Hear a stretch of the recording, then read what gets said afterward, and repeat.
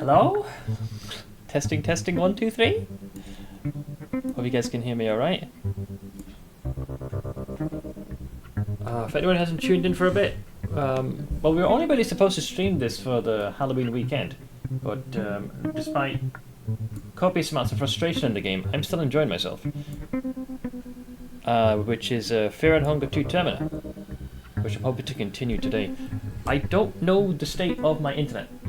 We had a very major, unexpected outage about, I think a couple of hours ago. It was projected for the internet to come back maybe an hour from now, but it's come back sooner. So it looks like they fixed that. We don't commonly get outages of this level very often, and if we do, it's normally scheduled.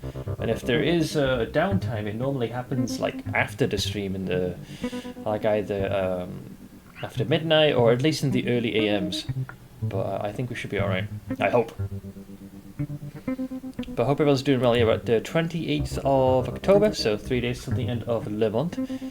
Greetings to Ash and Crowland. I guess you guys are already waiting. Oh, hi.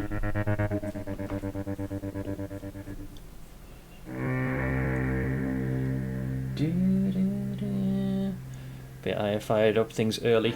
So yeah, yesterday was definitely one of the more frustrating streams in this game. I won't lie, definitely felt like... Oh hey Ash, I felt like I was losing hope in some cases, but it was lots of trial and error.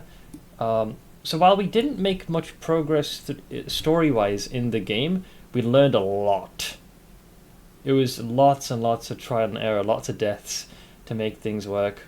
The story and premise is thus very much the same. The TLDR is that when you fire up the game, you can pick from one of 8 characters. Each character has their own purpose for why they're heading to the region of Bohemia. So that's the region where the game takes place, specifically in its capital, Prahevel. So every character has their own reason to go there, and each has their own speciality. The community voted that I play as the mechanic. Her speciality is a mix of electronics, weapon crafting, and a couple of other knickknacks. So when the game starts, you are on a train, and unfortunately it stops partway through the journey, just shy of being outside the town. This very oppressive fog/mist rolls in, and before the train does stop, you fall asleep and are given a dream. You are standing before this thing, this large, smiling moon celestial body. And you stood on a raised platform. I think we're actually on top of the tower, I'm starting to realise. And before you is an envoy of this entity. So the moon is the trickster god Rare, and his envoy is Perkele. Perkele? And they tell you in no small words that you are going to be taking part in a festival known as Termina. You are informed that there are a grand total of 14 contestants, and the festival will take place over a 3-day window. The objective is to get to this place, the Hollow Tower, which is quite far into the town of Prahevel. But getting to the tower in that allotted time is not the only thing. You must also kill the other 14 contestants. Where things become complicated is 8 of those contestants are the playable characters in the game. And it's a very enemy of my enemy situation. So you need to decide whether you kill them or whether you elicit their aid to help you. Because if you have an extra set of hands, then you increase the likelihood of survival. What's more, the town has just completely transformed. My current theory is that it has to do with the moonlight being given off by Rare. Those caught in it for too long go through this very grotesque transformation. To make matters worse, it's quite clear even before our arrival that rooted very deeply in this city is worship of all the deities. So there's been a lot of profane acts going on even before the festival kicked off. So the entire town is a complete Lovecraftian medieval shit show. Hey GC, wait a minute, I know that name. Hide the goats. Oh, speaking of goats, we actually do have one in game that we bumped into in Termina. It took me a second. I'm like, who am I looking at here? Hi. Hope you did well. Hello, hello. But yeah, yesterday was such an extremely frustrating experience in this game because the game it can be quite punitive with its punishment. A very simple example: I'd played for about an hour and 45 minutes. We went into this orphanage, found a whole bunch of loot, all these knickknacks to improve our character. I leave the orphanage, continue to explore the town, and I thought, okay, let's try and save the game. We end up getting ambushed by a trio who I've decided to call the Clown Fiesta Squad, and they just bum rush me. We go straight into combat, dead, instantly, because in the overworld they are permanently in a state of frenzy and sprinting. So you have to run fast to get away. And if you bump into even one of them, it's a 3-on-1 fight. And to make matters worse, the dude in the middle has like a giant buzzsaw, and if that hits you even once, you're dead. So I had the better part of an hour and 45 minutes just erased. DST kicks in for the UK early, so Seth will be on in a few... Wait, hang on, can you not hear me? Hang on, I am on now.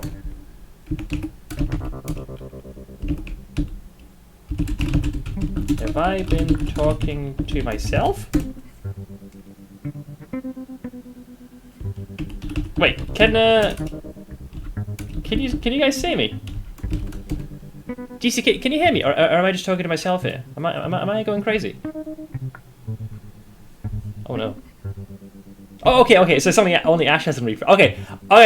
I thought for a second, right, unironically, that I did the same mistake early this year. I, at one point, did not realize I didn't hit the streaming button, and you guys were responding in such a way that I thought it was on. Yeah, I think because Ash, Twitch used to do this thing where the stream should have kicked in. But these days you got to refresh.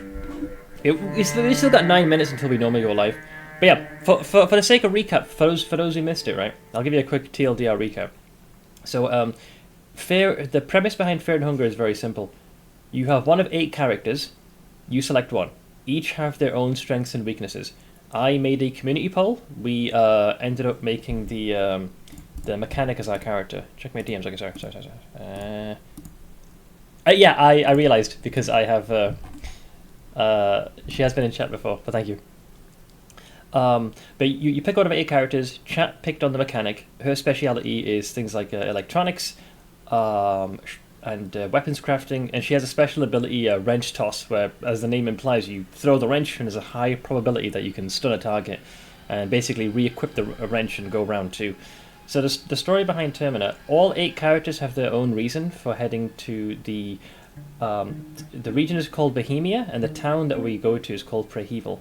When we arrive, the train misses its mark. It doesn't quite reach the town. It stops just outside the outskirts.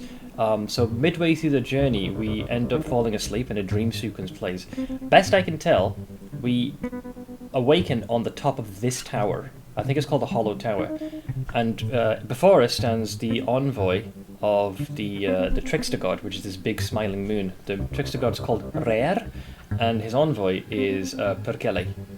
And he, in no small words, tells us that we are going to be participating in the Festival of Termina. The objective is simple. You have 3 days. You must travel into the heart of the town of Prehevel and reach the Hollow Tower. Easier said than done, because everyone in the town has gone completely batshit. The light of the moon seems to have corrupted them, and obviously there was something going on even before our arrival, which has made this town a lot more sinister than what it appears to be. To make matters worse, it is a battle royale of a sort. There are 14 contestants, and all other contestants must be eliminated before you can enter the tower. I don't know how this will play out, because we haven't got that far yet. And what's interesting is, 8 of the 14 contestants we can play as, or you can recruit them. So right now I have Karen in my team, who is the journalist character you can play. So I don't know, like, if we do somehow survive to 3 days, I reach the tower, and we've killed all the other contestants, am I going to have to kill her? So this game is very frustrating, but generally the good kind of frustrating, and I'm very interested to see how the game will proceed. Somehow YouTube caught wind of me watching you play this game, then again the recommended video seems fitting considering yesterday. I cannot proceed, is this impossible? Bro, that is, yeah, you know what? And in classic irony, it's showing the Clown Fiesta Squad that kept killing me. I wanted to run their nuts through a goddamn cheese grater for what they put me through. They're such assholes, because they spawn in 3 different locations. So let's get punched in. So I believe the reason why chat had me play as the mechanic is because it basically reminds them of Ash, so we just went with her. So this is our file. Alright. So, more context. Saving in this game is something you need to do, best I can tell, sparingly. So how it works is there are 3 days. You can save 3 times per day before the day is concluded. Meaning that you have 9 saves. So obviously you need to go a decent stretch before you consider saving. But there are exceptions to the rule. The first exception is you can find an extremely rare item. We didn't know what it was until we used it. It was called the Book of Enlightenment. It's a pocket save. You carry it with you. But after you use it, the book disintegrates. We wasted that one. Well, not wasted it. It came in handy. And the second one is there are certain circles that have been etched into the ground, like a ritual circle. If you have the what's called the Skin Bible of the God of Fear and Hunger, it allows you to create a one-time save, which is what this statue is, hence why the effigy is now cracked. So this is basically where the game begins. I was able to use this as a save point.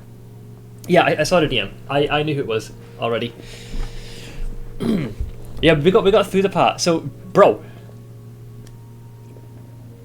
here was the issue. So there was 2 big hurdles preventing us from progressing yesterday. First, it was the trio that spawns, and they just insta-kill you. And the second is this dipshit called Needles. He will hound you no matter where you are. The only indication you know he's nearby is there'll be a message on the bottom. It will say something about you hear the sound of like laughter, and you can very faintly hear the sound bite. When you hear that, he is on the map. He is on your tail. So when we fought him the first time, I was able to sever his right arm. But if you do that, he casts aside both his weapons and just pulls out a Glock. And fucker just starts shooting like it ain't no thing. But I tried several ways to try and kill him. The shotgun could stun him. The handgun or the rifle couldn't do enough damage. And I decided to test a few things out. And you know what worked? The fucking bear trap. The bear trap is what worked. Because we had died so many times, I was able to figure out with high probability where he was going to spawn. So what I did, because we have this option, I went into craft item and I made one of these. We had the materials, and I placed it where I suspected he was going to come from. And I don't know whether this was intentional or whether it was a bug, but the second he walked onto the bear trap, he just stopped. It's like he just ceased to function, like he was questioning his existence. So then I just pulled out the rifle and just shot him 9 times and killed him. After that, I got lucky. I was able to get to Karen without spawning the Clown Fiesta squad. And we were able to go through the sewer, through the shop, through the bar, grab everything, double back to the start of the game, and then use a ritual circle to save the game. So we have food, we've got plenty of booze and drugs to keep ourselves sane, so it is progress, but we still got our testings out. Considering he was missing an arm, he was unable to get out of the trap. I think so, you might be right, because he sort of just stuck and was kind of just looking down. He wasn't like struggling or anything, so I don't know whether he was going to be paralyzed for like 20 seconds, 30 seconds. I didn't waste any time. I just walked right next to him, pulled out the rifle, and just pumped him full of holes. I was dropping all pretense of being nice, because that guy made our life hell. So what we need to do now, this is our team. We're gonna hustle out. That is if the game is complex enough for that interaction. I'd say it's more likely a bug. Well, we saw that his AI did get stuck at one point. You know, when his leash range was too far, he kind of just stood there. But I'm going to take the win. Also, hey, Umbral. So this is the beginning of the game. So this is Olivia. She is unable to move because of she's basically wheelchair bound, but she doesn't have it. Another thing to remember as well. Did we? Give me a second. I'm trying to get all my thoughts together. No, we've not killed her duplicate. So the reason I didn't want to save the game by sleeping is because time will progress. And based on what I've seen through trial and error, if I sleep, Levi dies. So if I want to have a chance to recruit him, I need to get to him before one of the other contestants kills him. There's a guy called Caligura. He's the dude in the white suit and the metal pipe. If we don't get to him, Levi dies. Unless we want to recruit Caligura, but that guy's an asshole, best I can tell. Also Mythic C. How's it going, dude? So, even though I have Levi's head, I think what we fought was a duplicate or a doppelganger, because I've seen 2 of them. And there is something off about them. The way they speak, it's like they're pretending, like it's just off. So the mistake that Olivia's duplicate made is it doesn't understand that the original Olivia is wheelchair bound. So when you see her on the map running around, you're like, what's going on? And when you talk to her, she says the same dialogue that Olivia does. You know, she's like, I have a condition. You know, that's why I can't run. And yet she's running on the screen. So you're like, and then when you finally fight her, her true visage, instead of her normal face, it's like a big gaping maw, like a smile. And then she'll suddenly yell like, I'll claw your eyes out. And then you got to fight her. So there's definitely something going on here. There's some tomfoolery happening here. Oh yeah, I'm going to be testing more. Because I have to get to Levi. So I'm pretty confident here. I did make one small mistake with one of the circles. I drew the wrong symbol and I might have fucked things up. Because I had a grimoire that said if you find... yes, here we go. So these guys are all dead. Yeah, here, I drew the wrong circle. I was trying to save my game here, but this is not a circle designed for the purposes of... where is it? Where is it? Book? Occult Grimoire, here we are. So it's this circle here. I fucked up. If it's this one here at the bottom, that's the one I can use to draw the symbol of fear and hunger and save the game. This one I think is designed for the more primeval gods, like Gro-Goroth, which is like chaos and destruction, or Sylvian, which is about rebirth and fertility.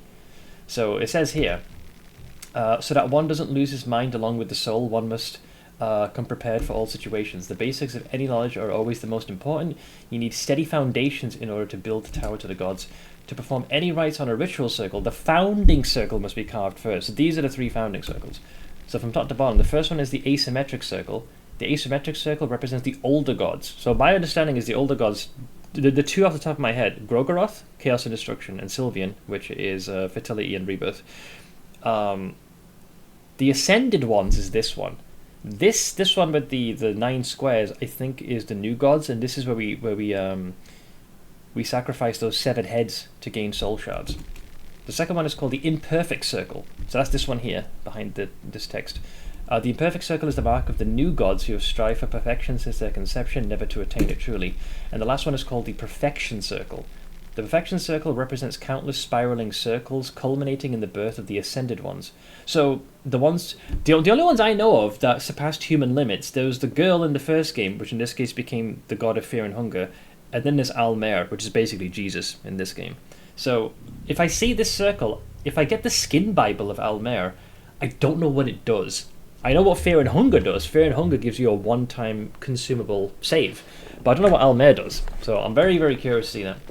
So here's where I fucked up. One must never assign sigils not meant for their founding circles, which is what I did, and I basically wasted this one. So I need to be careful not to ascribe the OG gods symbology here. The god of death and taxes, yes, or known in the UK as HM Revenue and Customs. So we need to... I gotta somehow retrace my steps, and I have no idea. This is going to be a lot of trial and error. Yeah, or IRS it is, yeah. Okay, let's see. Outskirts of Prehival. I think we've cleared all dangers. Yeah, here's where we killed the woodsman. Alright, I'm going to test something. Just to get it out of the way. Alright? For context. The first game, yeah, Umbral already knows. Just because the game gives you an option does not mean you take the option. By this I mean, there's plenty of times in the first game where it'll be like, there's a hole in the ground. Oh, let's jump down it. Dead. Just dead. So I'm going to do something stupid. I'm going to choose to jump down here because I'm an idiot. We already got a game save. Oh, there's a shiny down here. Oh! Oh, you find a lucky coin? You don't feel so lucky though for whatever reason. Ah, you bastards! The well doesn't look that deep from down here. Climb up. You can't seem to get a good grip from the wall. The stones are too round and the slippery moss doesn't help. You can feel this realization in your guts. What if you can't get back up? Wait, is there extra dialogue if you speak to Karen in the well? Please tell me there is, I'm begging you. Hang on. Does she say anything? So, this happened. What's the idea now? Why the hell did we jump down here? Sorry, Karen, I'm an idiot. Let's see. Investigate the walls. You try to find anything to help your situation. The cracks between the stones, nothing. Loose stones, nope, nothing. Knock on the walls. Nothing. Yell for help. You try to yell for help as loud as possible. Nothing. Try again. Nothing. No one hears you scream. Yeah, we're basically self-locked. Yep, classic. Here's my guess, right? There is one possibility, maybe. If you do this at the start of the game, where everyone is still at the train, maybe someone can help you. But that's being, you know, that's being generous. Alright, so that's GG. Well, at least we know now. Yeah, there was plenty of times where the game did this. I think one of the most sinister ones I saw in the first game was you're deep in the dungeon, right? And there's a sword embedded in the wall. It looks cool. And the second you pull the sword out, within like a handful of seconds, the cave just collapses and you die. However, I've been told that if you have a particular item, you might be able to teleport yourself out. So the intent is to grab the sword and then teleport out. But if you don't do that, it's game over. The game loves to get cute. Anyways, you know what's real kick in the gonads? That they actually had the audacity to put a lucky coin down there as well. Do you know how much of a kick in the balls that is? It was too obvious that was going to happen. I still found it comedic. I had to test it though. The sword of structural critical importance. Yeah, it was the linchpin. But like I said, we have a save file, so this is the moment to experiment and do stupid stuff without any major repercussions. I like to think it's like ReZero, like when you die, your consciousness is shunted back to a point in time where you've like saved your game, but you retain all your memories. So yeah, so the woodsman was here, we killed him. Oh, there's the goat, look, there's Marin's goat right there. There's a lone goat here, it seems to be minding its own business, completely ignoring your presence. I gave it a carrot, it didn't like it, I pet it, and it didn't seem to give a shit. The goat stares to the distance with its glassy eyes. On the first glance, the creature seems harmless, but upon further investigating it, you are met with feelings of great dread. You can't really explain why this is. Yes, because it's a goat. It is literally the goat figurine that Marin has. It's an ominous goat. I don't know what purpose that goat serves, but it's just standing there. Menacingly. Yeah, goat! Let's see, what else have we got here? Yeah, so I killed this guy, took the head. What else have we got? How's ReZero? I heard it's real freaking depressing. Yeah. Well, the premise is what I just said. The main character has what is called return by death. So in the event they die, their consciousness is shunted back to a point in time. So they know, where their save point is. The problem is that they don't know when the save point moves. So there's a possibility that when they happen to die in the future, they might not be able to go back far enough to undo the thing that gets them into trouble. And the problem is that he experiences every single one of those deaths, and trust me, some of them ain't fucking slow. And you gotta remember, you know what made me chuckle? Folks are like, oh, this main character is such a pussy. I'm like, bro, he's a teenager. And he's experiencing deaths of an apocalyptic level. Some are like slow and torturous. Of course he's gonna have a mental breakdown. It's like his consciousness goes back and he's back to like square one. He remembers every single death. That tends to leave a mark. Did I go in here? Oh, bro, should we do this? Right, guys, listen to this. A bloody toilet. The seatings are covered in blood, feces, and semen. That's a sentence. I'm just doing this once, just to get it out of the way. Jump in. You try to fit in through the hole, and what do you know? It's big enough.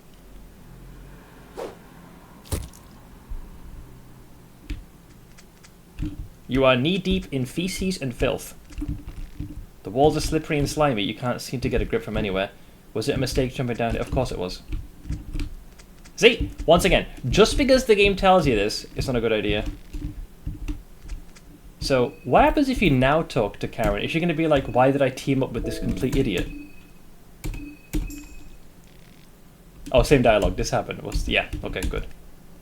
You know what else they've done, which I appreciate that this game's done? It literally has a suicide ability. So you just tilt your head back, grab a knife, and GG. Game over. Okay, so nobody asked me to go down a random well. Nobody asked me to go down a random toilet. I'm not doing this again. You had your fun. We ripped off the band-aid. Now we're going to play with sound reason, logic, and big brain. We're going to do the smart things, alright? Only smart choices here. Can't believe they did the same gag twice. Rude. So we can grab these again. Got the penny mushroom. Yep, perfect. Then we go back up this way. So we need to somehow get back into the city proper and navigate to where I suspect Levi is. How on earth? We still can't deal with the trio though. The Clown Fiesta Squad. The Schlim Schlammers, I think was the other nickname I gave them. All right, here we go. So back here again. Hey, Clicker. How you doing, bud? It's funny you said that, Smith, because I met immigrants who have been tortured once they were adults. Once is more than enough, so can't blame the kid. Yeah. Dude, there's literally one where he's eaten alive by a large pack of something. I won't say what it is because spoilers, but it is such a slow and like agonizing, painful death. And then he goes from experiencing that, and the moment death kicks in, his consciousness is like back to where he was safe. So there's this weird juxtaposition where he was experiencing the worst pain you could imagine, or being like on the cusp of death, and then suddenly you're fine. And people are like, oh, I can't believe he's crying. I'm gonna slap you twice. Think of it logically, man. Can't all be stoic in the face of our own inevitable demise. Okay, here we go. Brayville, we're in the old town. I believe we eliminated most of the denizens here. Oh, yeah. So, funny story. If the priest kills you, what he'll do is he'll strip you naked, crucify you, saw off both your limbs, and the town will gather here doing a ring around the roses for an entire day. And August will come to rescue you.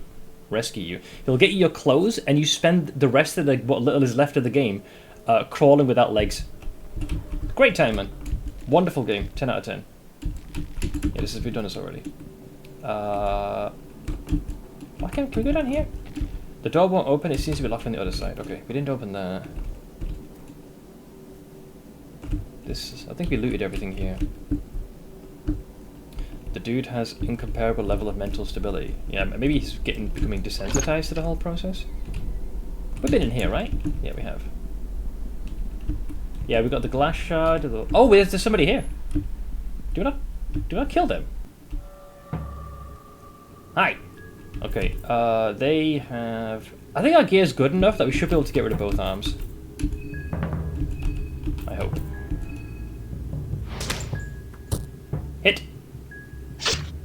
Hit. I think we can actually go for the body and it would have been fine. Yeah, we're good. So another thing as well, the way enemies work, they're generally, if it's a humanoid, you got a head, arm, torso, leg. Head has the lowest hit points, but it's the most difficult to hit.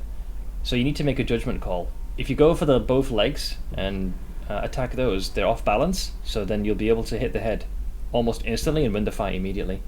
Option 2, you could just attack the torso, center mass, so odds are very high that you'll hit, but both arms have their own initiative, meaning that they can effectively attack twice.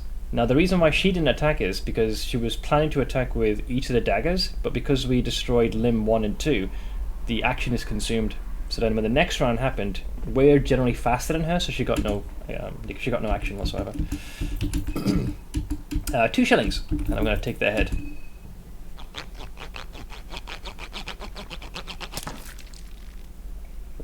In case you're wondering why we're taking the heads, for every 3 heads we collect, we can offer them to a very specific altar. Each 3 heads, or sets of heads, will give us a soul shard, and combining 3 shards makes a soul stone. You need a soul stone in order to be able to learn certain abilities to get stronger. You don't get experience for killing enemies. It's more about knowing which battles to pick and when to run for dear life. I got this right? I did. Yeah, dude, the current season is brutal given which major players have joined the fray. Why is this so clear? Wait, why is this so clear? Those circles. What the hell? Oh shit! There's a circle here! Oh, brilliant. If we want to, we can make a save here, but I need the skin Bible of Alll-mer. I need to know what that does. Please tell me there's one here. Ah! No, we got Alchemica Volume number 3. So the books are randomized where you spawn. Volume 3, let's see. The experience level of alchemy, Alchemilia Volume 3. The effects of different coloured alchemical substances are listed here. Recipes for intermediate alchemy. Blue plus pep pills equals super senses. I'm not sure what that is. And if you combine 2 blue, you get greater healing. Cool. That's fine, I guess. Anybody else here? Oh, so that's why the door was there. Are you getting terminated well? Well, we're learning more. Apparently there was a circle here I missed, which we can get later. Mushroom stew, some lavender. Okay. This is perfect. Oh, excuse me. So we just need to remember that we have a ritual circle of the ascended ones on tap if we need it. Did I go up this way? Yeah, we jumped down the well and we jumped down one of the toilets. Oh, I didn't go here. GC, if you're still here, I'll let you pick. Heads or tails. This game has a mechanic where if you open chests, you gotta do a coin flip to determine if you get anything. It's heads or tails. I'm very curious.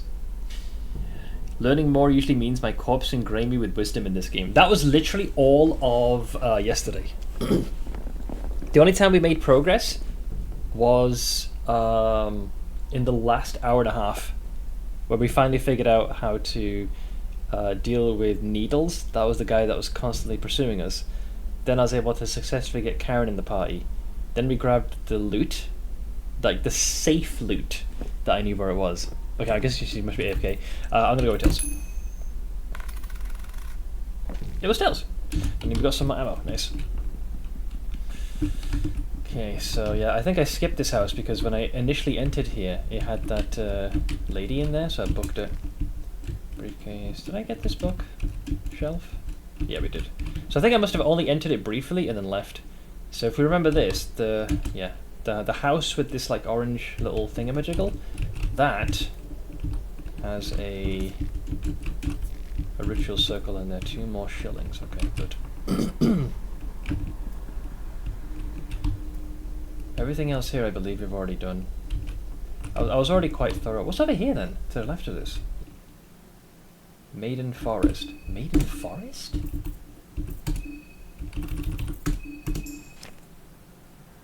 Oh, this is actually close to one of the crosses. Let's keep that in mind. I just want to make sure I've explored the rest of this place though. There should be a dude here. Yeah, there he is.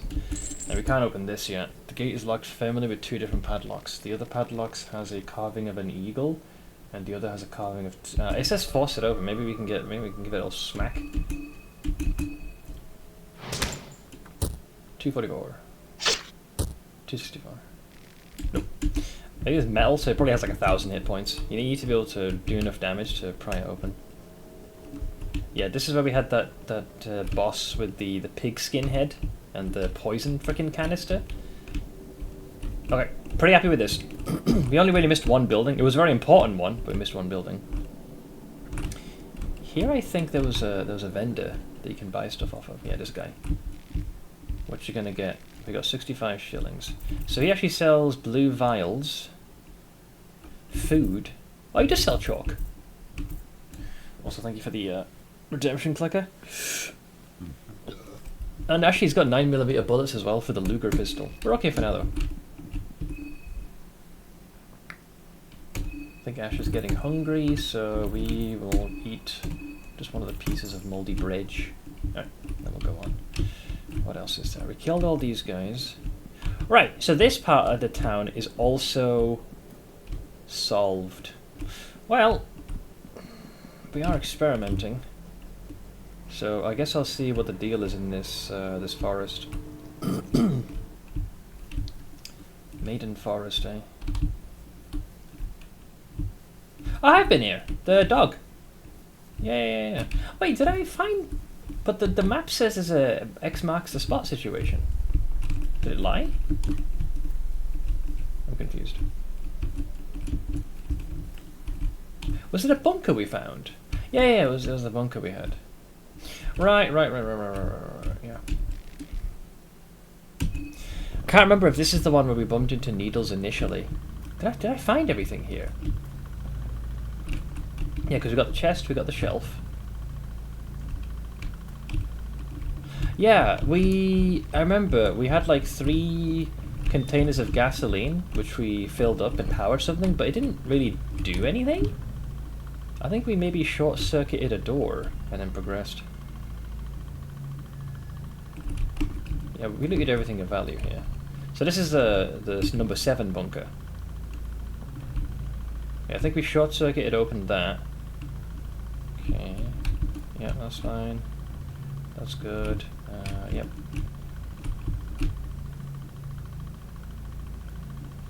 Yeah, so we fed it in here, which then supposedly said it powered something. We went up this way. Pretty sure we grabbed everything. Yeah, this is where Needles killed Tanaka in this room, and he also defeated us. I think he had intended to keep us chained up, but we were able to escape. Wait, did I go here? Yeah, now we're in Tunnel 6. So is that what we were powering this place up for, to open that door? I think. What else is there? Oh! What's this? A maintenance elevator is here.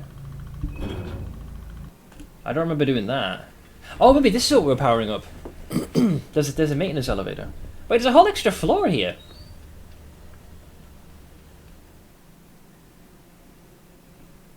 Oh, there's the little... Yeah. There's the apparition again. We've seen her a few times show up. So, the backstory with Ash's character, the instructions... She's supposed to be meeting someone as that's part of this underground resistance, but the only hint we were given was a woman in red shoes, which is a very vague description. The only person that fits that bill is that woman there, but every time we see her, she disappears. The first time we saw her was in the dream sequence. I've seen her appear a few times. And you also see those weird butterflies around her as well. The door won't open. It seems to be locked. Nope, no worries. This is why we have Ash. Short circuit! And we open the door. Heads! Nope, never mind. Bone saw? Sea ration. Got bullets. More bullets. That's kind of nice. Glass shards and scrap metal, which is good for crafting. Hello. There's no power in this panel. You don't really understand what it's used for. Okay.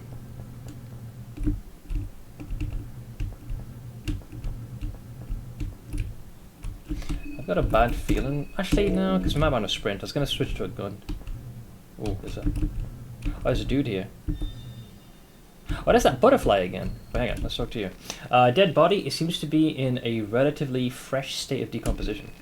It's hard to make sure of the cause of death. There's not much physical trauma present. Maybe he suffered a heart attack or died because of some other disease or poison.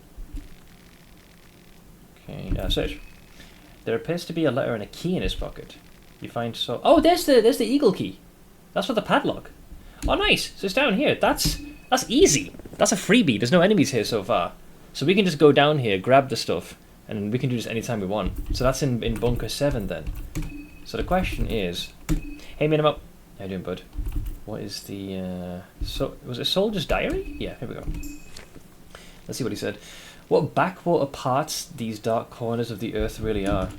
When I heard about this assignment, I figured the city of Prehevel was at least decent sized, and there would surely be some entertainment to be had with the local dancers and street girls. Frickin' Kuma.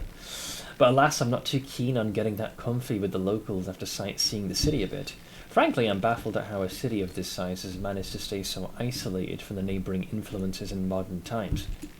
The Prahival folk still hold on tightly to religious rites as old as the Fellowship itself. The human sacrifices creep me out in this day and age. Even if I've seen the horrors of war, the crucifixes set around the city managed to send a chill down my spine. I mean, this guy was remarkably prescient, given what is actually like prevalent here. Hopefully, enjoy the game a bit more today. We made good progress in the final hour and a half of yesterday's stream. It was brutal, man. But we, despite the constant setbacks, we did learn quite a bit. The doggo is having a day full of tantrums. I think you've only just recently got him fixed, right? So it's going to take a while before that tapers off. Hey, Galacticus. Smith, do you have a fancy British word for this dish? You take an already baked bread, like a baguette cut in half, shove some tomato, cheese, and toppings on it, basically making a cheat pizza. I think the ants call it French bread pizza. Oh, God, there was a name for this. What did I call it? Not a British one, but there was definitely a term I used. Because it more or less has like the components of a pizza. Maybe pizza bread? But I feel like there was another term or phrase I'm forgetting.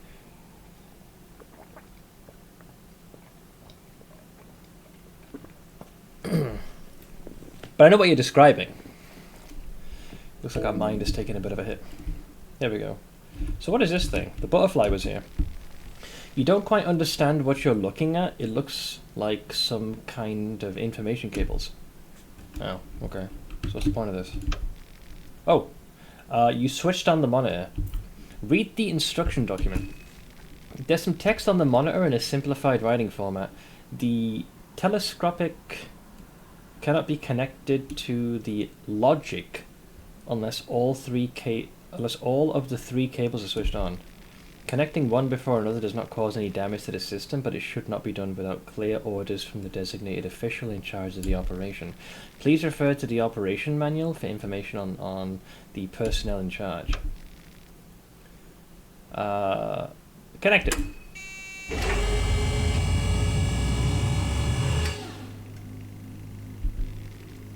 Okay, I can't turn it off again, so it's on.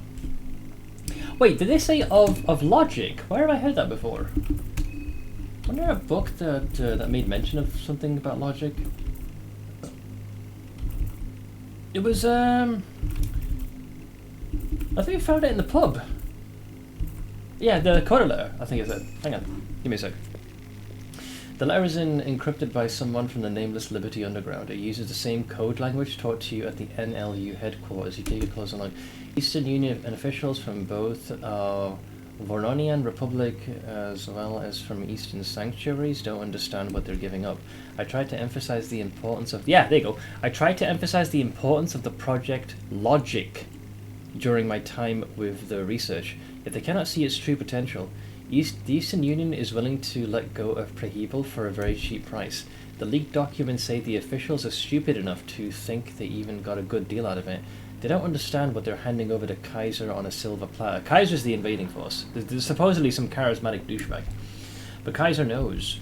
I first met him briefly during my scholarship at the compound all those years ago. It sounds like Kaiser knows perfectly well what the project has been building towards. In fact, from the pieces I was able to gather, it sounds like he was one of the main forces kickstarting the project long before the Great War started and pitted Bremen and the Eastern Union against each other. Signed R. Weird. So it mentioned there's 3 of them? So does that mean there's like 3 other places I gotta turn this on? Or is there more to this? Our eldest daughter is a dirty liar. We designed a 2.4 kilometer long walking route and wanted to race each other. She claimed she did it in 23 minutes last time. I did it today and had to run a whole ass kilometer to get a 22-minute time. She's still adamant that she walked. Now she's admitting she speed walked. Soon it's going to be, okay, I ran a bit. Yeah, she intermittently jogged. I can imagine the Brits would have some cheeky word for it, like your little tail cheeky French-Italian border Brit. Okay, no, not quite like that. Maybe we'd call it a cheeky pizza, because it isn't quite a pizza, but it has everything that, you know, constitutes one. Hey, it's a fatty crumpet with cheese, isn't it, pal? Wait, is that maybe why the thingies are marked then? Yeah, because I think when we found the coded letter, it also gave us this. It marked places on the map for us. Yeah. I mean, it's a little further away. So maybe the X's are... Well, it said it's 3 of them. But I'm pretty sure this is where we were. And we headed eastward because we're underground. This is Bunker 7. So maybe there's one here and one there. And maybe... See, the one that doesn't make sense is this one. This is the furthest away. Unless like you turn the things on here, here, and here, and it powers whatever's there. That kind of makes sense because it's right in the heart of the town. So whatever this logic thing is could be maybe over there. I won't know until I reach the other places though. It's difficult to tell. What else? Oh, it's another circle, but this one's already drawn though. I think this is the symbol of rare. Oh, Skin Bible of Gro-Goroth. I was hoping to get the one of Alll-mer though, to test something, but I guess I won't get a chance to. Rip. Yep, there's our boy. Gro-Goroth, the destroyer of men. He who ushers a new dawn with force and violence. Gro-Goroth is the other part of the most primal duality, creation and destruction, where the other doesn't exist without the other. The word destruction is often associated with the evil of the world. This of course is foolishness. There is no room for new creation if the slate is not first burnt clean and empty. A man fears destruction. Man gets accustomed to peace and quiet. Man grows fat and afraid of change. Change is inevitable, just as Gro-Goroth. What one needs to understand is that the destruction is of pure kind. It does not target one specifically. It just exists. Gro-Goroth is associated with the god of creation, Sylvian, and their child, the god of nature, Venushka. Gro-Goroth offers mankind the blessings of blood magic. Constant sacrifices in his name will maintain the relationship. The mark of Gro-Goroth shares the physical strength of its wearer. The text includes the sigil of Gro-Goroth and instructions on how to use it. Right. Interesting. Hey, Guitar. How you doing, bud? I'll own game time before cooking starts. Then I shall leave thee to it. Okay, yeah, we're definitely getting a case of the munchies. I think while you're reading, the hunger continues to tick, which sucks. Because sometimes I want to take my time. These poor saplings are getting a sudden bout of wanting to eat. Here, I'll give you goulash. There you go. So this symbol, whatever it does. Oh, wait, we have been on one of these. Where was it? We stepped on one of these before, and I had to GTFO. I'm helping fungus streamers if they don't mind. If I specifically ask, so one thing I have which can catch people off guard, I might ask a question rhetorically, like, oh, gee, I wonder what this does. But generally, if I want the answer, I'll be like, hey guys, I don't know what X does. Can you please tell me what X does? As long as you're okay with that, then yeah. Yeah, I think in a previous save where we died, we found this, but I can't remember where. It might have been in the... I think it was in the orphanage. I think it was in the orphanage. And we got teleported here.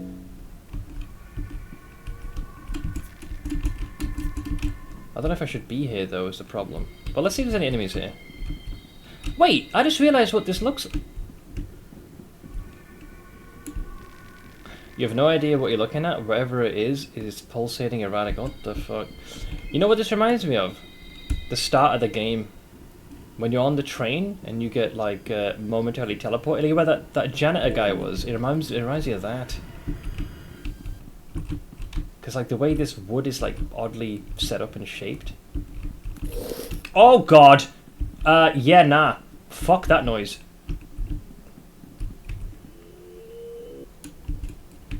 It's got, like, 2 freaking saw arms. What do I do? I mean, we have a save. I haven't really made much progress. I guess we'll test it. We'll test it out. We'll test it out. Hello, friend! Okay, what can we damage? Left arm, mouth, and right arm. Okay, so the mouth will still be able to hit us, potentially. Hopefully he doesn't have a high amount of hit points.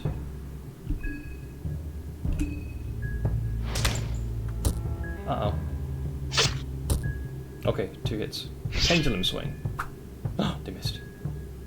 Nice.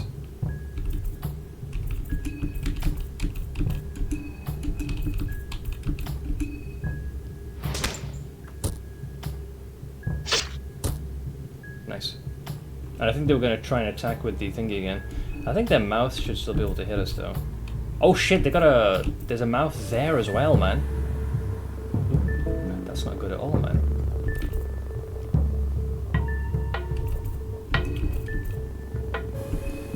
I'm going to save the double attacks for the finisher. Hit. Okay, that goes down in 1 hit, good to know. 12 is not the worst thing in the world. So now we can do rev, rev, rev. Rev, rev, rev. This should die. Hit. Hit. Okay, so I think that there is a risk. I don't think we have the DPS to be able to like target the torso straight away. That could be pretty risky. It's whatever the baseline difficulty is. I think it was just called Fear and Hunger and nothing else. The monstrosity's down. They have nothing of value. We can take the head. Rontiel's head. Okay, this is awkward, but we got him. The thing is, I shouldn't really be going here because I need to get back into town and get to where that dude in the white suit, that Caligura guy, is, because I'm pretty sure he's gonna kill the dude in the jumpsuit. What's he called? Levi. Oh, there's another one there, man. Okay, test number 2. Test number 2. Guns. Okay. They are slow. Hit! You shoot the arm off, that's good.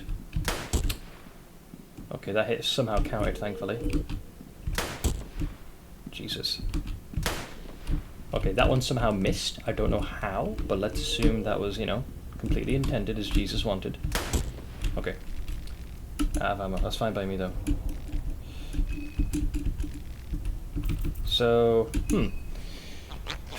maybe it's worthwhile just blasting an arm off, then enter the fight, and then you can DPS the other arm off. And then that's like fewer things this thing has to attack. So, no. Aside from that shot missing, everything else is generally fine. I'm not exactly too choked up about that. Okay, let's get the old lantern flame on. We're also steadily going a little cray-cray. That's 2 of them down. Anything here? It's a soft spot of dirt, it smells awful. Dig! No, I've got a rust-coloured pearl. What is a rust-coloured pearl? A rust-coloured pearl. Mysterious rust-coloured pearl found from inside our Rontiel. The shape is perfect, but there is something ominous about it. Doesn't say what it does. Hang on, maybe it's worthwhile grabbing the other one then? Wait, where were they again? I guess I think it was further up. Smith, does a salmon snake amulet thing protect the whole part? No, it only protects me. And it won't protect you from out of combat or scenario-related limb removal, I believe. So, you know, if you happen to, like... You know, for example, when that priest killed us, and we ended up getting crucified, and we got our legs removed, like, it doesn't protect you against that. I don't think it'll protect you against bear traps and other mechanics like that as well. Yeah, like, scenario-related stuff don't work. Beer, paprika, and lavender. Oh, does this just end here then? Oh no, it doesn't, never mind. Spoke too soon. I was starting to feel comfortable. Tunnel 7... Tunnel 7 elevator shaft. Hang on a minute. I just realised something. That thing that we looked at here, is this like a fucked up mirror world? This looks like the machine on the other side, like the way it's angled. So this must be like some like... a fucked up like upside down world, because it still says we're in the mine shaft, not the mine shaft, the bunker. Because when you go here, look at the thingy. It says Tunnel 7 elevator. Yeah, so this is where we would have come down on the elevator.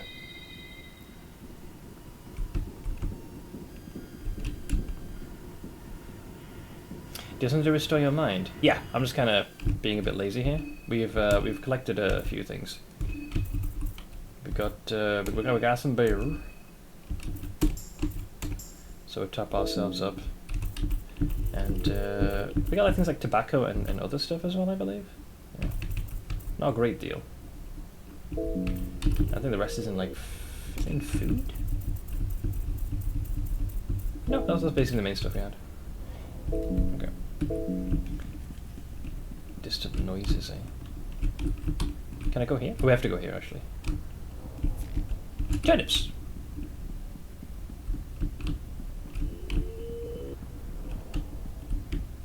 Oh.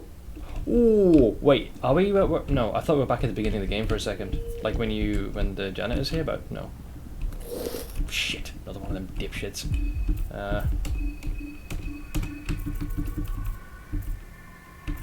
Could go for the old shotgun. Get off my land! It says it's hurt, but I don't know what that means. Could be anything. Actually, we can funnel them here. That should be pretty straightforward. Come on, bitch. You want some of this? I'm ready. Where the fuck are you going, toots? Huh? Eddie boy. That's 2 shots. 3. Okay, not bad.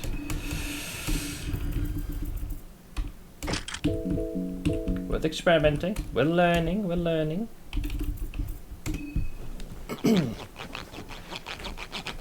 I'll probably wait until this hour is concluded before I get on my feet.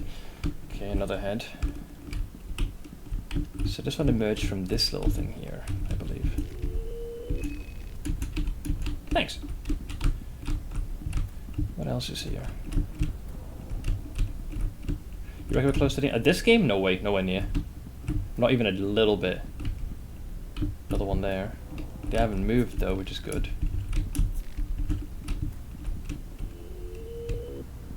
Cheating on your standing time? Nah, just trying to balance it. What the fuck is this thing? The contraption doesn't have any seeming use. You have no idea what its purpose is. Torture. It's always torture. Heads! It's tails. It's always the opposite, man. Convinced it's ain't 50-50. What the fuck? A mysterious ornament... I think it's supposed to say ornate door remains shut.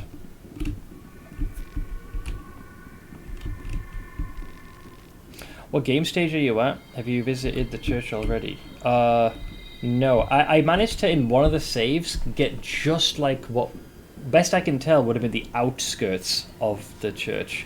I think it's the Church of Alll-mer or something it was? At least that's what the text said then, but I turned around.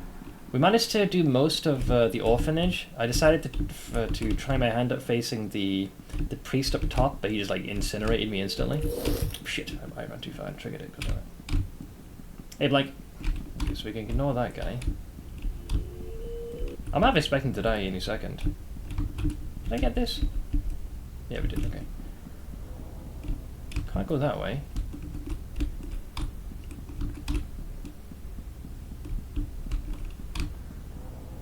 So we can either go that... Is this the way I came from? No, because we're going higher. Okay, hang on. Let's just make sure we got everything on this floor first. Oh, just keeps going. Oh, never mind, it doesn't. It doesn't. What else is here? Can't go. Okay, we have to go up. For some reason, a lot of people pick a Bella for their first playthrough. I made a community poll. And had them decide. Like, I just gave them the description of the character, and then we ended up good. Right. It is what I think it is. It's a mirror upside down world. So if you step on the circle, I think that's a symbol of rare. It takes you to like a parallel world, but it's kind of fucked up. And the layout is very similar to the bunker. Because I bet you if I go down now, if we go here, it'll be normal again. Yeah. Interesting. So that must mean that before we arrived in Brahevil and we had that dream, we must have been in like the parallel version of whatever the heck was going on outside, I think.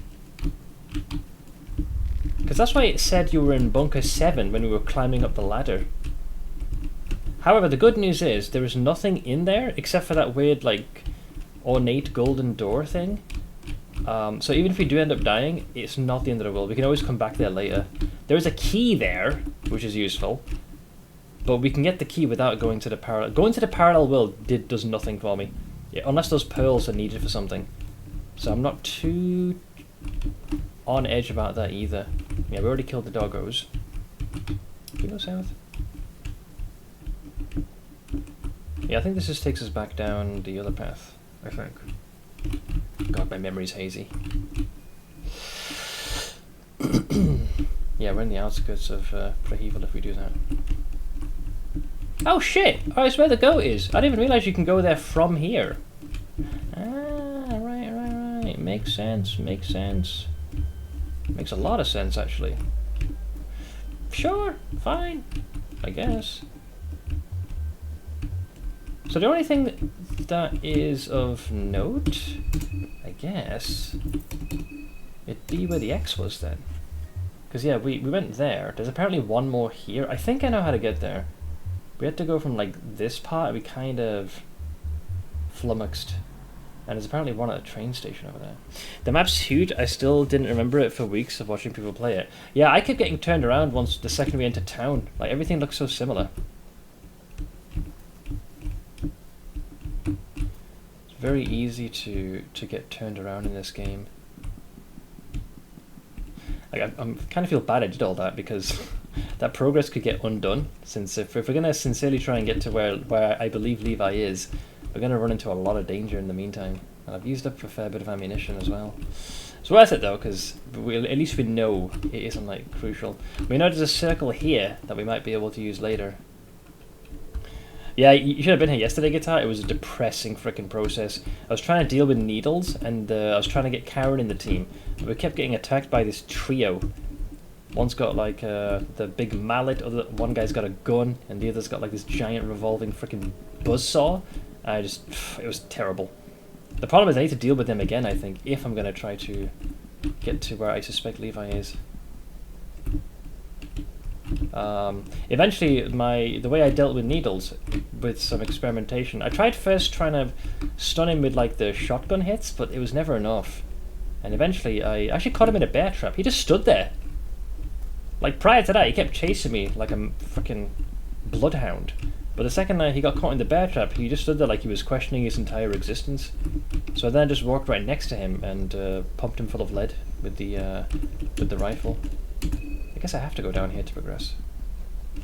Yeah, the circle's down in this place here. Yeah, I think it was nine shots I had to do with the rifle, and I think I maybe at one point I hit him with 3 shotgun blasts, but it didn't really do anything. Like we got the message where it said Needles is hurt. I was like, is he though? Is he really? Because he seems to be pretty fine to me, pal. I guess we can offer the heads here. Give an offering.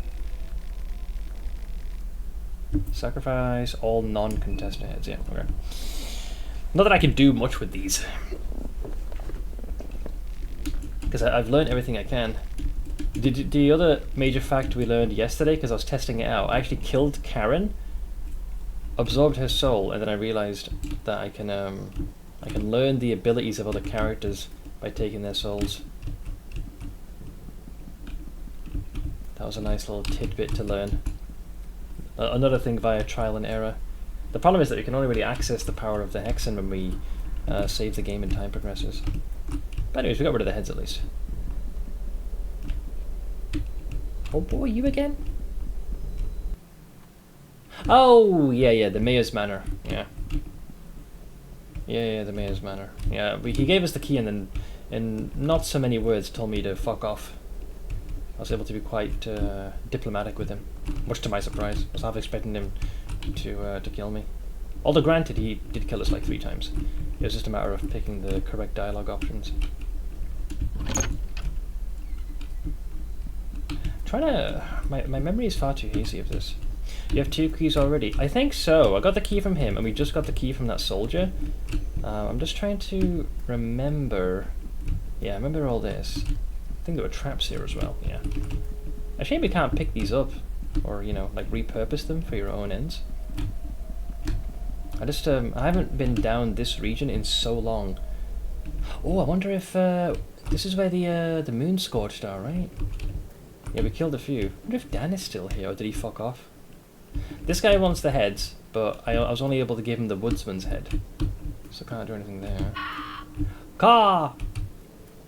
Yeah, I'm trying to just re-familiarize myself with the layout. Yep, that's fine. Went across the bridge. Got these guys over here. Yep, that's all fine. Hey Sage! How did the meeting go? Hopefully it didn't take too much of your sanity as it would of mine. Yeah, this was the room where Dan was...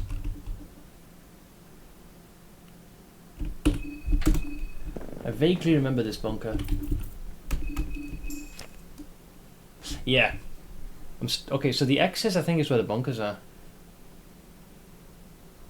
So my running theory is this thing called logic, based on the note we decoded. I think it needs 3 of these things to be activated. So maybe 1, 2, 3, and then the thing is there, because that's the most furthest away. That kind of makes sense because it's hidden in a museum. Whatever this is, I don't know what it is though. All I know is that Kaiser's got a frickin' boner for it based on the encrypted message we decoded. Right, before we go here though, let's check the rest of town just to be safe. I've nothing to play now. I finished Persona 5 Strikers and the new Life is Strange will be released in 23 hours. Oh, it's less than a day, but... Right, we can't use this elevator because I believe it's stuck. Yep. Pity our mechanic background can't allow us to finagle that and get it working. So Dan's not here. He's left. He has moved on. Yeah, these guys don't really want to do anything with us. Yeah, that guy's dead. And then this, I believe, brings us back to the shoreline again? Right? Yeah. Okay, I'm pretty happy with that. There's a couple of options. I could continue, go back in the sewer, and then we'll be able to navigate back into the town. I wonder... I don't remember what's in the bunker. And like I said, I'm using this run to refresh my memory, so even if we do die, I'm not exactly too choked up about it. The Wiki has huge articles about contestant tracking during the 3 days. Yeah, they do seem to move. Like in the case of Marina, I was trying to figure out, like, in one of my saves, or runs I should say, we suddenly found her in the mayor's manor, but when I ended up dying and went there again, she wasn't there. So there's like very specific points in time where characters move, it seems. Current games are 0 save it, and I'm making decent progress there actually. And besides that, Factorio with the Bobs and Angels mod pack, so the Uber mod pack option for complexity, with the options set to make it even more complex than it usually would be in every way possible. So basically, it's upping the overall difficulty and challenge. But no worries, Sage, go for it, man. I shall be here. Video gaming. Did I go in this derelict house? Yeah, we did, okay.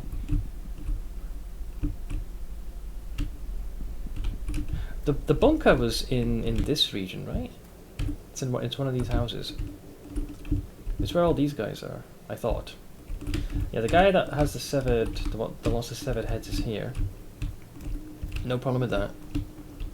So if we do end up getting the head of the correct priest, we can give that to him. I think this is the one with the... Yeah, here we go, okay.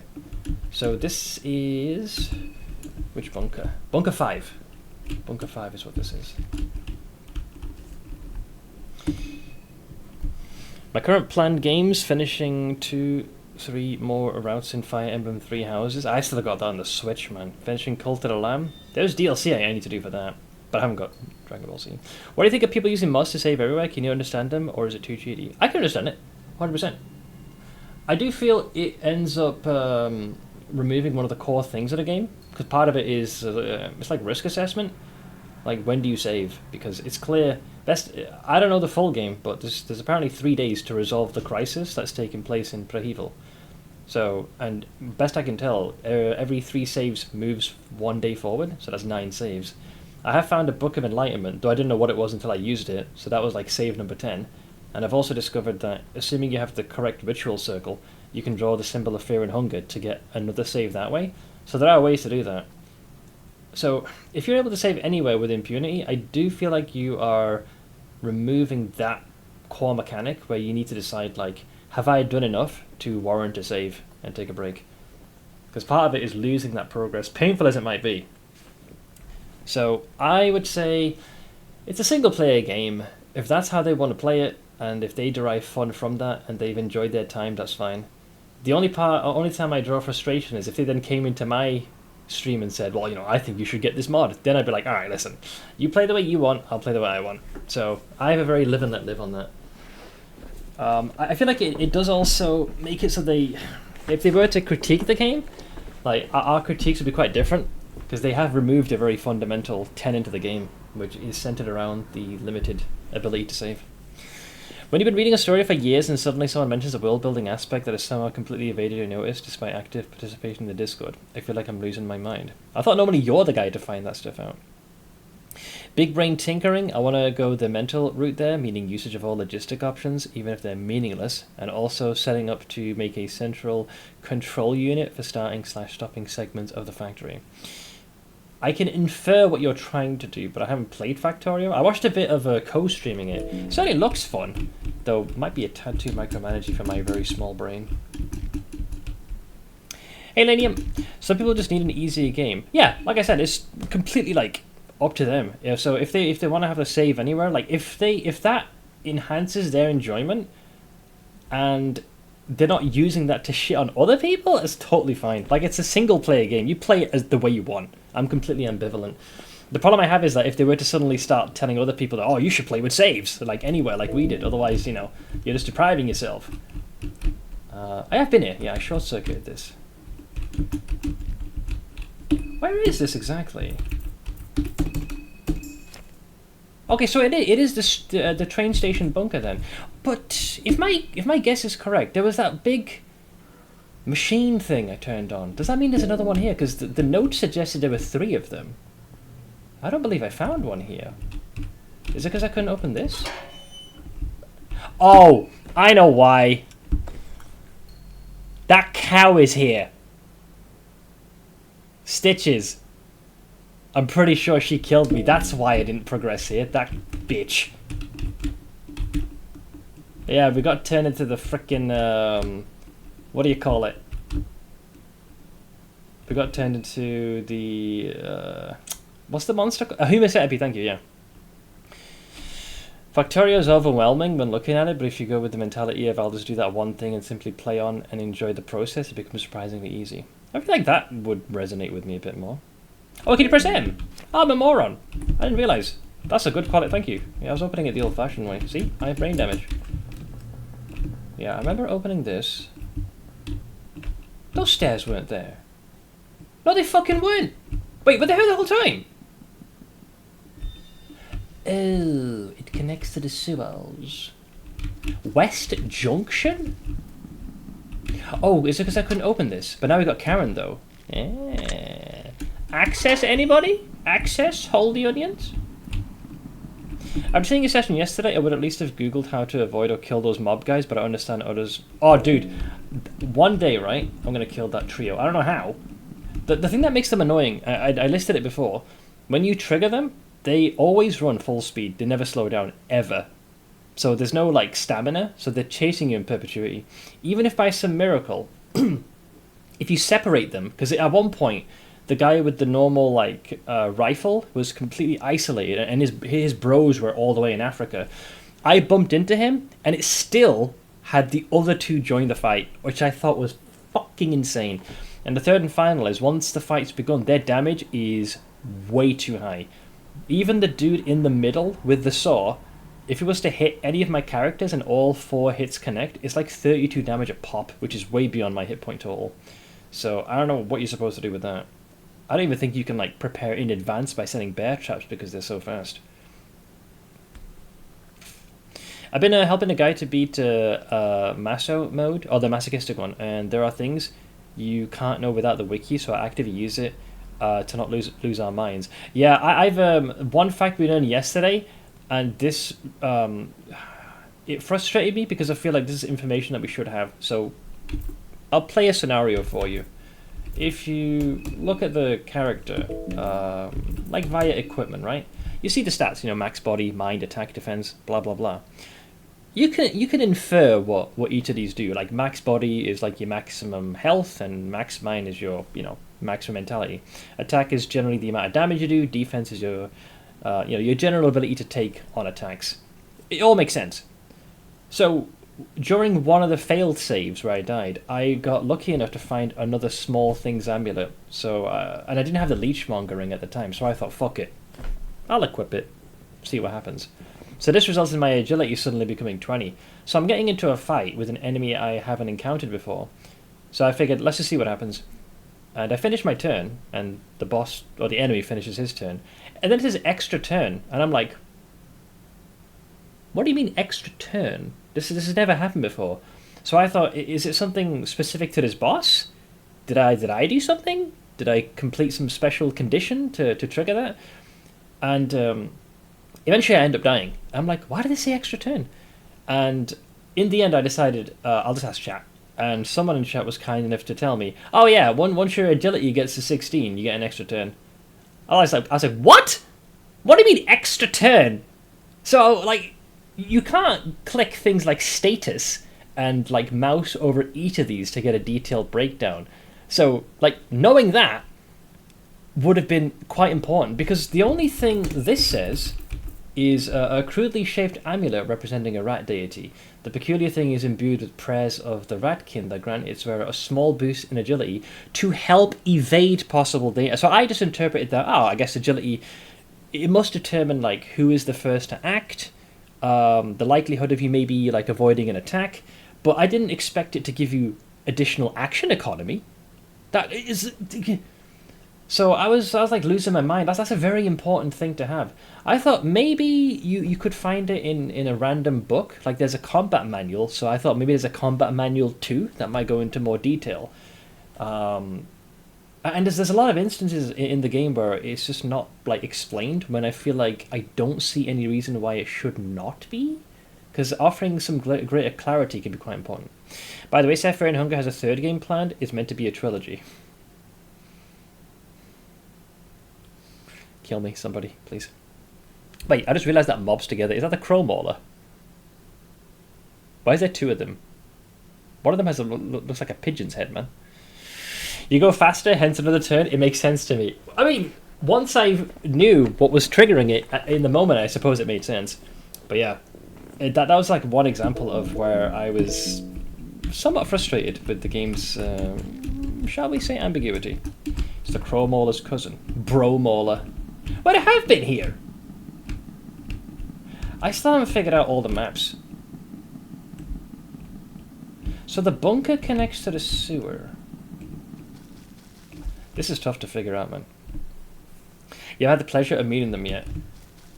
Yeah, so I haven't played the first Fear and Hunger, but I have seen fairly detailed playthroughs. Which is why I didn't want to like play the game and be like, oh yeah, it's totally my first run. So I have got some meta knowledge that was able to translate over to this game, and I'm still struggling. Dear Lord.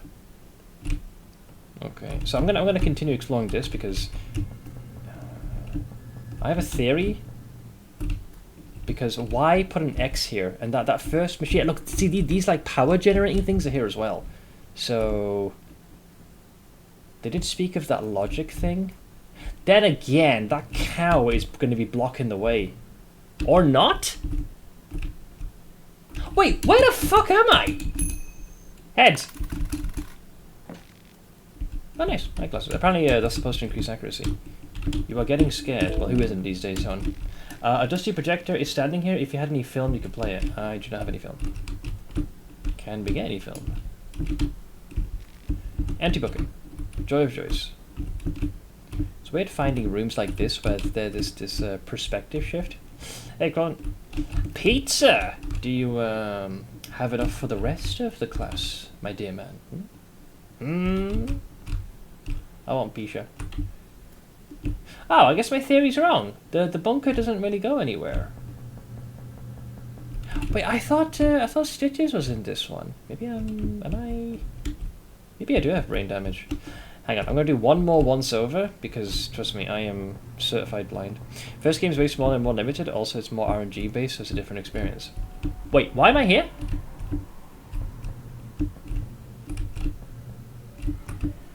Oh, there's a collision tile missing. We had one yesterday in the forest. I was kind of out of bounds for a hot second. This is easy to happen, by the way. I know it's made in RPG Maker. It's very easy. The closest thing I can do is when I make D&D maps. In Foundry Tabletop, when I import it, it's very easy to misplace a wall where you haven't added collision. So the character's token ends up drifting out of bounds, which can sometimes spoil some things. So I get it. It's very easy to miss. I was gonna get on my feet. I am gonna get on my feet. Also, for those of you new here, I tend to switch generally from sitting to standing every hour. However, the desk I have is a manual crank, so it can be a little loud. So just, cover your virgin ears, because we're legally cranking it on stream. I can't get banned for this. No ads. For these streams, I've decided to not bother with the ads because it does get in the way. Worry about that later. I was actually only meant to play this for the weekend, but after my frustrating experience yesterday, I realised that in spite of my frustration and constant game overs and testing things out, I was still enjoying myself, even though I looked completely hollow and defeated. Isometric perspective makes it easier to overlook things on the right side, especially with some of the stairs. Because when I was trying to evade enemies, when you try and scale stairs, it's not quite accurate what you're seeing on the screen. One of our star players on the Browns loves Halloween. He's done things like put tombstones in his front yard with opposing quarterbacks he's sacked. Oh, that's rude. This was his costume coming to the game yesterday. It was an Undertaker or something. Hang on, it's loading. Oh my god. As the Terminator. Alright, this guy's a piece of work. I'm going to lower the desk just a little bit because that's going to put a strain on the wrists if it's this high. Alright. Let's see here. I still feel like I missed something in this place. So this leads to here, which leads to a projector room that's a dead end. This leads to, I believe, the way we came in. There's a couple of shelves. There's bunker number 5. Wait, that's all that bunker number 5 has? Why mark it? Unless it's... Maybe I am wrong. I thought for a second that each... where all the X's are is each one had a device in there. Maybe it's just simply marking the bunkers and nothing else. Bullshit! I guess I was wrong.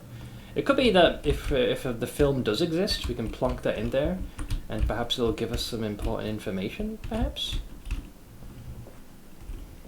The 45-degree angle, the developer is a sadist. There's a couple of rooms that have that. The worst one, because I kept dying, it was when you go to get the Leechmonger ring and you hear those pricks shouting. I can't say how annoying it was to navigate the stairs, hearing them yell all the time. Over and over again. I was like, how about you just impale me on those and put me out of my misery if you don't? Thankies. Okay, well I guess we're going in the sewer. So we short-circuited this. And then it apparently connects to the sewer system, evidently. So, here we go. And I think the reason that I turned around is we couldn't open this at the time. But now that Karen's with us, we've been able to pick that. I most like the music, even in Rare's Dimension. Oh, that little, doo-doo-doo-doo. This. My favourite tune, I think, has to be in the bar. The bop. It's just kind of reminds me of the Resident Evil games, where the save room music, you just get to chill. Put your head down for a second. That and the music that plays at the opening screen. I love that one.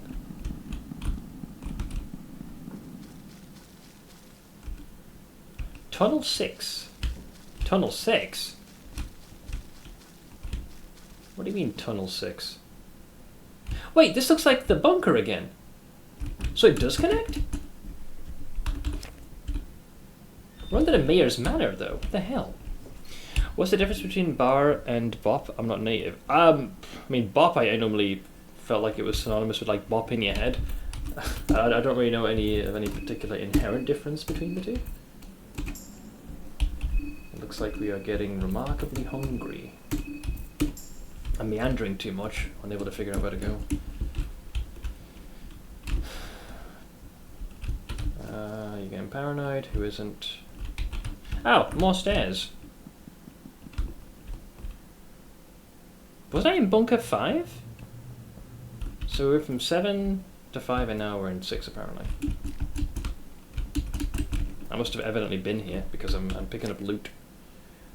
Now we're underground Old Town right now. So is this where I bumped into Stitches, or am I once again just suffering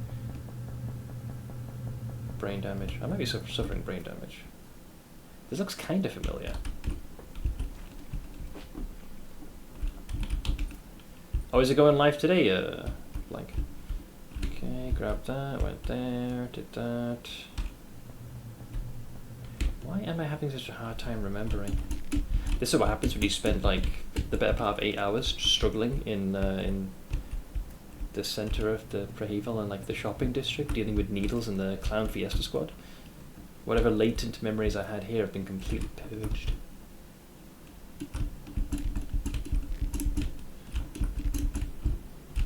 Bar equals place where music is played, bop is dancing, or a song.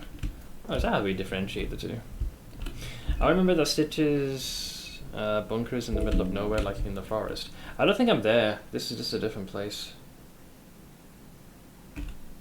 Oh, I think this is where we woke up when Stitches dealt with us the first time.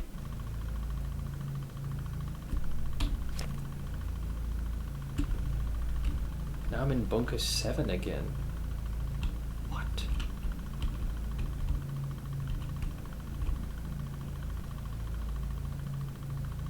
They're all connected then? Because this takes you to the elevator. Yeah, this elevator takes you down, and we entered the alternate realm to maneuver around. This door connects to an entirely different bunker. So you can literally use the bunkers and the sewer system to go from here to here.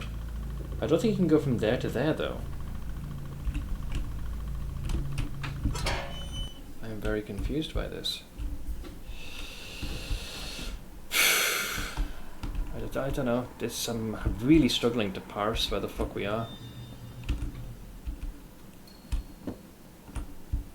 That's why this looked so familiar to me when we initially grabbed a few of the items. Do do do do do do do do do.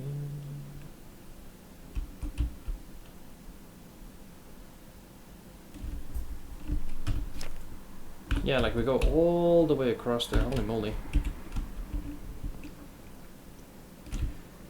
So then it leads us down here again. Yeah, which then connects to the sewer? Now you can see hints of the sewer here. You've already grabbed everything there of note. So where did this goes? I'm not familiar with Stalker. I've seen snippets. Whose stream was it? It might have been I think Jet's stream I went into. Jet Famous? She'd been playing a bit of Stalker. Yeah, this leads to the treasure we saw. A few little, you know, fatty snippets. This is like a chest here? Yeah, okay, that makes sense. This is tunnel 6.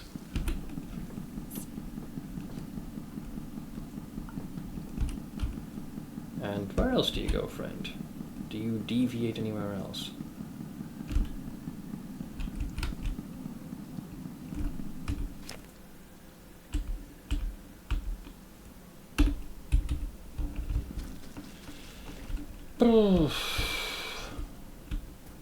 Right, and now we're in bunker number 5, apparently. Again. Sort of. Kind of? Yeah, streams normally go live shortly after I finish.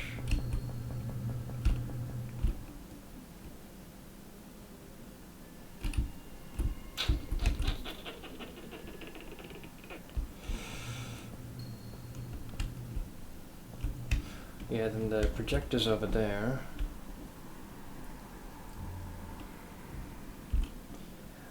Yeah, dude, I'm gonna be honest, guys, none of this makes sense to me structurally. It's a complete shit show. Like, these bunkers, the way they're interconnected, I think the confusing part is that it also overlaps with the sewer. I'm like, you know, well, what's your boy supposed to be doing in any of these? I'll have to go grab out the old pen and paper just to keep track of this shit show. I think this part of the sewer is exclusively designed to just connect the two differing bunker regions together. It's not part of like the other sewer, the one that you go via the east of where you begin the game. This is the one that has a chest, right? Yeah. So there's two hallways here that lead to dead ends, and there's no way to head south of here. Like if you go this way and this way, yeah, there's no way to cross past. You can't like hop, skip, and jump past that. And this also dead ends. So the only purpose this section of the sewer serves is to connect from here to here. I think there's like an opening here, yeah. So you go up here, then you're back in the bunker again. Yeah, so this is the bunker that has rippled into this area here. The whole game is a bit of a maze and designed to interconnect left and right with special events strewn all over. I'm starting to notice that. Yeah, so here we go. Now we're in this region here. This allows us to skip a very, very far distance underneath the entire city. We're not like in the city proper, we're on the outskirts still.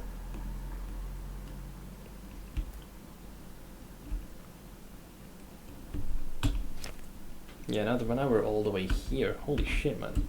And then I think it then allows you to connect to the bunker that we entered via the forest.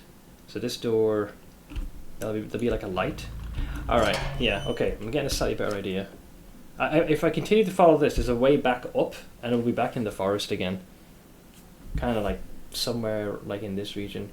It's a shame, because I thought with another X there might be another machine we could activate here. The impression I got was there was 3 of them, but I think my theory's wrong. Also, Ash, welcome back. So the only thing left to do now would be to head to the surface, I guess, but I don't know if any of these connect to it. I'll double check though, try and get a feel for this place. So this just, I don't think this goes anywhere else. It doesn't get you topside. It just helps you get to the other side. Because we went through the trouble of opening this, which this just has like an internal door here. Yeah, they got 2 here. Yeah, so you got that there. It's sad you miss a lot of the events just because they're all over 9 time positions in this huge map. Yeah, because every time you save, it goes from like morning, evening, and night. Yeah, so my guess is you can enter from here and basically cross all the way to there. There's a break point here where you have to momentarily get to the sewers to get across here. So you can emerge from this side, and then you can emerge from that side, I think is the logic here. That's the way I'm interpreting this at the moment. This entire labyrinthine mess of interconnected sewers. So this is what gets you back into the sewers. Briefly. But yeah, this junction is what's used to help you get to the other bunker. So once you're here, you go this way. Yeah, then you're in tunnel 5. No worries, guitar. I'll catch you later, bud. Yeah, we're gonna be like exploring and experimenting. We're not really doing much in the way of progressing at the moment. Hence my crumbling sanity with these poor characters.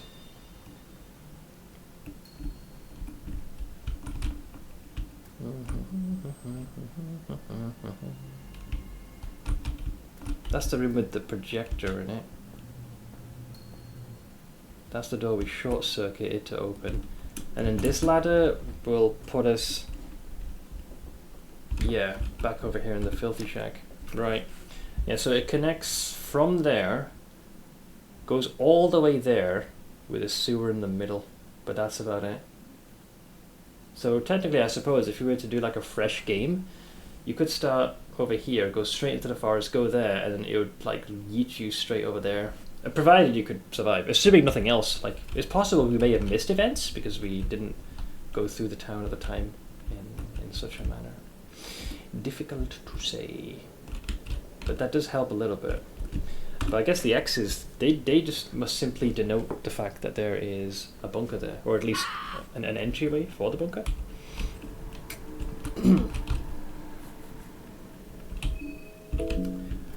My mental's been affected, lad. There's far more interconnections in the sewer than those two bunkers. But there's a separate sewer, I remember, that we entered. That one, that little sliver of sewer is just bridging the gap between those two. It doesn't go anywhere else after that, though. So now we're back in town. We have... Oh boy, almost snapped my freaking poor little chicken legs. Did I go here? Yeah, just have a TV in there. Yeah, this stream had these two fellas in here that we both dispatched. So now you're back in the outskirts of town, like the old town. We've got that ritual circle down there. This leads to the mayor's abode. The problem I'm having now is how to get to that fucking gate, because we've got the key. I mean, ginger, carrot, pistachio loaf. That sounds a lot more fancy than anything I'd be eating. Yeah, killed this fella. Okay, that also dead ends. So how do you leave this shit stain of an area? I think we have to use this one. This takes us to the altars down below, I think. Yeah, so there's that there. I think we're supposed to go here and left, and there's an opening right around here somewhere. Yeah, that allows us to get past those rows of houses, so we emerge on this side of town. So then I guess we can go here. Is it back in the forest now? No, old town, okay. Yeah. That's the vendor over there. Is this the gate here? Okay, that's where the gate is. I think we have both the keys then. You seem to have both of the required keys. Yes, please. It's as if someone is staring at you from a distance. Yes, because I'm going crazy. So, where are we? Right, so we're at the entrance of Old Town, whereas before we kind of emerged via the sewers and popped up like there? And maybe somewhere there, I don't know. What is that emote? Let's have some dude climb out of a coffin. Oh shit! Dude, there's Marco! Who's this other guy though? You find yourself in the middle of an encounter.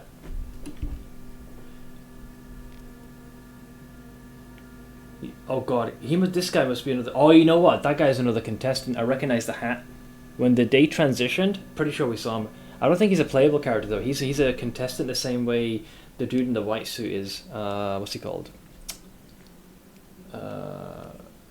What's the name of that guy in the white suit?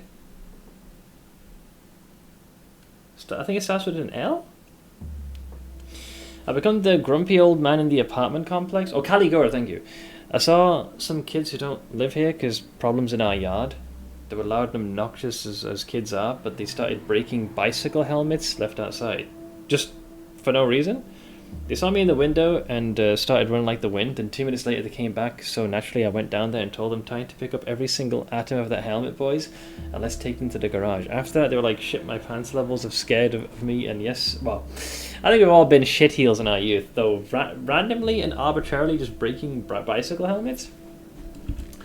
Let's see, take it easy. It was all just a big misunderstanding. We continue our separate ways and everyone stays alive for tomorrow. He's a Bremen lieutenant, eh? It's easy to feel remorse when you're looking down the barrel of a gun. Don't shoot. Attack the Bremen lieutenant. Wait and see what happens. Let's go with don't shoot. The Bremen lieutenant gives you a smile. A misunderstanding, you say? Oh, I guess he's outnumbered. So, like, I'm telling him not to shoot, so is he thinking, oh shit, these two might be with him? Aye. Well, live and learn, as they say. Oh no! Marco! No, wait, that's wrong. That doesn't apply here at all. Silly me. You cunt! You didn't even try to stop me. So you know what that makes you? An accomplice. I can stop you now. I mean, sure, but do you want to? Dude, you just shot him! Fuck you! It's game time now. Ow. Okay, you shot point blank. Too slow, too slow. Motherfucker whipped out a pistol, man. That bitch!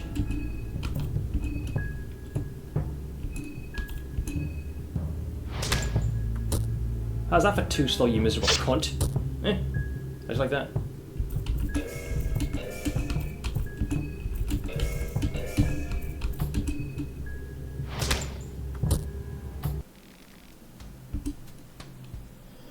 Oh! Oh, wait. Marco! Friend! Marco is down. Down? Or can we... No! They killed him. I was hoping to get him, man. You shit! I was hoping to get either him or Levi. Was I too slow? Because I'm not sure if I don't think I was given a chance to attack him. I was only given the chance to don't shoot. Yeah, he's gone. Oh, I guess I'll take the head.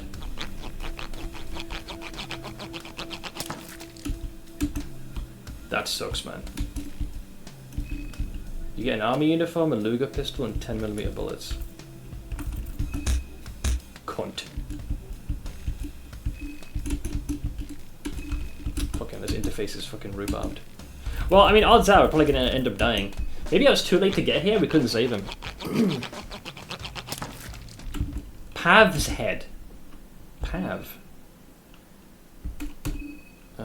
Healing, cloth fragment, patch you up. Alright, well we're good as new. Oh, there's a wheelchair here. There's a special looking wheelchair.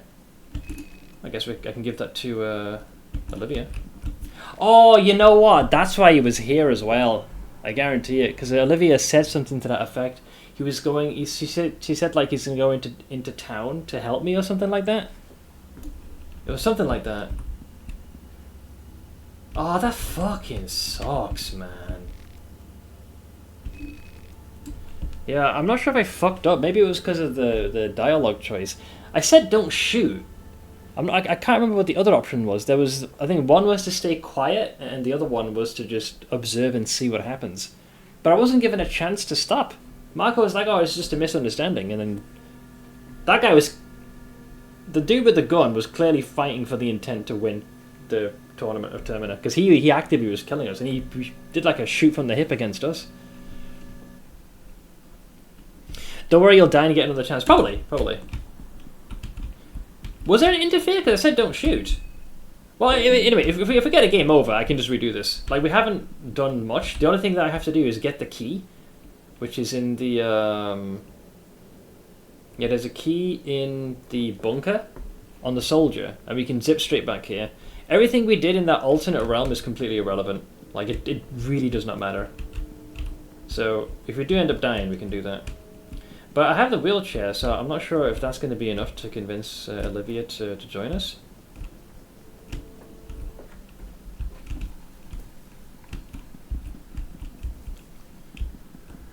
Damn. Yeah, Marco seemed like a fairly chill dude. One of the more level-headed individuals compared to the rest of the crew. So apparently I got a chaotic soul. Whatever the hell that is. Oh well, we got 2 contestant heads. So in a fucked up... Fuck you. Thank you for the donut, Crystal Stein. He always waits for me to get complacent. And when I think I'm safe, he plays that one. Sloshed my tea, other heathen. Sorry. For anyone who was given a frighten.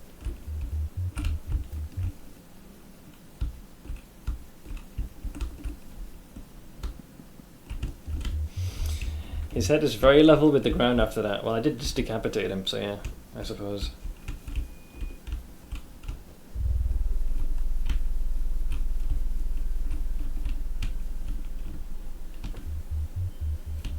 You have commercials even if you're a subscriber.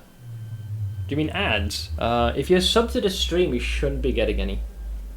The other time you shouldn't get them. If you're sub to my stream, you shouldn't get ads. And if you have Twitch Turbo, you should be fine. But I'm not seeing a sub badge. Wait! How does she have the chair? I haven't given it to her yet.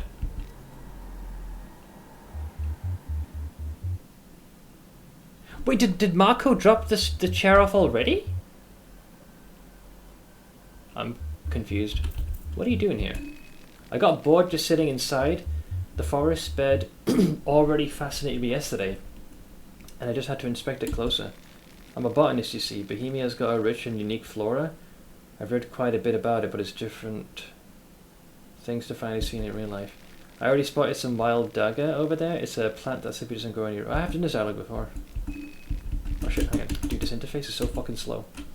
I see you got a wheelchair. Oh, right. I guess I never talked about it with you. You did talk about it with me. I'm pretty much useless without one. My legs don't function properly.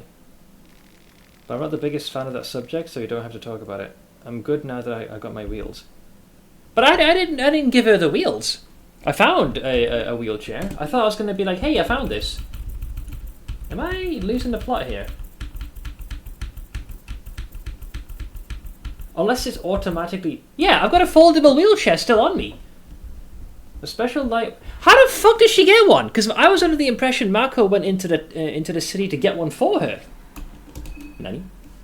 And she just has one? Want to tag along? Oh, sure, I guess. Now that I can move around more freely, it'd be good to see just what's happening here. Oh, okay. Well, there she is. We have Olivia. There's stuff you don't see that happens elsewhere in town when you're not there, different parts of the day. Well, there's obviously there's a flaw here, because, like, my understanding is Mako, where he was, I don't think it's a coincidence that the wheelchair just happens to be exactly where he was, and naturally he ends up bumping into another contestant that's taking part in the Festival of Termina. So I figured, either you just diffuse the situation, you kill them both, or in my case, you try to save one of them and fail, and you end up killing. They both die anyways, and then you bring the wheelchair back to her.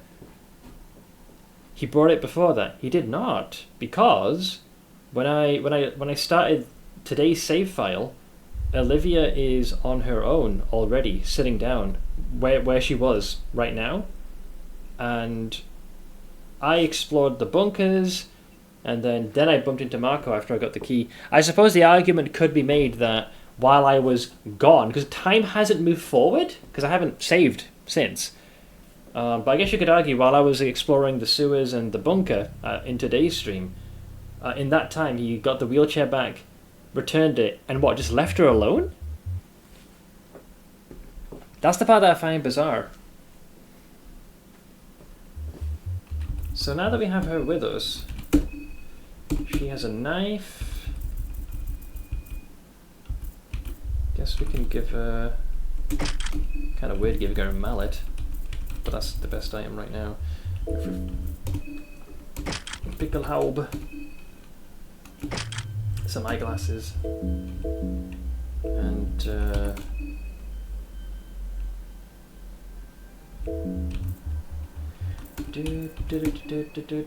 photosynthesis. The process in which you use sunlight to create oxygen and energy to replenish your health gradually over time. It requires sunlight, obviously. It's a little vague in its wording, but the way this is written implies that she can regenerate her health passively. If that's the case, that's actually kind of baller. But I thought you were a botanist. What happened to all your botanist abilities? All you got is photosynthesis. That's boring, isn't it?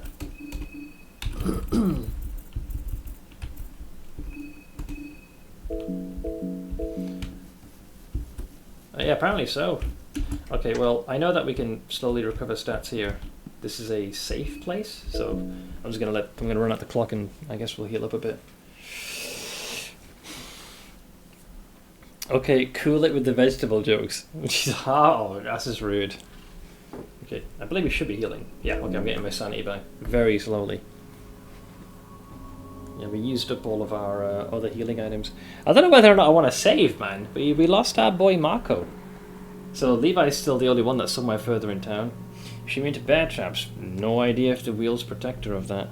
I guess as long as she's able to deploy the wheelchair again, I guess that's fine.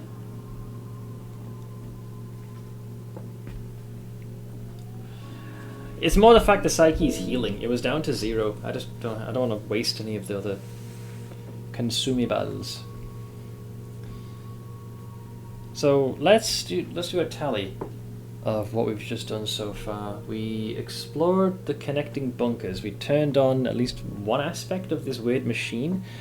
I think we can always hold off on doing that later. The most important thing is the other key we need is located in the bunker. So as long as I have that, I can open the gate and enter the start of like on the outskirts of town.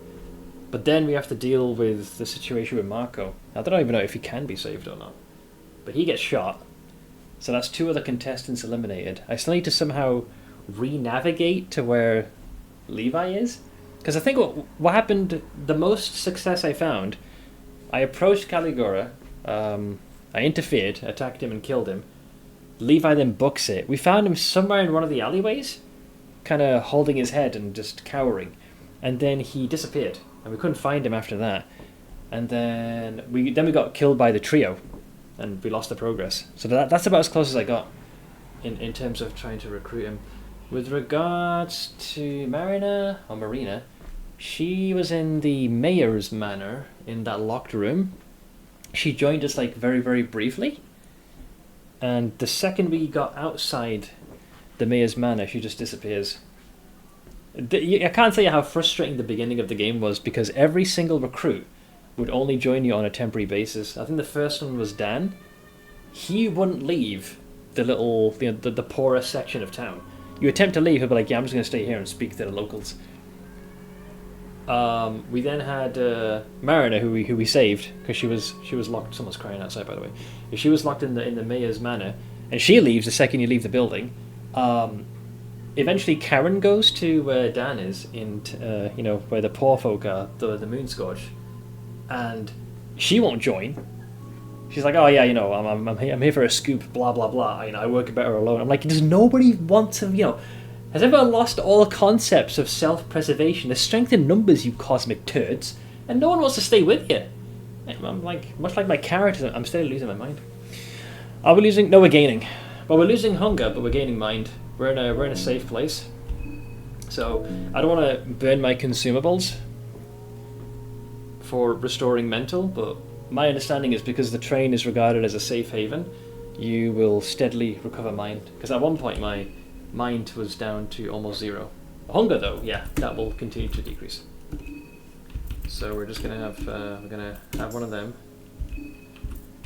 and then we're gonna. Food is something I feel like we get plenty of, but things that restore your mental, that takes time. So I just wanted to get a little bit back.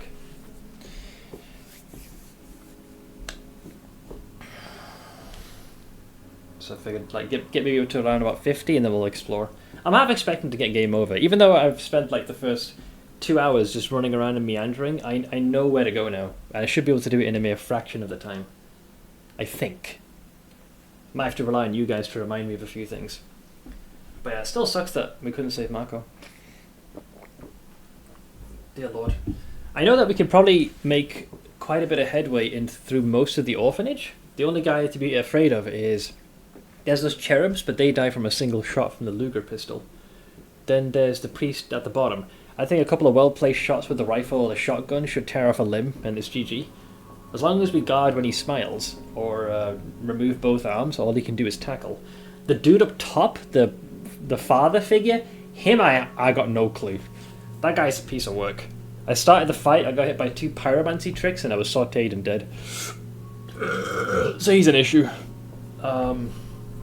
After that, I think we just hit like the outer edge, what appeared to be the church, but we didn't go any further, because I just didn't want to risk it. Alright, that's enough mind to at least continue exploring. Thanks. Let's be holding back for the stream's benefit. Alright, let's explore.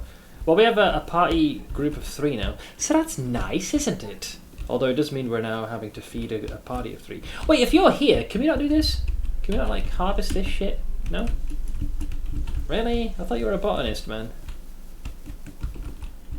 Give me a sec. I'm gonna find another bundle of plants here somewhere. I feel like you should be able to do something. Maybe you have to play as her to get that particular effect. Yeah, how about this? How about that? Oh, come on! You're a botanist, you cow! God damn it. You also got Karen since last time. It took some doing, but yeah, we were able to get her. Well, so much for that! I'm starting to wonder if it was worth bringing her anyways. Probably needs the ability. Well, she hasn't learned it. I think if it works similar to how I think it does, like with our character, like if we played as Olivia, I think if we had done the leveling process, one of the things she probably would have been able to learn is that You know, the ability to identify the plants. Yeah, so I did all this. She can move pretty fast despite being wheelchair bound, man. Friggin' Hot Wheels over here. You said it's RPG Maker. Yep. The engine does come with its own issues, but generally speaking, yeah, your boys created their own, his own assets. Enjoy the Tsar. Okay, so this goes north. So we can bypass all of this, and I think the gate is just up ahead.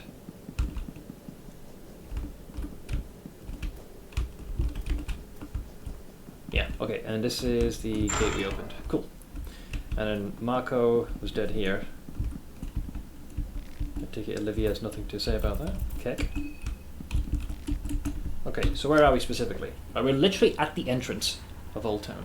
Okay, that's fine. It's fine. That's fine. It's not fine because we're gonna die. There's this building, which we can't enter. Hi! The air stands still. How about you stand on these nuts? Bottles look empty. Damn it. Any shillings? Hey, 10 shillings, nice. Why you kill Marco? I didn't kill him. There was a standoff between him and another dipshit. What's he called? I think it's Pav? I have his head. Yeah, Pav. He had a gun aimed at him. I tried to interfere, but I was like, don't shoot! And he smiled at us and then pulled the trigger, and I killed Marco. And we ended up attacking the assailant, so both of them are now dead. So I think I fucked that up royally. But we were able to get got the wheelchair for Olivia. Grotesque, you say? I like grotesque things. Restaurant Billy Vol? Any booze?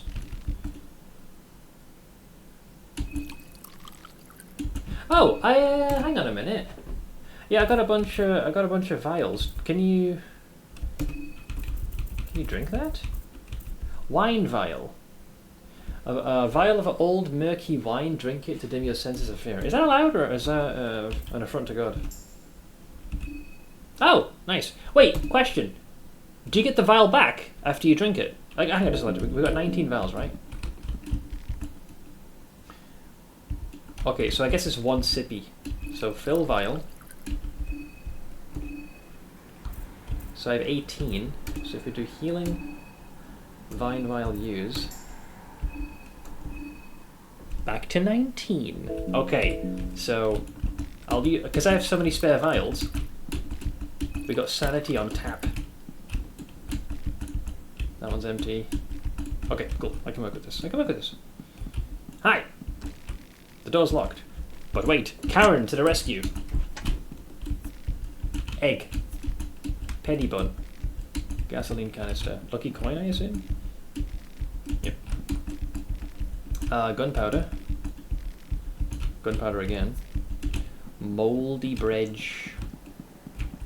I love how she wheels that chair down the stairs. And up it, apparently. Saw blade. You know what I would love to get, man? I have a guess, but I don't know if it's right. Nobody answered this. But the one weapon I really want to craft is this one, but I need 2 more sickles and 2 bolts. And this thing. I need a bench grinder. But you know what? You know which fucker I think has it? That dipshit in the trio, the middle. Because the symbol, right? It resembles that same weapon, and if it is the same thing, I think that thing can hit for like 3 to 4 times and buzzsaw. But I don't know where a bench grinder is, man. You know how crazy that would be? Because like Sandman's Kiss is awesome. It does decent damage and inflicts poison.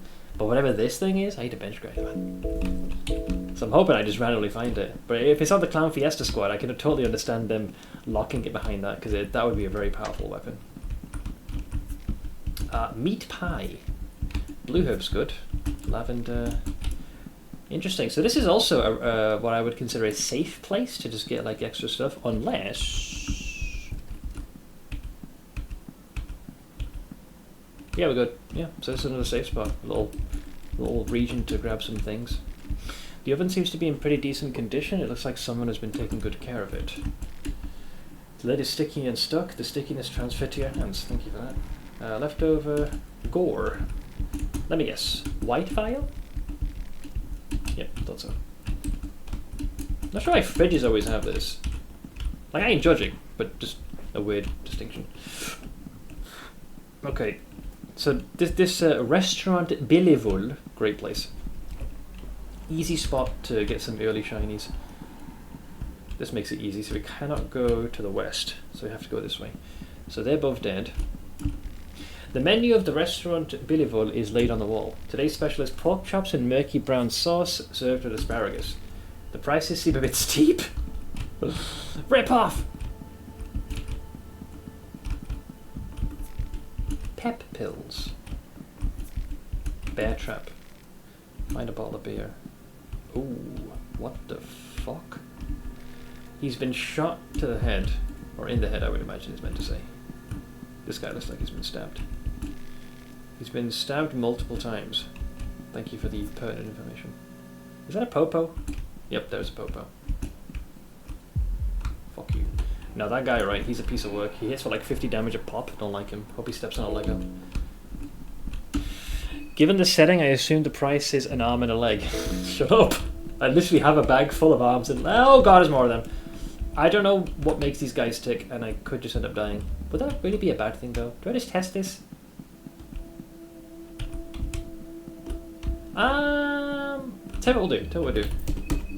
Tell what we'll do. Just for the purposes of testing. Let's hit him with the old shotgun. Punk. Okay, so I got a hit on him. The face of the police officer is twisting furiously. For justice and order! Alright, sure. Guess we go for the arms. I imagine each one can probably attack us. There's no way it can survive 2 hits. You only have photosynthesis. Alright, let's see. Oh, went down in 1. Okay, we can get him in 1 hit, that's good. Got the body. Baton! 45 damage, man. This bitch. Okay, I think we can, if we just like YOLO charge him. Get him. Nice! Okay, so we can handle this guy. Ash is out of ammo. Let me do a switcheroo. Switch back to the lantern. I took a little bit of damage. Didn't I pick up like a little herb of herbiness or some shit? Yeah, we did. Craft item. Can I make the big boy? What is this thing? Oh! Yeah, it did say that you can mix these, although a light blue vial is very costly. I'd rather not do that. Can I make a normal blue vial? And I'll use that to patch myself up. Cool. The monstrosity is down. Search. You find moldy bread. Give me that head. Ah! Wait, what? Huh?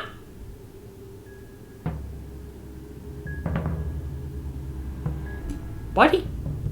The fuck? He just got up again. Did you cut off? Oh, I was trying to go for the head.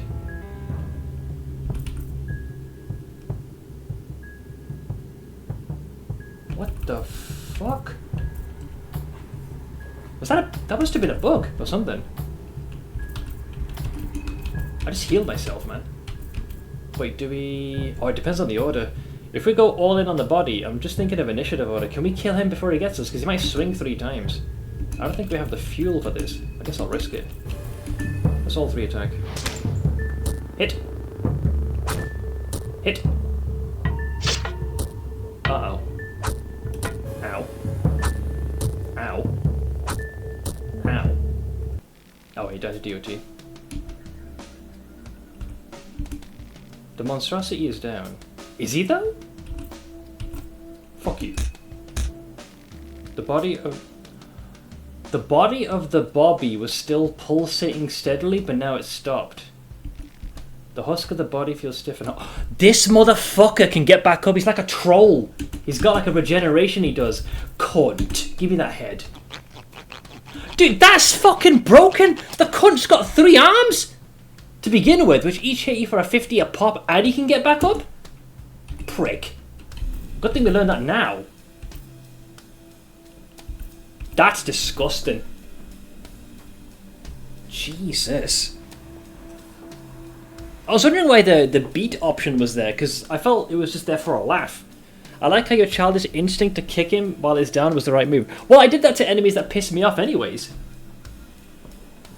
Holy shit, that's disgusting. Okay, so I have been injured, and I believe Olivia can heal through photosynthesis or some bullshit. I don't want to use the light blue vial just yet, though. That seems like a waste. How fast does she heal? So she's at 40 right now. Let me just wiggle a bit. Let's see how fast it is. Because it is... She ain't healing, guys. Unless it's like giga slow. Pro tip, double tap. One clean shot to the head can protect against zombies playing possum. Well, and evidently for this guy, yeah. She ain't really healing, guys. Okay. Okay, well, even, once again, if we get game over, that is a very important lesson to learn now. You know how that makes the situation against that Inquisitor even more sinister. Because he rocks up with the bell and then summons the Bobby, the Popo.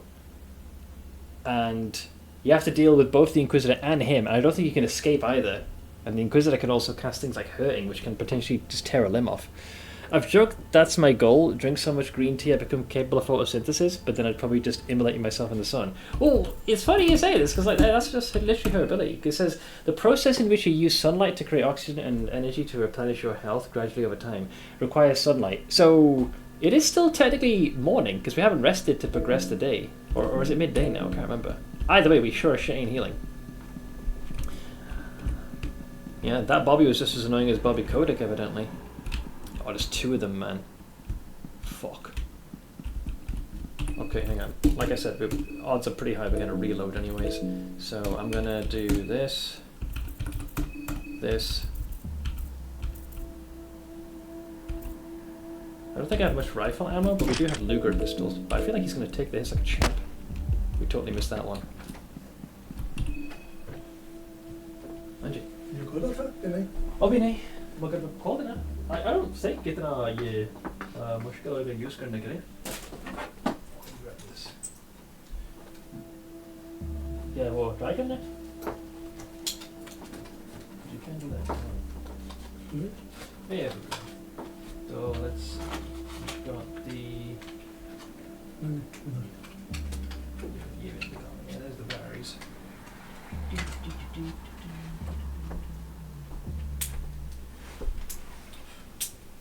Okay. You okay? शाम आती है ना फिर वैसा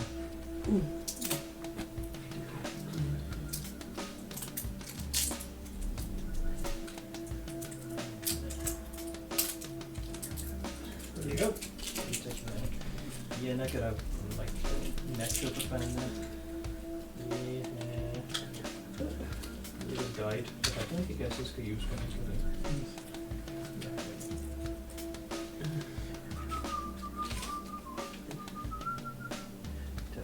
The camera check? Yes, man.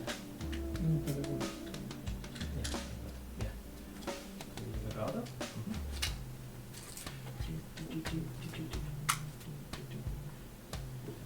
Todo no vanish. You have the finger पर लगाना है आराम से बैठो और yeah, then just hit the button. That's what I can tell. God. ये कैसे होता है? Yeah, ऐसे करके like that. And I think you just press this. पता नहीं अगर काम fully करेगा क्या नहीं. ये पहली दफा लगाया है इसको.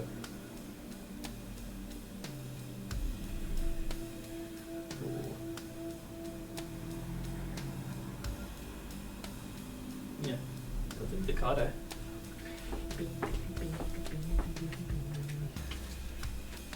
कहता कि wait for like 10 to 60 seconds, something like that. Yeah, the card. Yeah, तो ये है ना, ये बताता ना कि अगर वो you know high or low, तो you are. I don't remember looking at ये it. आराम है और लेफ्ट को करना Do.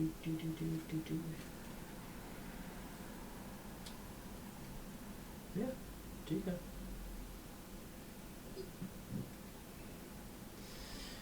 Take this as if you have a reading of 94%. अभी चल रहा है खुद ही स्टॉप हो जाए नहीं वो ये चलता जाएगा जब तक आप रुकते हो. कहता ना कि रिमूव योर फिंगर. या तो जब कर दिया ना तो ये करके फिर वो क्या रीडिंग कर लेता है. ये ठीक था जो मुझे नज़र आ रहा था. इससे क्या मैं अपना करूँ ना. नहीं एक सेकंड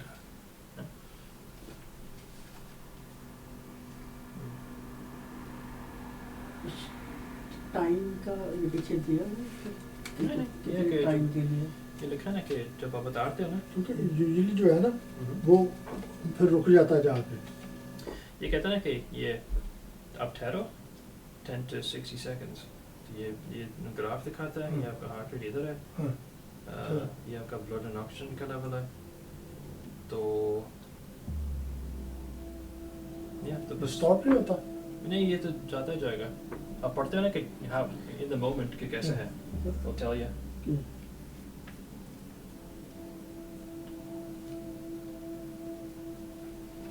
ओके ये बस पुश करो और फिर ये खुद ही within like 10 to 60 seconds आपको पता आता है कि क्या कर रहा है. 1 मिनट के अंदर क्या ना बहुत ना.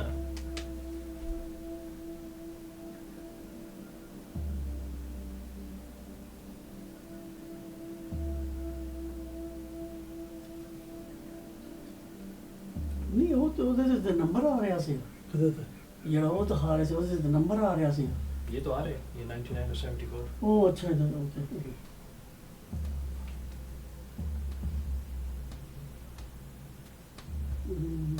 हार्ट रेट कौन सा ये दूसरे वाला तो ये ब्लड एंड ऑक्सीजन का है. या Yeah. ये BPM है ना ये. Yeah, 75 ये 75. Yeah, ये तो ठीक है ठीक. No problem. इसका बस ये है ना ये वाला परसेंटेज है ना. अगर ये जरा चलन दे थोड़ी देर Yeah, कैसे चलता जाएगा ये तो ये this will keep going. वो चेक करने के लिए ना. वो आ गया ना Yeah, it's fine. पढ़ा था in detail मगर generally जो मुझे नजर आ रहा है ये सारा ठीक है. Fine.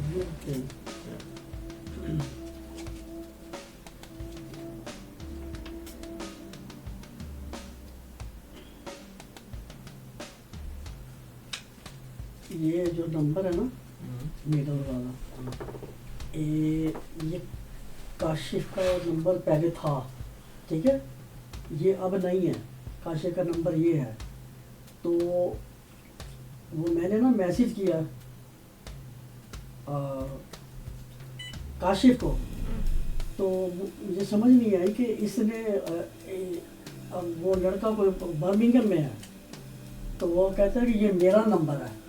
Okay. तो उसने फ़ोन डैडी जी ने फ़ोन किया तो वो कहते हैं वो कहते ये कैसे हो सकता है. कहते हैं ये तो मेरे बेटे का काशिफ का नाम आ रहा है इसके ऊपर. Right. तो कहता नहीं ये मेरा. एनीवे आप ऐसा करो सिर्फ ये वाला नंबर है ना इसका ये दोनों डिलीट कर दो नीचे से. तो ये ये जो ऊपर वाला ना ये काशिफ का नंबर है ना ये दोनों सेम है. हाँ सेम है लेकिन वही मैं कह रही ये दोनों डिलीट कर दे. एक रह जाएगा ना वो वाला. ठीक है. तो ये सबसे पहला वाला रखना है. हाँ सबसे पहला रखना बाकी दोनों कर दो क्योंकि वो दो रखने की ज़रूरत नहीं है. दूसरा है तो सेम ही है ना. तो ये एक ही रह गया. बस ठीक है. बस फाइन. मेरा भी ठीक है Of course, you're sitting down and resting. It's not going to be off the charts. ओह चलो. Yeah. ओके. Yeah, अच्छा 97 विदिन मेरे ख्याल वो 13 सेकंड या मिनट में आ जाता है ना. 10 seconds to about a minute. और ये क्या था. ये बस instruction नहीं है. वो क्या था गले च हिंदी? पाने वाला है गले च पाने वाला क्यों वाई. ये वो सब पता नहीं रोज पकड़ा सब होते हैं ना डॉक्टर रखते हैं ना उनके साथ तो नेक के ऊपर पहन लेते हैं ना. तो अगर आप चाहिए तो फिर वो उतार सकते हैं ना. ओह अच्छा वो मेरा जरा अच्छा 97 95 88 हार्ट बीट Yeah. मेरी थोड़ी सी तेज वो है अच्छा वो बना हुआ है. Alright. Yeah, you can flick it on. मैंने कहा वो कुछ प्लास्टिक का तो वैसे लगा जैसे नेक के साथ लगाते हैं. ऑलराइट. चलो ठीक है इसमें रख दें. मैं देखूंगा कि वो एवरेज रीडिंग क्या है, मगर जैसे मैं ये पढ़ रहा हूँ ना, ये जनरली अगर ये दिखाता ना कि कितना है तो अगर वो ये भी कहता है कि अगर लो होगा तो ये ब्लीप करेगा। Oh, if there's a problem, it'll tell you, yeah. फिर बीप करेगा। Yeah. चलो ठीक तो फिर आपको लग चाहिए ना। Oh, I'll that's double check, fine. मैं पढ़ूंगा, मगर ये जैसे हमने यूज़ करा है वो ऐसे ही है। हाँ। वो मैंने एक मिनट इधर रखें, छड़ी छड़ी ये कर देगा। उन्हें खलो का भी चेक किया था, खलो के भी Okay, good. We're just thinking. हाँ Yeah, you can do that. ओ ये हाँ छड़ दे, थले रख दे, रिलैक्स कर दे। Yeah. मतलब हला आया नहीं ज़्यादा। नहीं हो वो probably थोड़ा सा ऊपर जाएगा। नहीं ना, गाली नहीं करनी। Yeah, it's mostly the same. ये 99 ठीक है। वो तो 160 था। चलो anyway इससे बंद होता है तो खुद ही हो जाएगा। ये खुद ही हो जाएगा जो और तार। ओ अच्छा वो तो फिर आते हैं इसमें रखो ना। Yeah. मैं वो पढ़ूंगा वो उसका उसका उत्तर दे दे आगे। किसका अच्छा इसका ये दे रख लेना। ये बेशक ये इसके अंदर भी डाल दो ठीक है। तो मैं देखता हूँ ना किसका ये रीडिंग कितना। नहीं ये लो इधर ऐसे हम चाहिए नहीं है तो इसमें पड़ा रहने दो ना, इसमें रखते हैं ना, उसको ऐसे थोड़ी रखना है, इसको सेफ रखेंगे गंदा नहीं होएगा ना। वो हमें घर में था नहीं वो थोड़ा ना मैं हो रही थी डाउन ना, तो मैंने कहा वो चेक कर लेते हैं ना इसलिए। पढ़ के ना Yeah, I'll check. Yeah, we'll make sure कि वो reading है ना उसका। वो मेरा हाल सही है। और डब्बी थले वो लीफलेट है, वो डब्बी में उन्हें की करना है। थले रख लिया। हाँ उन्हें दे उन्हें लीफलेट पढ़ ले बस। अच्छा चलो चेक कर लूँगा। Sure. Alright, sure. No worries.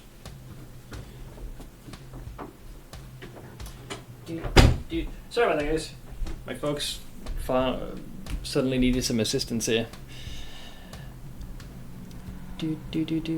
Also, how to overflow? Do apologize. Yeah, my folks needed something. Well, they needed assistance with two things. One thing was regarding my older brother, which that's its own kettle of fish, which I was kind of working through something on my Mars phone. And the other was they got a what's it called? What is it called? It is a basically it just measures your heart rate. You kind of plonk it on your finger. I forgot the exact wording of it. There's some fancy schmancy bollocks name for these things. But we ordered a relatively cheap one. And my ma, being my ma, for some reason just couldn't sit and wait and had to use it now. I'll never understand it. Yeah, the OxyPro OX2 CE certified MHRA registered pulse oximeter and blood oxygen monitor.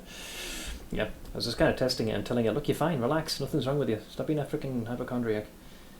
But yeah, I didn't have a chance to go through all of the literature since we've only just got it. I was told that we can go over this as I finish streaming, but evidently she just couldn't wait.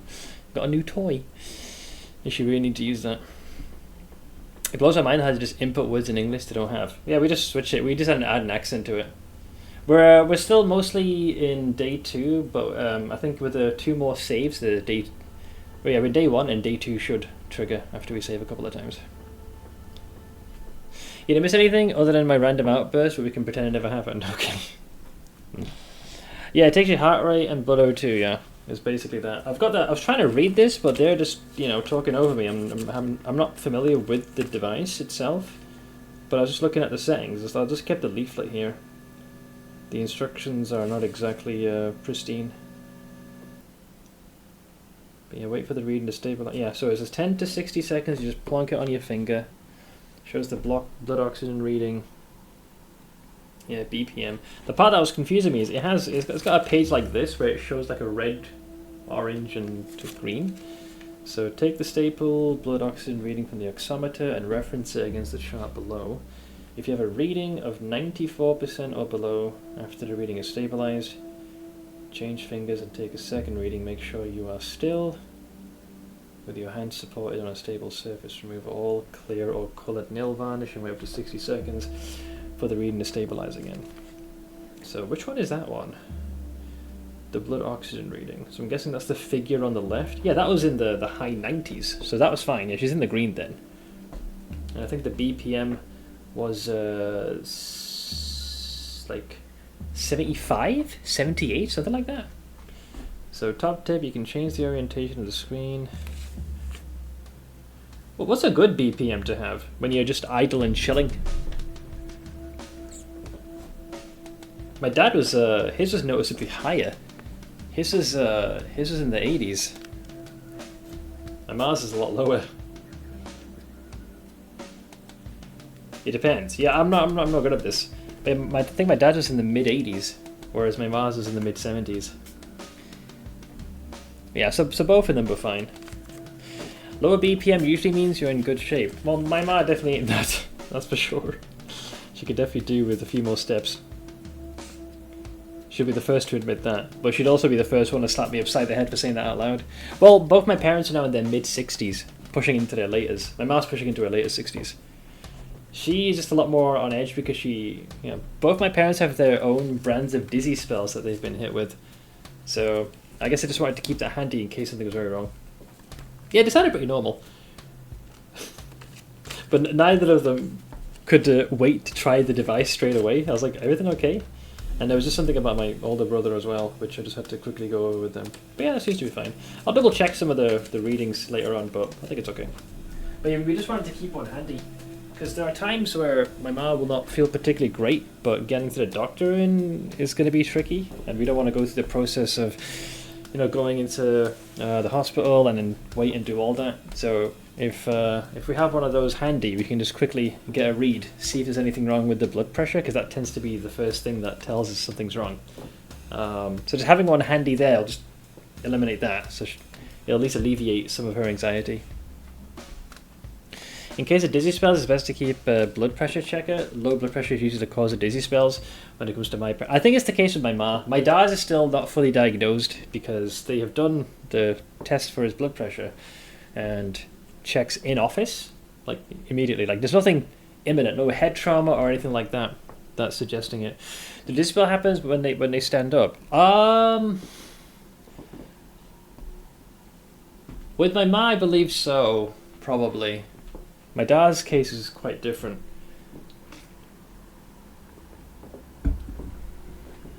He had a very nasty dizzy spell about 3 weeks back. We went on a quick solo shopping trip, and he was about to finish doing the transaction, and he felt like the best way he could describe it, like he was almost about to like drift off to sleep. It hit him very abruptly. Since then, he's had this like very small bouts of it, but to a much weaker extent. But he's mentioned like when he's walking and up and about, generally he's fine. He might sometimes, like when he lies down, he's okay. He sometimes feels it when he's sitting down. And occasionally, like if he has to like kneel down or bend at the knees, he might feel that. But it happens so sporadically and inconsistently, they're not sure what the root cause is. So when it first happened, we went to the doctors. They did like the immediate test. Is there anything obvious that could be accounting for this inconsistency? Then they did the blood tests, which all came back perfectly fine. Then they did an ECG, which was also fine. Yeah, he's got arthritis, yeah. So the only thing that's still left to do, he's going to be going into the hospital. I got 2 appointments I'm going to be joining him with, so my streaming schedule is going to be a little shit around about that time. So there's one happening right at the end of the month, and there's another one. So the one on the 31st of October, I think they're going to... It's stupid because they've done an ECG in the doctor's office, and we were told in the doctor's office, yeah, we're going to send him to the hospital so we can fit in with a 24-hour thing. You can take you home and it monitors you. But the letter we got makes no mention of this. They said, yeah, we're going to have you in for an ECG, which is already done. So I'm half expecting to go there, arrive. They just do a more in-depth ECG and send us home. But if we do have the 24-hour thing, that's fine. He'll just take that home with him and it'll monitor his... Because I think the intent for that is... It could just be that when they're monitoring him in that short window when he's in the office, everything's fine. But it could be like as the day progresses, there could be a sudden shift in like blood pressure or heart rate. So that might potentially reveal that something else is going on with the old ticker. But the most crucial appointment is going to be on the 15th, which coincidentally is when the PoE alpha kicks off, I'm going to be going with him, so I'm going to have to miss the launch of the beta. But he's got an MRI scheduled specifically of the neck. He experiences a lot of discomfort there, and that's just, you know, both arthritis and old age. He mentioned, like, if he tilts his neck back, like so, and holds it, he gets a lot of tingling and numbness that starts from the fingers and then radiates to the forearms. He's suspecting that that could be kind of like where all of that dizziness might be coming from. Like the neck is like a very big focal point of the nerves. So maybe something's getting compressed, and that's what's leading to that inconsistent sense of pain. So his main pain points are like base of the neck, the base of the spine, and generally most of the joints as well. So me and him, we have our own brand of pain. He's definitely a lot further along than I am with this. So yeah, they wanted to make sure that we had this little device handy if we needed to just check the blood pressure and everything. So one of the things that, at least with my ma, that contributes to a lot of her, it's the anxiety. So when she, you know, if she gets a reading that shows everything's fine, that'll just help calm her down. It's just good to have that, just to give her some peace of mind.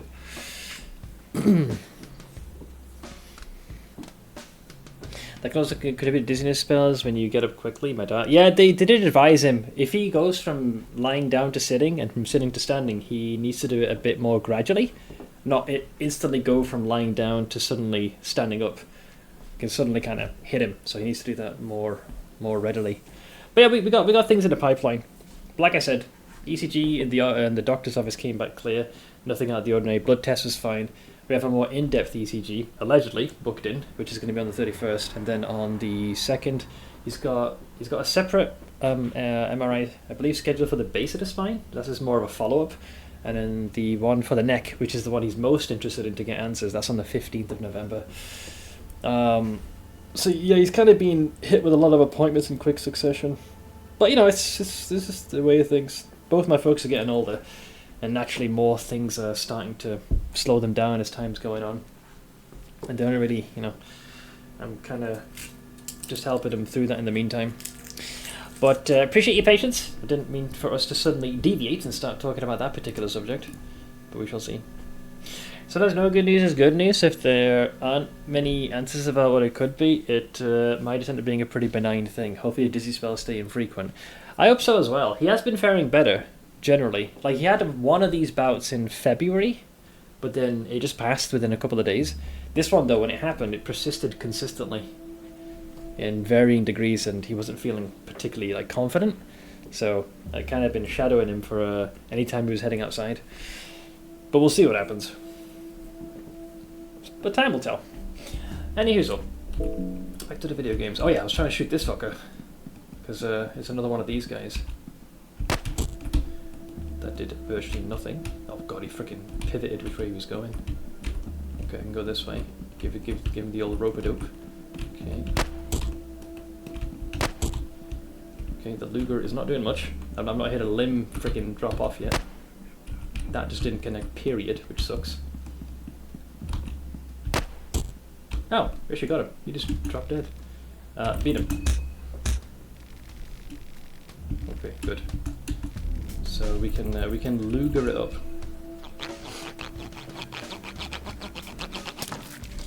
No worries, Jamses. Go for it, man.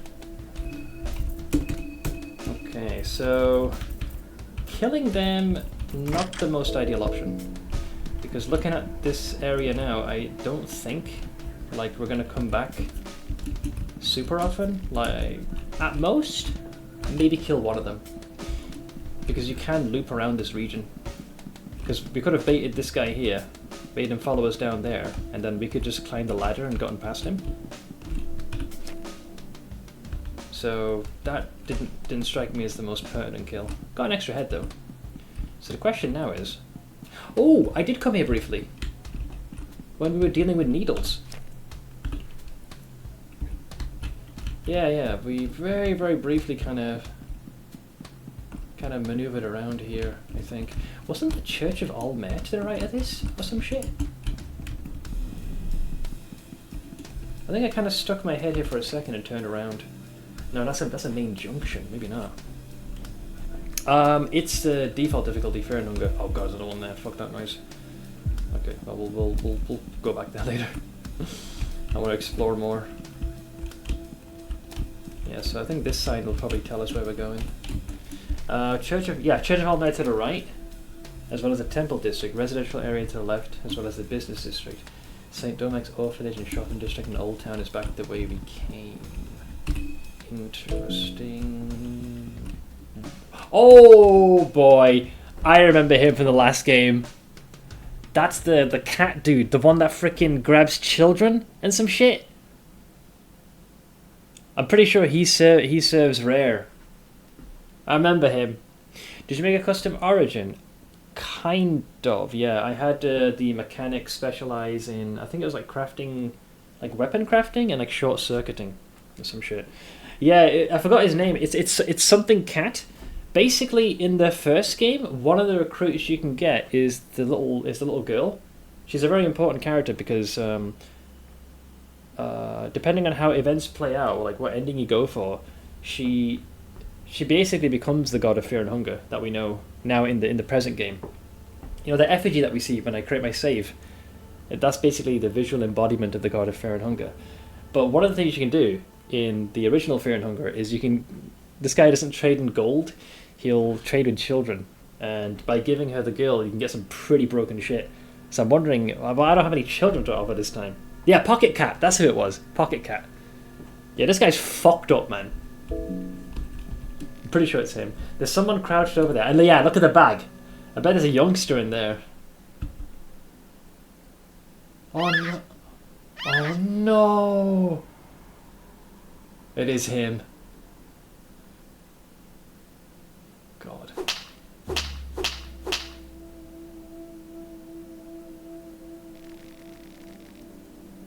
That's fucked up, man.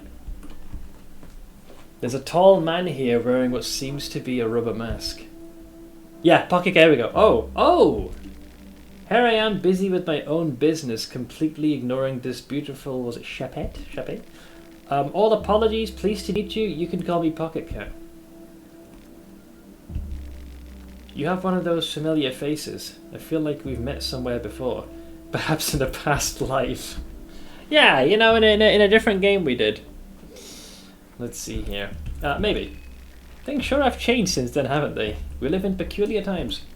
The world has gone through true darkness. The world has been at a standstill, in a deep rest. People stocked up on toilet paper and hid in their homes with their loved ones. What is this? We're back in 2020 in the pandemic. They were waiting for that glimpse of light just because they knew that even the darkness has a breaking point. Say, old sport, what do you think follows such intense darkness? Let's see. It has to be light, more peaceful times. The darkness isn't quite over. Chaos and confusion. Growth into something new. I can't be bothered with all this. Growth into something new. Yes, change is the only thing inevitable. Are we just going to ignore the fact that there's a child in that bag that has got beaten to death? From personal experience, I'd say true darkness is followed by chaos. The mind, or the common consciousness we all share, strives for something new. When one is truly done with the darkness, one strives for new with such vigor that growing pains are inevitable. But there lies the danger. You see, chaos can ragdoll us into any one direction. The direction is not always towards the light. Sometimes one can find themselves lost in a limbo that is the chaos. When you enter the limbo from a dark place, there is a big chance that you contaminate the chaos with your darkness and just create a new pitch black place, maybe even darker than the one before. I love how you guys are getting hungry in the background. You're like a second pandemic.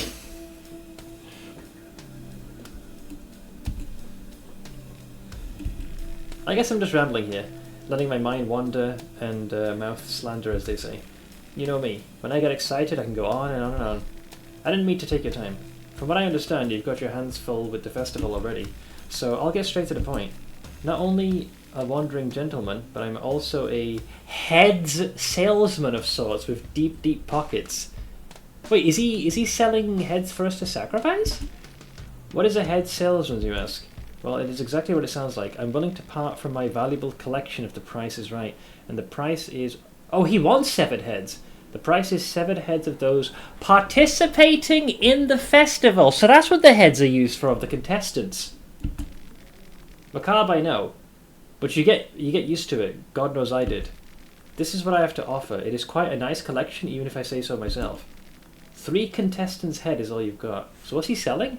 Wow! He actually sells a save that you can use. He's got a Book of Enlightenment. Recipe of the 15th Century, Volume 1 and 2, Alchemy. So basically all the books in the game. Is that what he's selling? There's the Book of Alll-mer. Okay, there's one of rare. I was right. Okay, so 3 heads equals 1 save on demand. Then you've got the, yeah, this is for food recipes, this is for alchemy, and then the skin bibles for each of their respective gods. Gro-Goroth, Sylvian, Alll-mer, Rare, Vanishka, and the God of Fear and Hunger. Well, I have the God of Fear and Hunger, I've got Vanishka's, and I believe I have Sylvi. Oh, we have Gro-Goroth's, but we don't have, I think Alll-mer is the main one. I don't have Alll-mer and Rare's book. There was this creepy woman festival in Elden Ring, and Seth was so excited to show it to me. Oh, the one where they were dancing and laughing. The Alll-mer. This is the book of basically it's essentially Jesus. Do I take a Book of Enlightenment? But the thing is, do I want to save after everything? I don't know if I want to. I've got 2 recruits, but I don't think I've done enough. I could easily retrace my footsteps and do this again. A Book of Enlightenment, man. I could die before I even get to use it. The thing I wanted to test is what this book did. This is the book I wanted, and that also, wait, that takes 3 heads. 3 heads for a fucking skin Bible. That's expensive, man. If you want to retrace, I suggest getting the other books if you don't know what they do. Yeah, I don't think I'm going to bother with the Book in Enlightenment. I'm pretty sure, because if I reload, I can save a metric ton of time. I want. This is the one I'm most curious in. I guess Rares as well, but Alll-mer was the next one I wanted to try. I'll go with that one. You got the skin Bible, sure. Okay, we got no more heads. Thank you.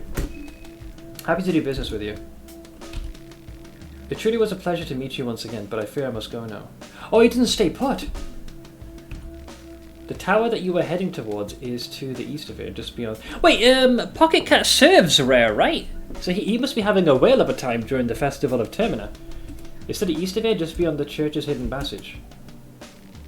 Let us meet again there. Perhaps I'll even have a special deal for you. My pockets are very deep, you see. So he's going to be at the base of the tower. But until that... until that time, old sport, take care, take care.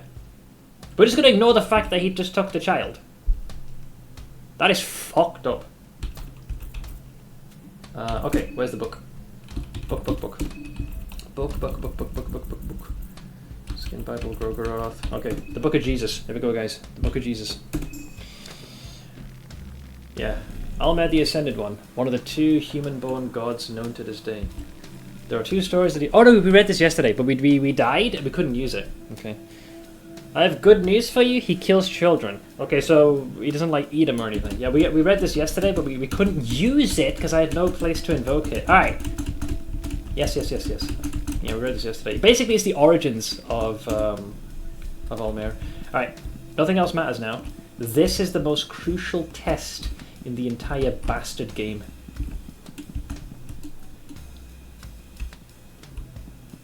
So, how will this work? So, I know of at least 1 place I think I can use this. We need the circle with the fancy circles. Yeah, it's right here actually, ironically. Right there. Okay, so hang on a minute. There should be a way down here or something. Yeah, here we go. Let's see what this does. There it is. Okay, here we go. I'm pretty sure this is the right circle because it looks like Fibonacci. I'm not sure what Gro-Goroth does, but I don't think Gro-Goroth won't work on this. It's not the correct founding circle. Okay, draw the Sigil of Alll-mer. So, if we draw this one, we get a save file that we get a one-time save, but time does not progress. If you do this one, a giant fucking tree spawns, and we can just climb up. I was able to use it in a different save, but it resulted in a game over. It allowed me to get access to a place that normally I couldn't. So, what does this do? Your affinity with Alll-mer has increased. Okay, why is there a doorway here?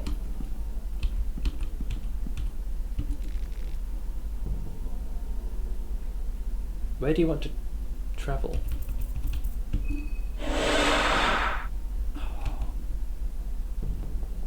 Oh, hang on a minute. So, hang on. I only have one. These must connect to others? So is it teleportation? So I only have point A. Is it fast travel then, guys? I don't mind having the answer now. So if I found another one, motherfucker! Do you know how much fucking time that would save? Fuck me. The problem is I've used some of the points already. See, a good one would have been in the train. The one in the train would have been perfect. And then if I connected it there, you could have just like skipped all the way back instantly and recovered. Well, it's a little late. Although this isn't too far from the train. Like, it's just exit and go south. So if I find another circle somewhere miles away, I could instantly get myself out of trouble. Like, I'd have to go through, you know, streets and labyrinthine corridors and sewers and all that bollocks. I would like to say this is the first time watching all this. My comment was pure instinct. No, you're right, because look at this. This also, the game has tipped its hand. Notice how there's 1, 2, 3, 4, 5, 6. So there must be 6 circles of that design in the entire run that we need to find. So it's down to you where you want to plonk yourself. Basically, it depends on what you want to sacrifice. Yeah, because if you... I don't know what Gro-Goroth does either. You could use them all for all... I suppose you could, and that would just make travel easy. Oh, fuck me, man. Yeah, I messed up one circle. I used the incorrect foundation. I messed that up. I didn't know until after.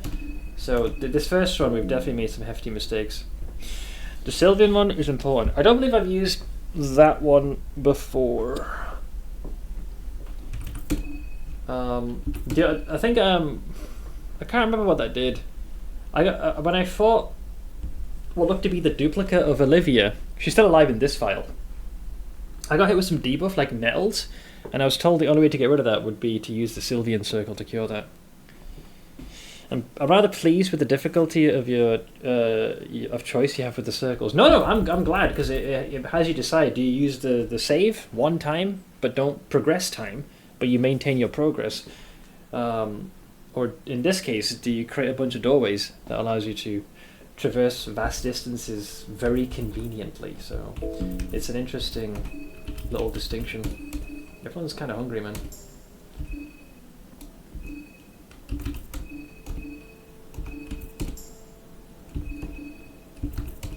You can have a meat pie. I mean, Sylvian is her domain is like rebirth, fertility, life. Generally, is kind of her thing. I wouldn't be surprised, right, if it's one of those that just restores limbs or some shit. Not in this fucking game, because obviously there's only 6 of those circles, so I could definitely see them being could be like a giga heal. I don't know this way. I wonder if you can get the same Jesus skills that you can get in the first game. No idea. No clue. But Sylvian is all about recovery, so... I remember in... whose playthrough did I watch? It was either Sea Dogs or it was not Albino. There was... I don't think it was Sylvian specifically, but there was a point in the game where generally if you lose a limb, it's over. It's GG. But you could sacrifice the girl to recover, basically. I think whoever was doing this was doing it at the behest of Sylvian, I think. So I think it's similar energy. In the first game, you could recover limbs by becoming marriage. Oh, yeah, that was even... Oh, shit, I forgot about that! Yeah, the two characters fuck and infuse into one. Even that could happen, actually. Oh, God. I didn't even think about that one. So I have a portal where we only have the opening doorway. I have to find another one. The one where you sell the girl is a servant of Rare. Oh, she's the one that does the healing. Oh, no shit. Oh, I thought it was Sylvian. That's why I thought it might have to do with the limbs being restored. I was way off. I think, like, logistically speaking, the reason Rare wanted to interfere, I guess they didn't want another deity to come into existence. Like the same way Alll-mer proved to be, you know, affecting change on a massive scale, having another god entering the pantheon like as a true ascended one didn't seem like a very good thing to occur. The moon god hates children, so he does all he can get, all he can to get rid of them. Yeah, you know the best comment I saw. It was Marina. Well, when you speak to her about the dream she had, the smile on the moon's face on Rare's depiction, she called it a rapist's smile. That's a new one. I gotta give her points for a bit on that one. That is a descriptor and a half. Right, so we killed these dipshits. Wait, is she even healing? 48. She did heal. I think she healed very slowly. So if we go to the right, we got the Popo there. So what happens if we go to the left? I think we didn't go as far as this because we bumped into your boy Pocket Cat. Blue Herb, 3 matches. Head! Soul Devourer necklace. Was this one of those that was like giga vague on what it did? I think it was. I think this is the vague one. No, this one tells you what it does. Okay, that's fine. Do you want to know the rough healing rate that I remember for her? Sure, because she is healing. But it's happening at a very, very, very slow rate. Maybe it's like 1 per minute or something crazy like that. It's still daytime. We're almost back to the square. Hey Guitar, what's up? Let's see. What have you missed? Because I got a little bit distracted. 1 body every 68 seconds. Oh god, so it is very slow. We have Olivia, but something... were you here for when I had my altercation? I was only going to save Marco, he got shot. We bumped into Pocket Cat. I didn't go for the Book of Enlightenment because I'm half expecting to do a reload, so I ignored that. Instead I grabbed the Skin Bible of Alll-mer, and I figured out what it does. Apparently it can lay the groundwork for fast travel, which I was not aware was in the game. So we got a party of 3. I have also acquired the key, both keys that open the gates that allow us into town, and yeah, I'm still exploring. Yeah, I'm slightly more than 1. It's basically 1 to 5 for sure, and I'm almost sure it's 68 seconds. Well, she just recovered another extra 1 hit point. Let's see. So where are we now? They just keep coming. Dave, thank you very much for the raid. Hope your stream's going well, bud. For those hopping on over, hi. Yeah, I have been here. This is where we got dogpiled by the trio, but I don't know if they spawn here or not. So if we get attacked, we could just end up getting killed again. I think this is one of the places they can spawn. So we're in the general vicinity where I think Caligura might be. We might be able to get to Levi if we're lucky. I'm not 100% certain. But yeah, thank you again, Dave. Okay, so these guys can be killed with a single shot from the Luger pistol. So I'm just gonna grab that bad boy. And then, oh nice, we got 2 of them. Didn't mean to.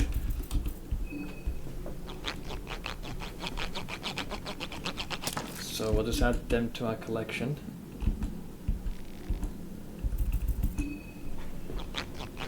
Saw a strat, or it was by accident, where a mob was locked by a fence and they couldn't attack you. Oh, the trio. I wouldn't be surprised. There was one run with Needles, and his AI kind of glitched. It was like he was out of leash range.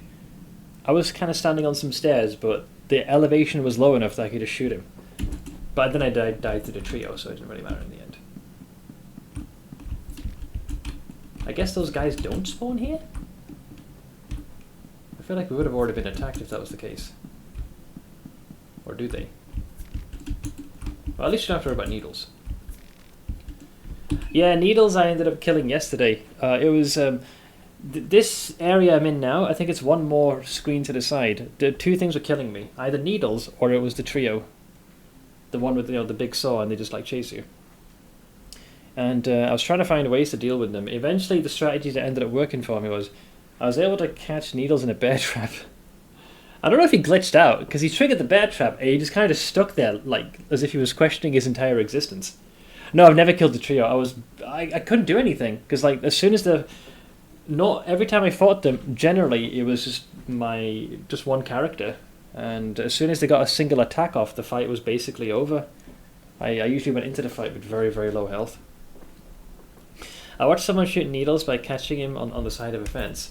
Yeah, I think you can get away with getting them clipped on terrain. Really fucks with them. Did I get a... The light blue vial's powerful, I want to hold off on that.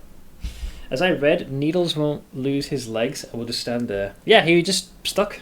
He was... I already, in a previous fight, I was able to blast his right arm off, but he would always start the fight with the gun.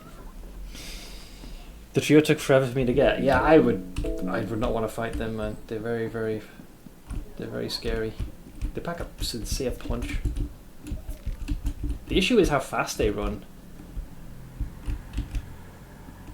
Like once you've aggroed them, I think this is one of the places they might appear. I'm hesitating now because I don't know where they are.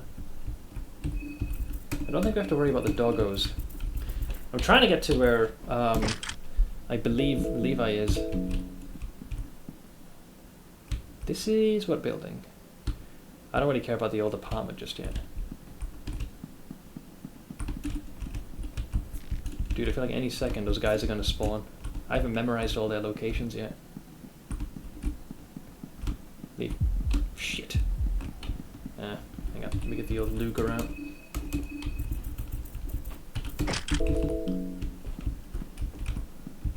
Fuck you.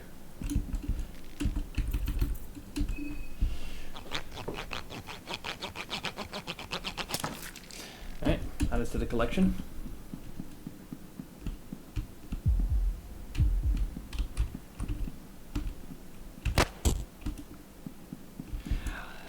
Are the dogs dangerous? They can be. I think with the number of players we have, we could probably kill them, but I have bullets to spare. I'd rather go for the guarantee. Dude, I think those dipshits can attack us here, but I don't know. That's why I am like on full alert.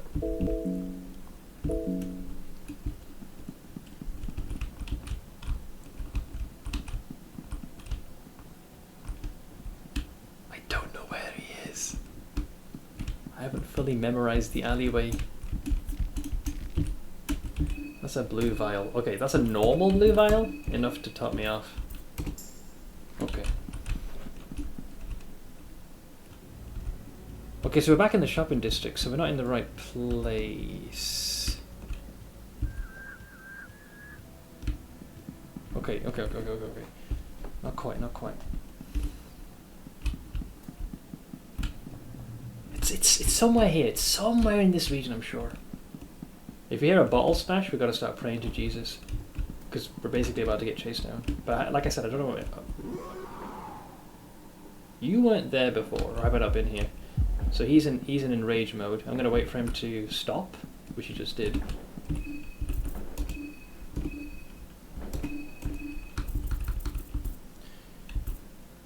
He won't really take much damage, I feel. Do I even have any shotgun left? No, we're out of juice.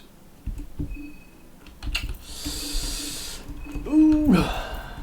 Maybe the rifle can put a dent in the bastard. Okay, you lost an arm. You know what? I'll take that. One less thing to contend with. Just gotta hope he doesn't like double tap Olivia. Where the fuck you going, pal? Get back here, bitch. Okay, well you lost a mallet arm. So I think you wanna go for the dong. Because that's what knocks him off balance, I believe.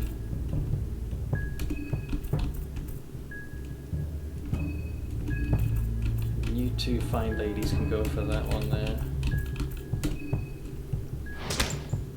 Right, there goes his ding-a-ling. Oh, he slammed first. That didn't do as much though. Damn, let's got some health. But the head is now completely vulnerable, so we can all just capitalize on that.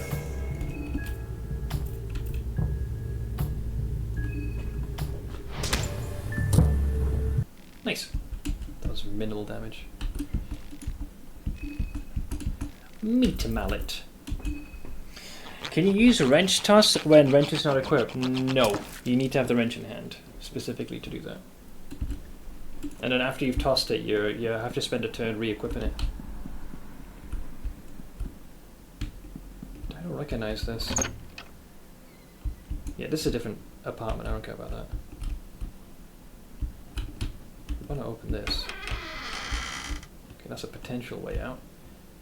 I think this we couldn't open. Oh, this place is the most confusing.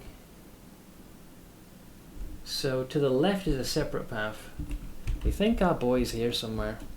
Please don't hear a smashing bottle, I'm begging you. Well, another door locked. Well, definitely not been here because that chest is still there. Heads. It's tails, so Sag. And that just reopens that. Would you appease me and show me your inventory quickly when you have a moment? Which party inventory do you want to see? We've got matches, vials, small keys, copious amounts of drugs.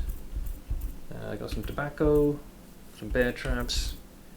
I think I can eventually make a bunch of soul stones. Rust-colored pill. A lot of shillings I've gathered. Chalk, glass shards, bolt, duct tape, scrap metal, broomstick, pressure plate, gunpowder, mannequin. We've got a spare foldable wheelchair, a sewer winch, and a purifying talisman. No, the only trap I've utilised is what do you call it? I've used the bear trap once. Yeah, my understanding with glass shards is that it can inflict blind, if I saw it correctly. So you just toss it at the enemy's head. I don't know how much it affects it, but in certain use cases I've thought, fuck it, why not? Especially now that I have multiple player characters, I can afford to have one player throw that. Okay, where am I now? Fuck me sideways. I have no idea how to get to like I know the place, but I don't know how to get to the place is the problem.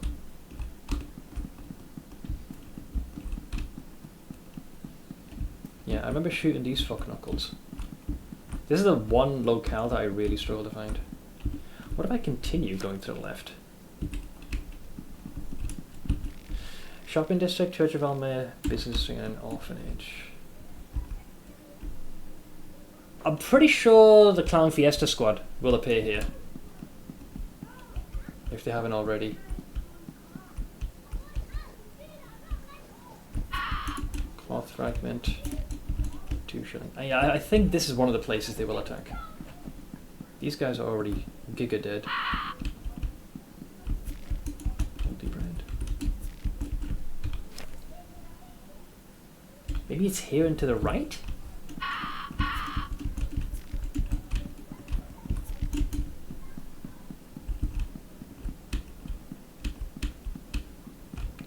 I'm so unsure, man. That's how much that trio has got me on edge, because I've died to them so many times. But knowing exactly where they spawn is random.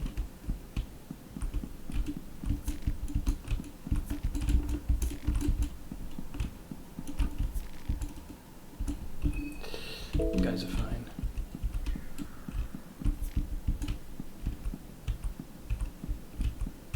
Hello? I feel like I've been cornered by those guys here before. So they can spawn here. I definitely have been chased by them here. This guy will give a thorn something something? Yeah, thorn ring. There's this. But that was locked. I played through without knowing you could loot corners like that. I fortunately picked that up pretty quickly. I was like, oh, cool. Because I know you can run diagonally, so I decided to try if I could. That scared the crap out of me. That's fine, we're not going to be coming back that way anyways. Bottle smash? Dude, you know what I need to do? Once I found this motherfucker, just like permanently place that thing on the map. So we can't go up north. I remember this statue. I think we're close. I think. Or not.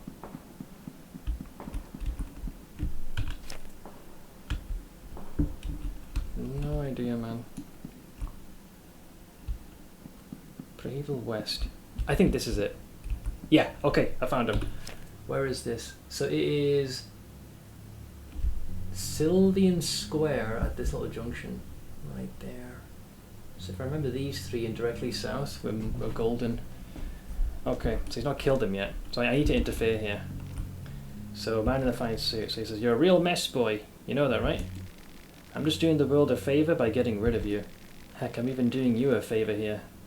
It's like giving a mercy shot to a wounded mutt. Any final words?" And he'll say, "Just leave me alone" or something. Yeah, just leave me be. I don't want to fight you.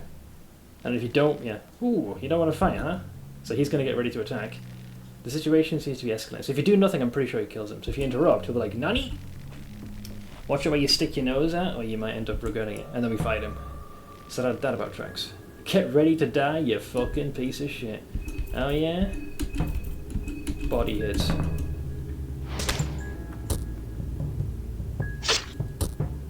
Pretentious prick.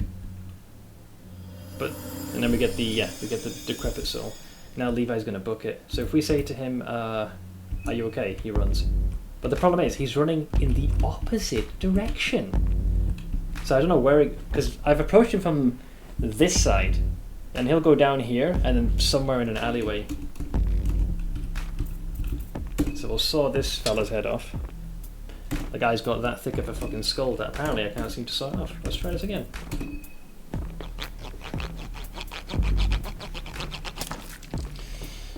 Took his head.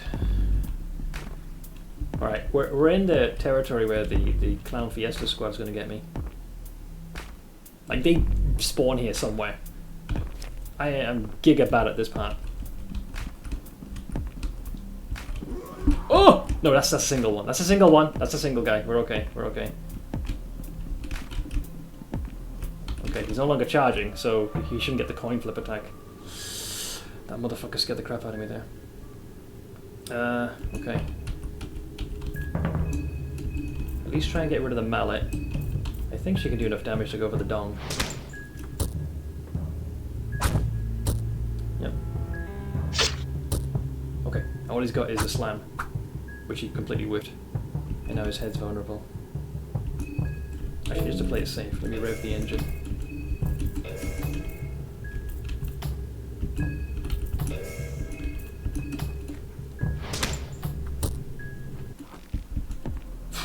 I actually thought that was the trio, and I thought it was going to be over in a second. But it can still happen. Still happen.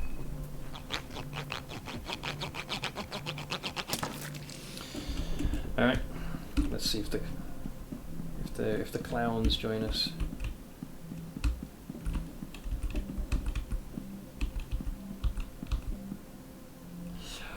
What a difference some friends make. Yeah, just additional action economy. So they avoid the explosives. We did this before. Just be careful. Don't step on it. Okay, we're in the region where they appear. I think if I go left, we're going to hear the bottle smash, potentially, and then we need to pray to Jesus. Unless they appear elsewhere. I don't know if they appear before this. Does picking the glass shards prevent you from cutting your feet on them? I wasn't even aware you could cut your feet on them to begin with. I don't think it does that.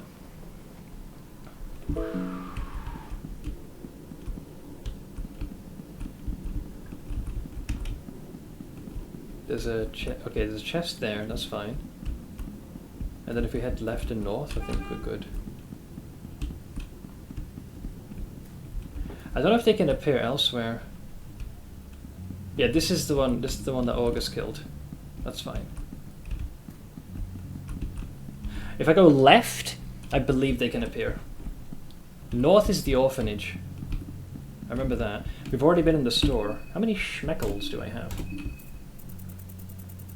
Does it tell you what your shillings are? 96. If I can get 4 more, or 3 more, I can buy whatever that heart thing was as well. Damn, we're just short on that one. We've already been in the sewers. This is where we hear all the screaming. Let me go in here super quick, just take a quick little breather. Yeah, we already looted this guy for everything he had. Yeah, I don't know what this is, but the fact that he's selling it for 99 is insane. Betel, Soldering. There's another small things amulet. Ring of Stillbladder. Yeah, we have all of these in one form or another. You want to buy the most expensive thing? It's either that or I get another small things amulet. I learned over the course of yesterday's stream that 16 agility is the sweet spot. to be able to get an extra action. But I didn't realize I'd accumulated this much money, so it might be worthwhile to buy that. I don't know what it does, but the fact that it's going for that much sounds enticing, to be sure. Now, I don't want to be without the... Alternatively, I suppose I could give the leech monger ring to someone else and then get another small things. Just an extra action, I feel like would go really, really far. Because I can't think of any other way I might be able to get more agility, at least not at the moment. I know there's some on the leveling tree. As far as the crafting goes, I can make a bunch of these. Yeah, so we have 8 soul stones, which is nice.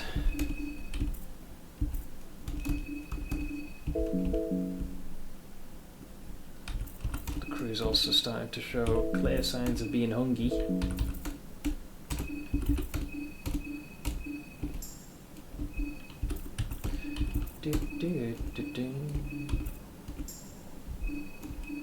Let it be known that I feed my crew the finest of the finest. I'm not an animal. Okay, so we've done that. Yeah, here's where we hear all the screaming. Here's where things can go a little bit wrong. Couldn't play this game myself, it's just too big for me. There's a lot to do, that's the thing that's so frustrating. Yeah, these fuckers, I hate these guys, man. They're like constantly finding a safe way out. Even one of these can like kill you pretty quickly. Okay, so as long as you get past that, you are good. We've already been in there. Yeah, there'll be an Inquisitor over here ringing the bell. At least there should be. Did I kill him? Oh, he's still there, yeah. And then we can go into the sewers here. And then we can march over yonder. Yeah, okay. I'm just gonna toss them in there for a second. Just take a quick little breather. Quick little breather. I feel tired, this place is as good as any. I know, which is why we're gonna take a breather. Do you think this place is safe? I could really use a break. Let's go with yes. Okay. So we managed to make it all the way here with 2 of them. So Marco is gone. Levi's unaccounted for. I don't know where he has like sauntered off to. Here's the question about spoilers. If there's a weird perspective that makes most people miss something that isn't supposed to be hidden, would you want us to point it out? That's a tough one. I mean, if you preface it with that, maybe I'd be like, yeah, sure, tell me. Oh. Let me sit down. So we haven't saved once over the course of these past 3 hours. Let's think logistically. We've gotten the skin Bible of Alll-mer. Marco is dead. We've also defeated 2 other contestants of Termina. So they're off the docket. What time is it? Day 2? But I think we're still technically day 1. And I haven't done any saves yet. Is there a way to track where we are at? Or is it day 2? Actually, it could be day 2. I think it's literally the start of day 2. Yeah, just let me know. Like, just say, oh, there could be something here. How would you want to know? Yeah, we haven't saved once yet. Because I used the fear and hunger symbol to buy me time. I just don't know where, I don't know where Levi's ran off to.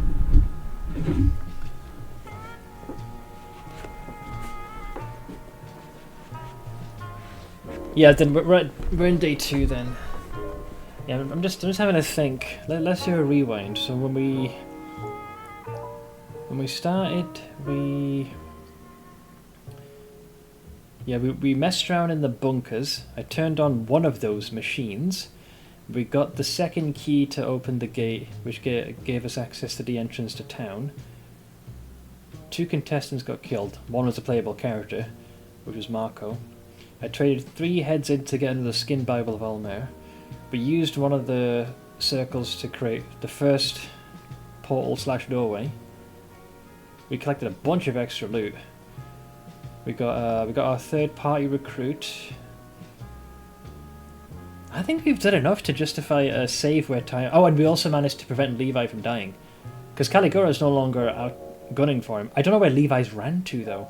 So if I can save, I can experiment, and we can maybe even try face off against the Clown Fiesta squad without the repercussions of losing our progress. I can see the link, dude. I can see the link. That is one heck of a Halloween outfit. Jesus. Nice nice sickle. Like the gloves. They have like the skeletal motif on them as well. Yeah. The only thing making me giga hesitate is the trio. I remember one guy playing it and saved each 20 minutes of progress. He learned his lesson too late. Yeah, because then you lock yourself out if you've saved too often. You can't turn back time. I think I'm gonna go for a save. If we disregard the save we made via the save at hunger, like we've done a lot, enough to warrant time moving forward. The problem is, like, I don't know the fate of some of the other contestants. I think it's worth risking, though I may regret this. I think it's time to make time move forward. We've collected so many things, and this is a great place. You could argue maybe we're lacking ammunition, but then I can start experimenting with a greater risk. Yeah, we got the skin Bible as well. Wait a minute. If we do rest... Oh, yeah, we've already converted the heads as well. And we did get a soul, didn't we? Yeah. Top book about him. He's totally a top. Okay, we're not getting ambushed. I'd say the first playthrough is like a huge guide, and the second playthrough is when the game opens. Oh, whoa, whoa, whoa. Yeah, so 4 contestants are down. Marco, I think the guy was called Pav. Tanaka's gone, and I forgot the other guy. The tower, head to the tower. The one under the pale hue of the moon god. How may I best aid you on your quest? Hexen, please. So I have 8. So, just be careful, because I don't want anyone spoiling this. This is me just speaking my thoughts aloud. How I believe the system works. Yeah, this confirms it, actually. The soul... Absorbing a contestant's soul gives you access to their tree. Pretty sure. So I think all characters begin here, no matter who you play. But those pink lines, so this line, these fracture, and you have access to it once you have acquired the soul. So in this case, steal, intimidate... This is definitely, like, it has to be Caligura. That guy was a thug. So I wouldn't be so... This could be due to the wretched soul, maybe. And, what was the other soul I got? Bury the trauma, on guard, and order charge. I guess this could be Pav's? Bury the trauma, on guard, order charge. He did have a Bremen uniform, so that could be his. We didn't get Marco's, though. I just realised. I'm going to assume because I did... Yeah, So I'm going to assume it's because I didn't get the killing blow. Because in one of the failed runs, Karen joined and just died seconds later as we tried to escape. And she died from an enemy. And it just said, "Here lies Karen." I didn't get a soul. In a different run, I accidentally chose the option to attack her, but I was able to gain a soul. And I was able to acquire... this stuff. I had access to this tree. I think you lose the soul if he was a friendly. Yeah. I guess you need to have the intent to kill, and then you harvest the soul. So because I tried to protect him, I didn't get that. And if I was to hazard a guess, yeah, he's a thuggo boxer, so this would be it. Barefisted proficiency, bob and weave, counter stance, adrenaline rush, perfect guard. Yeah, so it kind of makes sense. This would be his. So I bet you if we were playing Marco, right, the line would go like that, and you'd have access to all of these. So this is probably the... I think his name was Pav, the guy that the one who killed Marco and started shooting us. And this, by extension, is Caligura. And the way he behaves, like Caligura's entire demeanor. The first time I saw him, he was just like, you know, sat on the there's a little bench on the starting tree. He's like with his arms like stretched out, and the second you talk to him, he just continues to get more and more visibly angry. His weapon is a steel pipe. He's a brute. So him having skills like steal, intimidate, killing intent. Yeah, this is just totally him. So I'm starting to understand. So where things change, and I think I've got this down as well. up top and to the sides are the gods. So that's the god of fear and hunger. That's Alll-mer. That one I believe is rare. This is Sylvian. This one is Venushka, and this one is Gro-Goroth. I remember we drew the circle for Alll-mer. Not only did it create the portal, but it said your affinity increased. So I think each time the affinity increases, this circle stretches out. So this denotes that you can allocate a point from this, but you can only allocate whatever falls in the circle. Now, because I've done at least 2 instances of the Circle of Fear and Hunger, that's why we got 2 of these rings. So if I go here now, I can probably learn Rot. Oh shit, there we go. +1 agility. So even without another small slings amulet, I get 16 agility, which means we get an extra turn now.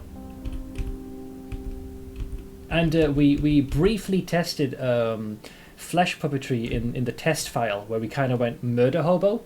I think flesh puppetry, you use it, it burns some mind, and it does damage in proportion to the number of like hands you have in the body bag. So we did do a couple of test runs to give us some insight. I remember when you had the Lord and Savior atop your noggin. Here we go, he's back. If you're worried to lose stones, I can briefly say if some of them are worth it. Yeah, that's a good thing to mention, by the way. I don't understand, right, why the game doesn't tell you now what they do. You have to allocate and then learn after the fact. I feel like this information is kind of important. I suppose you could say that, oh, the player could save the game, then allocate, and then if it ends up being shit, or if it's not what they expected, they can do a reload. So it's a little frustrating. It's a cool system, though, the way they've designed it.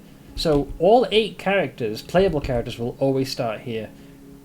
It will link to whatever their tree is, and the only way for them to be able to learn abilities that are outside their purview. Option 1, kill the other contestants, take their soul, and then you have access to their repertoire of abilities. Or, if you do not wish to kill them, then you need to increase your affinity with the 6 deities listed here, and that gives you access to the god's respective tree. It's a very clever system, I gotta say. It's probably because you get mercs so often. Probably, yeah. There's a mod which has descriptions, but now there's nothing to understand them. Yeah, not unless you actually take them. So I have 8 stones, which means we can like giga level here. So yeah, I don't know what bury the trauma is.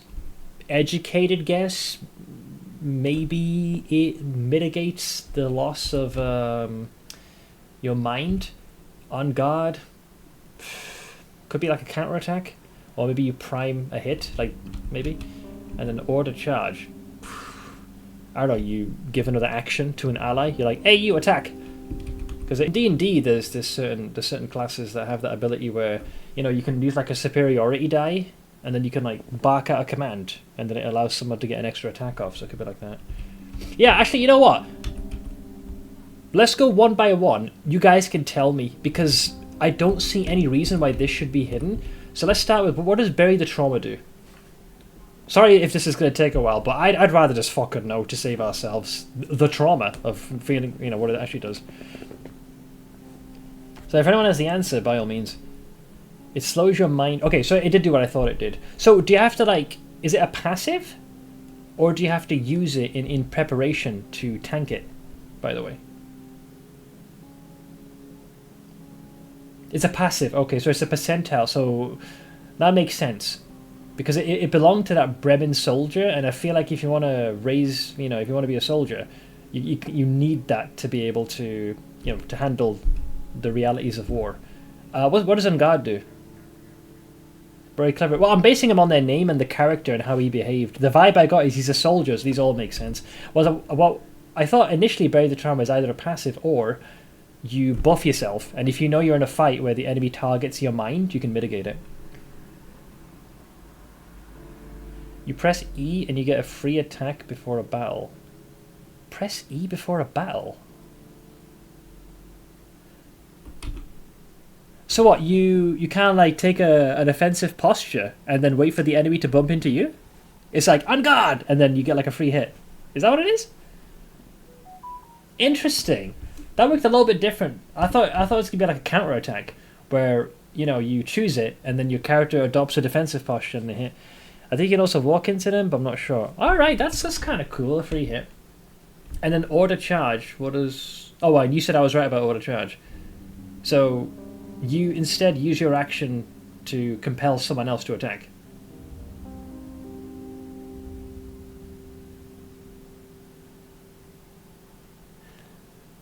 You make everyone in your party to attack. Oh shit! Damn! As a freebie? So I forfeit my action to allow everyone else to get an extra hit.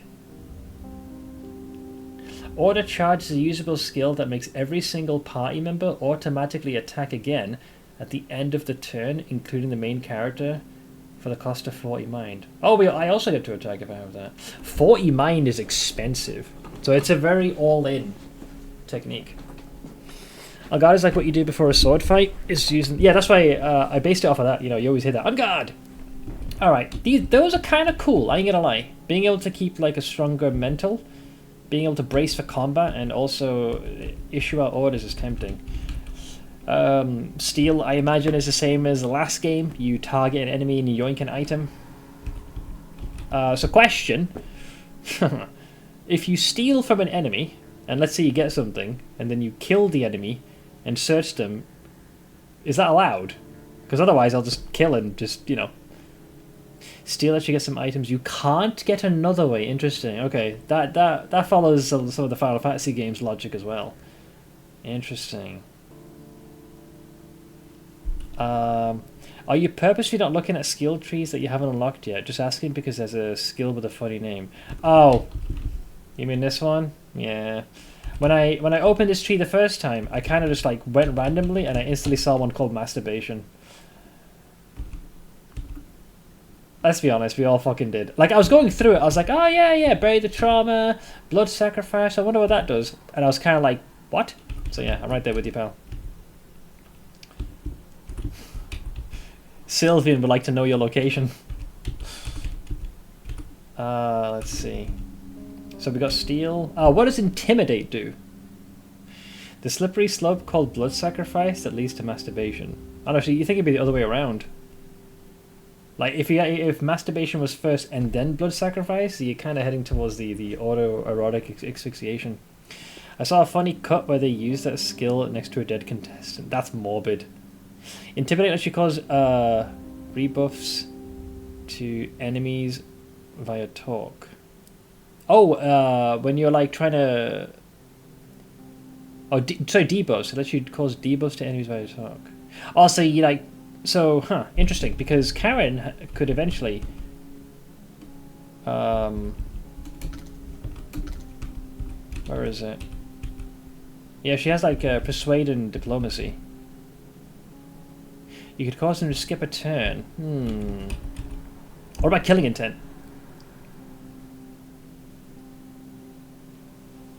I think I know where I'm going to end up allocating the points, but I figured I'd err on the side of caution. Weak enemies avoid you. Interesting. So the trash just stays that walks away from you. And explosives, I imagine it's crafting? Oh, I wonder if that's how you make those explosive landmines. Because I stepped on one of those myself. You can make pipe bombs. I will say, some of these are kind of compelling. Alright, once again, thank you for answering these questions. So, one thing I do not understand. I have, like, Karen in the party. Why can I not... I take it we cannot teach them these skills? Because, like, if I was to do this I can teach to other party members. So... But you can't allocate them. I'm guessing because we're not playing as them. This is... Okay, so this is achieved for the main character. Interesting. So, the implication then is that if you kill Karen and take the soul, you're not just like... You're also stealing their potential, if that makes sense. So as long as you're able to... If you've got the soul stones to use, then you get access to like what they might have been able to learn. Did you play the first one? No, but I've seen playthroughs of it, but that was a while ago, so my memory is still kind of... It's kind of fractured on that. I know I had the Hex in there as well. It's cool that you can farm soul stones and become OP. Yeah, as long as you have the heads and you play your cards right. Like, if you... Man, I can... on a second playthrough, now that I know how to kill some of these enemies, I imagine I could round up quite a few heads. And that would... provided you have places to allocate them. Because night 1, I had more soul stones than I had slots to allocate them in. There was a way it worked that you should know if you watched the first one. Oh. Nah, bro. Let's leave it unknown for the time being.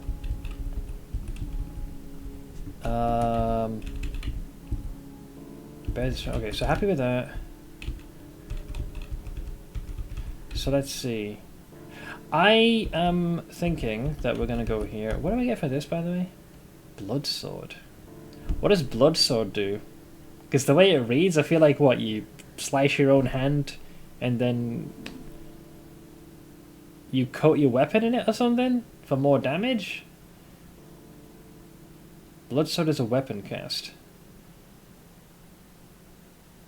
Oh, it gives you a weapon. Does it burn your health? Or does it use mind?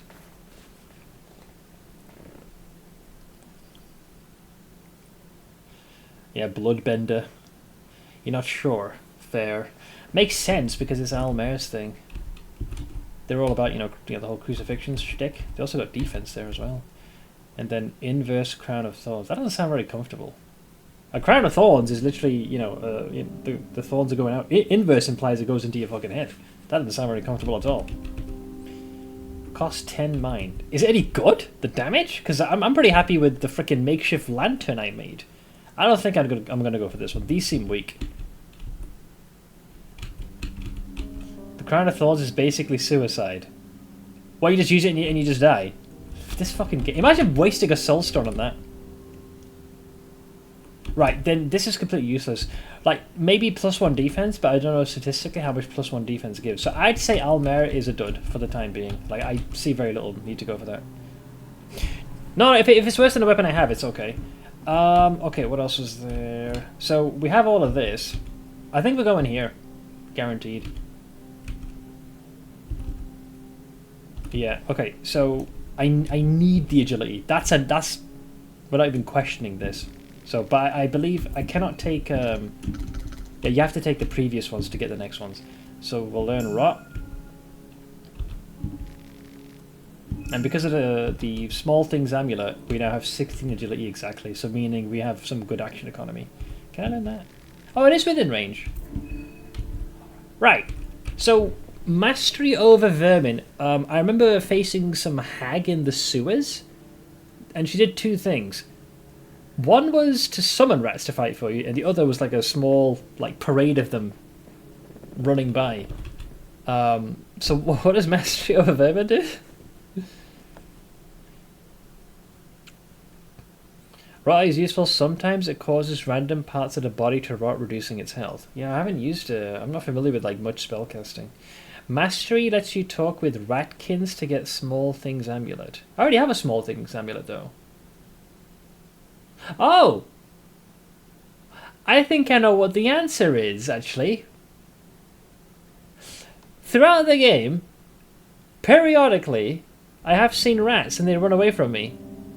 So, Mastery of a Vermin probably allows you to talk to them. Is that what it is? I always wondered, because there were a couple in town I saw, and I always found it weird. I thought they were trying to lure me into danger. I think we also saw frogs as well. So is Mastery over Vermin the ability to communicate with those little guys?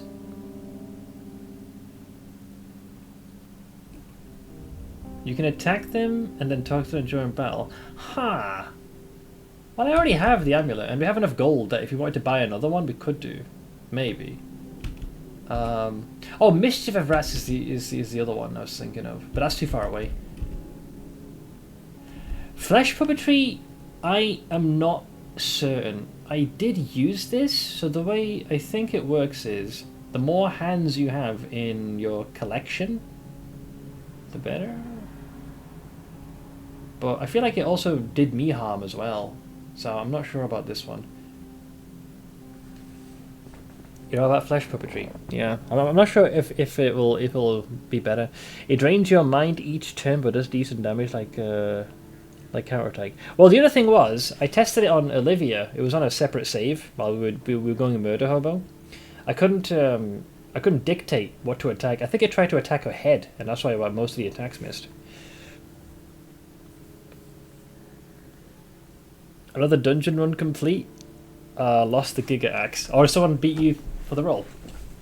Sorry, bud.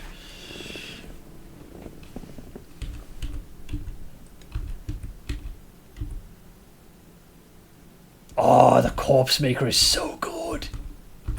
Very slow weapon, great for a Rune Fury. The damage depends on the amount of hands in your body bag. The max amount is 4. I think I have 5 in mine. But in your opinion, though, would flesh puppetry ever beat what my weapon can do? Or will it keep auto attacking throughout the rest of the fight? So if you know the fight's going to last for a while, you do flesh puppetry, and then it'll work in the background, and then we just start swinging. But if it's a one-time thing, because that could be additional damage that you just invest in early. That's why I'm hesitating right now. Like right now, I'm happy with rot. I'm happy with agility. I have no interest in blood sword. We're too far away to get defense, and inverse crown of thoughts is literally, Koos. It lasts for the whole battle. Then I think I'll take flesh puppetry just in case. I mean, we have more stones than we can use, but I don't think it's going to be worthwhile using mastery over vermin, and we can't reach mischief rats. I love that people are like, let's get a proper healer for this and not enhance Shami with int and spirit gear. You can go pretty far. I mean, I've healed as enhancement before. It takes 5 mind to attack each turn if I'm right. We'll see if it comes into play. Like, we're going to be experimenting, so why not? Okay, that still leaves us with 5 to use as we see fit. Steal, Intimidate, Killing Intent, and Explosives. Weaker enemies run away. I mean, if they're that weak, we'll probably kill them anyways, either with a Luger pistol or just smack them on the body. Intimidate is more of a dialogue thing, but that's going to take, like, giga experimenting. I think Steal and Explosives, because my mechanic is already a crafter. I don't know how well pipe bombs will work, but I guess we could find out. Yeah, we can't take these, and that leaves us with this one. Bury the Trauma. I can't see any circumstance where losing mind more slowly is seen as a bad thing, so we should probably take that. On guard, you guys said you hold E. In an order charge. Like, if we know we're about to die and we just need to go all in, I'll be like, just kill him. And we just give the command. I have 5 exactly. So I say we go with Steel into Explosive, and then we take all 3 from Pavs. Bury the Trauma will help our mental. On guard, we'll test this, and then we got order charge for the coup de grace. It's more important at higher difficulties where mind drain is extremely fast. Well, if there's still one person who has their mind drain slower, I can save like tobacco, drugs, and everything else for the other 2. But yeah, not bad. I've got to say, interesting system. The Hexen is kind of cool. I like how they've balanced it between the acquisition of heads, which contestant you kill to take their power. You can like literally make builds based off of this, it feels like. Very, very interesting. So we've got a bunch of stuff. I am pretty happy with these. So I will save it after that, but I'm going to make a file here just in case. Alright, thank you for coaching me through that. I just wanted to be certain. So we'll leave. And all this is locked in, meaning everything I've done for the past 3 hours and 33 minutes I get to keep. Oh, it feels so good to have a bit of a breather. Alright, let's have a look-see here. So this is... look at that list. Look at that list. Look at the glorious list of skills. There's on guard. Long combat experience has prepared you for fights. Why is that not on the tree? Why not have it there so the player can make an informed decision rather than, have them save first, then allocate points, then move to the next day? It seems like such a silly thing. Because if I saw that while I was leveling, I would have been like, oh cool, that sounds kind of nice. So long combat experience has prepared you for fights. Prepare for an attack to gain advantage by pressing E. Okay, there's Rot. Rot the victim from inside out to make them vulnerable to attacks requires 1 rev point. Okay, so you wouldn't use that straight away. The developer's a sadist. Evidently. There's flesh puppetry. Puppeteer severed limbs at your disposal to attack the enemy. You need sawed off limbs to do this. We have a few of them. Trapcraft we had. Explosives is a new one that Ash can make. Getting creative in war-torn times is a must. Craft explosives to be used in combat from very simple everyday ingredients. Then we've got Bury the Trauma. Bury your trauma and fears. This reduces your sanity decline while exploring. Well, Ash is very good at compartmentalizing. You can deal with the psychiatric collapse and the combat fatigue once you're in a safer place. After all this. And then order charge. Give orders to your team to charge and attack the enemy without wasting their turns. So it's a freebie. It's 40 mind in exchange for kill this cunt right now, is what that is. The devs said the first game is so cruel because his mental state was horrible. I mean, it's ironic because people playing the game probably gave them a bad mental state. It is joke. Relax, it is joke. Okay, so if we go into craft item, so where's the explosives then? We got this thing, but that takes a light blue vial. I don't want to take that. Mixed mushroom stew. There it is. Damn, that takes 4 gunpowder, 2 scrap metal, and 2 bolts. This is like giga. I wouldn't say rare, but it is pretty uncommon. The 2 things we need aren't like crazy. The thing I want to make, and I've been dying to make, is this bastard, but I need a bench grinder for that. Because I've been on I think I know the weapon it's going to make. We've been on the receiving end of this weapon several times. I can see the mental state being horrible. He made his thesis about the game. It is well made. Like I said, the game can be punitive, it can be frustrating, but at the end of the day, the more you play this and the more you memorize, the better you get at it. That's why I was, even though I was like a broken man yesterday by the end of the stream, there's a reason why I pushed for another hour and a half to 2 hours to just keep going. There are weird challenges like beating the game as Olivia, but without her wheelchair. Wouldn't that mean she would just crawl? Or you're effectively playing a legless character. Legless lass, basically. Legless lass? No worries, Jams. I'll catch you later, man. Appreciate you hanging out as always, dude. Alright, so we're doing mostly good. Now we can experiment. Because we have a save file and we have people. Yeah, this is the Fear and Hunger save I did. Dude, having a teleporting here would have been nice as well. But it's okay. One guy beat the first game with no hands from the beginning. We're talking in-game, right? Not IRL. I just had a very twisted vision of someone in a wheelchair playing as in IRL playing as Olivia. Well, you can kill them here and take their souls as well. Can you just do that? Just recruit like a party of 4, murder them here, take their souls, and then head for the tower. Keck. Tag along. And then we'll do... It's evening. It's the evening of the second day already. How are things? The club's nice. I'm not too used to clubs and city life in general, but I've always wanted to experience a place like this. If only it was full of people and full of hustle. I guess I'll only have to imagine it for now. Let's see here. When we get out of here, I'll take you to a club. Yeah, let's do that. Sounds great. Looking forward to it. Maybe a dance as well. Sure. Maybe you can pop a couple of wheelies. Are you worried about the 3-day limit? I'd be lying if I said I didn't worry. Considering the horror in the city, it's obvious that something very abnormal is going on here. What happens when the time limit expires? Are we going to turn into madness as well? Probably. If you have someone in your party, you can press T to use party talk. Oh god, I keep forgetting the frickin' I keep going into the menu like a moron. Yeah, I've been doing it in the menu. Looks like this place hasn't been defiled yet. Emphasis on that yet.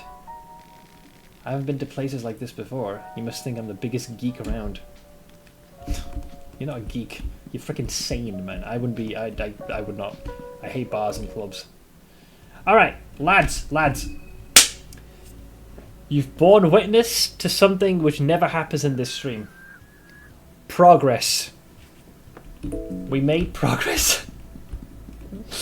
Alright, let's experiment and go completely batshit. So, where is the Clown Fiesta squad? I want to fight these cocksuckers. I want to get some vengeance. Okay, test number 1. Can we deal with the Inquisitor before he rings the bell and calls his bitch boys to him? So, option 1. Oh, and we have extra turn, because we have 6 in agility. Fuck you, and the horseshoe. I'm going to take that arm and ram it up your rectum. You cunt. Let's mambo. Hit. Hit. No! Okay, so you can still cast hurting. Interesting. So we don't have enough damage to deal with that just yet. Oh, you forgot to press E! No! Yeah, I forgot about that. Well, we're going to die anyways. We're experimenting. So, the way extra turn works, after everyone has taken their turn, the main character gets 1 more turn. I believe is how it works. Okay, so now we slap him. And then it's back to the initiative again. Top of the round. Okay. What do they do if they have no hands? I have an idea. Hit. Hit. Shit! They can do black smog. Blasted. Oh, and then he dies. Right, so what I was going to do is I was hoping to get enough rev points to heal. So you're blinded. Do we have an item that clears this?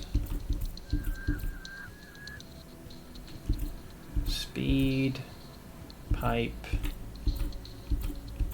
I think the smog permanently blinds you, right? Ornament lantern. That adds blind.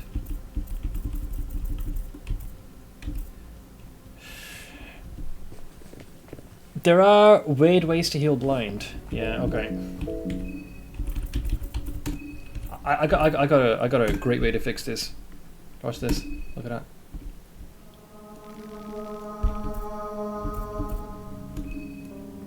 Wow, guys, we're healed.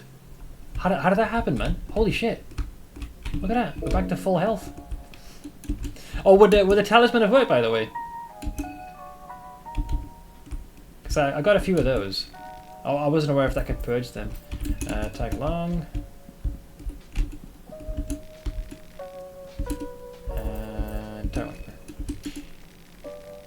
Did you? I saved after the Hexen because this is why I asked you guys which skills did what, so I wouldn't have to reallocate them again. So I just did it for my own sanity. Okay. Oh, what was it? E? Oh, here we go. Can you move though? I was holding E, but I didn't let go. I'm not sure if it worked. I don't think it worked. I think she put the blade away. I think.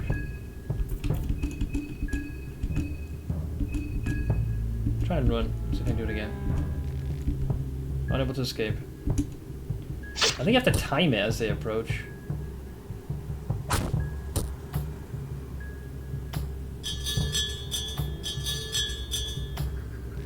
Well, he summoned the clown to join him.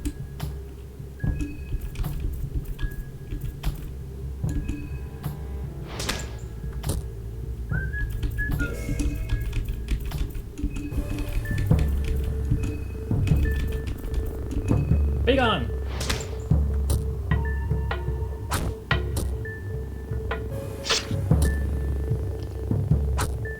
Ow.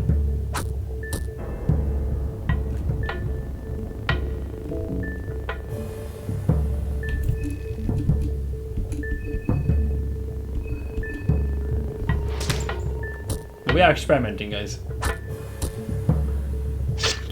Oh, can you hit F5? Perfect. I wasn't aware you could do that. That saves me a lot more time. Olivia has a flat tire. Yes. Like I said, we need to practice the on guard. I thought as long as I held it, it would work, but it sounds like you need to time it. Otherwise, she might withdraw the blade.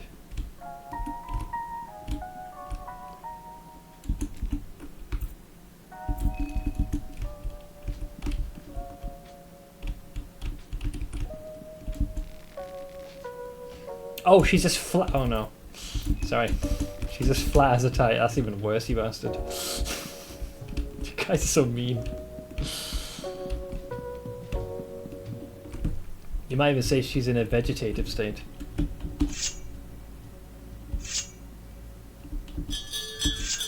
Dude, that's like the world's smallest window ever. You have to time that to near perfection. The Inquisitor approaches you with total judgment. Extra strike. Wait, what the fuck's the point of the extra strike if he beats the initiative order to ring the bell? There's no way he should have been able to ring the bell beforehand. So it eats the attack.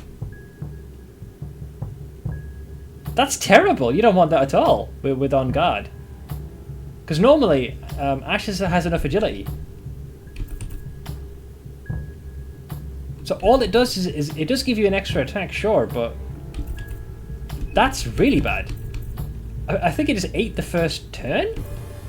I'm pretty sure. I think we can't run if we attempt to do it now. Because he summoned an extra. I think this is like unable to run because of friends.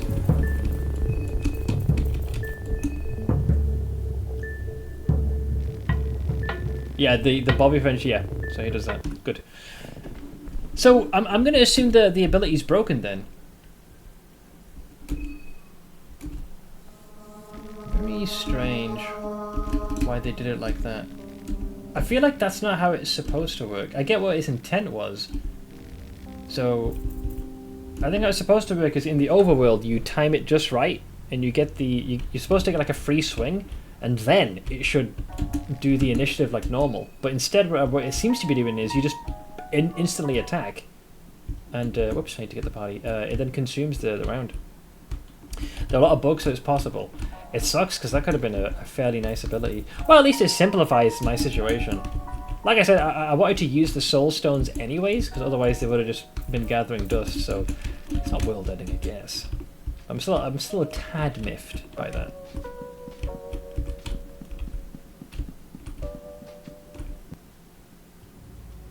Today I saw Devour skill is bugged and not working.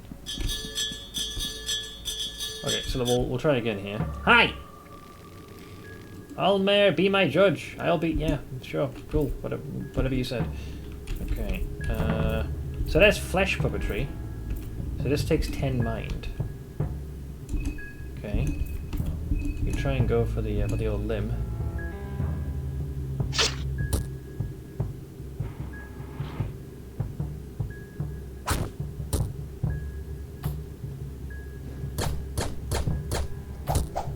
I think that was for the head, that's why. So now we get the extra turn. I don't think his black smog connected. So this is an extra turn, so I can just swing for dear life.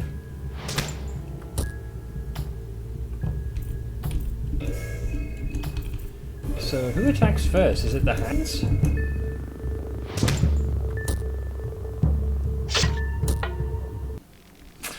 I don't know. I don't think I'd use the hands either, because it takes a turn to use it. Coupled with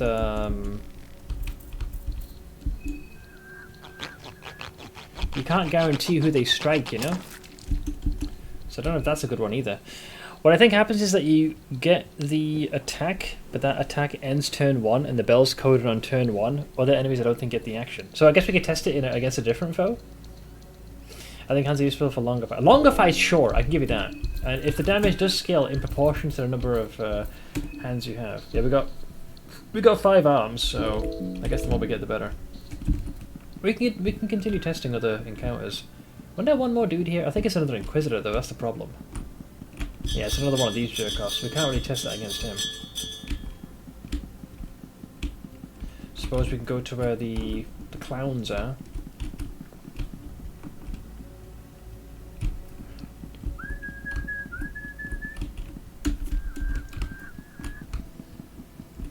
So I think one place they have a tendency to appear is somewhere in this area. It's very foggy.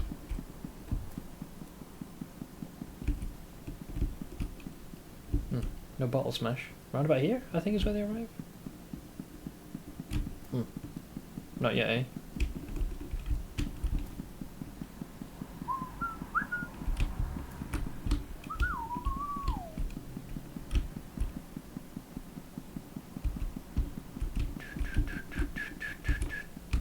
This is all fine. I mostly remember this.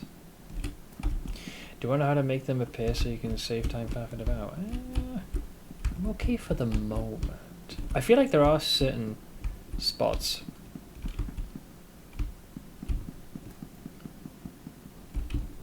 What was this one? This is the apartment. I'm not ready to do this, not until I have some sort of methodology to deal with the clowns. What the? What the? Oh, they're here. They're here. Oh, wow! They just appeared right next to us. Fucking dicks out and all. I was so caught off guard by August parkouring on the fucking roofs. Well, we're not going to be able to survive long enough. Unless order charge. The biggest threat is the dude in the middle. So, here's the thing. They're different for a couple of reasons. You attack them as a single entity, not limbs. I don't believe that's done intentionally. So you can't weaken them, so you're fighting them a full, like, you know, the whole hog. So you want to do skill, and an order charge. Okay. But we're assuming they don't get us first. I don't think I have the deeps. I suppose another option is we attack like this, and then maybe we grab the old this bad boy and just do a yeetus. Stabbity. Shardy. Ow. Well, rip. One missed. Lost the left arm though. I feel like we just attacked randomly there for a second.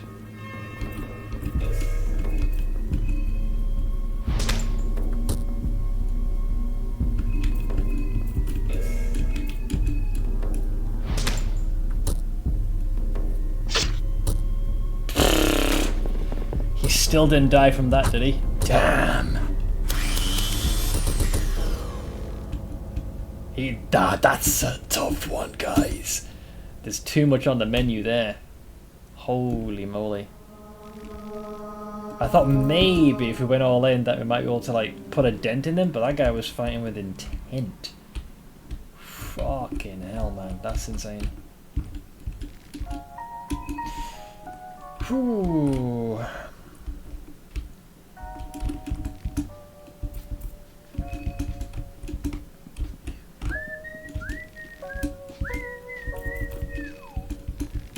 So the other thing I just need to figure out is where else they appear and just avoid those areas, because I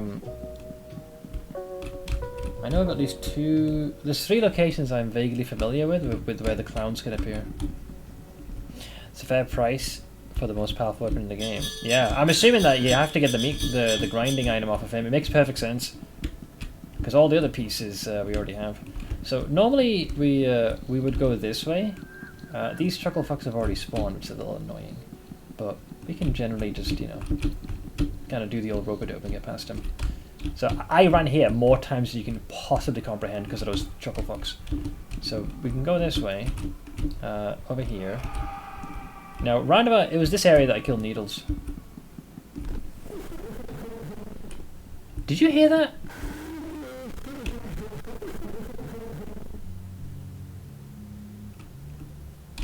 What the fuck was that?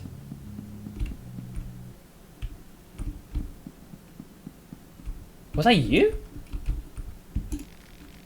Waiting for him. Evidently not. If I can get 3 more shillings, we can also find out what that hardened heart is. I'm not grabbing that soul stone in the lamp. That's my stomach. Is that like a radio or something going apeshit? Hello? Did somebody new spawn? So yeah, the other way to spawn the chuckle fuck. This goes into the sewer, no issue there. Left we got, and so the other place they spawn is here. Part of me wants to see if I can bait them into a trap, but it's difficult to isolate when the bastards appear. Maybe break one of their legs. What about their legs? They don't need those. So yeah, look. So it's basically as you cross this. It's party time, more or less. But I have no idea if they're going to decide to make themselves known, and that's the issue.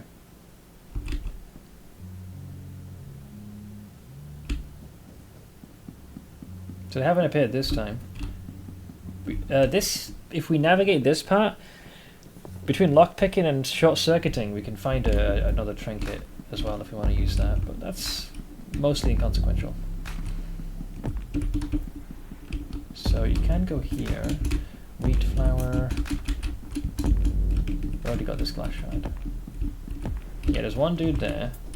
And this then goes back into the forest. Interestingly enough, right, the fuckers will not step on their own explosives, which is annoying. I was hoping that might be a strategy where you could bait them into their own explodies, but that sadly is no bueno. So with this guy, given our speed, so we get an extra turn at the end of this, right? So we can do 1, 2, and then she can go for the dong. The key thing is to get rid of the mallet, because that does the most damage. Yeah, then all he's got is a slam, which is a lot weaker. And now he is vulnerable, so you just go for the head. So we got the technique to take down Captain Fogface. So these guys previously were very intimidating.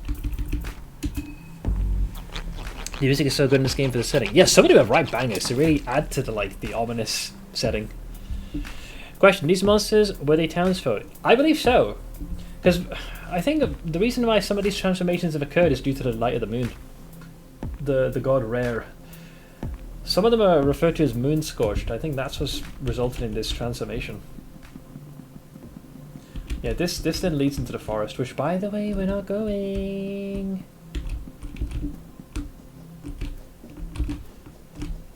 So, will the clowns appear?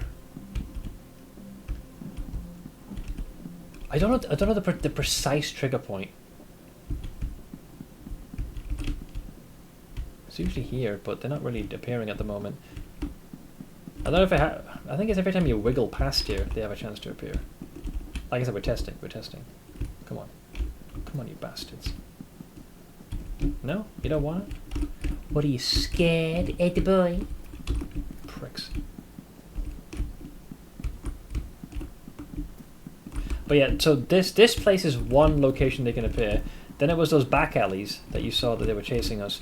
And the other place that, from memory, I believe they can appear is here and to the left.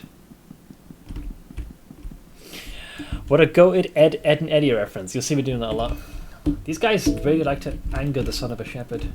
So yeah, somewhere here, I think you'll hear the glass as well. And they can get trapped if you go into... But with this group, we can go in here. The thing is, I'm terrified to explore anywhere, knowing that those dipshits are getting in the way. So, if they were to attack, the only means of escaping, right, you'd have to go here, up this way, and then book it. But those fuckers will split into two groups, and then approach you from the opposing side. You can't even, like, separate them. Well, you can. On the overworld, you can separate them, but if you bump even into one of them, they're going to attack you. And you have a very small window to hit them back. It sucks donkey dick. It's monumentally frustrating to contend with those ne'er-do-wells.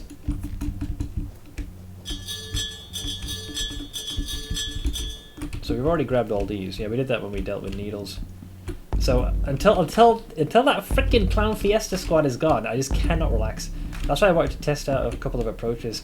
So if they haven't appeared there or there, the only place that I think they can appear, unless it is a percentage thing. I love how I'm trying to bait their arrival. That must be twisted. Hey Scottish Bug, the chick in the wheelchair is worth keeping an eye on. She just hauled ass up that ladder like it was nothing. Yep. I like to think that she lifts a copious amounts of weights. Yeah, so the douchebags will appear. The thing is, if they spawn here, I have no choice but to go into the forest. As far as I can tell. Pretty sure.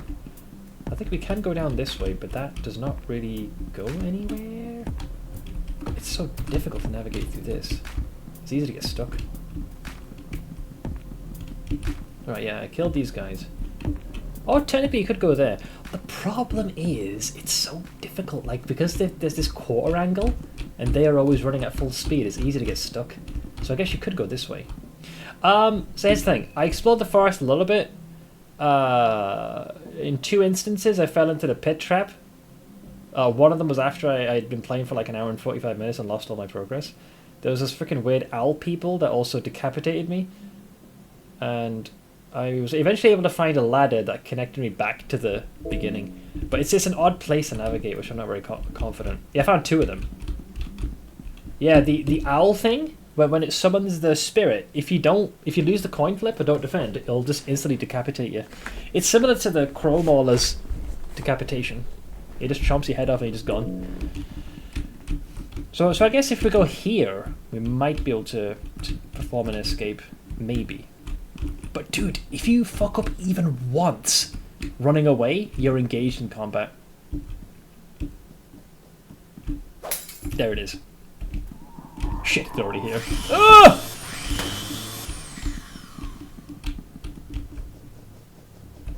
Can they be separated at least? Maybe if we pull one of them, do I have any shotgun shells? I only have one. I can only stun him once. Is he on the way, friend? Okay, he's looking at. Okay, he's shooting at me normally, which I wasn't aware was possible. Oh, they're all there. What? Okay, they're on their way. They're en route. They're en route, or not.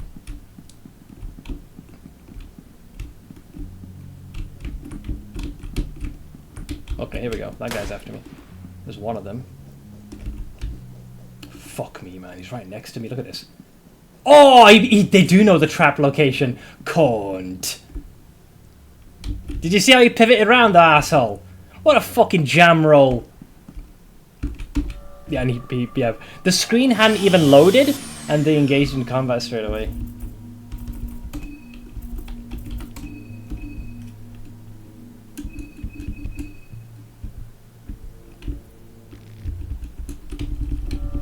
Yeah, we're back. We're straight back into combat. Like, it doesn't even give you a chance to load out. Even though I'm holding like down, like literally spamming it. I know we can't escape spamming right now. That's like 60 damage, yeah. And then this is an insta kill. Yeah.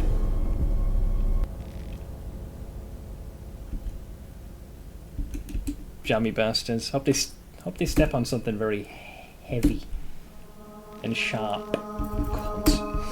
I like actually mash up arsehole and jam rolls because it's the same thing. My CPU sold it can't handle the town's dog and gives just 2 to 3 FPS. Well, I'll say this, man. This game is being mean. Like, I'm pretty sure I'm getting a memory leak as well after a while. After a few reloads, it does that. Because yesterday, the game was definitely chugging at some very inopportune times. You can... So, the game doesn't tell you explicitly, but how much does blind reduce the likelihood of an attack connecting? Because I'm not sure if the glass shards guarantee it, because I feel like that's going to be clutch to reduce. It's significant.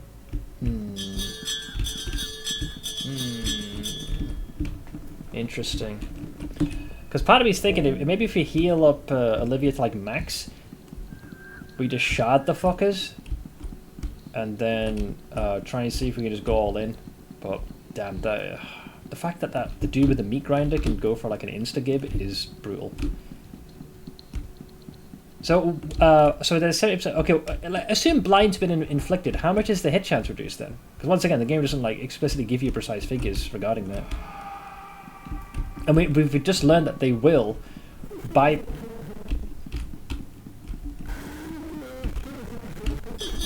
That's what made the noise. What the fuck is that thing? Hang on, can I catch up to it? If I can. What the fuck?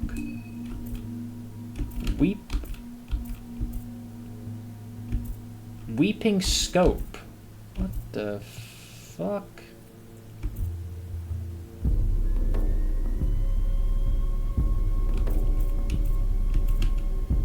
So that's what made that noise. Interesting. This has got boss music as well. I would assume the torso is the main thing. I don't think the legs can really do anything. Though I think if you go for the scope is regarded as a torso. It's like a weird mutant sniper. Yeah, it's like it's melded into it. Any guesses who it is? I'm not entirely sure. Oh!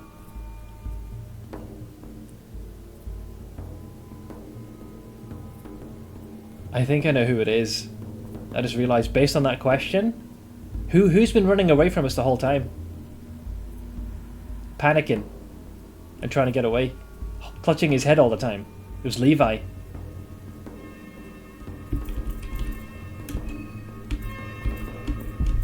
So maybe he's been inflicted with moon scorching then, and he transformed. So this is one of the contestants. Dude, I went through all the trouble of trying to kill Caligura in the hopes of saving him, but I guess because we rested, because we couldn't get to him, he likely succumbed to the effects. I'm not even sure how many bosses I've killed that could be other contestants. You have to look through the lens. Damn. Well, either way, we have to go for the torso. Like, we're going all in. Uh-huh. Uh-huh. Uh-huh.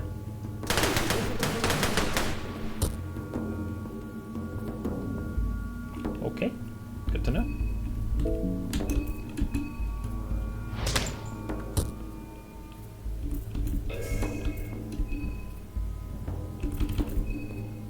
Actually, no, Karen's doing alright.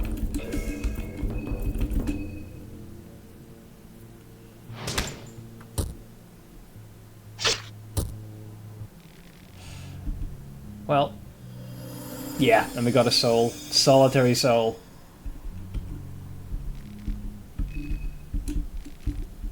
Can you go for the head? The creature doesn't have a distinct head, so you can... Okay, yeah. Jeez, no wonder he was stomping around. I wonder where he would have gone after the fact. Well, at least we know if we need to fight it, we can kill him easily enough. But it's not pertinent, because once again, we still... I cannot relax until the Clown Fiesta squad. We have some kind of strat against them. So, at least we know what that noise is. So those dipshits can also appear from here as well. Like that.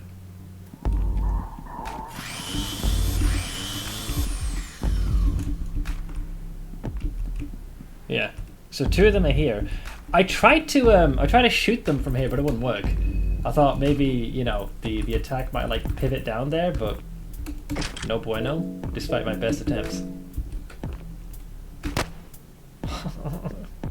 And then, so I was able to work it. So the dude with the rifle would follow us at the very least, but also no bueno, despite my best attempts. The hope was that perhaps I could like shotgun one of those bastards, but I don't think they'll immediately like turn to follow. Did I equip the shotgun or not? Oh, I just unequipped it. Or do we not have any ammunition? Oh, we have no bullets. No bullets. Okay. Yeah, so I can't really paralyze them. My hope was to yeah, so we can't really like stun him, and I half expect them to be impervious to it. So the part that sucks is, even if you do manage to isolate one of the dudes, because they run so fast, like he'll probably turn the corner here in a second and just murder us. Where is he? No. Friends? There he is, yeah. Wow, he actually shot me from there, what the fuck? That bullet just phased right through him, by the way. But yeah, it's the same shtick. Alright, let's try something new. Glass. Glass. Glass. Eh. Miss. The most important one.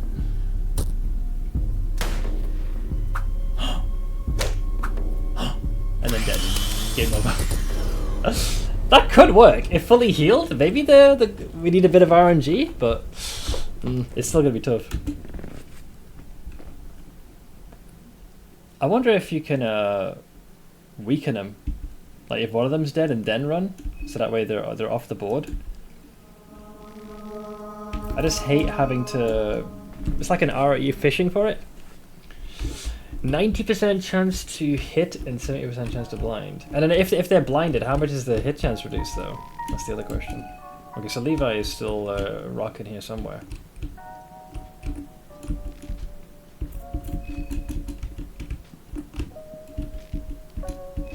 Oops. Jesus Christ, man.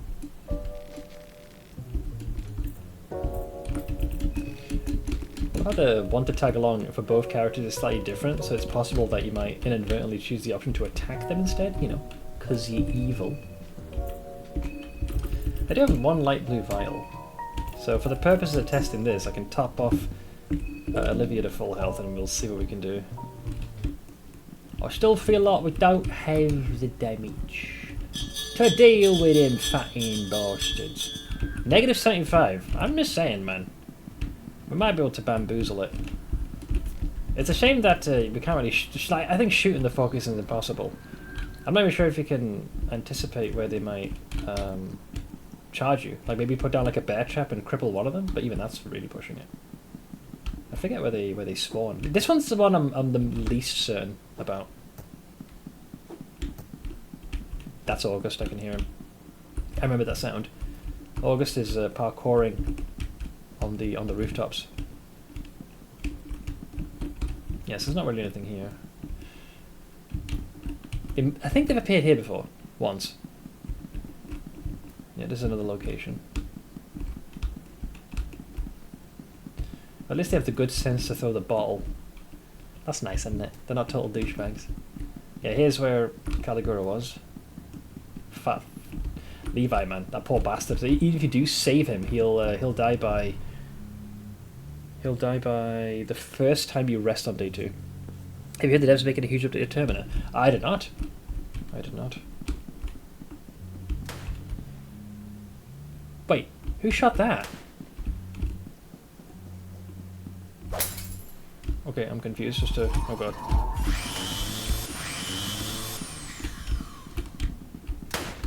Okay, that's him. I get that. Damn it, I was trying to put down a trap, but it didn't give me a chance to. Okay. And they will be waiting. Are they scripted? I think in some areas, yeah, there's a chance they'll appear.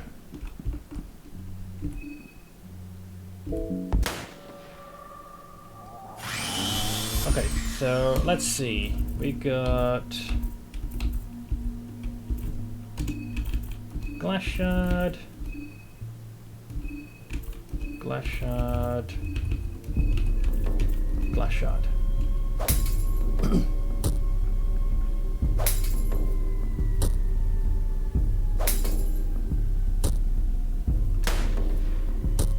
You got a hit, miss.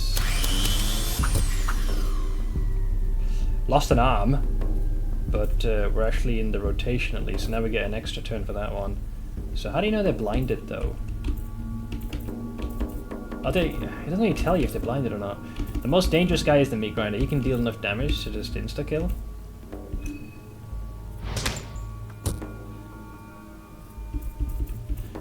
I don't believe I have anything else I can realistically throw here.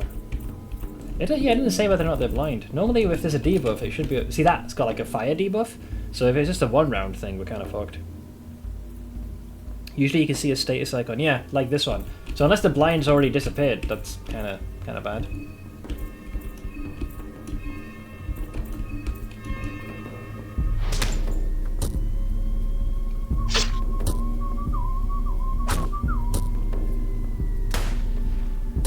Ouch. Dead. Okay, I'm gonna assume that the blind only lasts the one time. Or it was just like really bad RNG. Yeah, I don't like fishing for good RNG. The other thing I was hoping to do is lay a trap, but they run too quickly. Like they never de-aggro, and there's no realistic way that you can like maneuver them in such a way where they're separated from their friends for very long. So, but it did buy us a bit more time, I guess. But that's assuming 1, the glass shard hits, and 2, the blind gets them as well. Blind lasts. Well, I don't see the icon. Unless these guys are an exception to the rule. Hard to tell.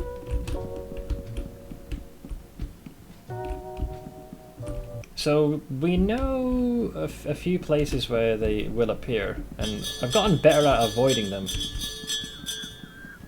So I think it might be enough for us to try and like continue to progress, but basically going elsewhere instead. The worst thing that would happen is if they spawn in an area that I didn't know that they were going to be, and they end up catching us completely with our pants down. Because if once we're in the fight, it's very difficult to run away. The part that sucks is, even if you run away, with an enemy like Needles, when you ran from him, he normally stands for like a second. Maybe 2 seconds tops if you're lucky. But that gives you time to reposition. It's not with these guys. They constantly just hound you. Like, they will not cease. Yeah, so there's Levi. Yeah, the fact that even though he's transformed and he's actively avoiding you really says something. So yeah, I guess there's no harm in going in here now because we have Karen to open this. I'm gonna try and progress then. I'm gonna regret this. I'm gonna try and do some progress. 2 shillings. I actually almost have enough money to get that whatever that trinket is as well.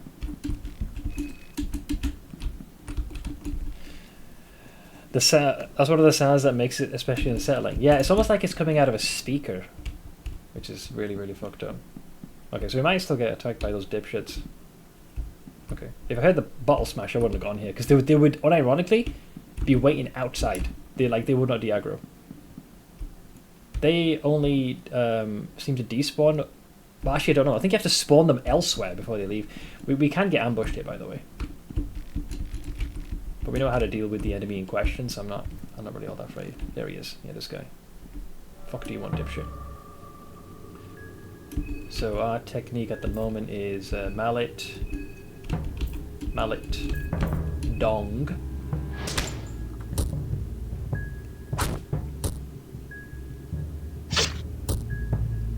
So all he's got is the slam, which is only a measly 14, and then she can just go for the head. So these guys went from being like giga terrifying to being incredibly manageable. And we'll go for the head. I'm pretty confident that we should be able to get through much of the what do you call it?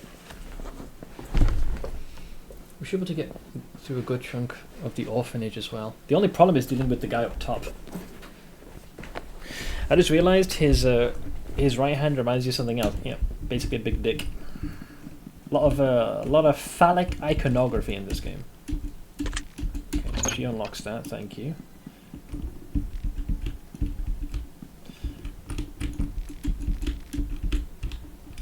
Yeah, there's this thing. I don't know what this is. What is going on with this bed? Great fucking question, man.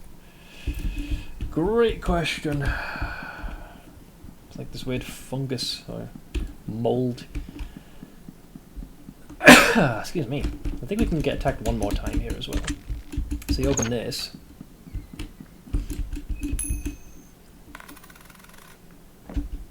Eyeglasses, better accuracy, blue herb, oh book. Kaiser's Rise to Power, yawn. Skin bauble would have been nice. Do you know what candles do? Not really. If it's based off its predecessor, I would surmise that it not only gives light, but maybe it restores like sanity or stops the loss of sanity. Would be my educated guess. Did he spawn? Maybe not. Purifying talisman. We take the. I've used this at an altar before, and then you have the option to sleep here if you want to. Well, I guess that guy has a chance to spawn on either floor, but we already killed him, so GG. What do candles do? Is it different to what I thought they did?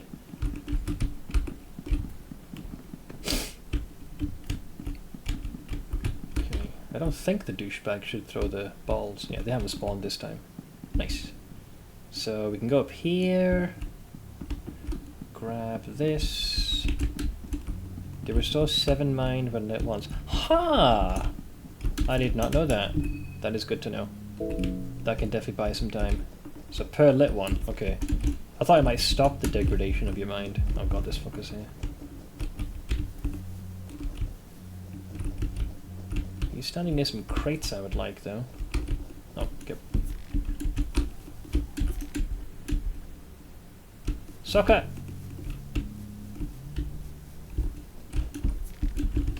We've got a shotgun shell, so we have some stunning potential again.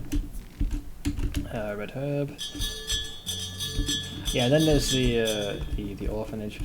The issue here is that the boss up top, man, that guy can freaking saute you like a motherfucker. I didn't even get far enough into the fight before he started lacing into us.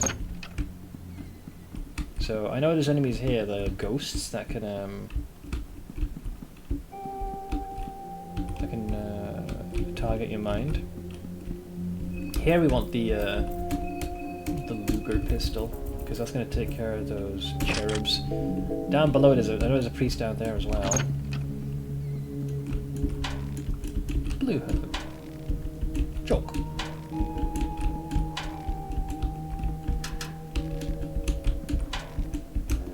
Red herb. There's a top. Regarding what exactly, sorry? What was that word you said? Yeah, sauteed.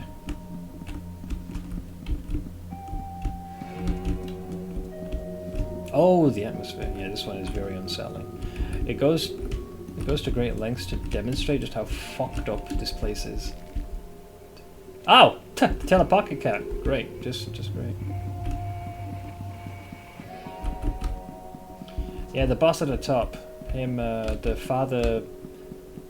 Was it Hugo, I think it was? That guy. Okay, I know there's floor tiles here that will... Wait, is Levi in here?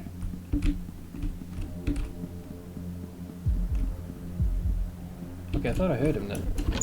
Wait, I think he is here. That son of a bitch go all the way in here. He ran into the orphanage. I can hear him. Well, that's not good.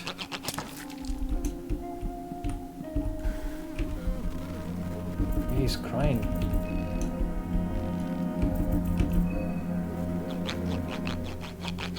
Father Hugo's hilarious. Well, when I fought him, he killed me almost immediately by setting me on fire. There's another cherub. Get wrecked.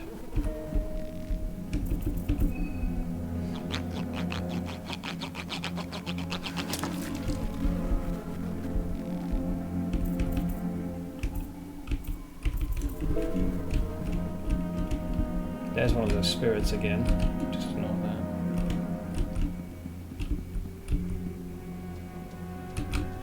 Careful. These are... What the... Who that? Oh my god, dude, there's it is him. He's aiming with the rifle. Oh no. Oh, I got hit. Tails. And we fall. Ah, the cell where the kid is stuck in, of course. Okay, that... I think he landed a hit on... Wait, that damages all of us?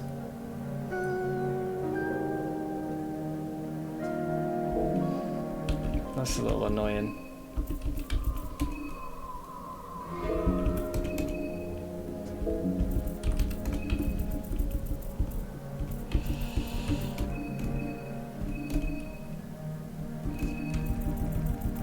Make me some big boy heals since things have picked up a few things in the meantime.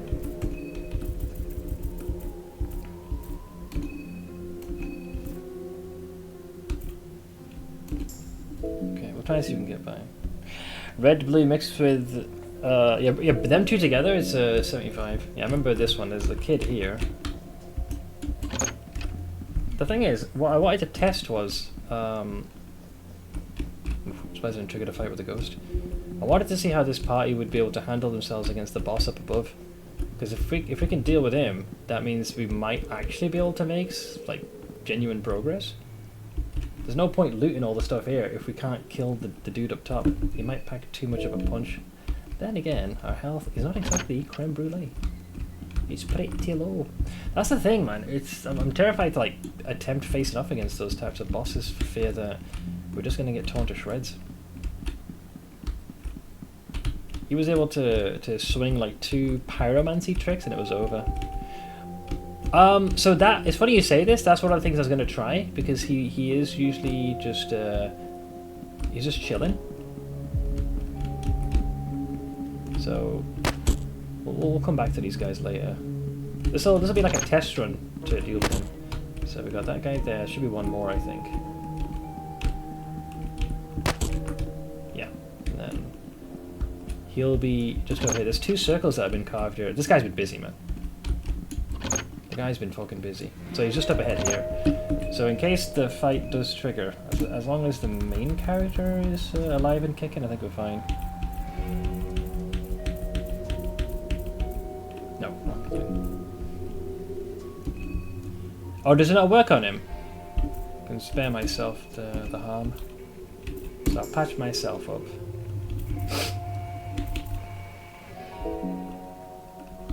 If that's the case, we might want to... Okay, can we confirm this then?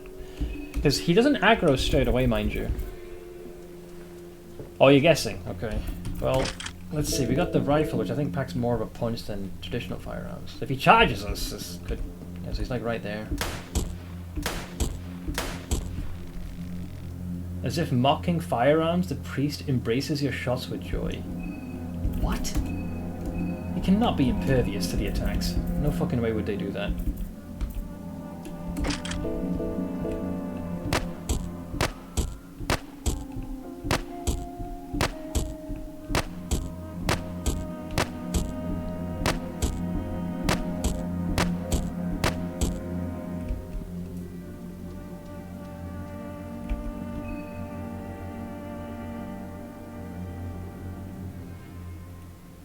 I guess that's one way to kill the guy. Yeah, he wouldn't budge. And we got his key. Cost a lot of ammunition. It didn't come... It wasn't free. Technically free, but not free. Because it came at the cost of significant ammunition to pull that off. Also, hello to you, actually, answer. That's unexpected. So, yeah. Alright, okay, so that changes things. So, let's think about this. That means if we can dispense with...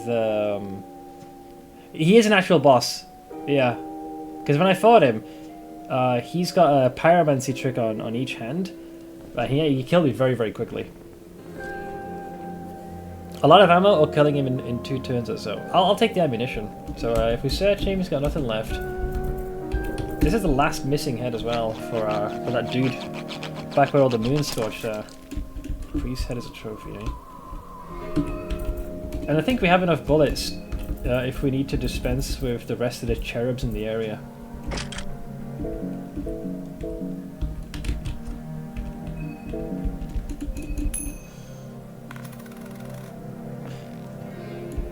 Okay, let's see here. Skin Bible of Sylvian. Shame we can't freaking keep this, man. I don't know, man. It's just this the thing that puts me on edge. Maybe we'll get lucky and find I don't know, Book of Enlightenment or some shit again. You never know. Yeah, we've had Sylvian's Bible before, very briefly. Yeah, I remember this. So we're just going to add that to our knowledge pool. Was he the priest you found in the mayor's house back then? No, there's this different priest down below. There's one more dude. Another guy who we're probably going to want to shoot. These are 2 different fellas. But since we have dealt with him, I guess we could continue to try and explore. We also got to be wary of freaking Levi, man. The book seems to be in good and clear order. Another... Okay, we're getting all the books on the frickin' on your boy pocket cat, evidently. Book of Fears, we've had that as well. This just kind of spells out what... You know, if each character is afraid of something, then what it is that fear is centered around and how to maybe avoid it. I think we can't open any of these. These are all locked. If it's off screen, or not angled properly, you generally can't do anything with it. Yeah, great place to get some books potentially. Nothing there. And nothing. Mahavana. We had that book as well in a previous run. Then we died. I don't think I was able to open this. I think we needed the key. Yeah, Headmasters. A soulstone. What is this thing? A broken test-ish tablet stands before you. It's no use to you like this. I guess we need the missing pieces. You'd be surprised at these angled off screen lockers. Okay, don't freaking gaslight me, but like, Seth, oh, there's totally, there's a soul stone in there, man. Or maybe a full healing item. Like maybe these, yeah? Okay. Okay, bro. Okay! Okay!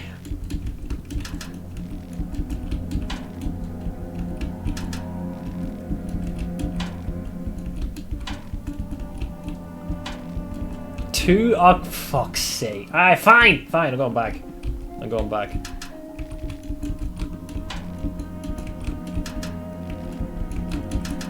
It just kept getting worse. Well, better. Because of the heals. Motherfucker. Alright, fine. Well, at least we can patch ourselves up. Well, we're in better fighting form, I guess. Fuck. Wait, what did this say, by the way? The clock is stuck at 2:35. Okay, you guys remember that. I don't know if that's some significance. Fear is getting a hold of you. Okay, we're slowly going crazy. I can still see the clip. Here, I'll repost. Sorry. Yeah, we had a frustrating experience with some bosses.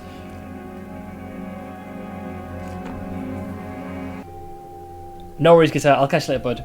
Yeah, we had bots come in, and what they started doing is they started posting unsolicited links, and the thumbnail, right, was just a big black cock. So we're having to time those out. So right now, if you want to post a link, generally, if you give me a heads up, I can grant a permit, or if you sub to the stream, it'll allow you to do that. Okay. This, I think, goes into the courtyard, right? Yes. I did go in here briefly. I had to use a purifying talisman, but we got transported into that other place, which I don't want to go. Oh god. Thank you for doing it. When I heard the locksmith was on vacation, I thought it was a key opportunity for some time off. Key opportunity. You see that, guys? Okay, now that brings us back here again. Was this the guy I just killed? A painting of a grumpy old man, judging from the wrinkles on his face. He must have had that frown all his life. His eyes look glassy and more menacing than the rest of his expression. It's actually pretty creepy. Actually, no, it doesn't look like him. Not that I can tell. Yeah, I've got my horror alerts on at the moment, so usually my chat will try and freak me out. Usually, not always. Yeah, I remember... Oh yeah, this, you said it restores sanity, right? Hang on, what are we at? 49, okay. It does work. It buys us time. Yeah, these hinted at the fact that the records these guys are keeping on the children here is far more detailed than it has any right to be. Like, disturbingly so. All school books, nothing of use. The 4 ages of modern history.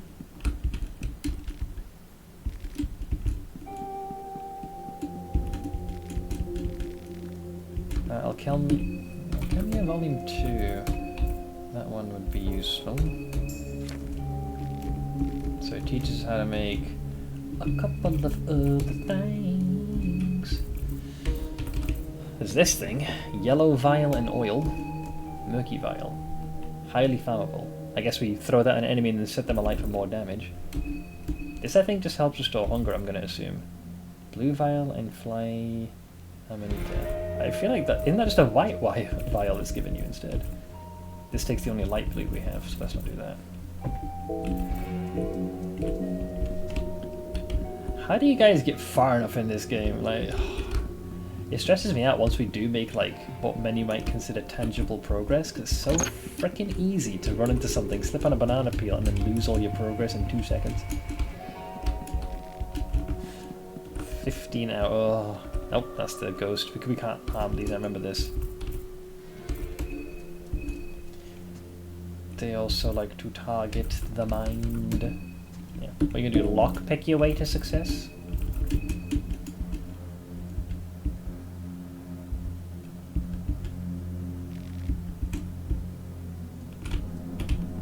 Wow, okay.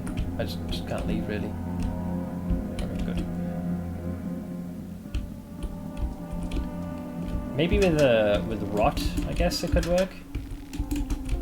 But I feel like that's a lose-lose, since I'm going to be using up mind from her mental attacks.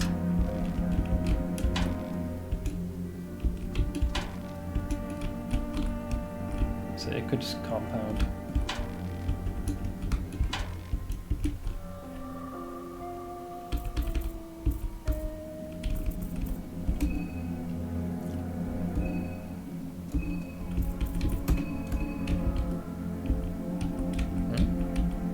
Wait, what has happened?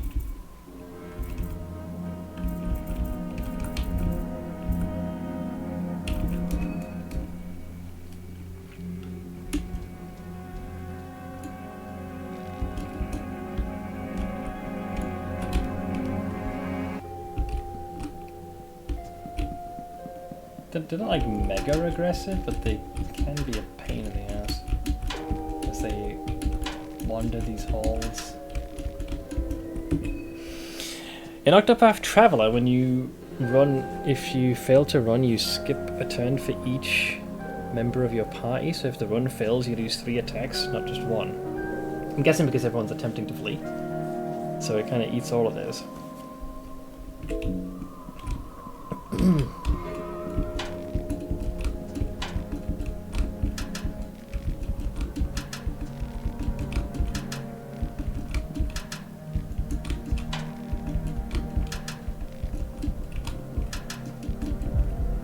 Something's here. It's a cherub.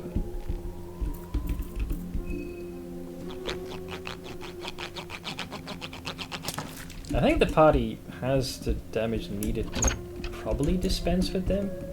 I'm not 100% certain. The thing is, you fight off against 3 of them, though. That's the issue. So it's easy to get overwhelmed by them, you know. No, XP's not a thing. So you want to avoid generally encounters.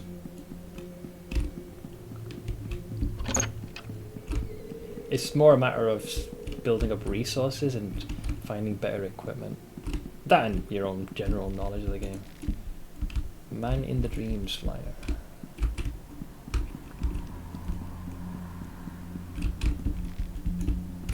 Yeah, there's a lot of different threats here, and there's only so much time, and oh boy, it's this thing again.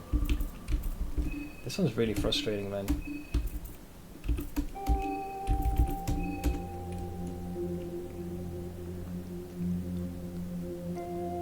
It's even more frustrating to prep an escape now, since we're doing it with multiple people. The headmaster's key can't be used for that either, apparently. Where's that ghost gone? Debated clap.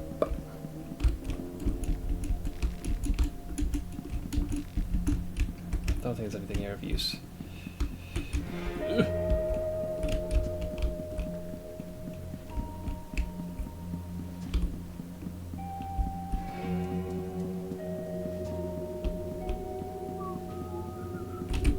Just about caught the ghost. She's faded out. I think she might reappear though. Okay, we're good. Okay. That leads into the courtyard, I believe. Hello. New poems of love and torment. Sounds kinky. Do you guys hear that? Because I hear that. Okay, I'm hoping that's part of the game soundtrack and, like, you know, not one of the locals wailing in the background. Oh, we're getting starting to get weak from hunger.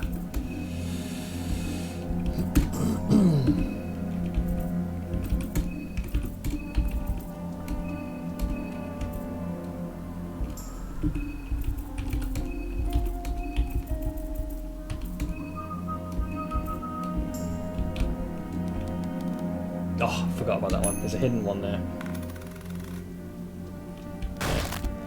Rude.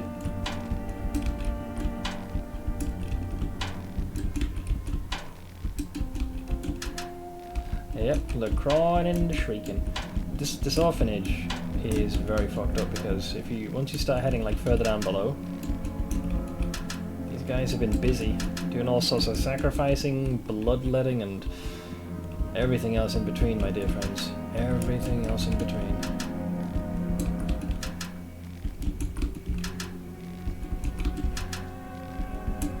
Yeah, I'll see. I'm starting to feel a little bit more confident in our ability to deal with those cherubs. I think we have what we need to give him a little schmackaroonie if the need arises. Oof, almost ran straight off there, down to the bottom. I'm pretty sure you can fall. I did that last time. Didn't end well. Okay, that's fine. I still can't believe we killed that boss just by pumping him full of lead. Oh man. Hang on. I just did it randomly. I was like, even the game don't know. Ha! That's the technique. If I don't know what I'm picking, neither do you. We can be both as ignorant and leave it truly to random chance. You bastard. Yeah, so we did this. This is all my glorious handiwork, which I'm quite proud of. I think we're about to bump into where Levi was. That guy can fucking aim, by the way. Unless he's moved. Is he still moulding over here? Wait, did he leave? Did he? Levi?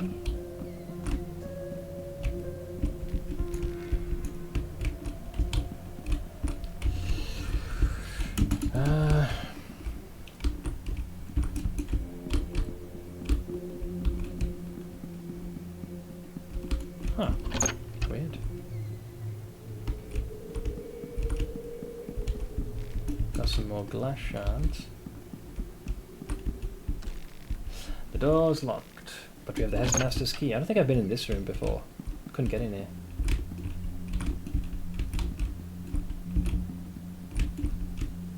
Book. Another Man in Dreams flyer. Heads. Wouldn't you know it? It is. Pigskin mask. That, I forget whether it is an actual helmet or if it's a, I think it's an accessory. Yes. Gives a little bit more defense. Why not? Why not? Nothing. Nothing.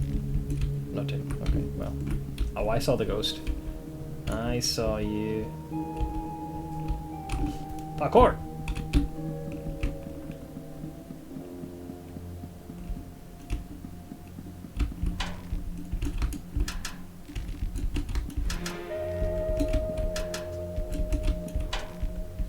Blue vial.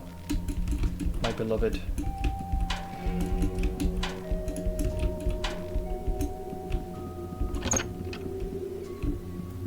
I think, yeah, so take a look at this for a room in an orphanage.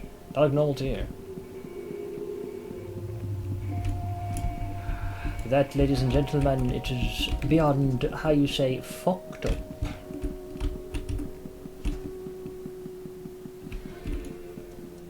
Okay, so I'm going to try and face him. I think the number varies. Oh, because this time we had one. I think up to 3 can spawn. The fact that they're called a fallen cherub does not make this any more easier. Bitch. Almost saved me some fucking bullies. I'm gonna take that head to go.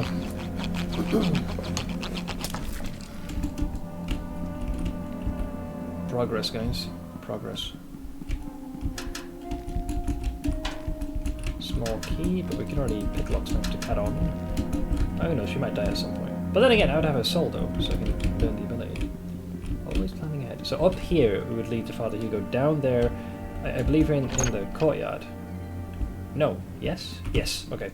I'm not going to that door to the side, because fuck that. That's its own beast. That's in an alternate realm.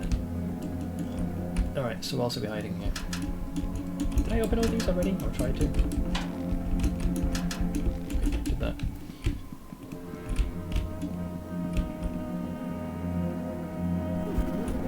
Oh shit. He's not attacking though.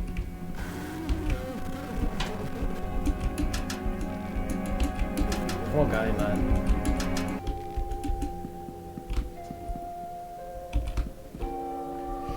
There's something very telling if he's like, even though he's transformed, he's just sat there crying. You know, part of me has a theory, but I don't know how wild it is. Like, is it any coincidence that he ran all the way here? I don't know what his background is. It says he's military. It's possible that he might have been like one of the people that was raised there, and like he's come back here. I don't know. I know Ash can one-shot this guy. I think you guys will have to team up together. Ooh, no. They must have 300 hit points. Good correct down. I should be able to get some of my health back because of the Leechmonger ring. Prick. Not bad, not bad. So yeah, looks like up to 3 can spawn. Oh man, that's fucked up, man. I was so close to saving him as well.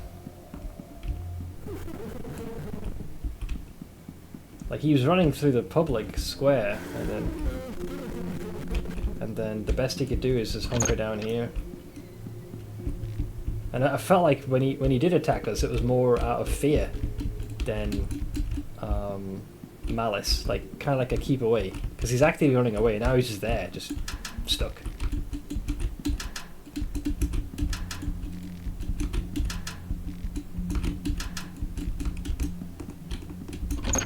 That doesn't have anything over there. Headmaster's key. Nice. Don't recall if I broke this open last time. Is that a Ouija board? Why is there a Ouija board here? Step tour. I'm stuck. Shut up. Wait, what is the point of using the headmaster's key to go all the way there? You can't do anything with the books. Really? Nothing? It's a game of hangman. If you don't guess the right letters that make up the word, the stick figure will meet its end on the hanging tree. Oh. And that's the one. You wonder where such macabre children's play originates from. How about you go into the courtyard and it'll show you. Wait, it's a 3-letter word? Dead, as in D-E-D. God's a ghost.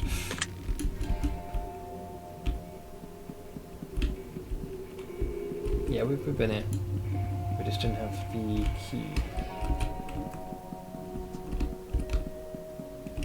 Been in there.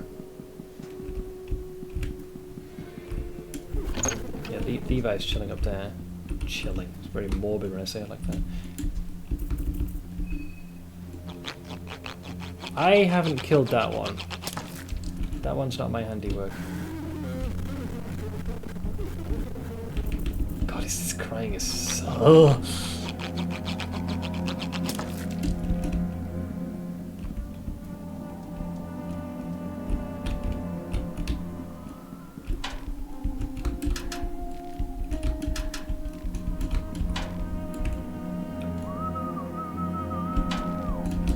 Red to Habu. Joke. Okay.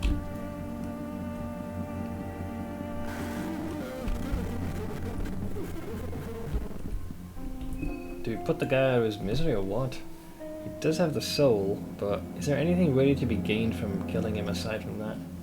I feel like if we want to kill him, we can do it at any time if we fancy coming back here.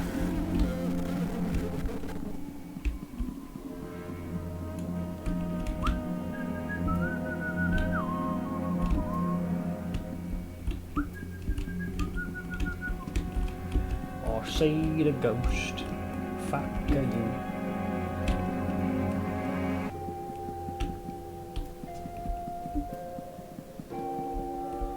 Huh? Oh. I have a profound hatred of these things, I gotta say.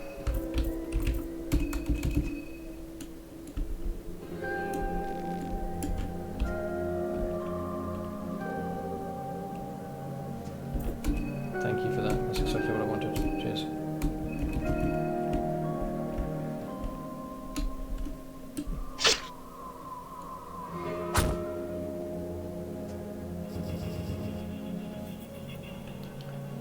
Well, sanity's overrated anyways.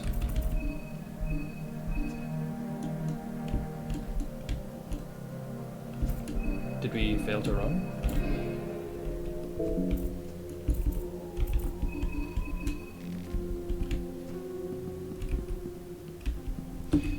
Tell you how much of an immense displeasure I have for those things. Bastards. Vodka. Undo button. Too many of our woes. See, the ghosts will like momentarily fade out, but you don't know when they appear next. There we go. Such a sinister enemy. Prax. Huh? Oh, shoot. Whoops. Okay, I didn't... That was the hole I avoided before. Well, I was trying to go down here. So I guess that's one way to get there. And the priest is just up top as well. The other priest.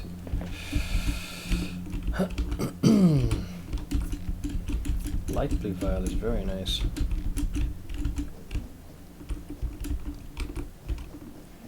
Uh-oh, there is the ghosty. Oh no, go away.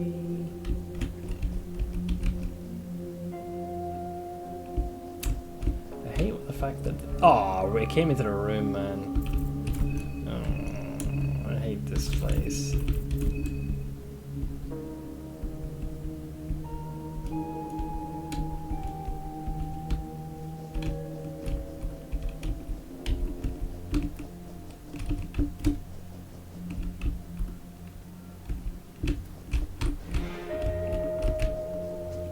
Wait, as in 3 dudes just end up getting themselves killed? Okay, there's the good father. He's inbound, man. So he is waiting for us there. That's a problem. I think I have the means to at least nab the shotgun. Uh-oh. Actually, can we not just parkour around him? There we are, just like that.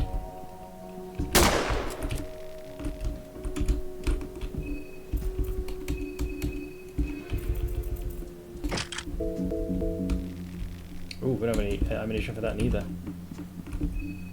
There's also a cherub there, which complicates things a bit more.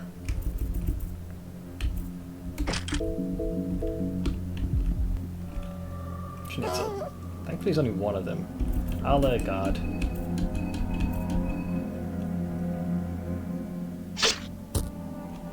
Good.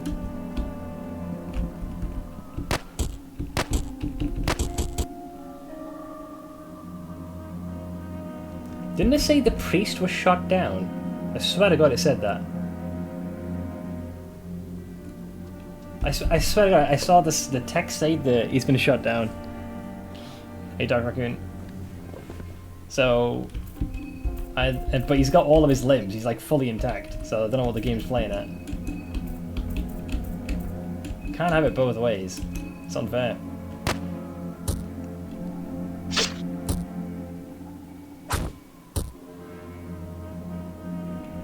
So he's smiling, which I believe means he's going for the grab, but I have an extra turn, so if I can at least do away with one limb, that'd be nice.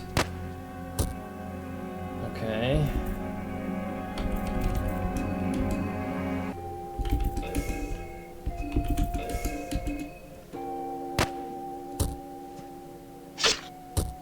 Okay. So he doesn't get that turn.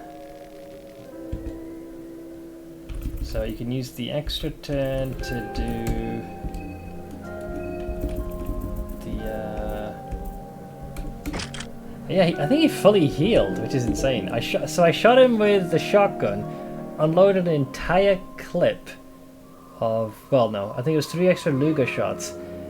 It said he was down, but because he just bumped into the, you know, he made direct bodily contact, it triggered the fight. So I'm guessing overworld HP must be different to you in combat. So if you don't deal enough to actually blow off an arm, they go back to full health.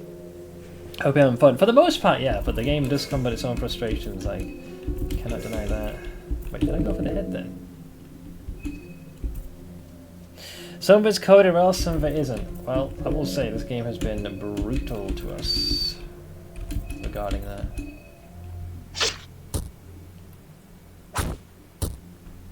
Nice. Well, he still was unable to get a hit despite his cheating ways. But yeah, Defi said he was down. That's why I was like, oh, we got him. And then the game's like, no, you haven't. You gotta fight him.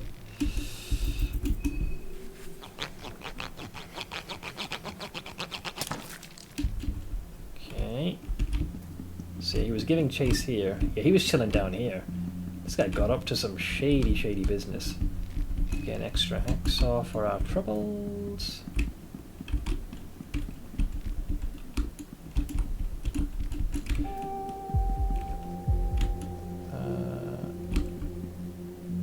We can handle them. What I hope is just it sucks when it's 3 of them. It's really down to the damage roll. Generally, I think we actually have enough damage to be able to kill one each. So 300 is what you need, yeah. Oof, the one again. Uh-oh. That's not too bad. I can actually recover a bit of health with the leech marker. Okay. Trying to save on the wee little Luger rounds. So yeah, we know that that you know the abomination who we believe is your boy Levi. He's just chilling. I just see no reason to bully the guy. Right, I remember I offered in one of the previous runs the portrait here, and we spawned just some dude, and he's like, "Hey yo, why are you summoning me, mon frere?" I'm just gonna get some sanity back. Yeah, so I don't know why that was significant. The air cools and yeah.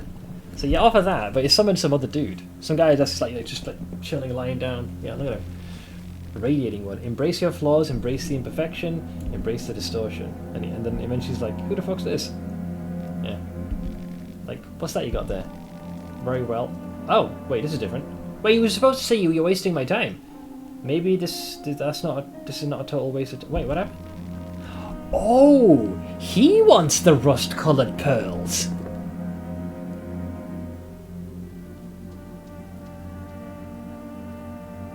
Interesting. So you can get another Leechmonger ring for 8 of them. The Ring of Wraiths. The Yigagetsu Amulet, the 12-gauge trench gun, which is, I guess, better. Oh wait, this ain't the frickin' Crow Mauler's weapon, is it? Damn. So that's what the rust-coloured pills are for. I was gonna be angry if I do this. If you got any more pills, let me know. If not, then don't even bother. Bye. Okay, so good to know. So that's why you trade it. I had no idea. Yeah, I got lighter. Okay. Give an offering. You have 22 severed heads. Sacrifice all non-contested heads. Well, I'll give you plenty of shards. Not that I can do much with them at the moment. Ye who came with the offering. Yes, ask and thou shalt receive. A shame we can only use the hexen very much after the fact. Ashley's gonna need some food. Meat fattening pie. Okay, so we did that. I have to remember this place. Maybe that's what they were freaking sacrificing here. That is not my handiwork. Someone else did that.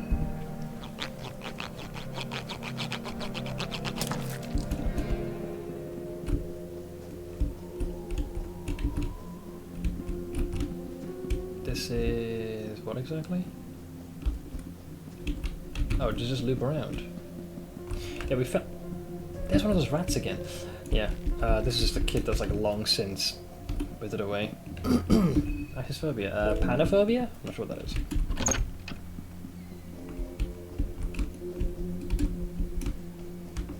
I think this is one of the rooms you can fall into if you step on the wrong tile. So you can just pop your way out. There's another ghost.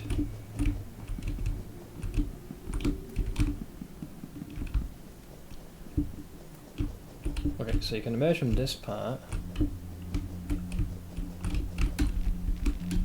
Scrap metal? 2 pieces of scrap metal, nice. I think we can take this head as well.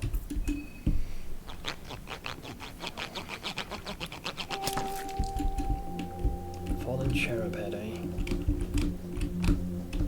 Those ghosts, man. The spectres of the children here. While they just sit around and be playful, they do assault the mind. Okay, so that's the way back up again. So what's over here then? I think I fell in here, did I not? No, because otherwise what would I do with this? Dried meat, red herb, yellow vial. Nothing in that one, sadly.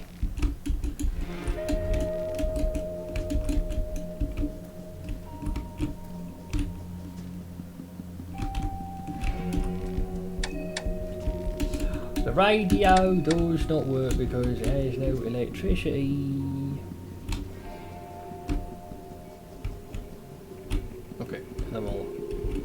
now we can head back up top. So, aside from Levi still chilling here, everything else I think, like of note, we've dealt with. Including the big guy.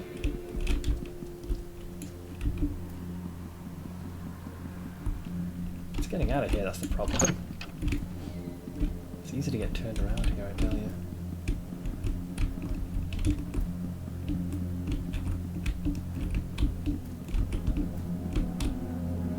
Because like certain areas are barricaded, so you're forced to take a very frustrating long route around.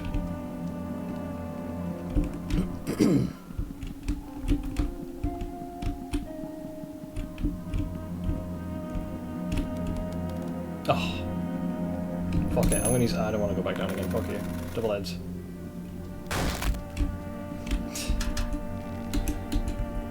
Oh, I can see the ghost as well.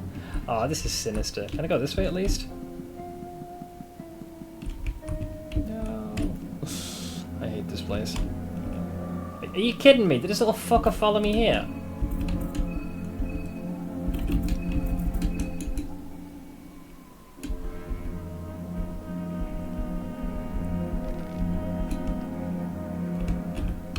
I can't even navigate out of here, man.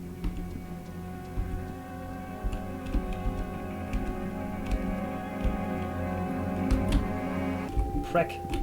Almost fell back down there as well. Oh my god, it's that fucking hidden tile, man, that's hidden off screen. Oh, this place fucking sucks donkey dick. I just want to leave. I don't want to be in this shit stain of a fucking orphanage anymore. Jesus. That's the one tile that's hidden behind this.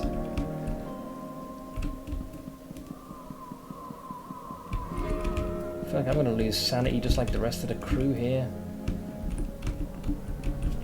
Does Levi get a debuff fighting ghosts? It is Phasmophobia. Terrible timing, Crystalstein. I'm less prone to being jumpy when I'm in a state of rage. I think can I go this way? Because I feel like that should connect to the other door. But thank you very much for the extremely generous Jonado. Oh, there we go. Okay, that worked in my favour. Alright, we're outside. But we still have a big problem here. Aside from maybe killing Levi, what do I get? I get the soul, I suppose. But there isn't anything else I really want to do. And I feel like if we continue now, we're probably going to end up heading in areas that we haven't really experimented. Because like, if we die now, we basically undo all of that. There's just so few saves. And I haven't even explored everything yet. And I think as time continues, we're only going to continue to have more people perish, which might not necessarily be the worst thing in the world, think about it. There, we bested the good father. If I go back here again, there's a chance I'll spawn the clowns, so we definitely want to avoid them. Do I have enough? I think we may have collected enough shillings to buy that thing. Either this is a great idea or a bad idea. Yeah, we've got 99 shillings total. I don't know what this is, but it costs 99. Okay. Okay. So, what is this thing? Is it a normal item? No. Is it a healing item? No. I doubt it's a food. Nope.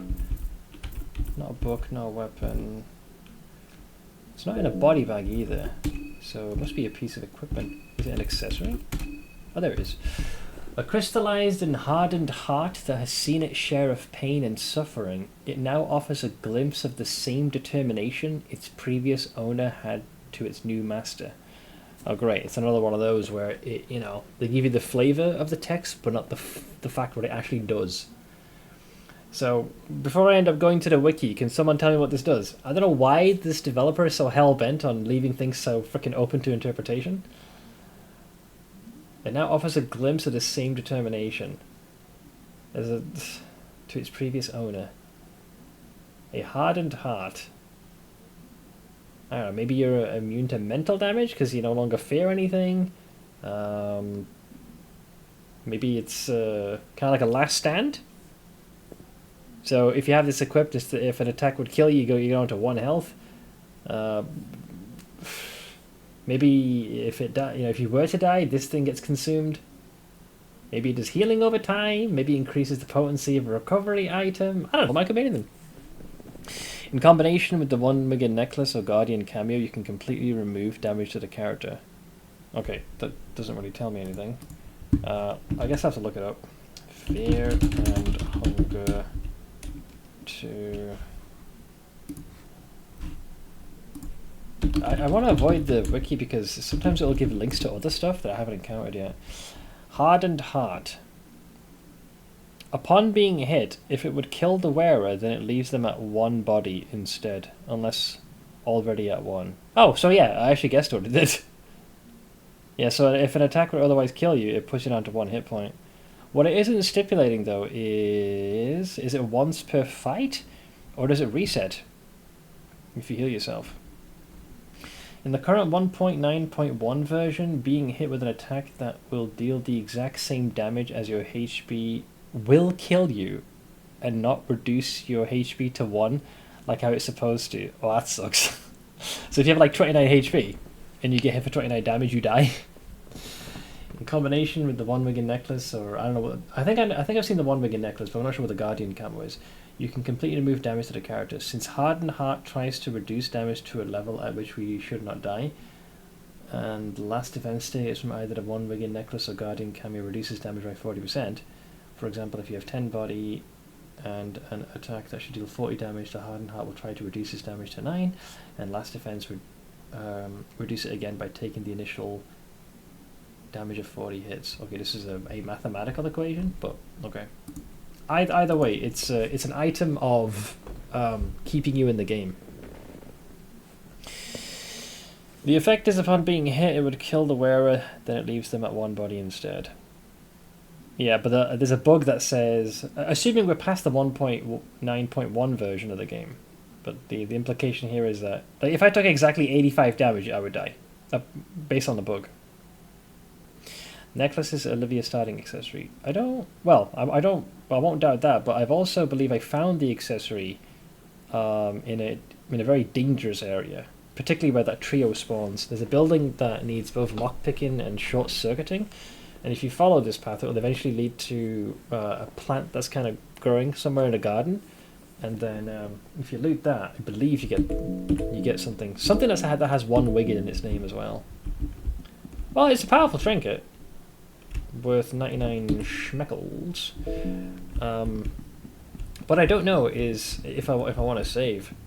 Like, I haven't played enough of the game to know when to tap out, you know?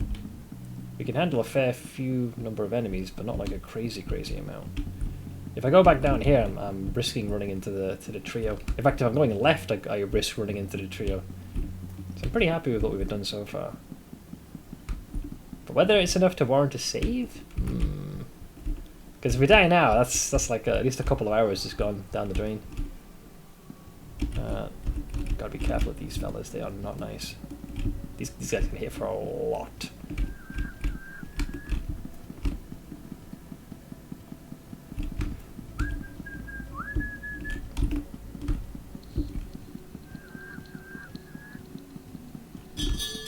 Oh, wow, we can't go through that. Very naughty. Yeah, I was gonna plonk him in here to get back some of that mental.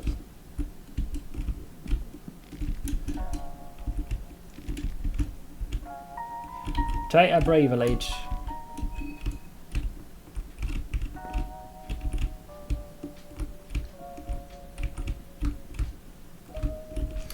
So yeah, so simply just sitting here will gradually recover sanity. We got plenty of food to stave off hunger, which is always nice. So let's see. What have we done? The only major thing is we've concluded pretty much everything that I can realistically do. Well, there is one thing that I didn't want to risk. There's that room in the orphanage that I'm pretty sure takes you to that alternate realm. In a previous file, I had to use a talisman to open it, and it gave us access there. But I didn't go past the first room because I was like, fuck that. Like, I can scarcely do the orphanage safely. But we dealt with the priest downstairs, we dealt with the father up top. We got both of their heads. Cleared out all the cherubs, we left Levi in there. I suppose if we really wanted to, we could just go back and kill him, but I don't think that's a good use of the resources. He's just sat in a corner, weeping away. Most I could get is maybe his soul, if there's anything to be gleaned from that. That's generally it, though. It just took a long time to like gather all the different resources there. Oh, we also got the hardened heart.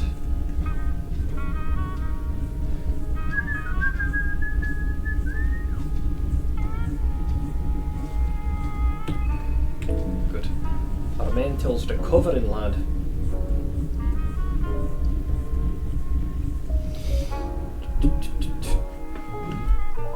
What is this?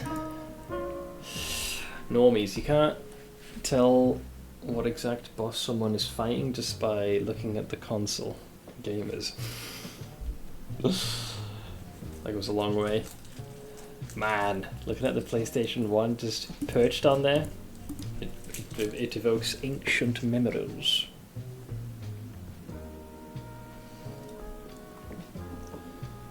Yeah, the crew by and large seems to be doing well enough.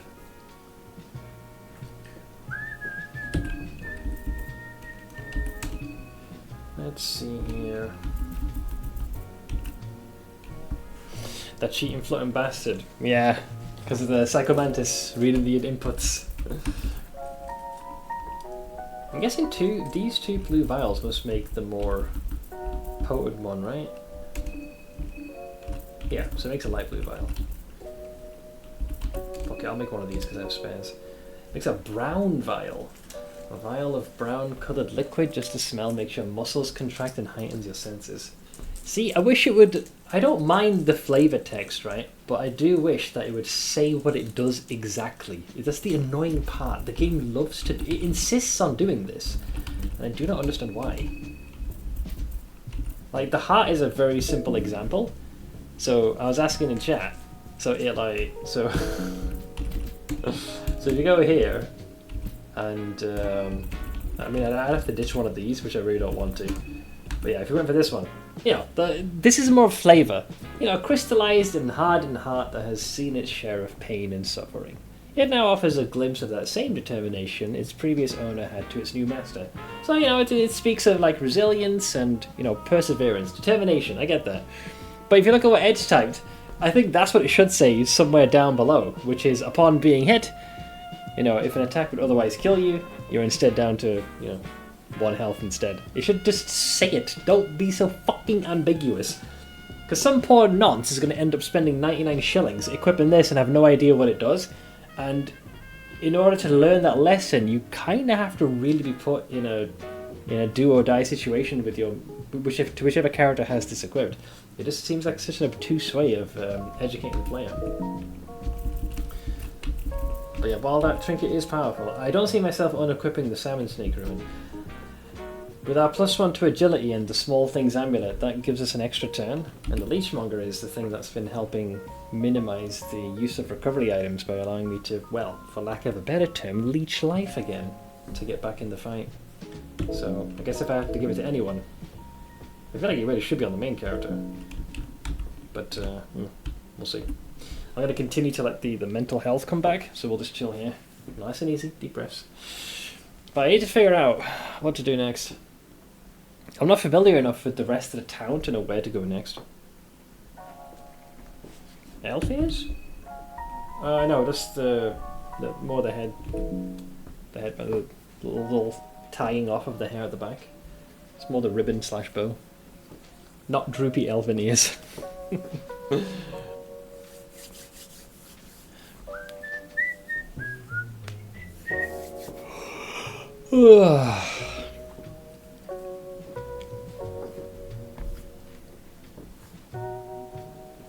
Yeah, there's a lot. The artwork can be rather inconsistent, I've heard.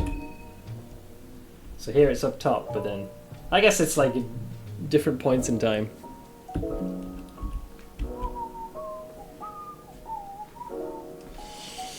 Yeah, what the hell am I gonna do here? Hey Neon, not much. We're doing some more Fear and Hunger too. I'm trying to weigh the pros and cons of when we should save. There's a very limited time frame in the game. 3 days total. Each day allots you 3 saves. There are ways to squeeze in a few more, but without knowing like what exactly we're about to walk into and when, it's difficult to like know when you should go through the process of saving a game. I feel like I've achieved a bit, but man, getting a game over now would really suck, since that would effectively undo our trip in the orphanage. But now that we know that we can deal with the boss up top just with sufficient bullets, I'm not too afraid of the cherubs either. And assuming we don't fall down way in the back, which would then force us to fight against the priest, I don't think we need to worry about that. So I suppose we could technically try to return to the orphanage. If we really wanted to eliminate Levi, we could do that. Or alternatively, we could use the talisman, purge that door, and go into that alternate realm. But fuck knows what we're going to run into there. That could be just as deadly. Yeah, it can be very stressful, but it's fun overall. Yeah, but we've almost got most of our mental back. We're just chilling here recreationally. And yeah, there's certain parts of town I can't afford to go, because otherwise we run the risk of bumping into that trio. And while I have gotten better at running away from them, if we do end up getting into combat and we're boxed in, then we have no recourse. That's just a game over, just simply waiting to happen. So, all in all, it puts me at odds.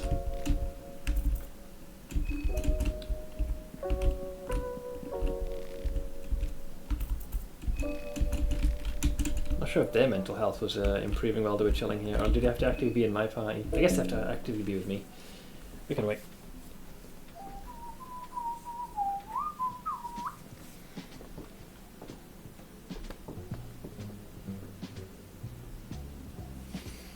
Don't want to waste the fucking booze, you see.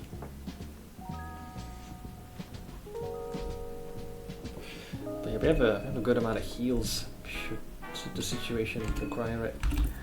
These guys need noms. Got plenty of rotten meat, but that does not seem like a good idea. Ba, ba, ba, ba, ba.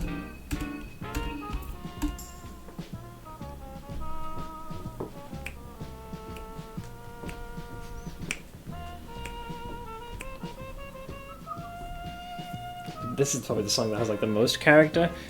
This has similar energy to, I said this yesterday I think, you know, in like, if you remember the Resident Evil games, particularly 1, 2 and 3, like the music that plays in the save rooms has a very similar vibe. You just come here, just chill. It's nice and cozy. Might not have many patrons here, but it's just nice and cozy. Just chill. Kick back, relax, pull up a chair, take in the ambiance. It's a glorious thing. So taking a breather, if we look at the map, so the thing we discovered, this connects through here via a sewer connector midway point and go there. So there's 2 bunkers here that connect.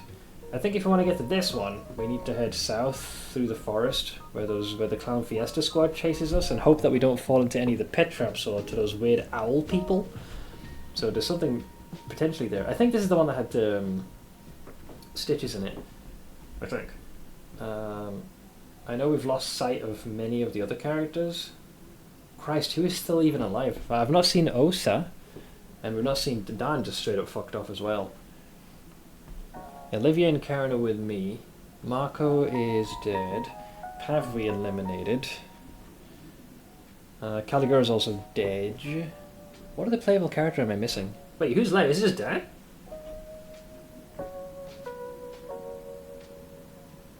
So, hang on. So we have the mechanic. Levi's turned. I've got Olivia and Karen with me. Marco got killed. Osa hasn't accounted for. Dan is somewhere in the middle of nowhere. Who am I forgetting?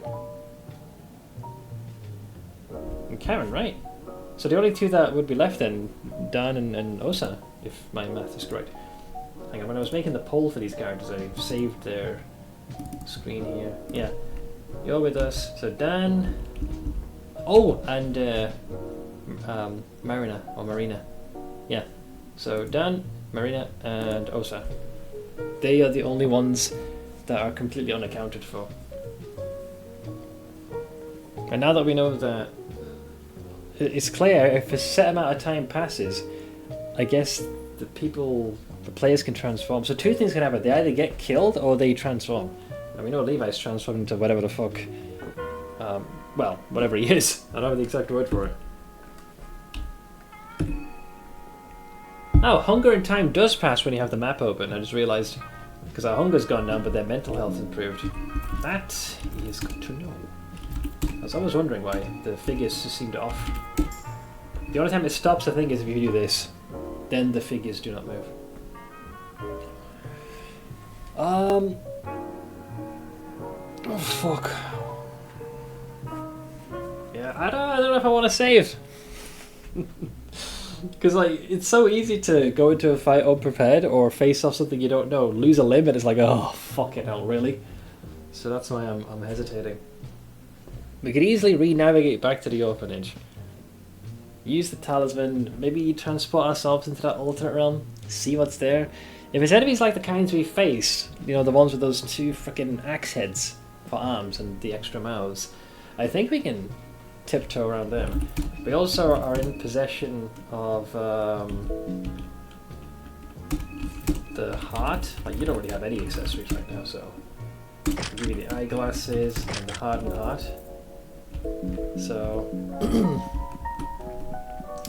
much to my chagrin, I think we need to keep pushing. Oh god. But we know how to deal with the orphanage. We mostly know how to deal with the orphanage, so I won't feel as bad. This could be gigacopium on my part. So we want to hope that we can avoid these little funky umbrella things. Perfect. Brace your ears for the screaming. I'm also kind of miffed. I spent 99 shillings. Wait a moment, I just realised something. If you spent 99 shillings on the hardened heart, does he have another one for sale? I doubt you'll get 99 shillings twice. Okay, it's greyed out, so I'm assuming he'll only allot you one. Yeah, okay, good. Just double checking. It was rather potent. Because the other thing that hasn't explicitly been said is if you take damage... Actually no, based on the wiki entry, I guess if you have the item equipped, you go down to 1 hit point. If you then heal, I guess it resets, so you can technically end up taking another, what would otherwise be considered a finishing blow repeatedly. So we're not going to go there, there's no point. In fact, when you think about it, there's nothing to be gained by going there except by simply opening the crates, because all it does is it gives you access to a ladder, which you would climb up, only to emerge over here. So that's completely fine if we don't go down that way. Then there's this guy who doesn't matter, he's just a popo patrolling. So that simplifies things. Alright, let's try this. This is probably a bad idea, guys. If you want to see progress disappear, this is how you do it. So hopefully we can avoid the ghosts. Can I go through this door? This is the courtyard, right? Okay, this is perfect. The courtyard's right here, so I can very quickly do this. Alright, so we do this. An otherworldly force keeps the door stuck, use a purifying talisman. Prage. Alright. Then we're in here, which looks like a normal room, but then you step on the symbol of who I assume this is rare. And now we're in this place. So we're technically still in this... Okay, I was going to say we're technically still in the school, but we're not. Why does it look like we're... What's with the sandbags? What the f... Levi's here. Why? He followed us? Actually, it's a parallel realm, so maybe that's why he's here. He hasn't technically gone anywhere. Wait a second! He's a military guy. So maybe that's why this place looks like this? You got like sandbags and... Ooh, like these are like all the dead, like... Maybe that's why he's running away, like he's got like PTSD and shit. Oh! Wait, he's attacking us here though. I didn't sign up for this. Do I fight him? I guess we fight him, fuck it. So apparently in this realm he's hostile. But when he's in the orphanage, he's just in the corner. Yeah, the weeping scope scans its surroundings with the scope. Oh man. So here he'll attack you, but in the orphanage he's just sat prone. Maybe I should have killed the fucker when I had the chance. Well, the scope is the only really deadly thing here. So yeah, I guess we just go all in. Sorry, buddy. Hit. Poke.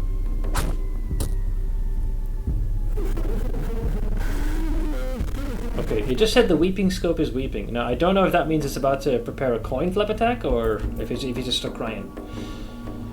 One of the options used to be you put your hand over the end of the scope, blocking its vision. What if it then proceeds to attack in quick response? Okay, I'm going to try something just as a... I have an extra turn, so I'm just going to do glass shard. Fuck it. It's an extra turn. Maybe it'll work. It's not showing the debuff, so I don't think it worked. We'll rev.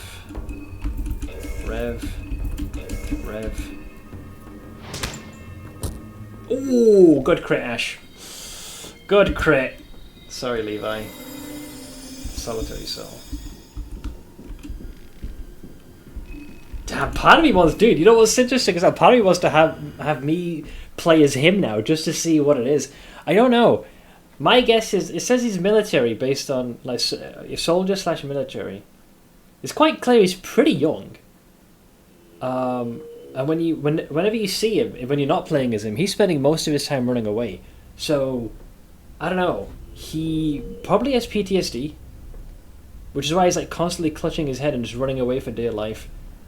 And I don't think it's a coincidence that he just happens to go to the orphanage. It's possible he could have been an orphan, and the only safe place he went to was the only place he knew which was safe, which is the orphanage. Because why else would he curl up and cry in that one specific spot?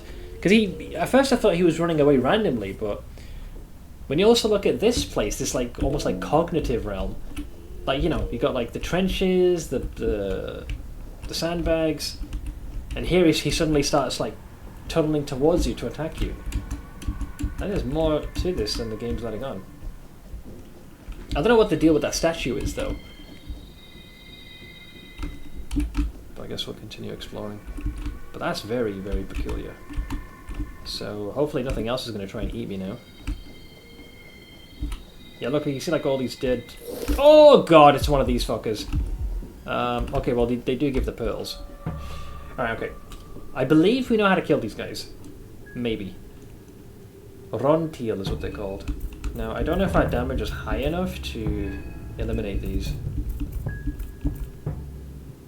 I think we need at least 2 swings. Maybe? Boink. Yeah, okay. Idle swing. I don't know what that was. Is it about to fucking chop my head off? Well, Ash has an extra turn, so if I'll just rev and use the extra turn to try and get rid of that. Good. So that means its turn is now consumed. So the only thing it has, there's the mouth up top, and there's the mouth on its chest. I think that these things go down to single here, and the rest of you guys, I'll just have you go for the torso.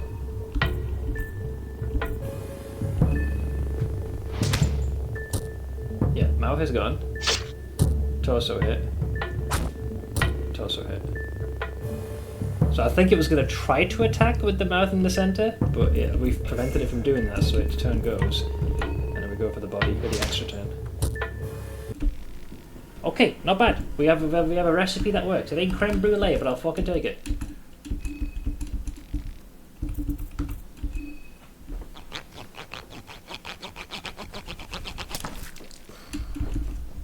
Okay, so do we get the pearl again? Yeah, we do get the pearl.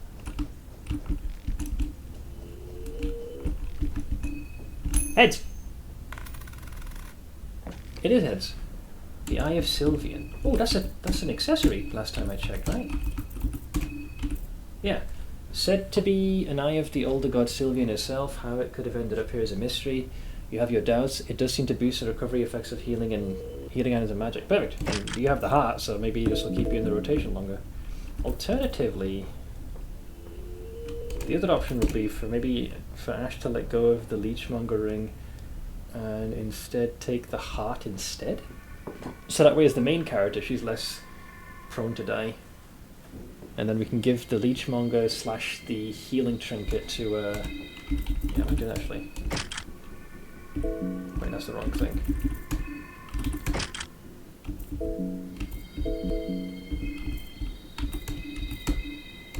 So that means Karen now has the leeching ability.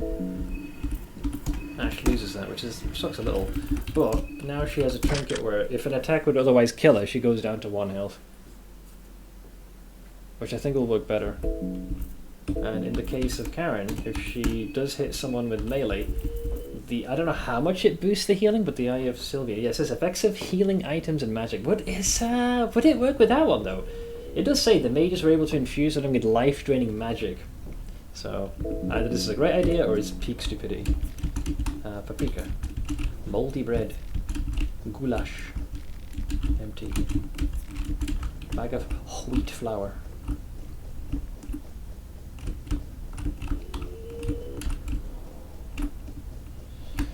You want to hope there isn't some giga boss here waiting to tear us to shreds, you know. Just throwing that out there. Just throwing it out there. Oh, it is another one of those guys. The little thingamaboobles. Bring it, bitch. We mostly have you on. Wait, you're missing arms, so you're even weaker than your predecessor. Unless you could spawn them. Oh, great, cool. Well, 1 hit to the mouth, and then we just go all in on the torso, I guess. Hit. Poke. Extra turn for Ash.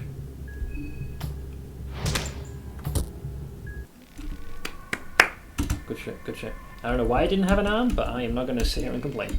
Another rust-colored pearl. If we have enough of these rust-colored pearls, we could head down and go to that altar and get more. Hi. Okay, this one does have its arms. Okay, so Ash and Karen will focus this limb, and then Olivia will focus that one. Hit. Schmack. Poke. Uh-oh. Okay, so it can attack. It didn't say idle swing that time. Not the end of the world. You are bleeding though. I guess we don't have the perfect formula just yet.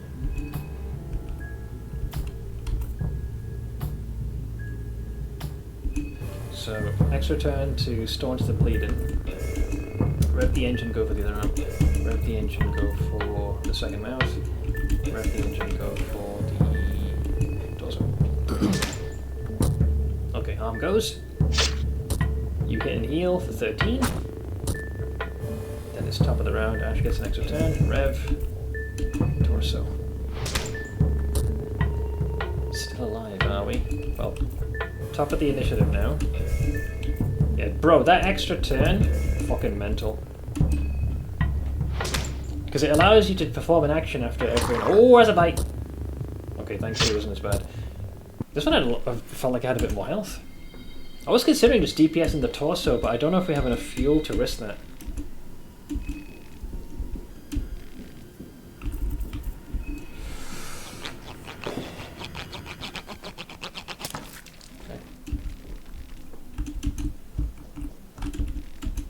Contains gore and some white substance. I don't even want to know, guys. Vodka. Oh, vodka and meat pie. Oh, there's another one there. Okay. How we doing? Most of you guys are doing okay. Hey, Reckless. Me when I have a zipper up and down real fast, yeah. That or like a plastic knife trying to cut through something. Okay, this one is actually missing its limbs, so this is a little less frightening. We're still going to go for the second mouth to eliminate any Borronis. Okay.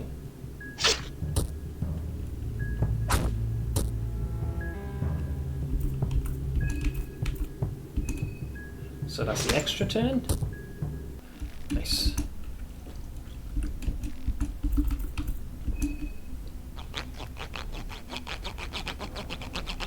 The sound it is basically like this. Like, hang on, I'm not sure if I can make this. But like that, but lower pitch. Okay, another rust-colored pearl for the boys. More gore. This place, it extends for a while. Look at this, I got like arms clawing out in there. I've watched so much Fear and Hunger lore videos and stuff. Yeah, I've watched a summary of the first game as a reminder. Can't play the game myself though, I'm so bad with scary games. So am I! My chat has been... Today, I think they've missed the mark. I got scary alerts, but there's a couple of times, like, I've jumped, I think twice I've yelped because it was so well timed. But yeah, I know how you feel. I decided to, increase the difficulty by having my chat try and scare me. Wait, there's one of these golden doors again. A mysterious ornament. I think it's supposed to say ornate door. I mean, sure. Okay. I don't know what the deal with these things is. But we've seen a couple of those. That's 2 now. In fact, yeah, the last area I went into also had that. Oh, oh no! Please tell me this is not a boss. I'm begging you. The statue of a winged being seems to be holding something. Reach out and grab it. You take the hunger effigy. You cannot quite explain why, but the small statuette feels to hold great importance. What? Can I look at it?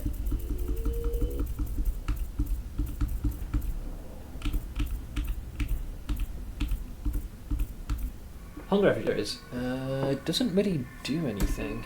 You can't use it, but you can discard it. Hunger effigy. I have no idea what this is. But we have a hunger effigy, guys. I guess this must be the end of this place. You have to loop all the way around. I get a weak stomach from scary games. Very odd side effect. That's just like the anxiety doing that, yeah. So 20 minutes into Fear and Hunger, and I have to go to the shit. Yeah, that's peak anxiety. Some people feel a lot stronger, and this is the type of game that has is less jump scary. Like there's a couple of instances where it can be jump scary-ish, but it's more the constant and ominous pressure, especially when it comes to trying to manage resources and hoping that you haven't overextended, which I feel like I've done far more times. Like this, right now I feel like I've definitely overextended. Look at this way. I don't think I've been here. Yeah, I want to make sure I've looted everything. Meat pies. I'm hoping it's not a random mine or bed. Ah, up here! Oh god. Okay, so this one does have those limbs, so hopefully we don't fuck this up now royally. Wobbles towards you. Okay. So 2 swings will work. So 1 there. 1 there. 1 there.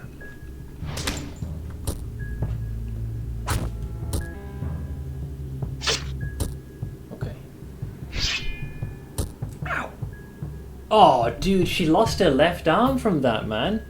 You kidding me? That's Garbanzo. Despite it not doing like a crazy amount of damage, she can fortunately still attack. I don't think it slows it down. If she was the main character, I wouldn't be able to wield a weapon. That was by like 1 turn as well, or 1 action.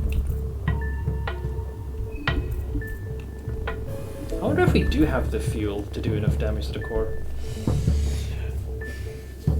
But yeah, Ash, no worries, go some rest. Hopefully we'll catch you soon. I'm super curious about Fear and Hunger 3. The devs said a lot of people will be super angry or disappointed because it won't be similar to the first 2 games whatsoever. I guess it depends. If they still, I think, I don't know if they have plans to keep adding more to the second game, and I don't know if this third one is being made in a different engine or if it's still in RPG Maker. Well, the thing I wanted to test is, can we actually deal enough damage to the body? So, normally I would rev the engine, but I won't this time. I'm just going to attack the body normally and see what happens. Because technically I think we can fire off... Let's see. 206... 359... Okay, that was a crit, so that doesn't really count. But yeah, unfortunately Karen is down one arm, and she is also bleeding. Thankfully we do have... I guess it always Dirty Total always guarantees you have that? Motherfucker, fine. Okay, overhealed. Talk about costing you an arm and a leg. You took an arm, I'm gonna take your head.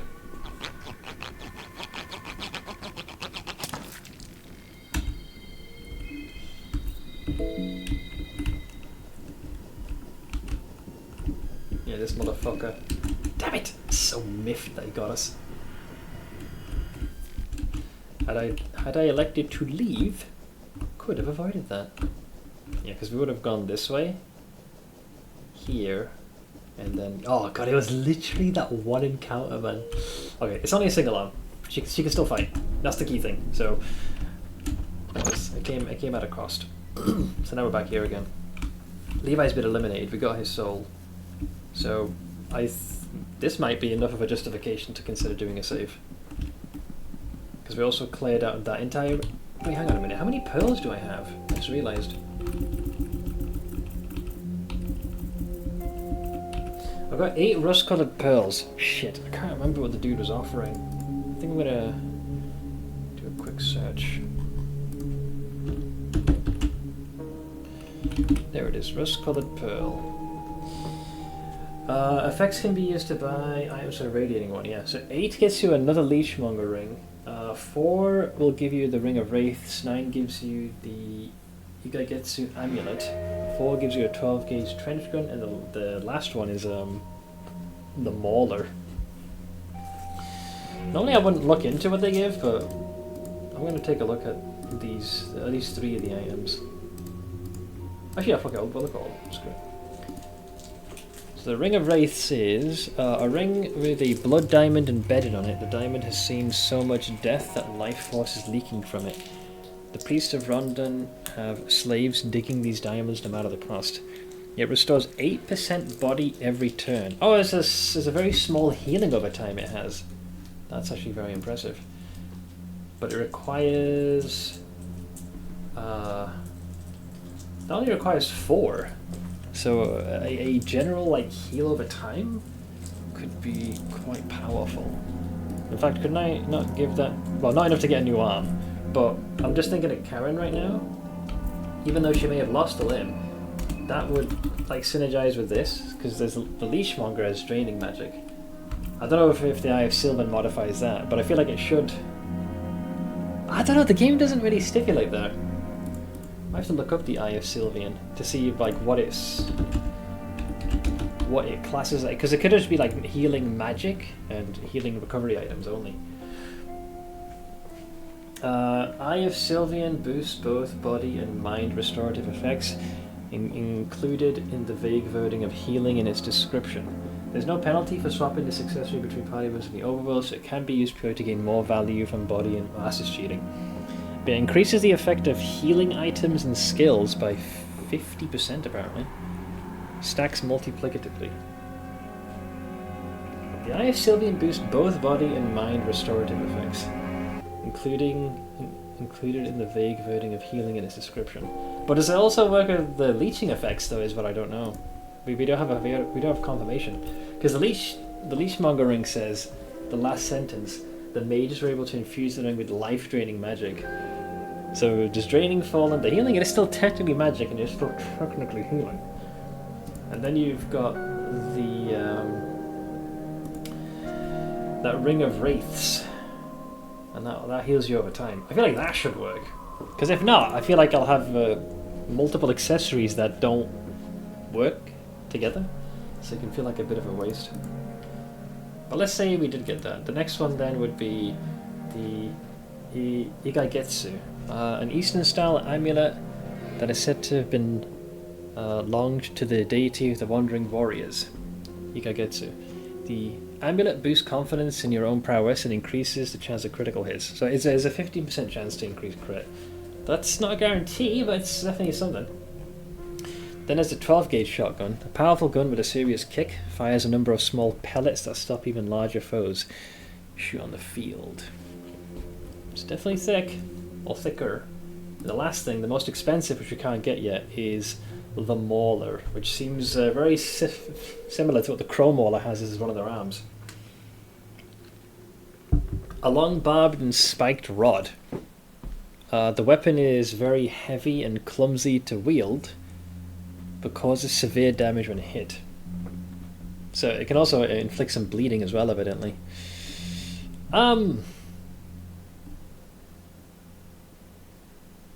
Maybe?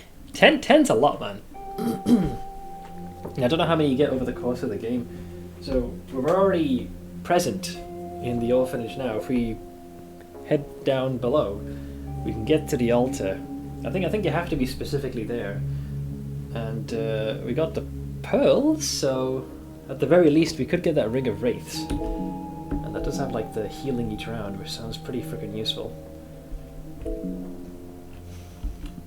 Is that, I thought we just book it and save the game. Even though we're missing an arm. That's a tough one, man. That's a tough one. I don't think it'll be too much of a... Made my stomach lurch for a second. But thankfully I'd opened the menu. I was like, no, this is false. Then you go to shinies. Yeah, I think I'll head back.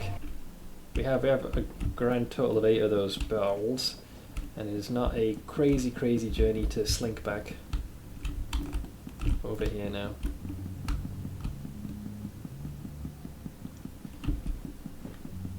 So we're on day... This is still day 2. So if we save now, it'll be night time. Probably not a good idea on my part. But I'm pretty happy with the progress made. I'd feel a lot more comfortable and willing to try some new things if... uh-oh. Oh no! That's not good. Shit. But this is awkward. I don't feel confident in my ability to retreat. I think each of the heads attacks as well. That's the other problem. Oh lord. I'd be fucking miffed if I died to these dipshits. Yeah, I don't think the heads, they have a, you can't hit them normally. There we got a swing, man. Got a swing for dear life. Oh, okay. Okay, that's good to know. We got the deeps to deal with them. Which means I can now grab this without too much problem. Oh, I got a cloth fragment back for our troubles. And an extra Bremen gas mask.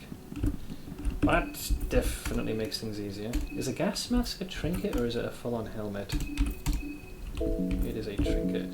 I think we're already full up here. But thanks.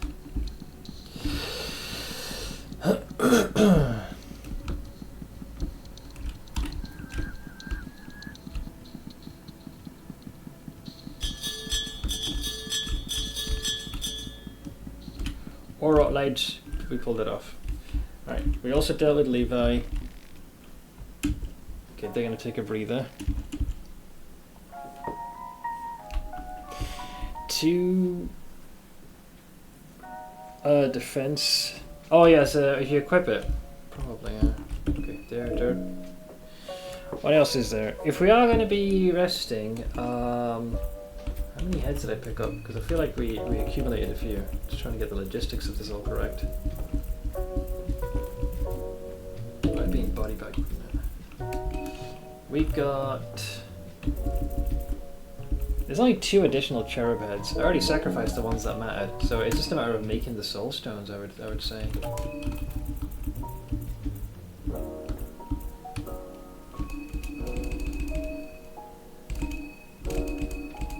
Yeah, that'll be enough to get pretty much everything that we would want.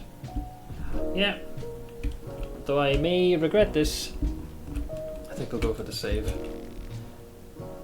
Yeah, because I don't know how much further We need to push ourselves, but I think that's a fair bit we did. I'll take it. Top bunk! Hi! Yeah, Levi, even though he's transformed. Welcome back to the tower. 9 of you still remain.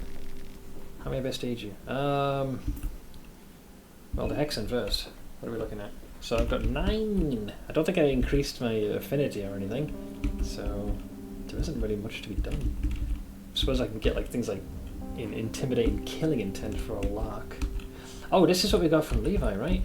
So he had gun proficiency, gunslinger, executioner, and marksmanship. Anything else? Mastery over vermin is the only other thing. I don't think I care for blood sword all that much.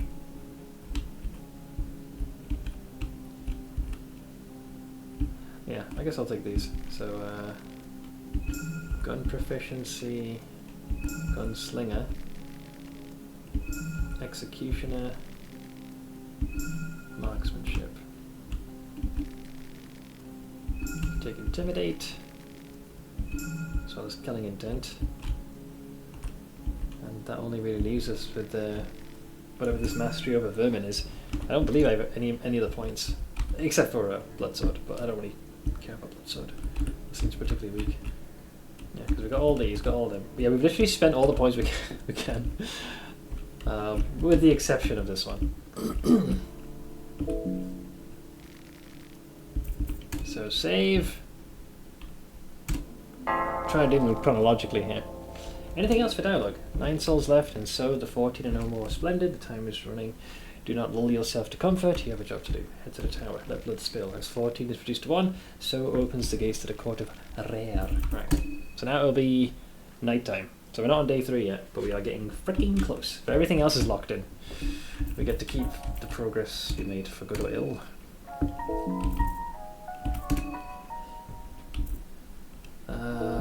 Okay, so if I look at my new abilities, let's see.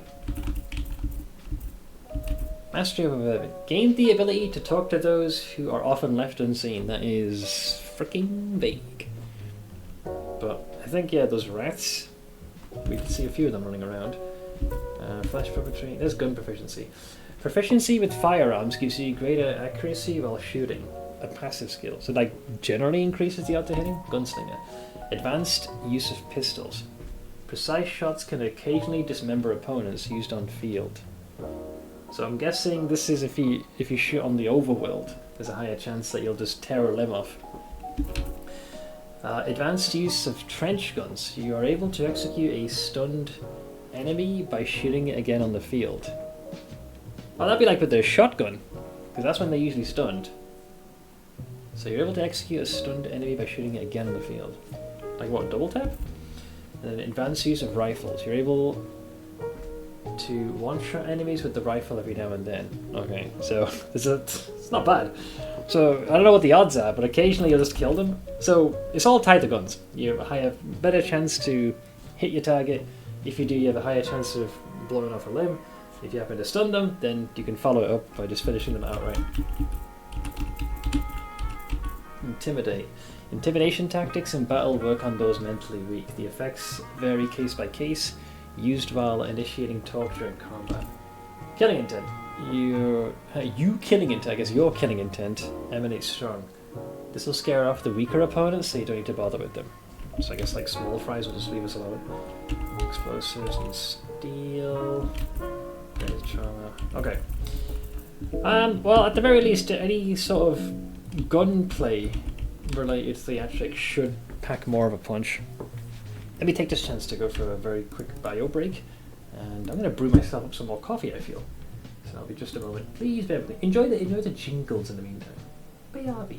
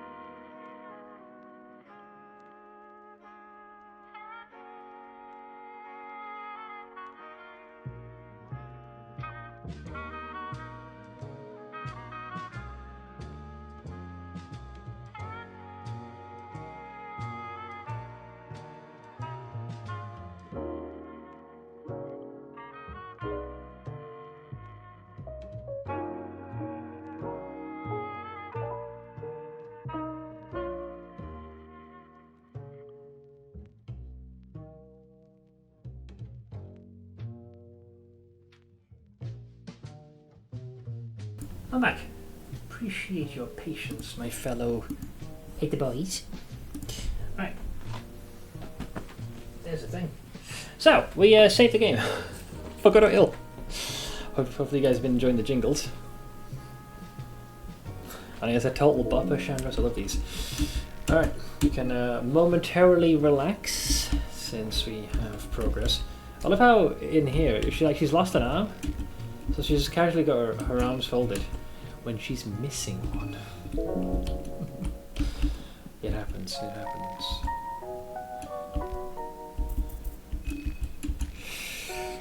And greetings! Alright, so, now what to do? We still got those darn pearls, but I'm not sure when to invoke those. Oh god, it's the dead of night.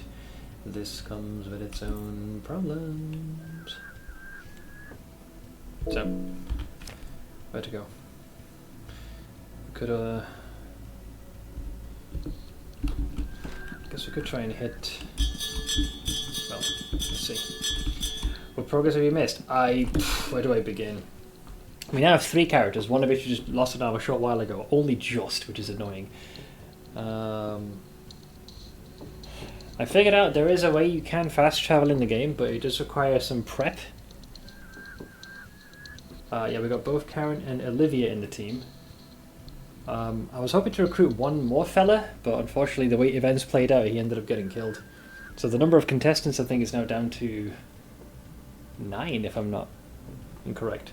So there's 3 potential recruits or characters that I haven't encountered yet. So Marina was the one that joined us very briefly and disappeared.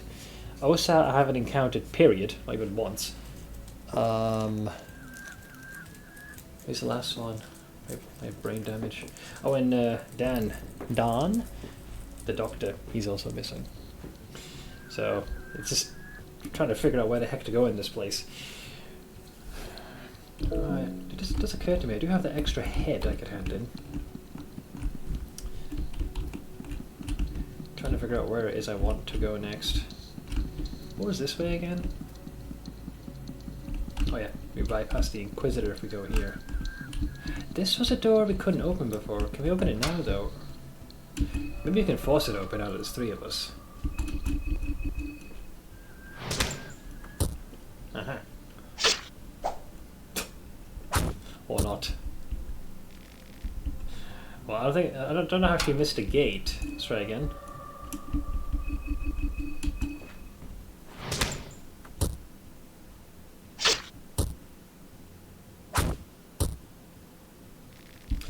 No, needs to be open for the opposing side, I feel.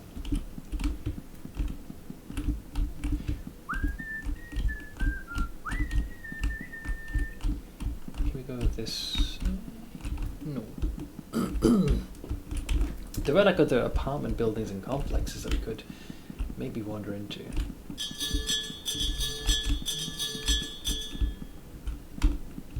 Ah, that's where the Inquisitor disappeared to. 2 of them. That is the sewers, which I don't feel like I had a very... Wow, I'm surprised that actually happened there. Well, I have saved the game. Maybe we can just DPS this fucker's arm down before he calls for help.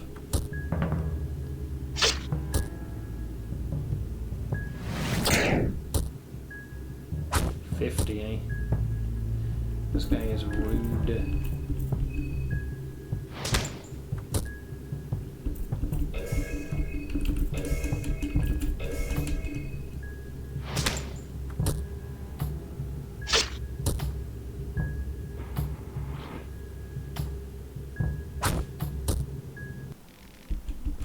Looks like the smog... Actually, the smog did not work. Did not find purchase upon us. Amogus. Like I said, we're testing it, so we're gonna... I wanted to figure out, get some practice in on him. It's got a full-on soul... No wonder. Yeah, they got full-on soul stones. Maybe kill that ghost to the lamp since you saved. Oh, the big guy.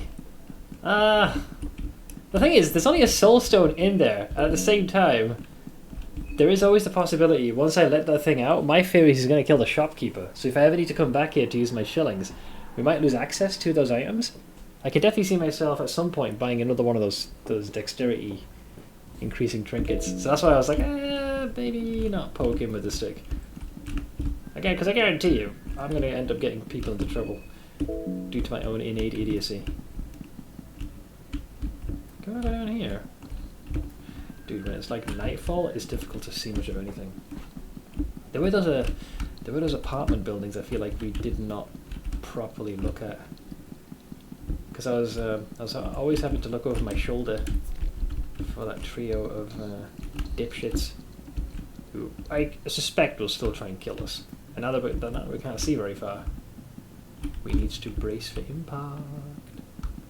I think they can appear here, maybe. Right, so there's this one, this apartment.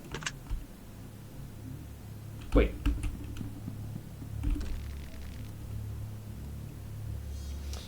The doors are locked from the other side. Well, that's just fucking great.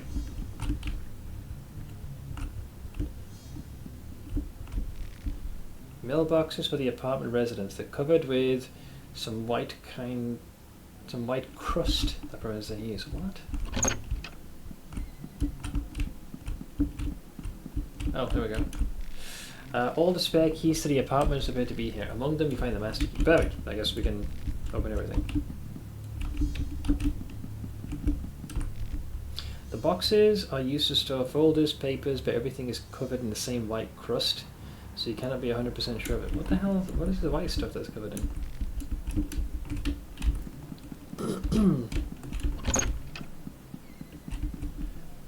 Stairs going downstairs. Let's just check everything on this floor first before we do anything else. What does that sound? What's TV? Watch an enemy pour out of that. No, now look. You can only see white noise. No, wait, there are shapes forming in the chaos. I'm gonna eat this banana. Karen Sower, commentator. Wait, our Karen? Shocking acts of crime in the heart of Prahidal. Okay. Oh, there's our girl. She has both arms though.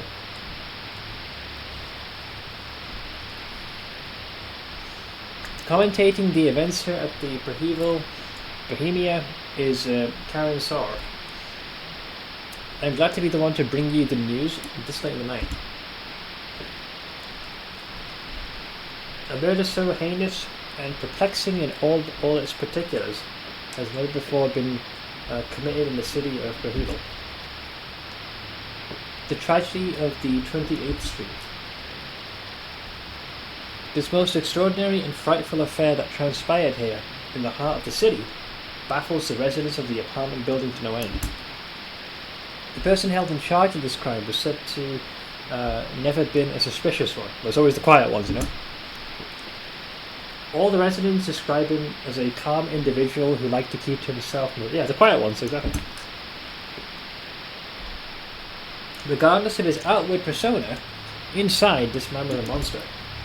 The residents of the apartment 6, 9, 11 and 13 were murdered in the most gruesome manner. Wait a minute. Why are the numbers highlighted?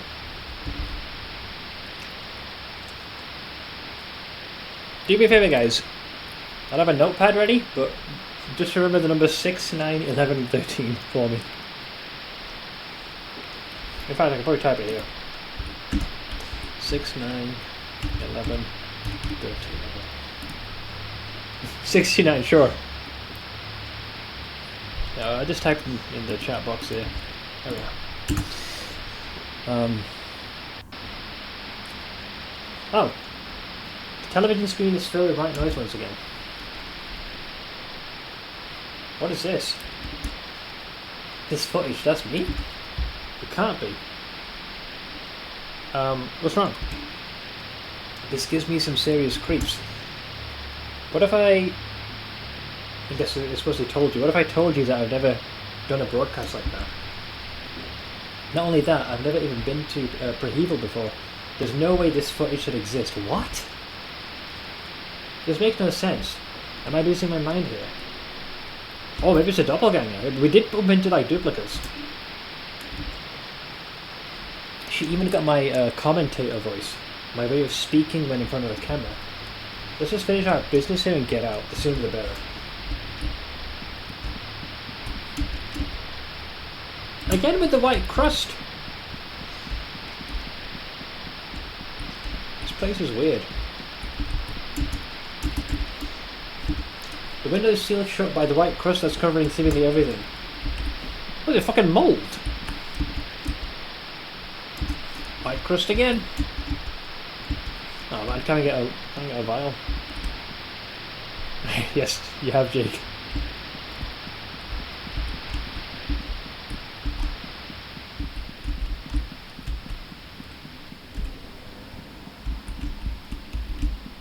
So it spoke of some kind of murder. I think it mentioned the room of the residence or something. 6, 9, 11 and 13 apparently. And then we've got the stairs here. That goes upstairs. So one goes upstairs, one goes downstairs. Well, seeing as this is here and anchored, we'll go here. Let's have a look, see here. Something reeks down here. Yeah, probably the white crust. The doorway is completely blocked by boxes.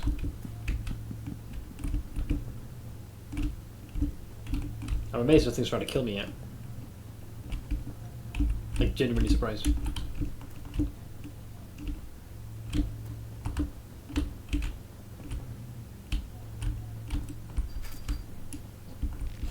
Moldy boxes. Yeah, it is like mold. Moldy crates. Moldy mold.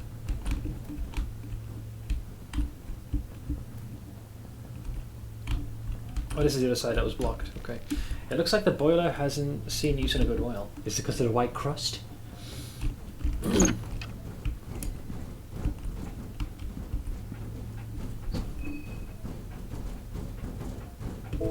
Okay. Nothing ominous about the only functioning washing machine that has a nice little trickle of blood coming out of it. A sink that's covered with white crust. Ah, yes, the old white crust. Let's feed the populace. They do seem to be getting a sudden bout of the hungies.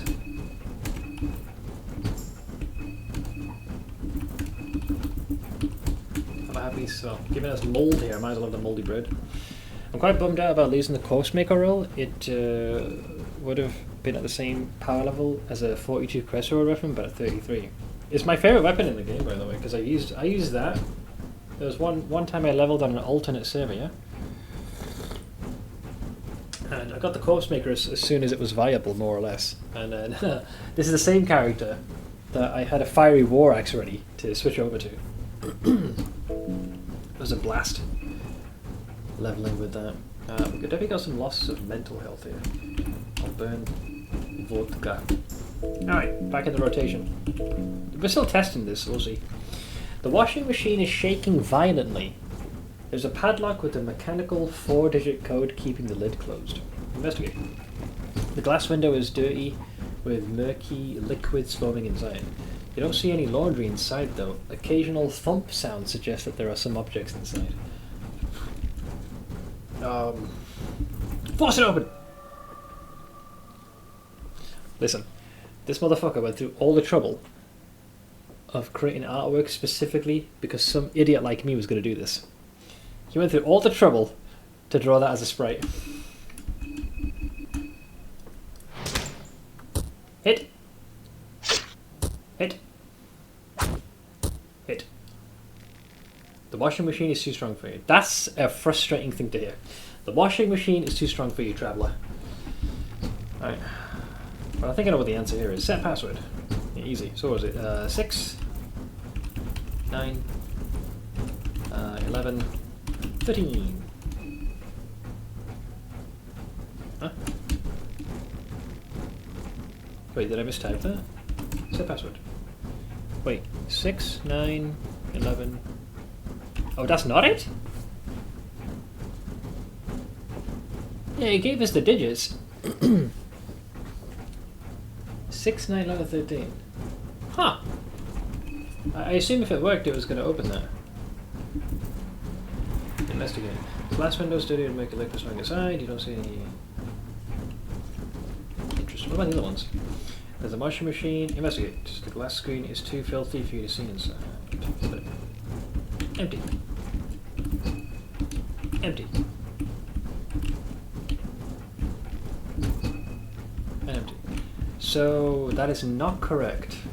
Because the numbers we got, I believe it said that it was the local residents. It was the rooms 6, 9, 11, and 13. Why does it say 4-digit code when you can put 6 numbers in? That is a good point. I guess, well, the other thing it could be, it depends on what rooms we can enter. Because there are stairs that go up. So maybe it's not so much the numbers we were given. That does seem a bit too easy of an answer. So the other educated guess is that if we head up, maybe we can access rooms 6, 9, 11, and 13? And perhaps there's a clue in there or something. But we're assuming this goes somewhere. Are you hearing that?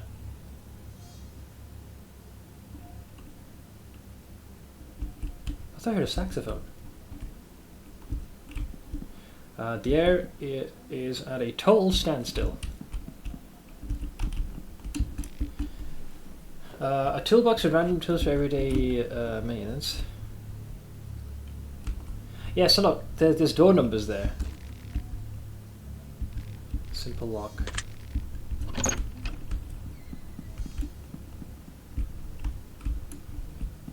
Yeah, there's that weird mold. The books are growing together because of the white crust that is covering this entire building. This is I don't know what's going on here, but it's freaking me out. The plant is covered with the white crust, similar to pretty much everything else in the apartment. Yeah, okay, so I feel like we can't loot anything here. So wait, it was an apartment 2. So this one is number 7. That's not one of them either, but okay, this one's just shut because of the mold. Like, period. Okay, there's 6. So this has something we might need. Maybe. Alright, so we open that.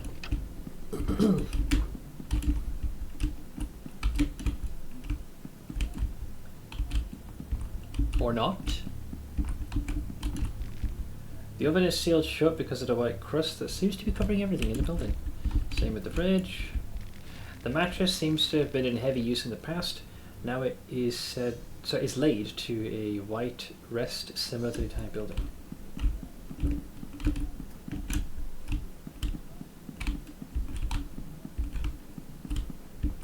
This thing looks ominous. Don't know why. So what's the point of all this? The oven is sealed shut because of the white crust that seems to be covering everything in this building. Is it one of these notes, perhaps?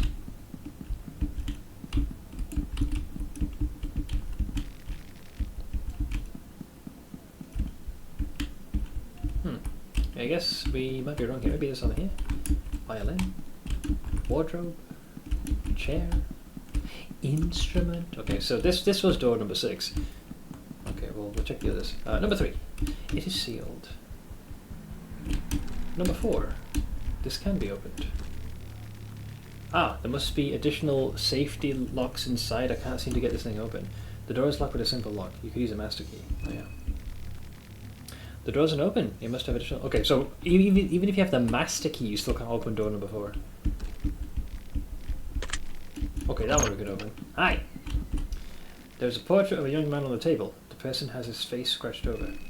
The last time I took one of these portraits and offered it at the bowels of the orphanage, I summoned the enlightened one.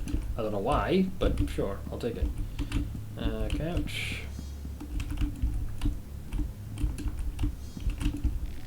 There is a mouldy bed here. You could sleep and rest if you wanted to, although every alarm bell is ringing in your head when it comes to this apartment. Yeah, bro, there's fucking mold growing, right? I guarantee you, we sleep on that and the mold will just swallow us whole. Let's not even pretend we can do this.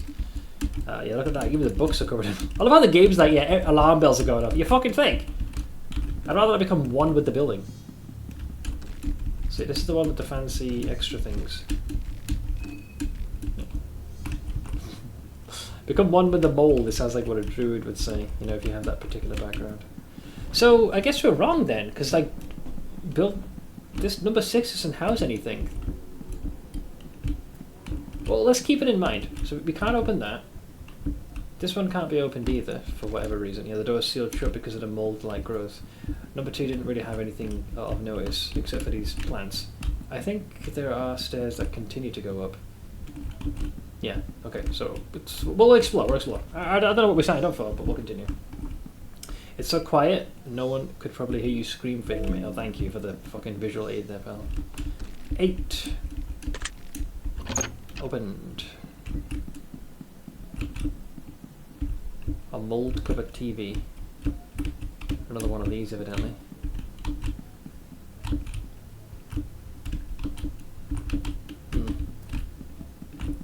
There's a chest here, at least. I'm surprised this ain't covered in mold. Or is it a fucking mimic? Empty. Might as well be a mimic. Yeah, regular household. Sealed shut with mold. Same again. This one. How about this? The window is sealed shut by the white crust that is covering seemingly everything in this building. 13. Is that one of the ones? Yeah, 13 is one of them. Thank you, Karen. Boxes. Mattress. Thing. Anyone else feel like we're being mocked by the video game?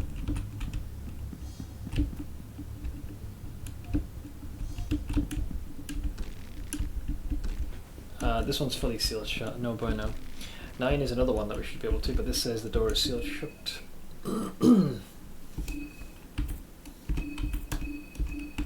Have a beer, love. Have a fucking beer. Have a little swiggeroony. Number 11, that's one of them. The door is locked with a simple lock. There's handwriting on the door that says, please do not disturb. Is it locked? Let me handle this. Okay. Hopefully these dolls don't come to life and try and eat us. Right? You're not going to come to life and eat us. Right? Right? Dude, this place is freaking me out. Oh! Okay, we have a guest. I shot one of these, but I haven't fought them yet. So I don't know what we're signing up for. I thought this place, unironically, was going to be empty. Alright, you bastard. No, this has got ammo. Gosh darn it. Fine. Fine. I got half a mind to actually consider maybe using the pipe wrench, because the extra turn we can re-equip it. Maybe I want to go for a stun. Alright, fuck this. Let's dance. They saved the game. What the fuck? The neighbour snorts and a dirty cloud is emitted from his nostrils. Yeah, we've fought one of them. Well, we shot one of them in the sewers, but we haven't fought them. What about the shirts on back to front as well?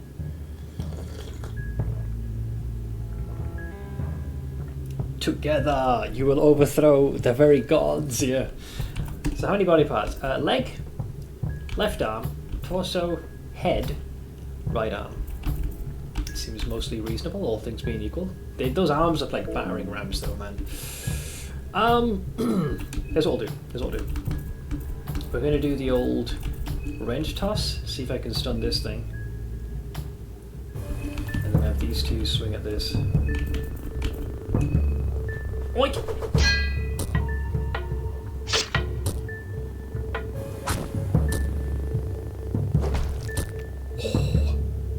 40 points, man. So, okay, we did this, well, I'm not going to say we disarmed it, but we did concussing it, so I think its turn did get skipped. So the extra turn I would need to use to essentially re-equip the pipe wrench. So now it's top of the round.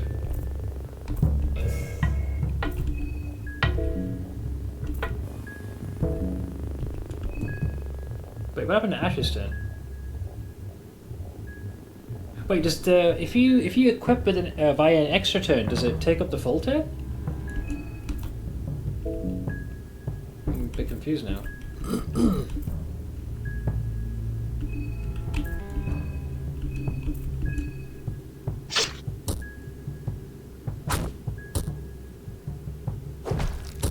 Ow.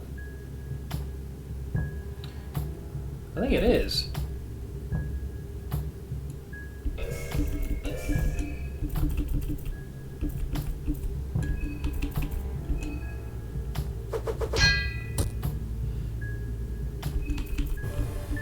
The arm's still there, but it has been destroyed.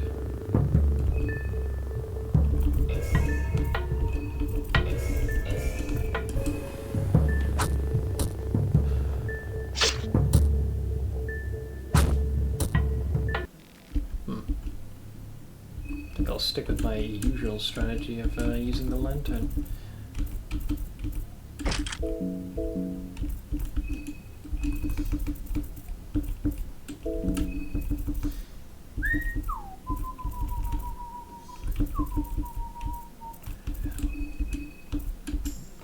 Okay, well that takes care of this fucker. Where did he even emerge from? Unless he just spawned in.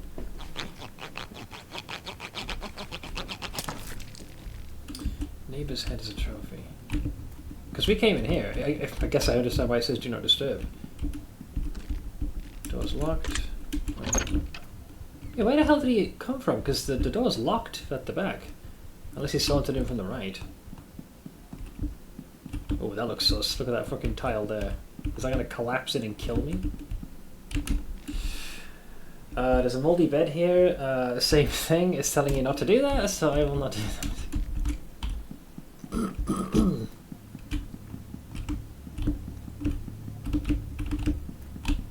Oh, we can go for it.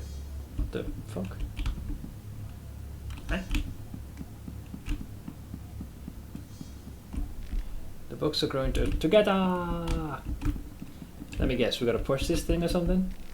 The horse head statue stands proudly here. The statue doesn't seem too heavy. You can push it.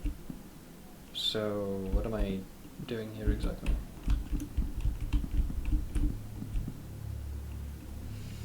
I mean, the thing that's inscribed on the statue is also inscribed on the ground. So maybe...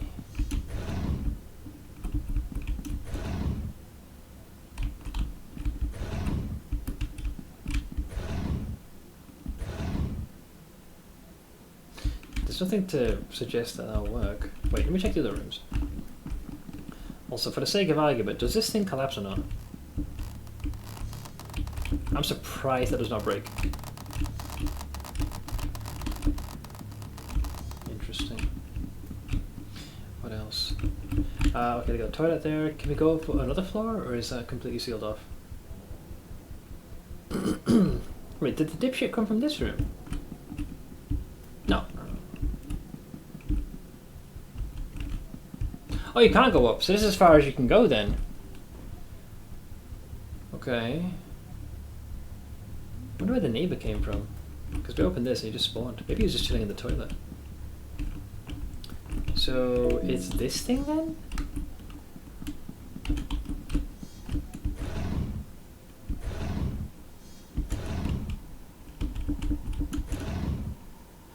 Like maybe, I thought it could be, it has to be done the right combination. But there's nothing to suggest that you've hit the right thing.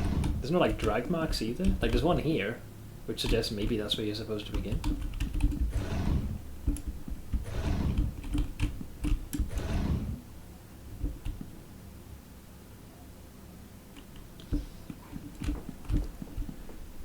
Maybe you're supposed to do it until you... No, wait, that wouldn't work. You can't push it diagonally. Yeah, you can't push it diagonally, so... Unless it's easier than it appears to be. Like, this could just be one big red herring. There's a tiles back there. Do you just put the statue on top of that and then the weight's enough to collapse it in? Because I think there's a room below we couldn't enter, so maybe it's just that?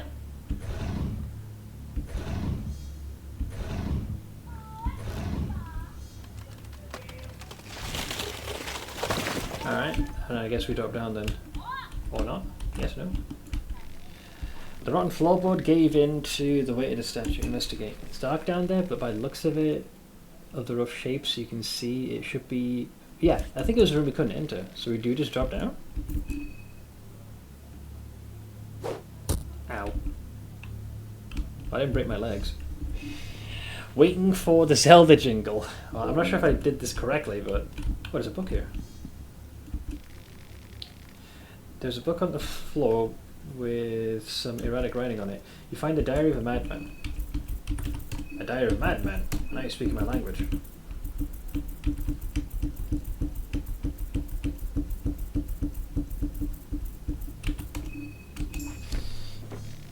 Most parts of the diary are completely illegible scribblings of a madman, but towards the end the text becomes more lucid.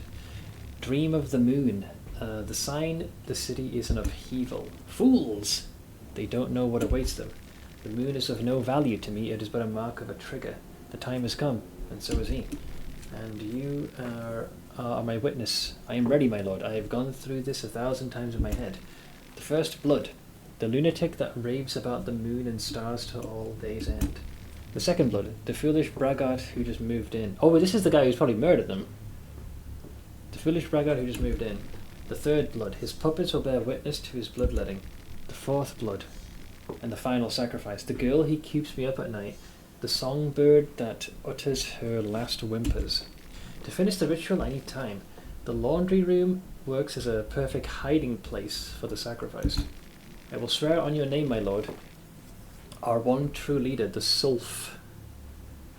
The Sulf? The writing becomes too hard to read past this point. Oh! Dan! What the fuck? That's where he was the whole time. I could have got into this apartment fucking ages ago, man. That sigil on the floor. Do you know? I love how I went there first. This guy, has he been trapped here the whole time, the poor bastard? That sigil on the floor, do you know what it means? Don't attack him. I've never seen it. Figures. I've only seen it once before, but I've no idea what it represents. I've browsed through the raving documents of the man who used to reside here. Most of it was illegible, but from what I did understand, he was preparing a ritual for an older god deity or whatever. I mean, there's not exactly many older gods. There's Gro-Goroth, there's Sylvian. I guess Rare falls into that, but who else falls into the moniker of older god? Steam is poised to sale for these Disgaea Trails publisher if any are interested. Like the whole series, you mean? Like the sigil, this ritual too is something I've seen once before, but no idea what it all means. I wonder if the ritual was complete or not. Where have you seen this before? You shouldn't ask things you don't want the answer for. Well, you just as asked. It's not a very cheery topic, so let's save it for some other time. No use moping around. I could have use for company. Would you mind if I joined your party? Sure. Okay, so has he actually joined, or is he going to leave? Oh, okay, we have a party of 4. Holy shit. Alright. Alright. Well, the team does need some frickin' food. Let's go for the old mouldy bread. I've got me some goulash. Goulash. How much do eggs on their own give, by the way? So you're at 55% hunger. Not a lot. What about their eggs? They don't need those. Here, just have to see ration. Okay, good as new. I love JRPGs, but Trails games always put me off graphically. I don't think I've played any of their IPs before. Okay, so what can our boy even do here? I had him briefly in my group. So analyzes, study the anatomy of your opponent to quickly find the biggest weaknesses their physique. I'm guessing in their physique. Magna medicinal. A greater form of medicinal where the surgeon will sacrifice their own limbs in exchange for human life. The procedure must be performed on the spot during an encounter to work properly. So I guess you have to lose a limb. And then diagnosis. Study fallen enemies and their anatomy to gain knowledge of them. Diagnosis also reveals what strategies might work the best when facing similar foes in the future. Noted. We are still going crazy though. The horsehead statue is in pieces now. Wait, can we even leave this fucking shithole? Not sure if this door opens. Oh, I guess it unlocks. Wait, but then we have no way to, we don't know the combination. I just realised we went into all those rooms, but nothing really changed. Unless maybe if we head down?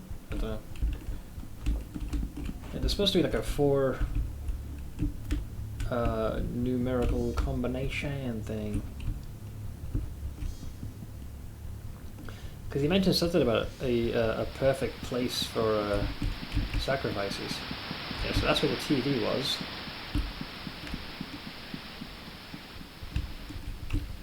How did we get downstairs? I believe there were stairs going there. Yeah, was this here? Maybe Dan might have an idea.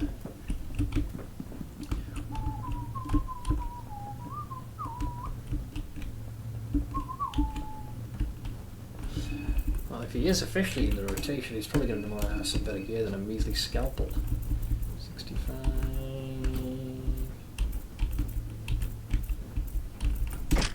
Another fucking meat mallet for the boys.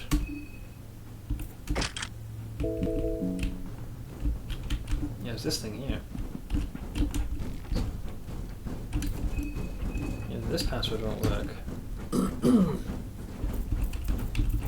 We got 4 of us, maybe we can all just DPS it down. Get him, guys! Hit! Stabity! Schmack! Schmackaroni! The washing machine is too strong for you, Traveller.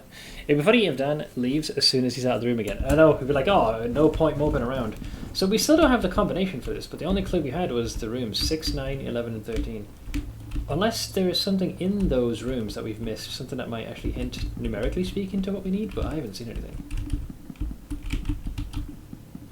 What was that? It was a washing machine. If you're trying to force something open, whether it's a door, a gate, or in this case a washing machine, it'll trigger a combat. If you can deal enough damage, you open it. But you can only deal damage over the course of a single round.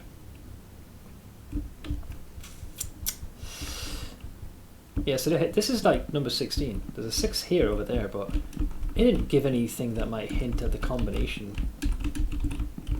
or anything like that I saw. Yeah, the oven is sealed shut because of the white crust. That about tracks. Unless maybe it's one of these notes on the ground we're supposed to pick up. Not that I can tell.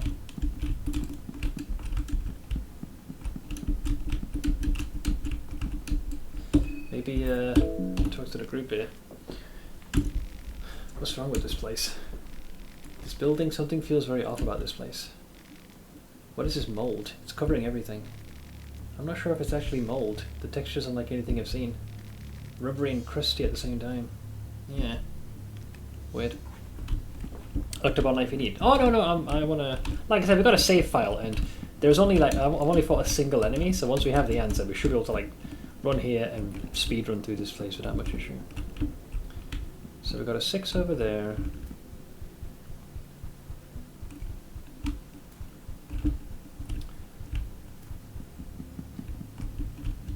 Two there. I mean, the only other thing, 6, 9, 11 and 13. That's 6.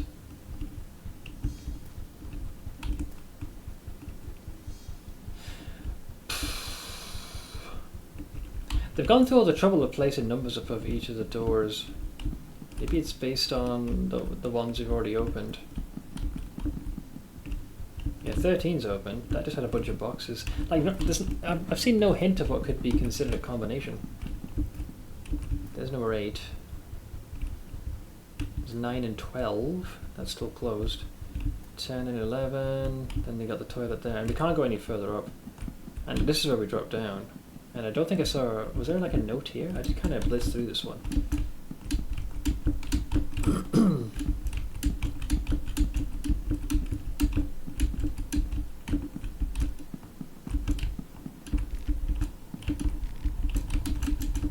No, just more mold growing. Or molding. Molding? So if 6, 9, 11 and 13 was not the case, and we've attempted to open all those doors... Yeah, I'm going slowly crazy. 10, 11... It was this room. This is the one we entered where it said do not disturb before the game threw a complete shit fit. Oh yeah, there's this guy. Medical diagnosis. This hulking thing seems to have gone through a large-scale transformation. There are signs in its anatomy that this thing was once human. Its skin has become scorched and is hard to puncture. Its arms have gained mass and they now look more like bags of potatoes. And finally, its head seems to have transformed in a form that emphasizes mouth and tongue. Very charming indeed. Might not come as a surprise, but there is no known medical ailment that could cause something this big. The body seems to be somewhat vulnerable to piercing attacks, as well as otherworldly powers. Thanks. There's a mouldy bed there. You can sleep and rest if you wanted to. Although every... Oh my god. Dude, the dolls are practically melding into a single entity. Right, so there's a couple of ways to interpret this, and I put in giant fucking air quotes, puzzle. The bait, I think, is the 6, 9, 11, and 13, because we've already entered that particular combination. So what's the opposite? The doors that are open or the doors that are closed? So if we have that...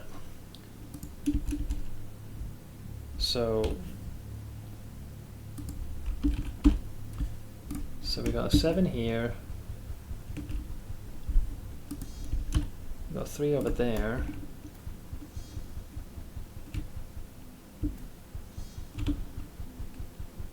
So the 7 and 3, those are the doors that are closed.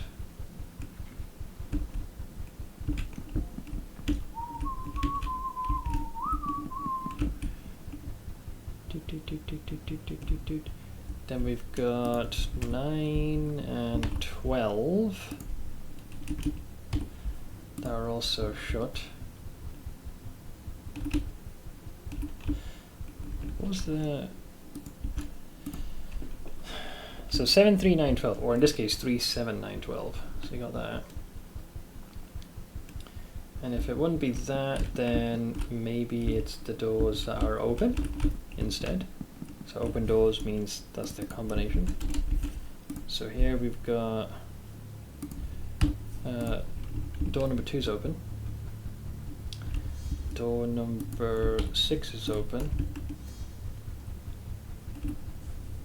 So are 4 and 5. I don't think it's that either.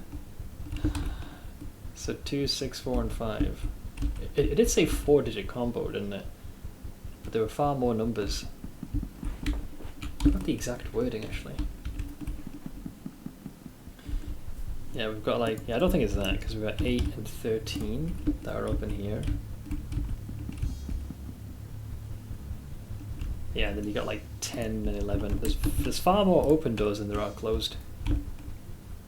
So yeah, 2, 6, 4, 5, 8, 13, 10, and 11 are all open.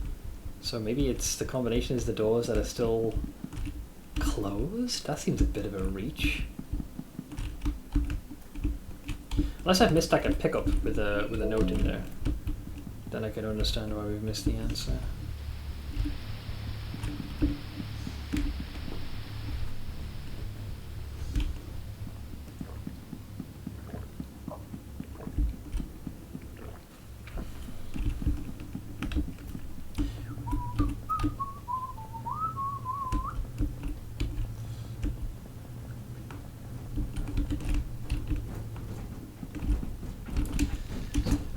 Washing machine, yeah, it says 4-digit code, so set password. So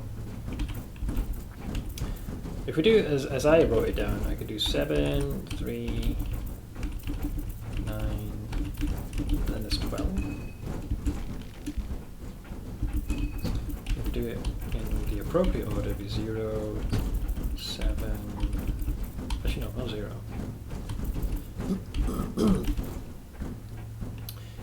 3, 7, 9, 12. That is not it either. Because the one it gave us in the beginning was 6, 9, 13. Sorry, 11 and 13 it was. But that doesn't work either. Don't know. It's not really clear, this one, if I'm being honest. I figured we were going to find the answers by initially going into the original rooms it told us to. So I think the red herring is the numbers you get from the television. By this I mean you don't enter those. That's just way too simple. Because we enter those exact same numbers. It's the correct number of digits, but it's not what's needed to open. So if we go here instead, there's apartment number 2. It's possible we just missed a note and it just gives you the combination. There we've got like mold and other rubbish.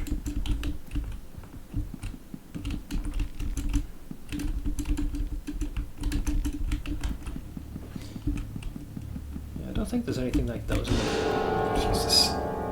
We're gonna definitely maybe jump. Thank you for the dono.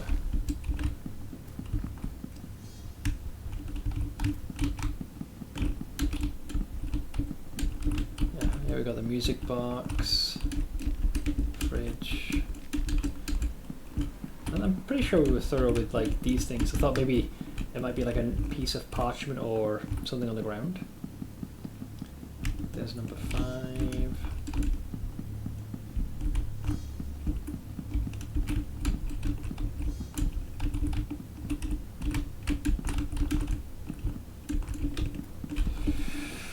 Oof. I'm not gonna bother restoring their stats. No worries, Kazakhstan. I'll catch you later, mate. Thank you again for the donut. Appreciate it. But yeah, go get some rest. Yes, it's this place here. Yeah, there's an unknown sigil on the floor. Kind of looks a little bit like there's a cross. Like, kind of reminds me of Alll-mer, but it's upside down, so I don't think it's that. Oh, something's been written in the book. On the outside, you see people partying inside, but when you go in, it's all quiet. Wait, something's been written to the book. From the outside, you see people partying inside, but when you go in, it's all quiet. What the fuck is that supposed to mean? Is that the only hint? Was I right then about the doors?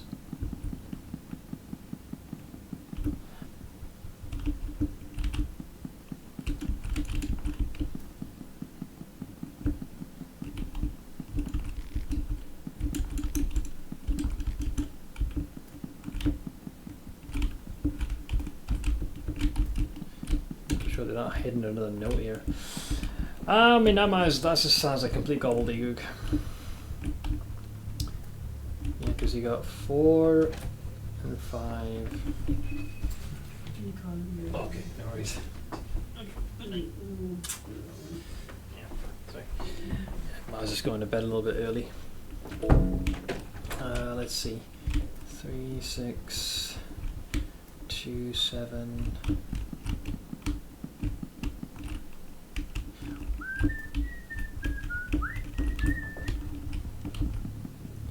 Yeah, these don't have any numbers assigned to them. So the answer is definitely in these upper floors. But I don't know what it is, the answer they want. 2, 6, 4 and 5. Yeah, 'cause if we go based purely on all the doors that are open,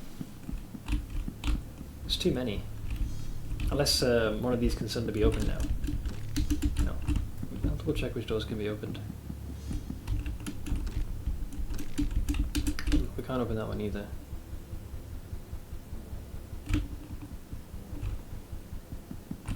That's where the statue landed. Yeah, there's far more. I wonder if that note is implying something. You know, outside is inside and inside is outside. So maybe instead of worrying about the doors that have opened, maybe we should worry about the ones that are closed. But I jotted those down. We had 7 and 3. So only 7 and 3 are the only doors closed here right now.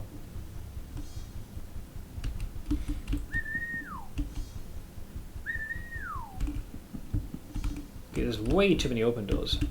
So I don't think it's that. So 7, 3, 9 and 12, and I think that should be it. Yeah.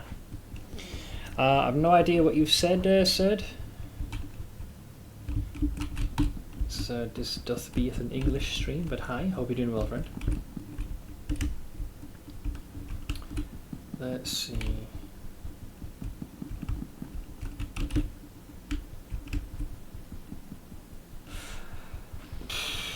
Tough one, man. The game's not being particularly clear. The first time it's been so obtuse. And we've already entered the original combination. I don't know how significant it is to actually solve this.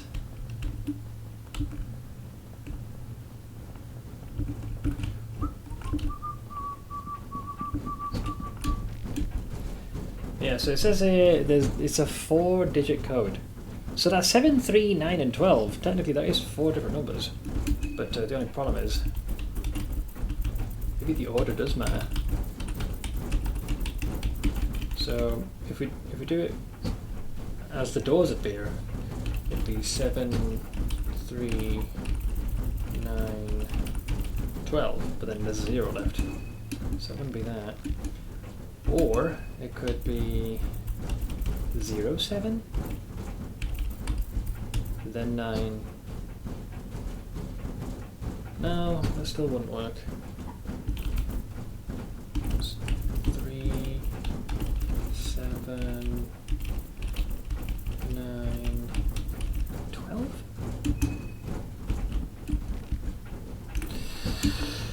I got a jar of glue, lads. Last window's dirty with murky liquids foaming inside. You don't see any laundry inside though. Occasional thumb sensors and some objects inside. We don't have the damage for it.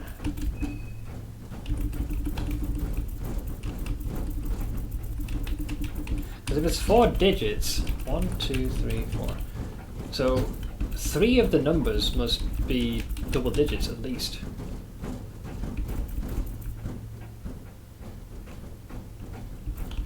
Because let's say that's one number, that's another one.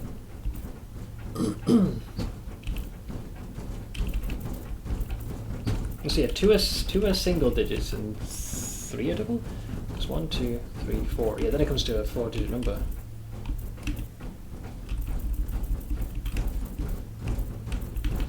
What's frustrating is that stupid report gave you the numbers though, because it would have been 6, 9. That's the first 2 numbers, and you got 11 and 13. But we already established that it isn't that. What the hell? It can't be that, because the whole point I felt of the news broadcast was to tell you to go to those apartment rooms. But they don't really... What I thought this puzzle was going to be is first it gives you those 4 digits, so you waste your time putting those in, making no progress. So I was like, alright, fine. So then I thought, oh, maybe it wants you to go to each of those rooms, and each one of them will hold the information you're after. Which would mean that room number 1 would be this one here. So this is number 6. It's the first room. But all I really have here is just a bunch of rubbish. I'm interacting with everything I can here. Yeah, everything here is just covered in mold and other garbage. I even tried interacting with the notes on the ground. There's nothing here. Nothing in the boxes. And then there's just a mattress here which just says it's just been lived in. So there's nothing in this room that suggests there's anything of note to find. So that eliminates room number 6. So by that extension, if we then go to the next room, which is a 9, so that wouldn't be on this floor. Number 3 was the other one. I don't believe number 3, yeah. So we can't even enter number 3. That one's completely molded shut. So that flips the whole thing on its head.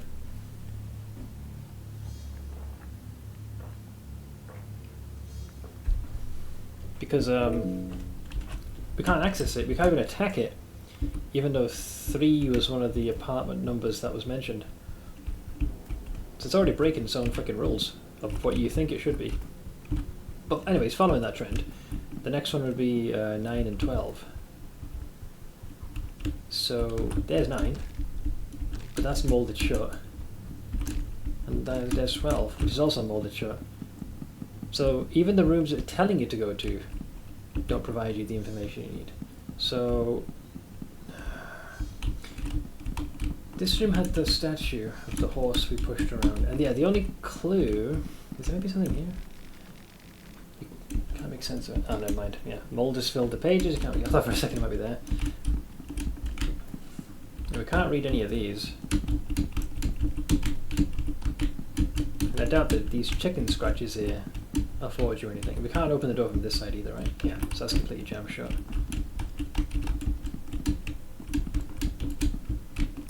And I'm pretty certain that Madman's diary had nothing of note.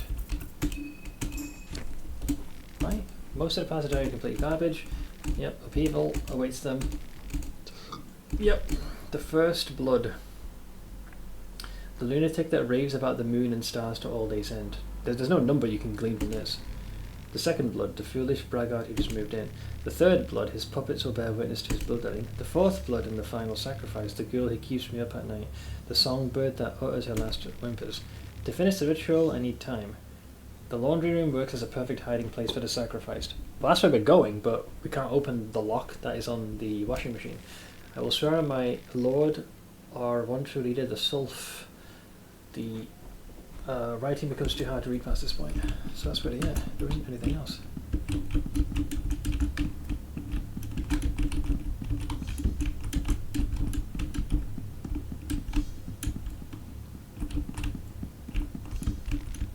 Toolbox. Multi-bed.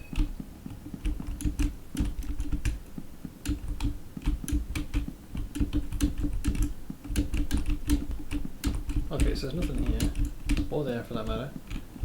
And then the only thing that there was a book somewhere that inferred something about outside being in and in being out, which I thought might give some hint, but that could be complete garbage. This makes no sense. Unless this is complete rubbish. Which then again, I would not put past this game for 1 second.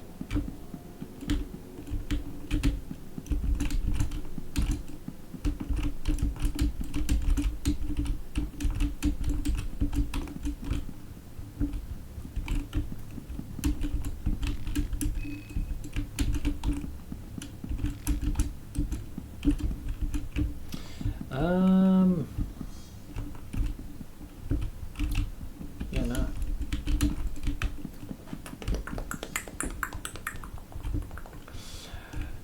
Ten, 11.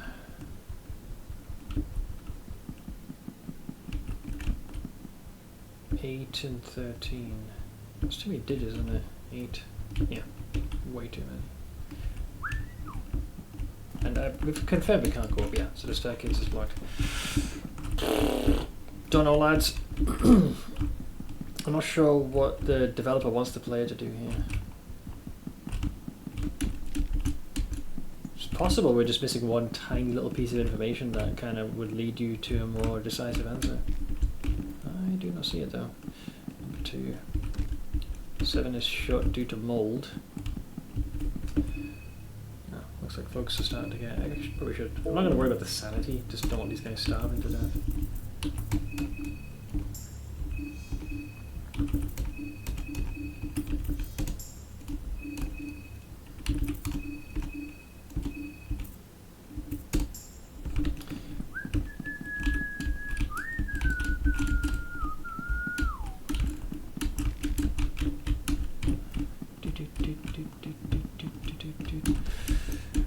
Door shield, seal shut due to mold growth.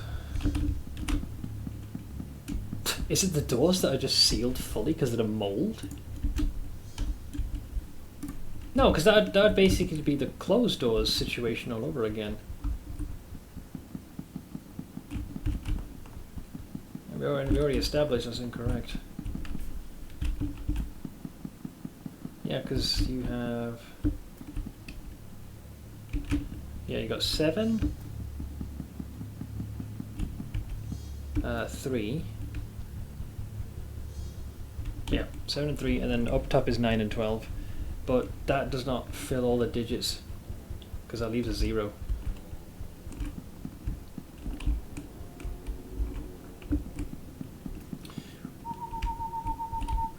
Yeah, here we got 8 and 13. Treasure chest there.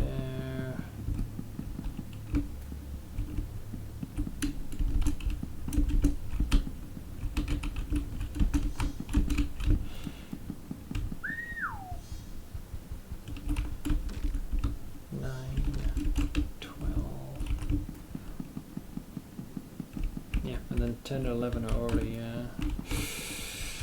prod open. And the statue was in this one.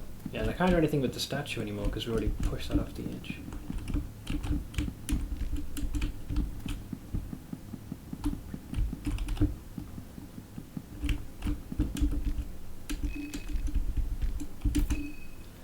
Yippee!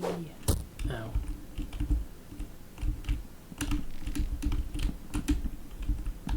Okay, just make sure I didn't miss anything there. So it's not that, it's not that. There's not like a pile of something hidden beneath here, is there?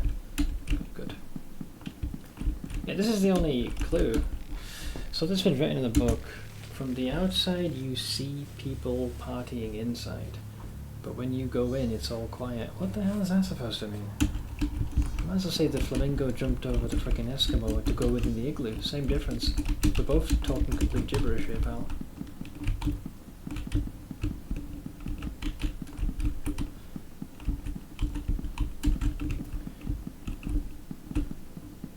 Yeah, the only thing we found here was the ramblings of the mad guy.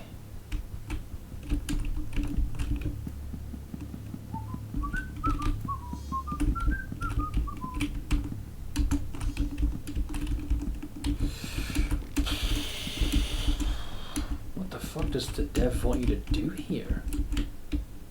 It could just be a big waste of time. It could unironically just be a red herring. Not everything is supposed to have meaning. There's no way I'm resting in that mouldy bed. Absolutely not. Fuck that noise.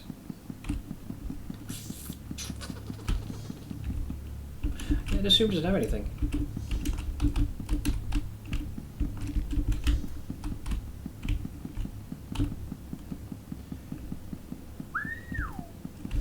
I wonder if I can watch that news broadcast again. Maybe I misinterpreted something very poorly. Can you leave at the very least, or are we still stuck? Oh no, you cannot, so you have to solve this to leave. I thought the door had opened because we'd gotten into the room we couldn't previously escape. That's not good at all, so you have to solve this. Anything here? Oh, hunger is crippling Ash. I thought I fed you.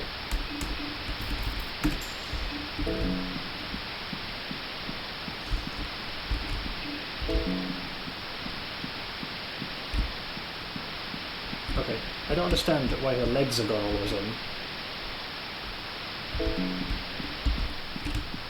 Ash? Wait. Okay, there we go.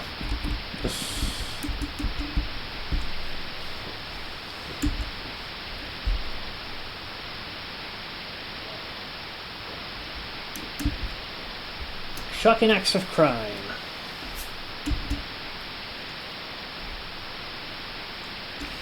The sun just moved in the corner of her eye. Let's see, yep. The murder so heinous, tragedy of 28th Street. The most extraordinary and frightful affair, the person over there, yeah. The residents of the apartment 6, 9, 11 and 13, which basically is the 4-digit that I thought we had to use. The residents of the apartment 6, 9, 11 and 13 were murdered in the most gruesome manner. Oh. And then it goes to white noise. So confused. It gives you a 4-digit number. It's the only one that fits, based on the game's own description. But even though it's the only number that makes sense, the padlock won't accept it. Yeah, the washing machine is shaking violently. There's a padlock with a mechanical 4-digit code. Set password. So we did 6, 9, 11 and 13, which is literally the 4-digit number. Hey Napa, my backseating tooth is aching. Yeah, I imagine. I half thought you found what you needed for the film projector. No, that's in a different place altogether. Maybe change the order. No. That makes 0 sense. Then again, this puzzle makes 0 sense. The way I thought this puzzle was intended is, I think basically everyone makes this mistake. You get given the 4 most blatant numbers, which is the you got the 6, you got the 9, 13. Sorry, no, 6, 9, 11 and 13, right? So that's like the first answer, but if that doesn't work, then you listen to that news report and it makes mention of the gruesome murders that have occurred. So the next logical thing, at least my mind went to, is, oh, just visit those specific rooms, since those are the people that had seemingly been murdered, at least based on what the... Interesting. Most of the text in the book is illegible, but there's one passage you can make sense of. Only when I'm alone in here during the late hours, only then I notice the true nature of these hallways. The cracked floor tiles, decrepit toilets, the mouldy planks that rise up to the endless heights. Alright, thank you for the extra bit of flavour, I guess. I thought for a second maybe that's what it was.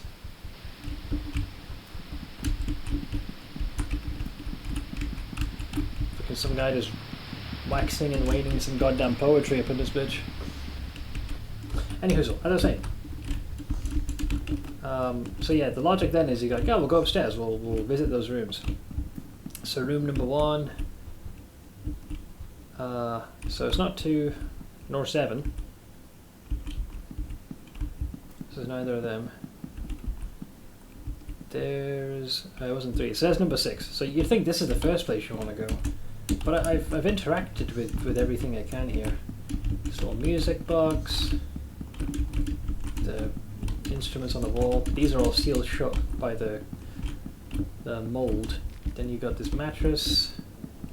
You got this box over here. So there's nothing in here that I can do. So it already kind of ruins my initial theory. I was like, oh, I'll just go into the rooms that I mentioned in the broadcast. So this is apartment number 6, but nothing has really happened in apartment number 6 that I can tell, anyways. No loose floorboard, no decrepit piece of wall, no hidden shiny, no extra note, nothing really.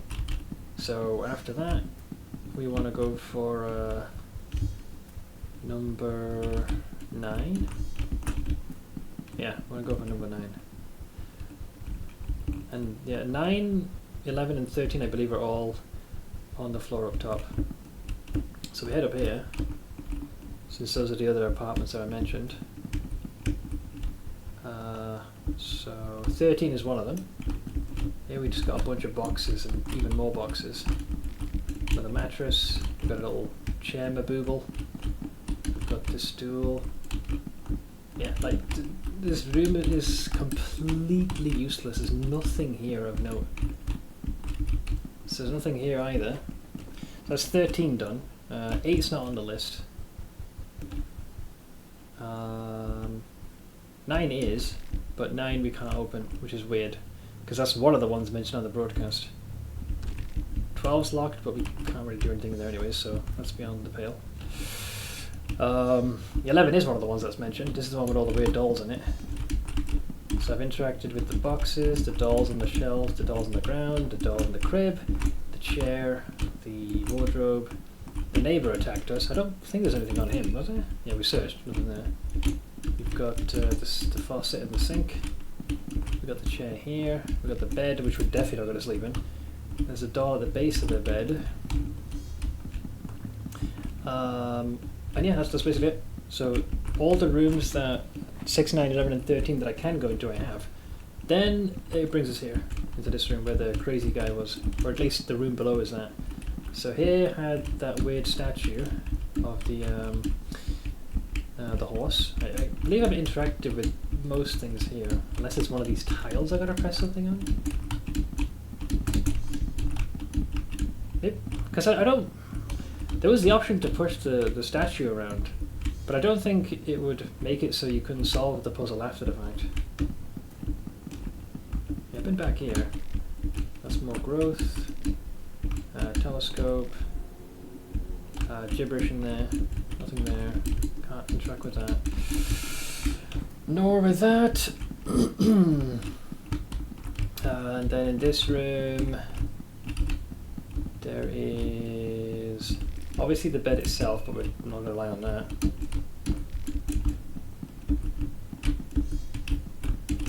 Yeah, I've checked the notes below and above. This pile over here. Can't interact with that. So the only thing left to do is to then jump down. So this is where we found Dan. I think that's the only instance I think I made some progress. So you land here. We found the Book of the Madman. Dash is filled with complete gibberish. Yeah, unknown sigil on the floor. We can't do anything with the sigil. The match, yeah, heavy use. There's this and this. There's the remains of this statue. The horse head. There was this mentioned, but this is the only clue, but it could just be more gibberish, like the rubbish downstairs. From the outside, you see people partying inside, but when you go in, it's all quiet. I have no idea what that means. If that's an attempt at a clue, it's a very poor one at that. So having pretty much explored everything in this room, you can contractor with a sigil, the book of the crazy boy. Then you exit this room. Yep, check this bathroom. Yep. Let's see, lamps, bookshelf. That is seemingly melding into one.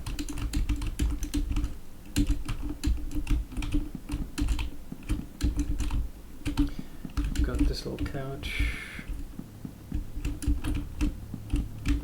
Can't read that. Plus that. And then there's the bed over here. That's basically it. There's nothing else I can do here.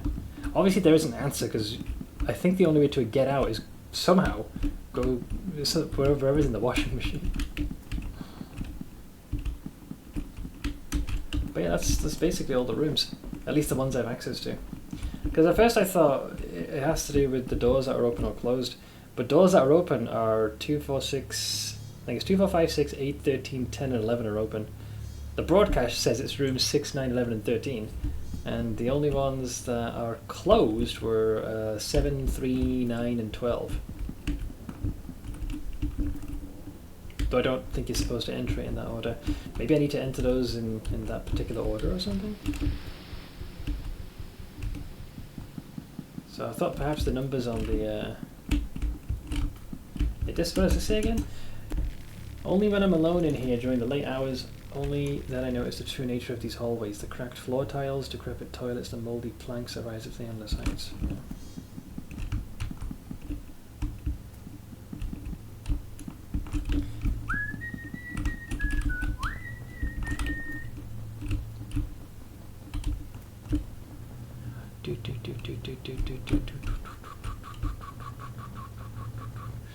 Which then... Did I go this way? Yeah, I think the boiler just wasn't working, and this is sealed off there. And a bucket covered in mould.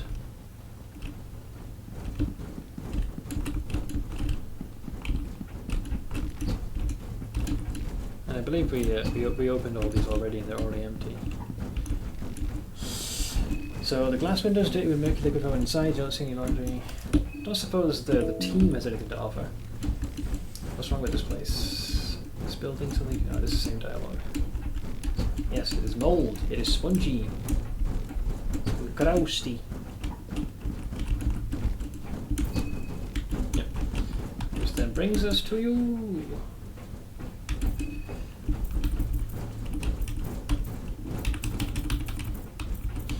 So yeah. So the numbers I've got. There is 3, 7, 9, and 12. But then there's the 0, so I don't think that counts. I assume if it's correct, it'll suddenly go click. So we don't have that.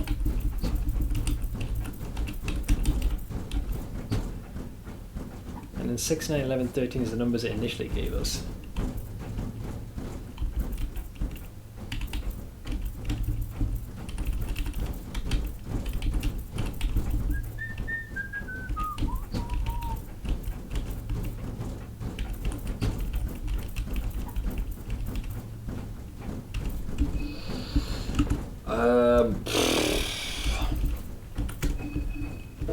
Star for a while. Sanity doesn't really seem to do anything. What else could it be?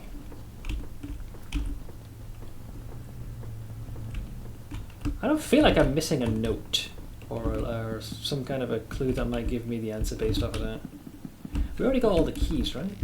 All the spare keys to the apartment appear to be here. Okay, right. And we received a master key to seemingly open the doors. Yeah, that side leads to the television.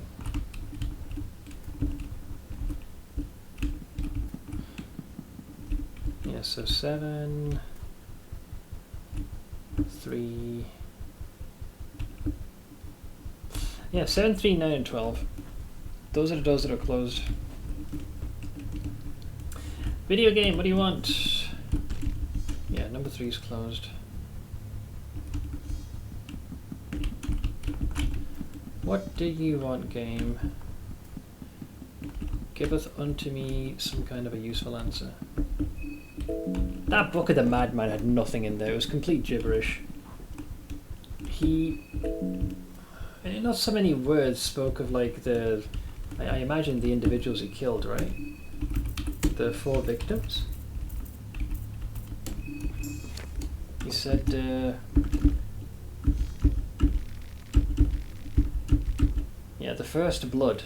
The lunatic that raves about the moon and stars to all day's end. The second blood, the foolish braggart who just moved in. The third blood, his puppets will bear witness to his bloodletting. His puppets? Are we talking like the fucking dolls in that room? And the fourth blood, and the final sacrifice, the girl who keeps me up at night.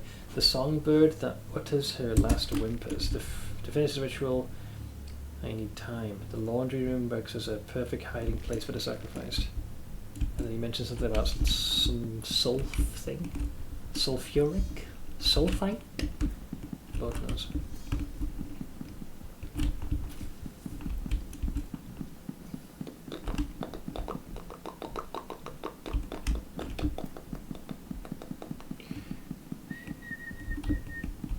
It's weird how these rooms are just useless. There's nothing in here. Like, go in there and it's just a bunch of boxes and other pieces of garbanzo. Yeah, number 9. Mold-like growth.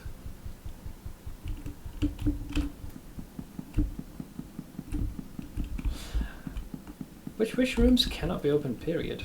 I wonder. So we got room number 9 and 12. Those are just closed in perpetuity. So maybe it's the one that I just straight up perma-locked? No, because it can't be that. There's not enough numbers. Yeah, I think that's 7, 3, 9 and 12. There's not enough. Yeah, 13's open. 8 is open. Yeah, 9, 12.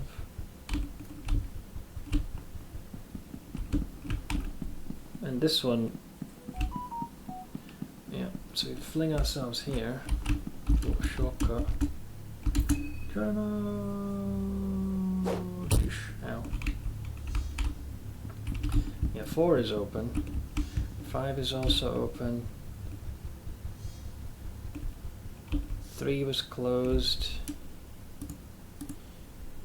And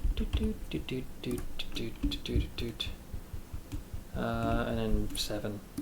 Yeah, so I didn't think I missed one. Yeah, 7, 3, 9 and 12. Those are all closed. And there's no numbers to these ones? Yeah, these are unnumbered.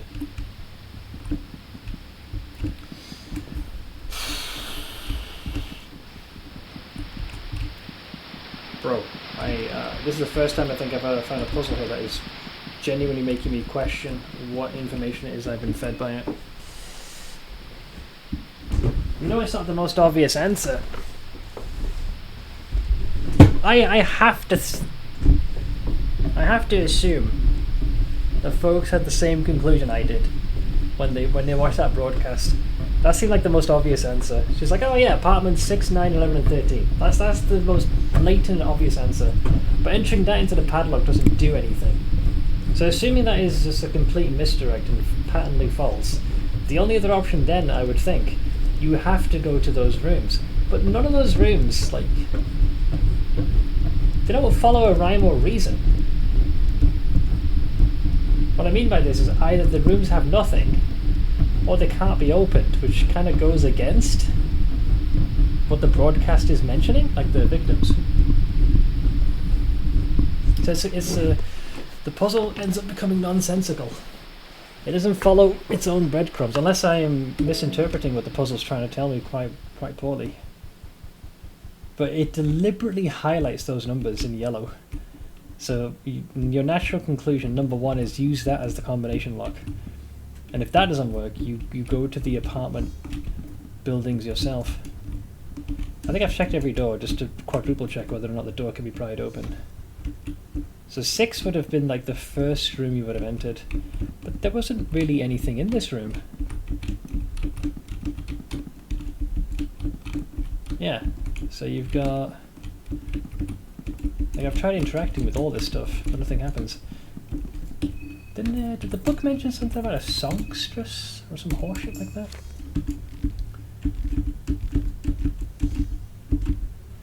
The lunatic that raves about the moon and stars to all end days. So interesting. The lunatic that raves about the moon and stars to all days end. That the only thing that makes sense is where the statue was. That has some like constellation shit on there. So hang on, let me make a note. I'll just call this the horse room. Okay. So maybe we need the door number of that one. The second blood. The foolish braggart who just moved in. There's a room which has a bunch of junk in it. So junk room. The third blood. His puppets were witnesses. That's the doll room. Oh, you motherfucker. I think I know what they did, you cunts. And the fourth blood. The final sacrifice. The girl who keeps me up at night. That's the music room. That's what it is. You cunt. That's what the motherfucker has done. Because that's naming 4 individuals. It's not so much the door. I believe I figured this out.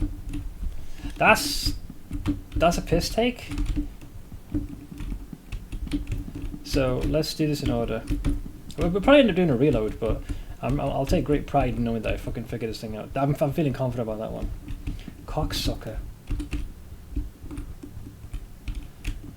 So the room, which you could argue is to do, you know, the raving guy with the constellations, is this one. So it's here and to the left. So this is all the constellation stuff in there. So that's room number 9. Okay. I wrote junk room. So that's the room where there's a bunch of just rubbish in there, just piled high. That would be this one here. So that'd be 13. Then the something about your toys or blah blah will bear witness to the bloodletting, which is this one. So that's number 11. And then the last one I wrote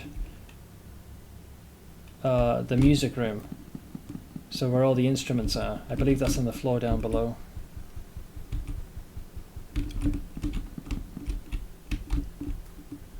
I think that was like number 3 or some shit. Where is it?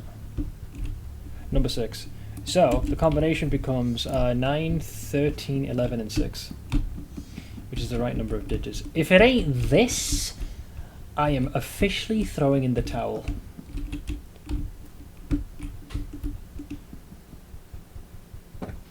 I think it's this one we gotta go in, right?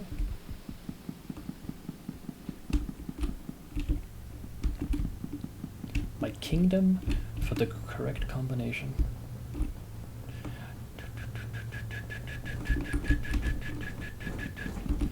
Right, cocksucker. Set the password.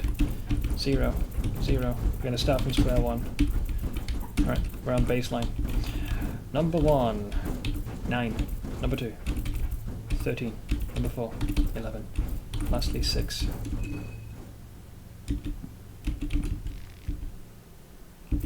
Fucking get us! You bastards! Heathens! Sorry. I had to celebrate. I'm actually proud of myself. All it took is forever, all my mind, and copious amounts of hunger. You rat bastards. That was cheeky. You know what? You know what's insidious about this, right? They give you a combination which fits, and I guarantee you the vast majority of the player base made this mistake. Guarantee it. So they then had the same logical mindset I had, which is to go into those rooms, and probably thought, oh, maybe it's the doors that are open or the doors that are closed. But then that doesn't work. Then you think, well, you know, maybe it's in one of the books or somewhere, and it's complete gibberish. It's just complete ramblings. I was like, what am I even looking at here? So it's only when I looked at the only clue that realistically made sense, which was ironically the madman's ramblings, I thought to myself, hang on a minute, what is it actually saying? So when I spoke about constellations, I remembered what I said with the horse statue. I was like, oh, it looks like something, you know, like the stars or a chart. And then when it mentioned dolls, or at least, you know, I forget the exact wording. I appreciate your patience, Nipa. Oh, fucking hell, I was going to lose my mind. Thank you, Dano. Appreciate it. You did. Have a B-day boot from me, it's mine. Thanks. Oh, Jesus Christ.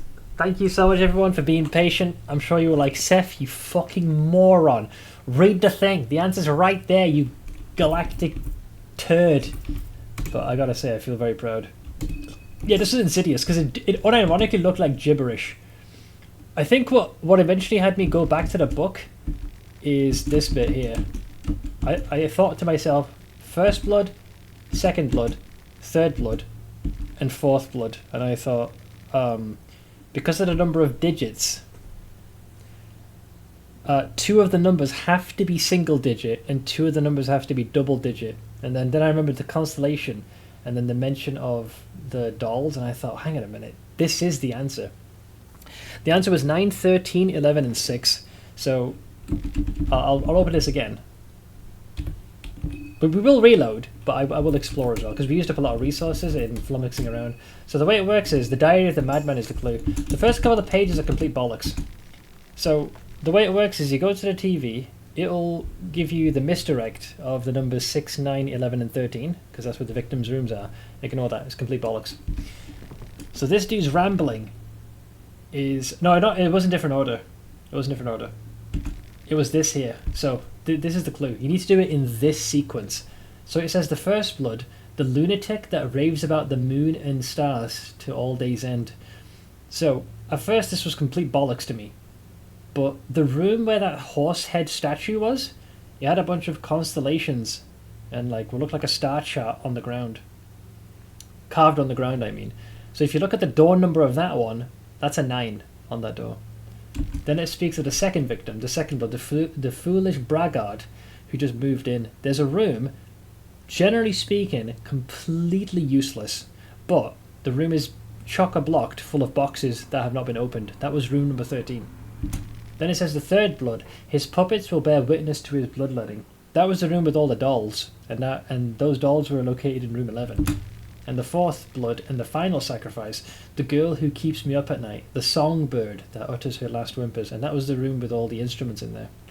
So by that logic, the combination, and with those rooms, it becomes 9, 13, 11, and 6. This is unbelievably insidious as a puzzle, because the answer is right there, but at the same time it's easy to miss, because you get debated by what the broadcast is telling you, thinking that, oh, maybe you need to enter this in a different combination. Then you try and go to the rooms that it has originally pointed you to, which is also a misdirect, and the key is this fucker. Logically speaking, I should have come to this conclusion a lot quicker, because the final page says this: to finish the ritual I need time. The laundry room works as a perfect hiding place for the sacrifice. So I thought, well, if that's the end, this is basically this is a timeline of how we got rid of the victims. So I think the part where I started to doubt that I was looking in the wrong direction is when I realized that because the padlock houses a grand total of 6 digits, but the code is said to be 4 numbers, it means that 2 of the digits had to be single digits and the other 2 had to be double digits. So we got that at least. So for now, we'll see what we missed, and then we'll reload. So you're gonna eat that just to get rid of your hungies. The other thing that's terrifying is that once you're in there, you are in there.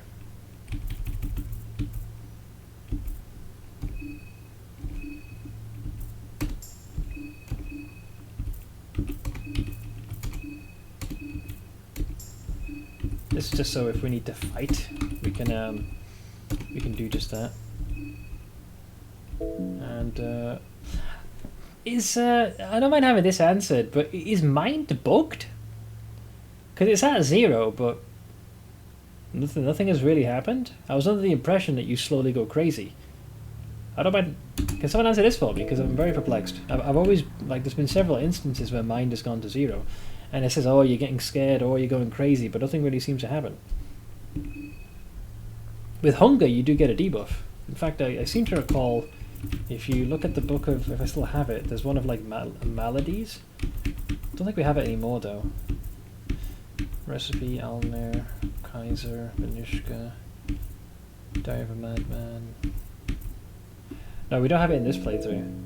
But hunger makes sense. Like, if your hunger dips too far, you start to actually gain a proper debuff.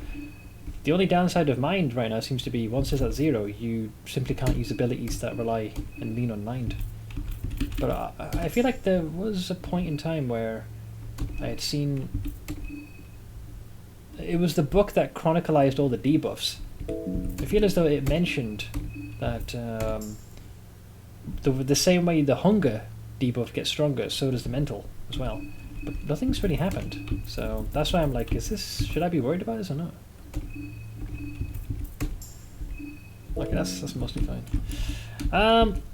Crawling. Oh no! It connects to this fucking place again.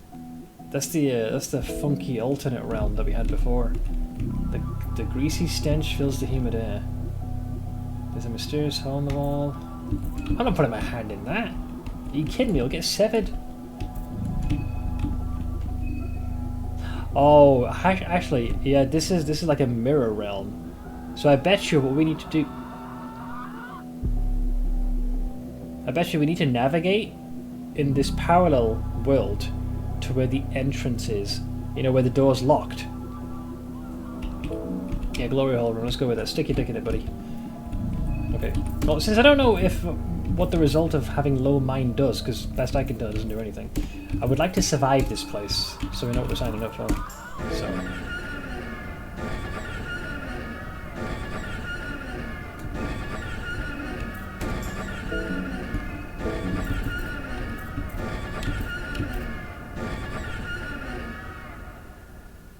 Can someone tell me what this guy was smoking when he fucking made his OST? Jesus Christ.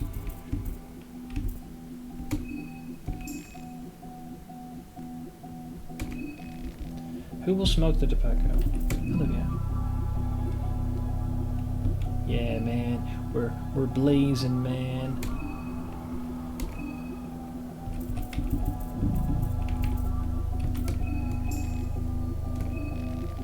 Just to give folks a little bit of sanity.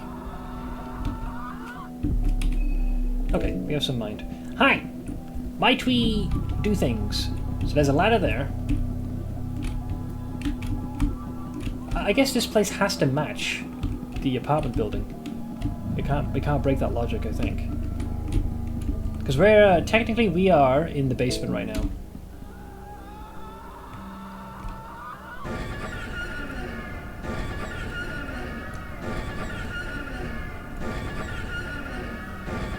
Absolute banger, guys.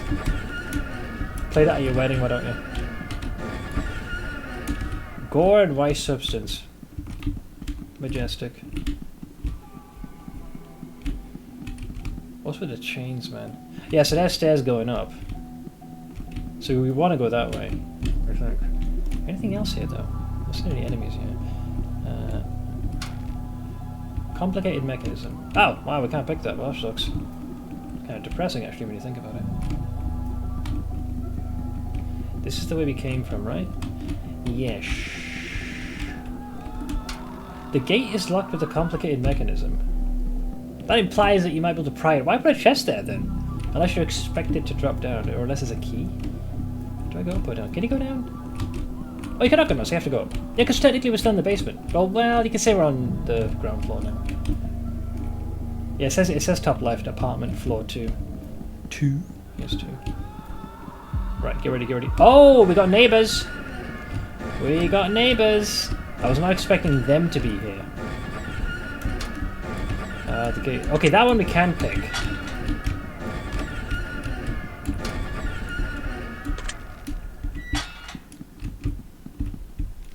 Liquids are being drained from her.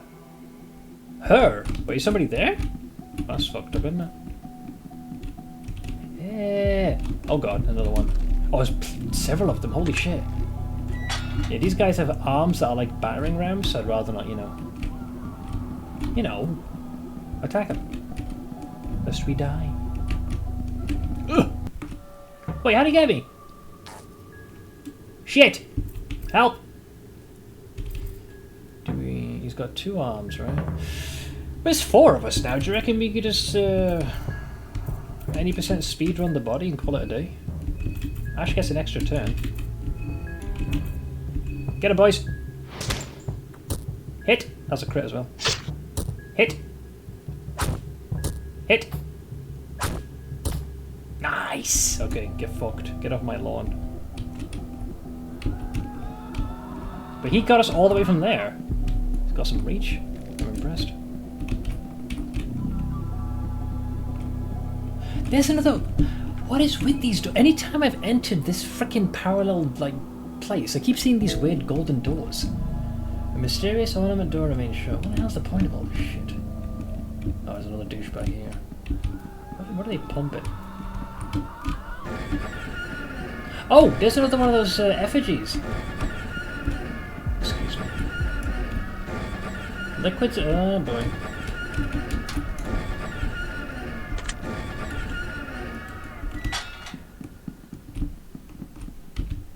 I kind of have to fight that guy. Assuming our attacks all connect, I think we have the DPS needed. Although we could have gotten lucky with one of the crits. That's low. That's better. She might be in a fucking wheelchair, right? But she represents.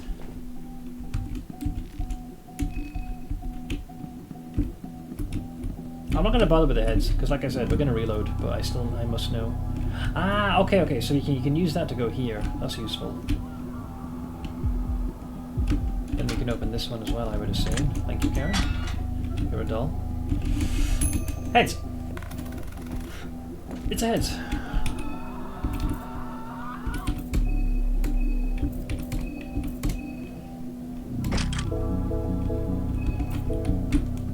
Ugh. Yeah, they definitely have more reach. Head! Torso. Get him, boys. Yeah. Yeah. Yeah. Shit! He whiffed! Oh. Right, so we don't quite have the juice. We either have to get a crit or some kind of additional proc to... Well, I mean, she'll heal naturally. I mean, if we play our cards right, we should also be able to avoid the fight to begin with.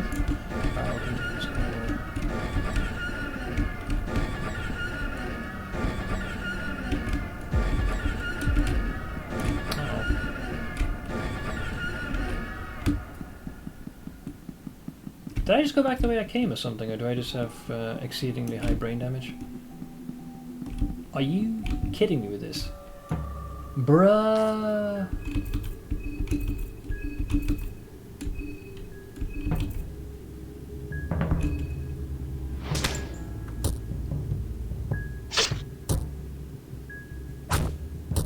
Thank you. Jesus Christ, that woman is an absolute gem. Small key. Did you like the small keys? I don't think there's any loot here that's worth the hassle. Like, there's a couple of chests, but I think the real aim here is to GTFO.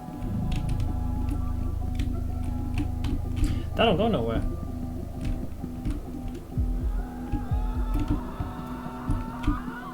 Am I just losing track where the fuck I've been? I think I am. I think I'm actually getting turned around. I love how it took a second for that asset to load. Poke. Poke. Poke. And poke. The gate is too strong for you, my friend. You must relent.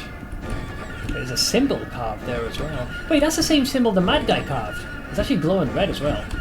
So we're in his room, or something.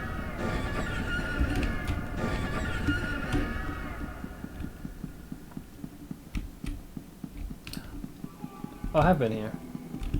Yeah, I think I got turned around. I was too busy trying to avoid the Clown Fiesta squad that I'm actually going backwards. Well, good time to experiment. You are getting scared. Ladies and gents, who in this day and age is not? Being scared, that is.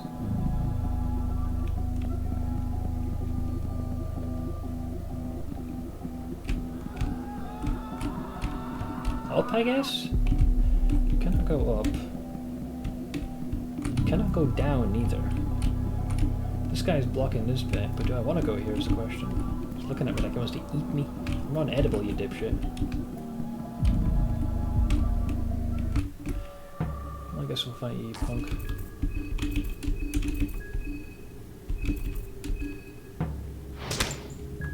Schmack! Schmack, Caroli.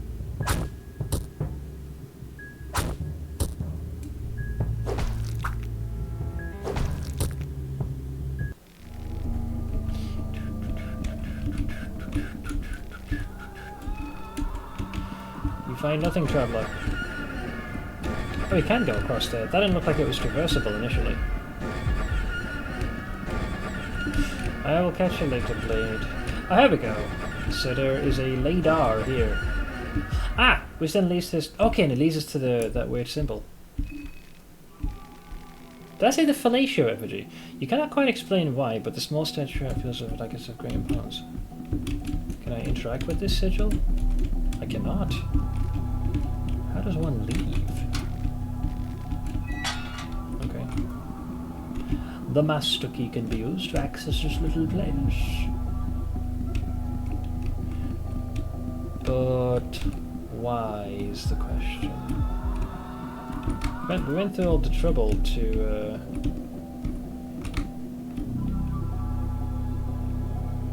okay. Motherfucker, got you baited.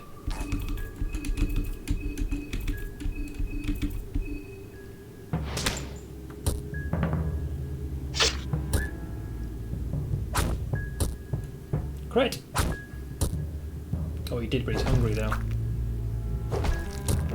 No! Sorry, Olivia. Had to be done. We shall mourn your loss. The one thing I haven't figured out is... Once you have the thing, are you...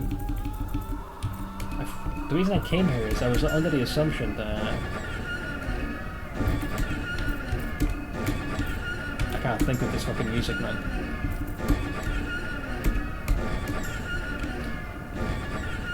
Because you go all the way to where that symbol is, you get the effigy. Do you need the effigy and then you need to leave? Like the way you came? Is the door open now? Or can we only exit via moving in the parallel world? Because you can't go here or here. Dude, this place is giga confusing. Just makes no fucking sense. It's complete fucking gibberish. This part's very deceptive because it looks like you can't go here, but in actual fact you can. That's the bookshelf. This is the ladder I used to head down before to get the effigy, right? Yeah, and there's a statue itself. You can't go to the left of here. So let's say hypothetically you get the effigy.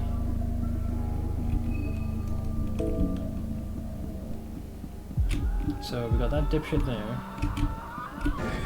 Bunch of people here being sacrificed, or at least having their fluids drained evidently. Put your hand. Why the fuck would I do that?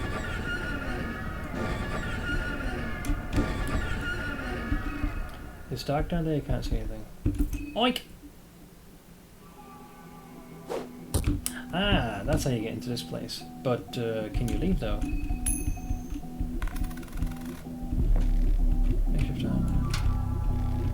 Oh, so apparently from this side it's locked with a simple lock.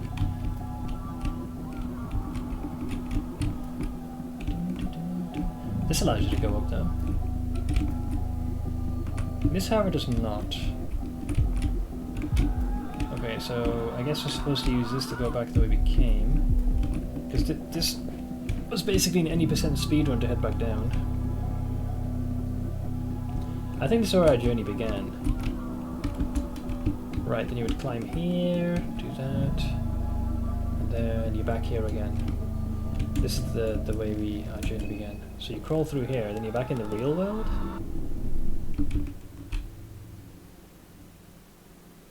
Cunts. Okay, that's the secret then. Yeah, so you're here for the effigy. I don't know if you have to get the effigy in order to leave, but that seems to be the implication. So you need to be able to navigate safely, avoid all the neighbours. Well, not avoid all the neighbours, but don't die to the neighbours. And then once you got the effigy, you can GTFO. Because now the door's open. Alright, it was a worthy fatting excursion. I need a consistent way to deal with them though. The good news is we'll have Dan join us, which is great. Like your boy packs a punch. But it's not enough to kill them. So it's a matter of... he only attacks with 2 arms, right? Yeah, there's a left arm and a right arm. There was some hint that maybe he did something with the tongue. But I think we should have enough action economy to browbeat them. And then we're over here. You know what sucks? Those motherfuckers with the chainsaw could attack us at any moment as well.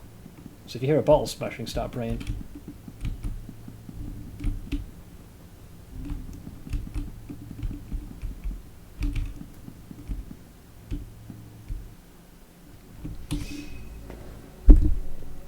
If you know the combination already, before you even have to do anything, what do you gain from going in the higher floors? You don't gain anything. You get the Book of the Madman, but that's just filled with hints on how to solve the puzzle. So as long as you know the combination of 9, 13, 11, and 6, you should be able to go straight in, go right to where the washing machine is, put in the code, shift to the parallel world. As long as we can avoid... Oh no, you need to get the Dan though. So you don't really have to solve anything, you just got to get to your boy. And there's only one normal neighbour that will potentially spawn when you open up that the door to where the dolls are. I think so. Am I winning? We did one heck of a test, which I believe I've solved it. Alright. So despite having spent quite some time trying to solve that, back to the title screen. So at least we know how to do that. So I think I should be able to do that in a mere fraction of the time now. So we leave, having learned what we know. So back here again, with all of our supplies and most of our sanity all held together by sticky tape and glue. What gives our next menu? Well, I want to at least get one of the endings here. If I do that, then probably go finish off Yakuza 1 Kiwami. And my plan had been to, on the 15th, to join everyone for the PoE2 beta, but my dad has a hospital appointment. I'm going to be going with him. It's kind of like right as the stream begins. So maybe I'll come back. I might be able to stream a bit of it, but we'll see. Can you get a happy birthday? Happy birthday. But when you said you did have a birthday boop from me, it's mine. I thought you meant like you were booping me, not that it was your own birthday. So I think I misunderstood that. But happy birthday to you, man. Yeah, I think after I've done Kiwami 1, I'll probably want to take a breather from Yakuza just for a bit, and then we'll hit straight on there. Oh, happy birthday, man. Sorry, I totally misunderstood that. I'm an idiot. But yeah, happy birthday, man.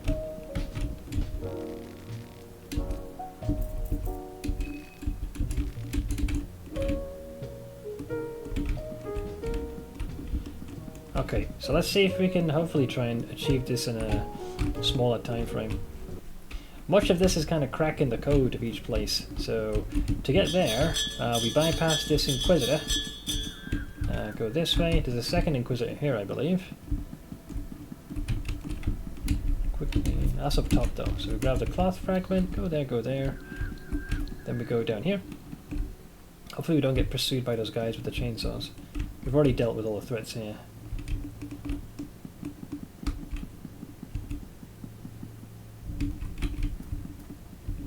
So it's this place here, this apartment. So this apartment will now lock, so we can't leave. Why is everyone? That's one of the characters, Olivia. Quite useful. Okay, so now that we're here, we need the key first. So that's there. That's the television, which has the broadcast.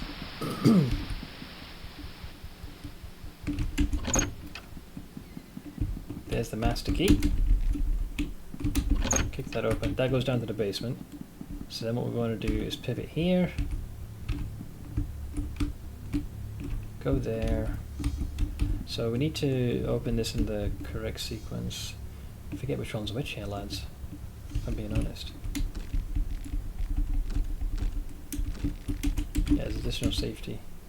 So you can't force it or use any of this. So I believe we have to go... We need to go to the floor above where that horse statue is. Push that on the tiles. The loose and creaky floorboards. I wonder where that neighbour is. Is he here? Because he suddenly attacked us out of nowhere. Is he in the bathroom? No, I think he just spawns. Yeah, so we open that. Then move here. Wait, did he just spawn? Okay, I thought he spawned then. Yeah, so here we do push that, push that. This one's also insidious because the constellation and the way that statue fits over it perfectly. I guarantee you people wasted time and resources on there for fucking yonks, man. So...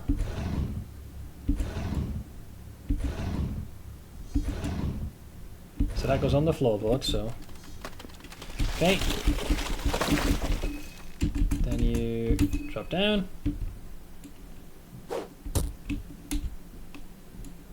There's Dan. So you talk to your boy. He speaks of the sigil on the ground. Where have you seen it before? And then he wants to join us.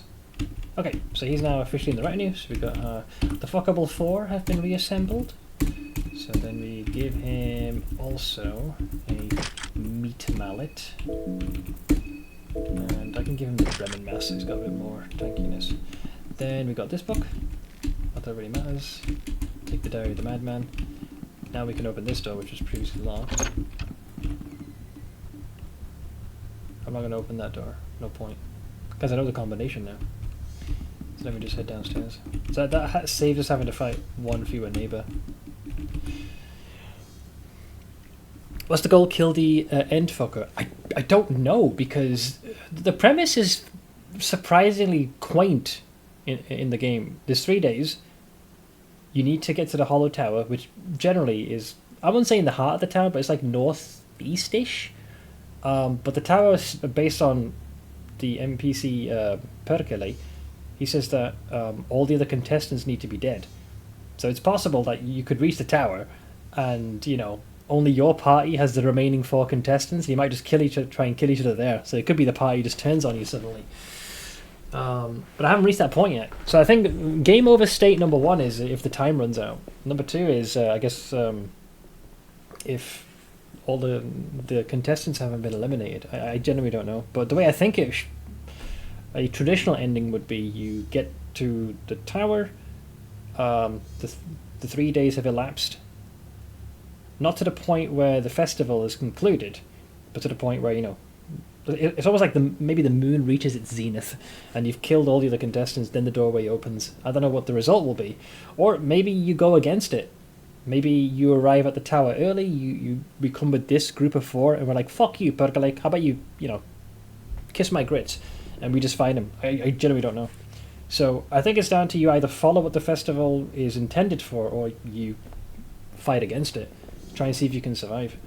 But I really don't know. What's interesting about the game is that obviously there's 14 contestants, 8 of which are characters that you can play from the very start.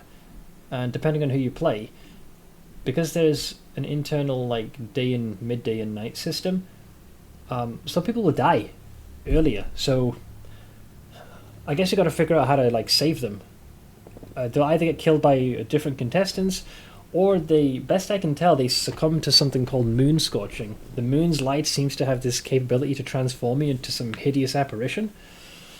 So I could totally see why folks would have to play this game multiple times, because they figure out like where a particular character is on what day, and how to basically save them. So this, very interesting, this game.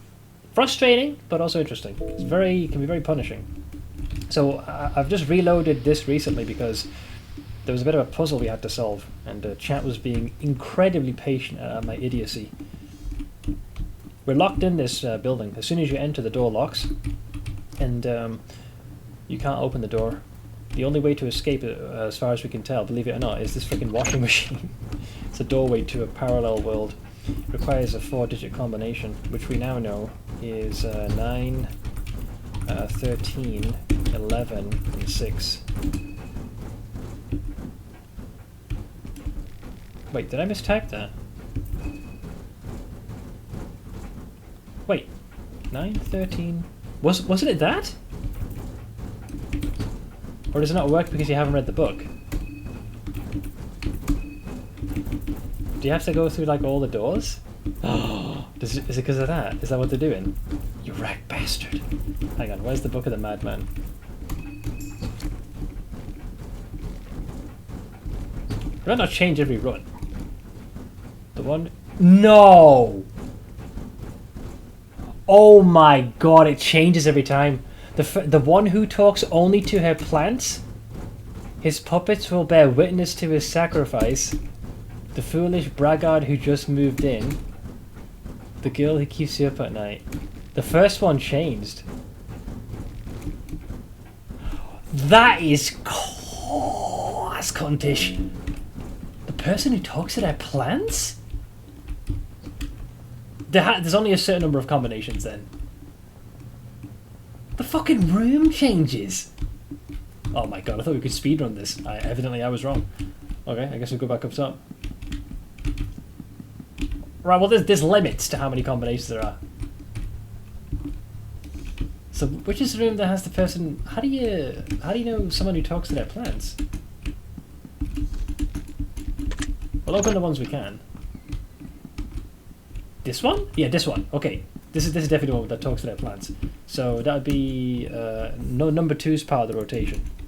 Okay, I'll put that in brackets. I think the rest of the rooms... Motherfucker. I gotta give him points for wit on that one. That is very sneaky. But I think there's only a fixed number of combinations that are possible then, based off of that. I don't enjoy when you're suffering in the game, I enjoy when everyone's having a good time. Yeah, once things click though, the nature of this game is suffering. But when you overcome that suffering, it feels pretty good. Alright, so the combination is... the other rooms make sense. So you still have to use the Madman's book to get the combination. Okay, hang on a sec. I'm using the Twitch chat to store this. So, yeah, that's fine. He's talking a bunch of bollocks. Let's see. Dream of the Moon, Fool's Moon, yeah. So, First Blood, the one who talks to their plants, that was 2.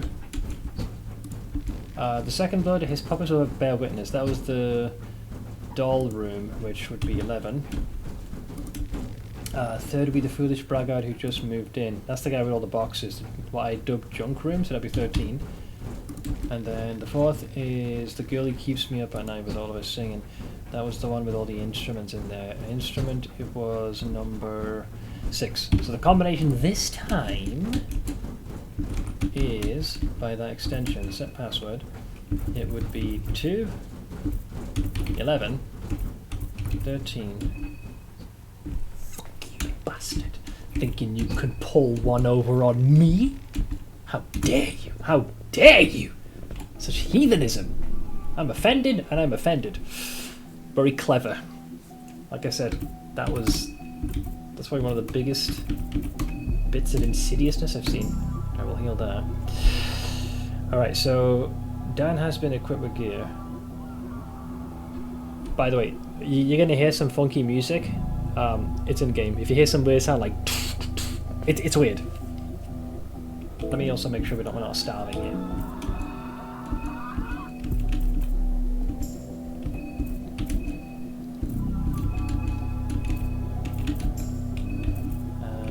Item, food, draw meat.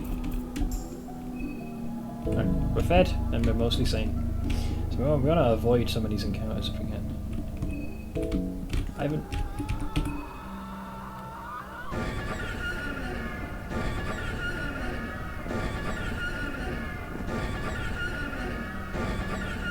Oh yeah.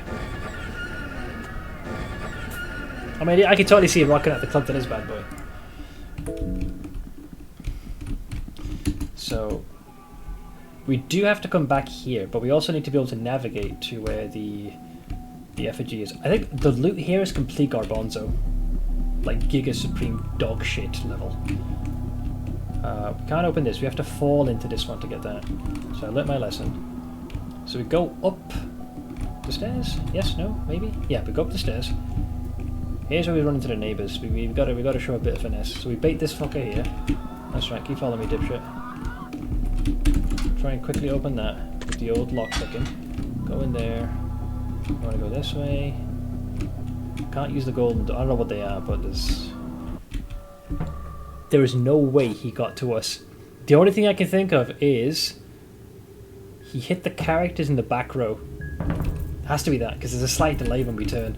So there is a downside of having too many party members. Okay, this time let's try and do this by the book. I think we need to attack one of the limbs 3 times. So 1, 2, 3. Ah, fuck it, all in. Hit. Hit. Hit. Hit. So there's 1 smack. Ouch. Okay. So Ash gets an extra turn, which is fine. I'll have her soften up the body. Okay, top of the round. So, Rev. 1. Rev. 2. Rev. 3. I think eventually you default to the body anyways. Schmack. Schmack. Schmack. And then torso. So he loses his turn because he was going to try to attack us with the left limb, but he can't, which then allows me to go for the body. Wait, what? How is he concussed? I didn't throw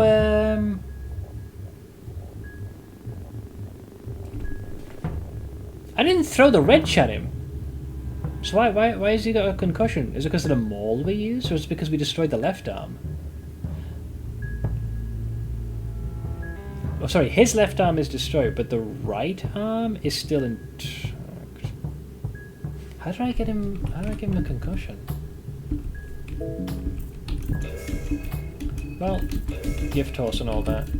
Maybe you want to go for his left limb then first. Schmack. Schmack. And dead. Okay. Well, maybe we'll learn something. Hello. Thank you.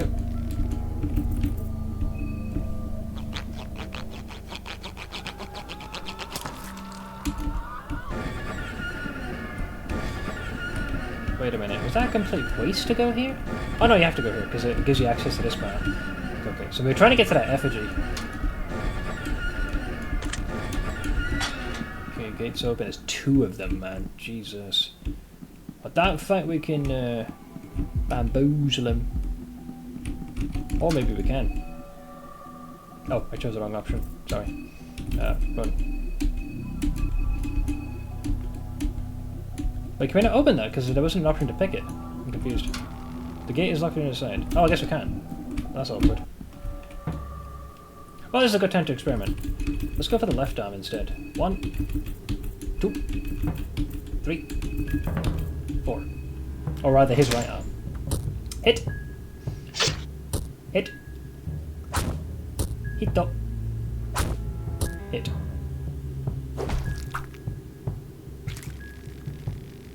The neighbour whips his tongue out. It seems to be smelling the air with it. That does not look very nice.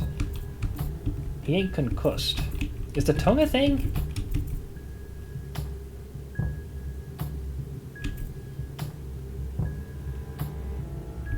I reckon we go all in, man.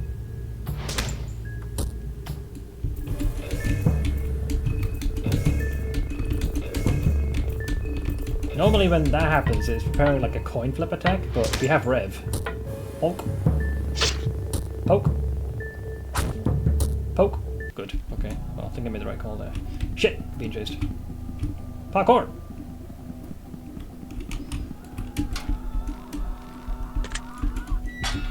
I can open that, but I don't think that's what we need, though.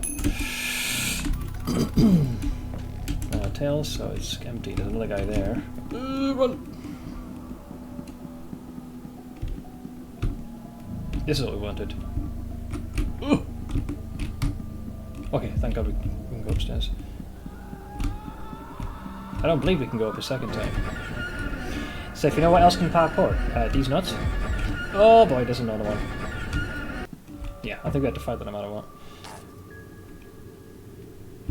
Yeah, because if we don't target one of the arms, we risk getting hit by both of them. I don't think we have the juice.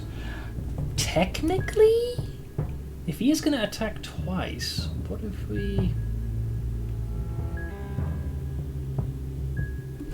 This is the only like opportunity I'll get to test this. I think if we all have one charge of rev and we just bull rush the body, I believe we kill him. Generally speaking. Karen's got the ability to leech as well, but I don't know if I want to be risking that because I can't stop both arms. I don't have the damage for it, and I've already tried to attack him at everyone. If we crit, sure, we can end the fight right then and there.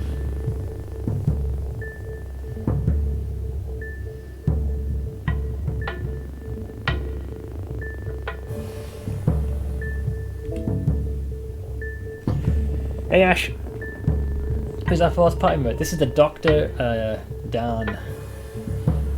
I'm just testing some stuff out. We had one insidious puzzle, a very frustrating misdirect. I don't think I'll save here either. I'm just kind of just testing to see if I can acquire this. There's this bizarre effigy that we need to get here. Basically what happens is we go into an apartment. After moving a few steps forward, it locks behind us and we can't get out. The one thing we notice immediately, there's this weird like mold that is growing everywhere. It's like crusted over. And since we can't exit via the door we came, we have to find another way out. The only thing that we notice is there, in the basement, there's a bunch of washing machines and one is currently active. It's kind of tossing and turning, and there's seemingly blood seeping out of it. But we can't open it because it's chained shut and it has a padlock on it. And it needs a 4-digit combination. The only clue we're initially given, there's a television that's active, and when we watch it, it's kind of fucked up. But we're seeing a broadcaster with this character, Karen, giving the broadcast, but she has no memory of having ever done this. So she's kind of freaked out as to what's going on. It seems to mention that individuals within the building we're in were murdered, and it lists what looks like the door numbers of the residents that got killed, like the apartment door number. And there's enough digits on that initially the player thinks, oh, that must be the combination for the lock. It isn't. It's a red herring. Eventually, when you navigate through the building, through some trial and error, you'll find a book of a madman, likely the individual who murdered these 4 people. And he'll list the victims. It looks like rambling, but within the ramblings is a hint as to which person he's referencing. And you can figure out which room it is based on what's inside there. So it's more a matter of first figuring out which of the 4 victims he killed, and writing down obviously the door number, and adding those door numbers as the combination for that padlock. I thought when I did it the first time that even if we got a game over or reloaded, I have the combination and problem solved. But what this fucking game does, it changes the door numbers. By this I mean who the victims are. So the hint it gave before is like the first sacrifice he mentioned. Oh, it was the madman who was obsessed with constellations, and we figured this out because in this individual's room there's a bunch of almost like a star chart that has been carved into the ground with like a knife. Then he talks about the second victim was the braggart that just moved in. And the way you figure that out is the room is still, like, it's filled to the brim with boxes that haven't been unpacked. The third victim is his puppet shall bear witness to my bloodletting, and it's a room which is just filled with a bunch of dolls. I guess the person must have been an avid doll collector. And then the fourth victim shall be the songstress that keeps me up at night, and that's the room that has a bunch of instruments like violins and cellos and other things like that. So the combination the first time was 9, 13, 11 and 6, but what changed this time is the first victim the description changed. It said it's the individual who wouldn't stop speaking to her plants. So that was a different room, and it's a room that's just filled to the brim with different plants and flowers and foliage and all that. So I thought, I know the combination, problem solved, but apparently the madman's ramblings change per reload. So yeah, it's a very insidious puzzle that can change as well. So even when you think you know what the combination is, it'll be different the next time around. So now I've got to figure out how to kill this guy without getting brutally killed. I don't know what this dipshit's weakness is. I still have no idea why was he suffering from a concussion? So the strat right now is that we all brute force at least one limb, meaning that we can mitigate the potential damage. So we hit that. Hit that. Hit that. And then we hit the body. He'll hit us back. So now it's back to our turn. Ash gets an extra turn. So we'll go for that one. Okay. Karen can use a rev point because she does have some healing. I think I forgot to rev with Ash, but it's fine. Smack that. We get 13 healing from that. Nice.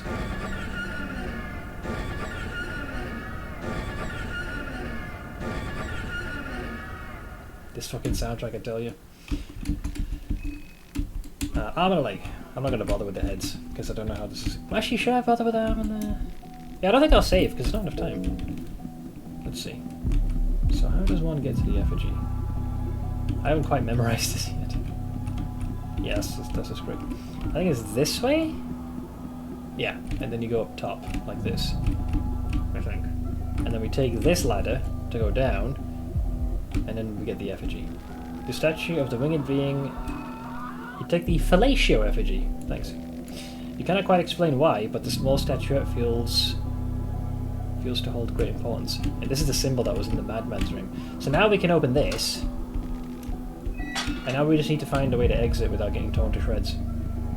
So I need to remember how the fuck I did this. Is it as easy as that? There's that golden door, which I can't use.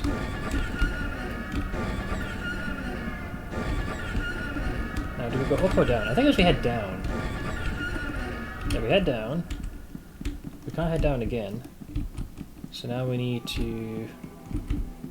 Yeah, it's this way. We go down the ladder. And then we go to where the washing machine is. It being this one where the blood is. So you climb through there. Go back in the normal world. Click. And now we can leave.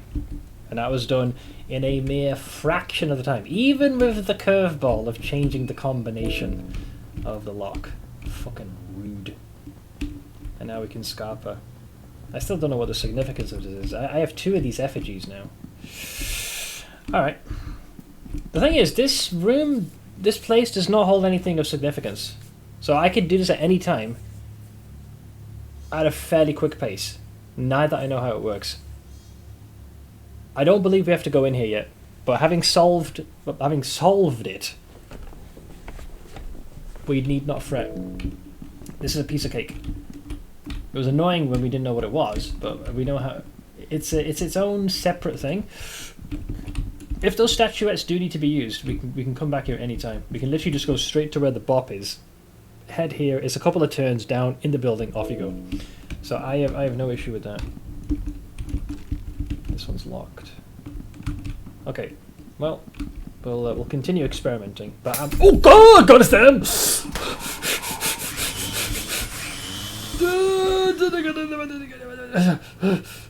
Where's the exit? Help me, please, somebody. Those motherfuckers. Hope you die in a fire, you cocksucker. Die, die, die, die. I hate those guys. There's the fucking Clown Fiesta Squad. So yeah, the game has a few jump scares. Is there even another way out? I kind of just flapped it there. Yes? No? Maybe? Wait, I have no idea where to go here. Can we just go to the left to get the fuck out of here? Yeah, sure. They can't spawn twice, can they? That'd be very unchristian of them. I don't know what the rules are of their spawning. They definitely spawn here before. Oh god, no way!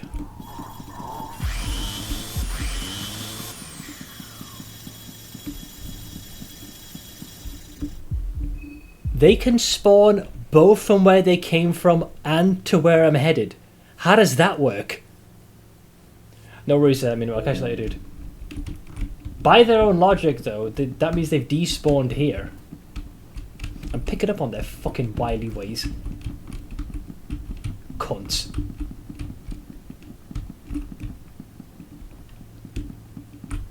That's different. That's not right. So you want to go... This is the alleyway, though. Nani? Why didn't I open the bins?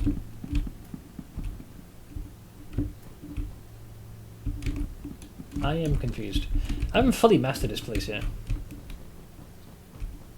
Okay, this is the moldy apartment. Okay, cool. Tight. Don't you dare spawn again, because that I'm gonna say this is rigged.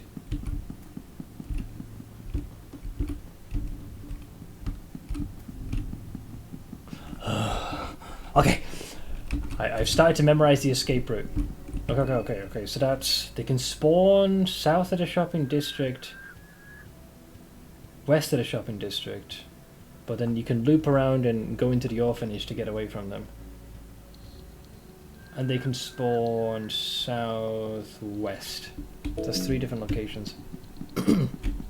See, all that constant failing and just hitting a dead end yesterday has got me to memorize what these chuckle fucks are up to.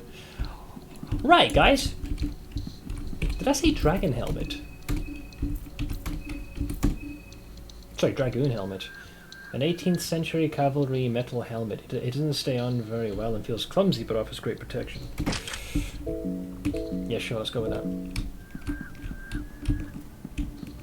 So, the place I would like to go, and would very much like to know more about... Apparently there is a Bohemian National Museum with a big X. We're also not too far from the tower, so what, do I do recon or what? We're already towards the end of day 2. Lord have mercy on my fucking soul. Yeah, this says Temple District to the right. We can't go there though, business, St. Dominic's. We've been to the orphanage, so we need to somehow get to the... we have briefly brushed up against the other district. I hate that guy. Hope you stepped on something sharp and rusted, you miserable cunt.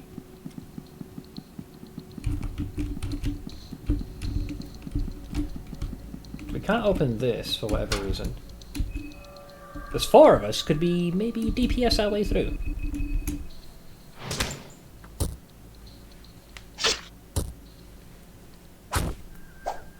Never mind, we missed. I don't get how you miss a gate, but you are in a wheelchair, so I will show a modicum of mercy. Oh boy, this fucking game, I tell you. Can't go here.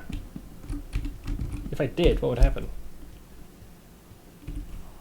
I don't know, lads. I feel like I was able to get close to the Church of Alll-mer, but I do not recall how. I did kind of, well, for lack of a better term, flounder my way there the last go around. This is the bar. This is where those floating thingamajiggles are. If we go there, maybe we can go up and around? I think.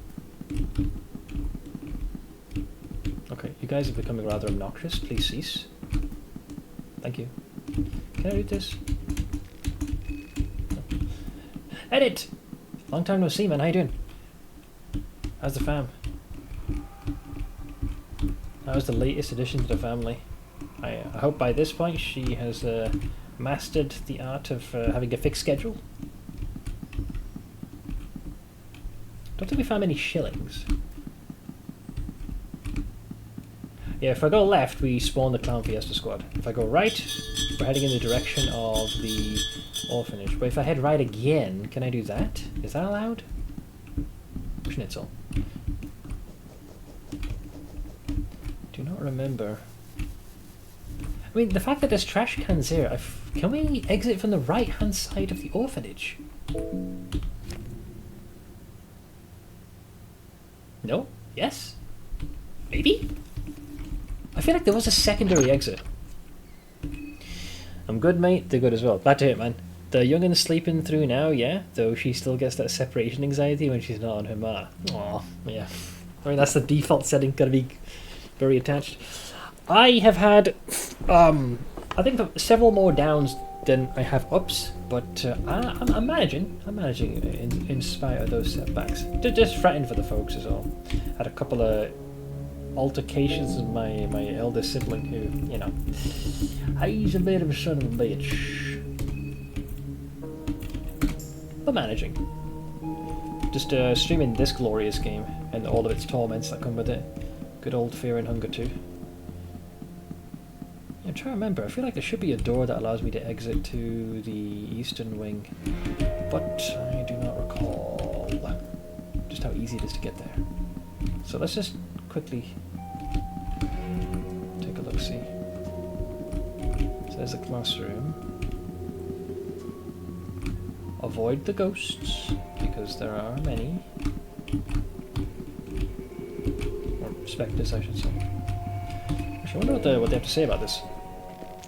I've travelled across Europa these past few years, and no matter where I go, there are orphanages like these that are booked full. They've come to represent war to me. So many war orphans. It's not enough that many of them lose a parent on the front line, but they also have to deal with the mental burden that comes with these times. They're the true scars of war. Dan is like, nope. I briefly stayed at an inn like this when growing up. That didn't last long. I say kids are better off on the streets than in facilities like these. It's a crazy thing to say. At least the children got a roof over their heads to get an education and something to eat. Yeah, they also happen to have been blood sacrificed as well in some fucked up rituals. How is that worse than living on the streets? Oh, I don't know, they get to live. These places often attract the worst kind of people. Correct. People whose main priority definitely isn't correct, because we found records here that suggested that these guys were keeping tabs on the youngsters here. Like, we found mutated cherubs, like, you know, blood pools everywhere, shackles, the decayed corpse of a child long since gone. Complete fucks, it's a mess. I'm sure there are some decent, of course, yeah, there's some decent places too, but for every one of those, there are probably 10 bad apples around as well. This place is full of melancholy and sadness. How astute.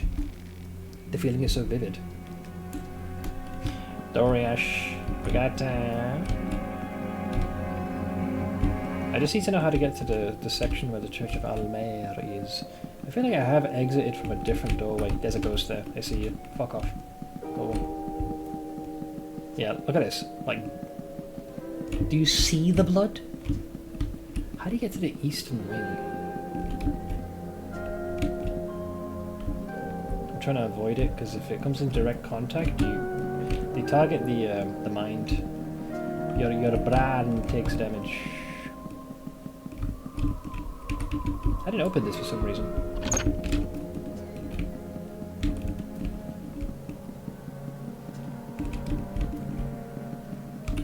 Case in point, look at all this blood and this. Like chains and shackles. Yeah, I don't think these guys were looking after the children here, lads. I get the distinct impression that they were up to something far more sinister. Would be my guess. You're feeling hungry. Who isn't these days? There's the kitchen. I do not remember how to get to the place I want to. School level 1. If you go down there, you fall to the basement level, which is generally what we're trying to avoid. This place has been barricaded, so you have no choice but to go here. That's also been barricaded, so you need to then go this way. These guys are hell-bent on maybe take the long way around. Yep, over there. Killed all those.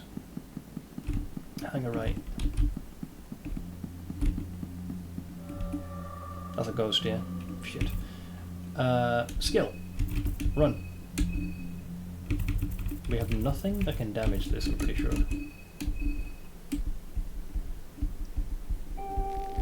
Success. Head south, go right, and avoid. Ugh, I fell down a thingy, didn't I? That's the second time I've fallen down that one. It's a tile that's actually slightly off screen. Little dickish, I will say. Little dickish. This is the basement, by the way. Great place for children, evidently. Shackles, blood, organ harvesting, the whole 9 yards. Since I'm here, I guess I doubt I'm going to save the game, so I guess we can do the offering. 8 severed heads. No. Offer the Ronteal head. Wait, what's the difference?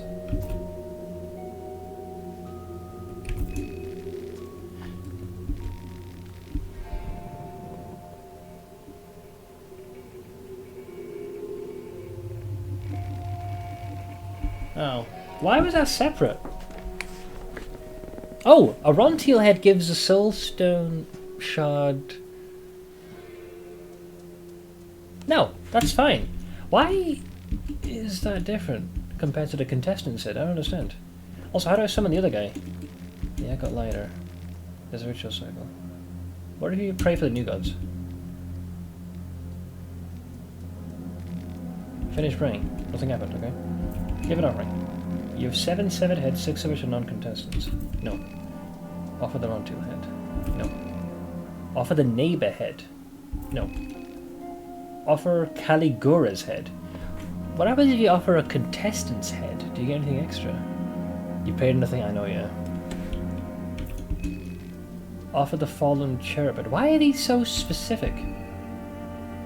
Wait, I'm unable to offer the, unless it's a one-time thing.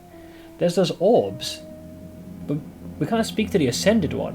How did I do this? There was we need a photo. Fuck knows why we needed that, though. You have 7 severed heads in your possession, 6 of which are non-contestants. Do you want to sacrifice them all? No. So I guess one of them must be a Ronteal head, one must be a neighbor head, one is a contestant head, one is a cherub head.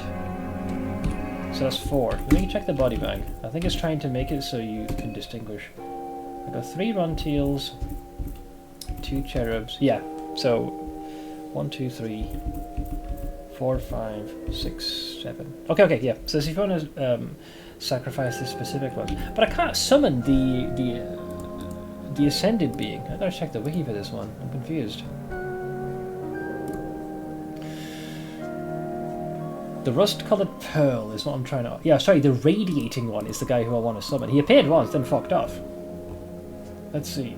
The radiating one can be summoned at an imperfect ritual circle by sacrificing a portrait of a young man. Several valuable items are sold. If the player does not have any rust-coloured pearls within their inventory while summoning the Radiating One, the player will get a snarky comment from the Radiating One for wasting his time.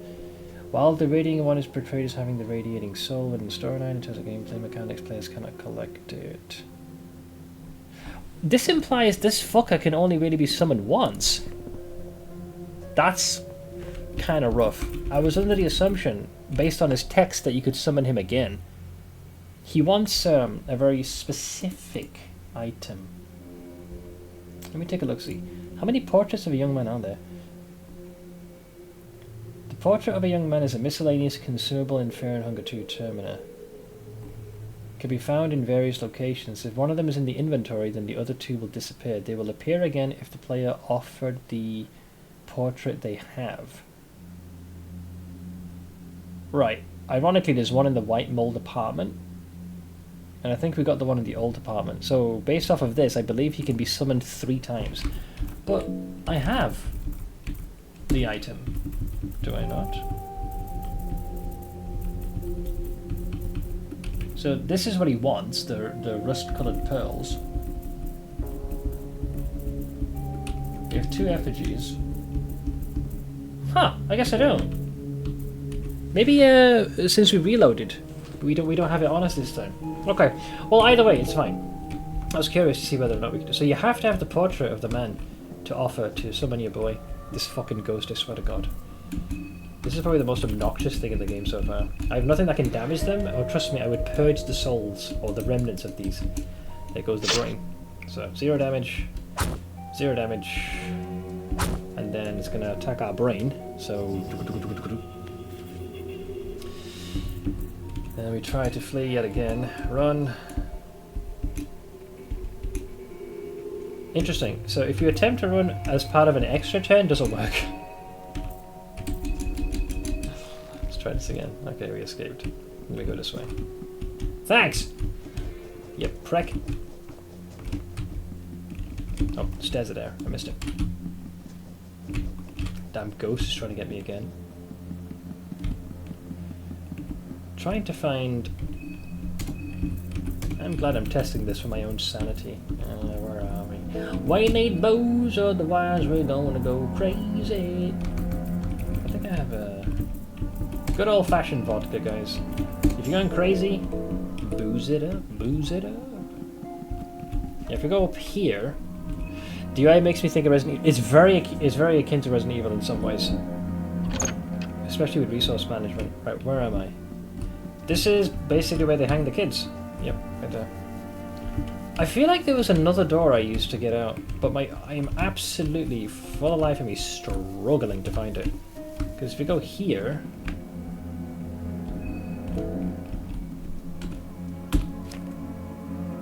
Okay, so I'm at the front. I feel like there was another door you could take to get out.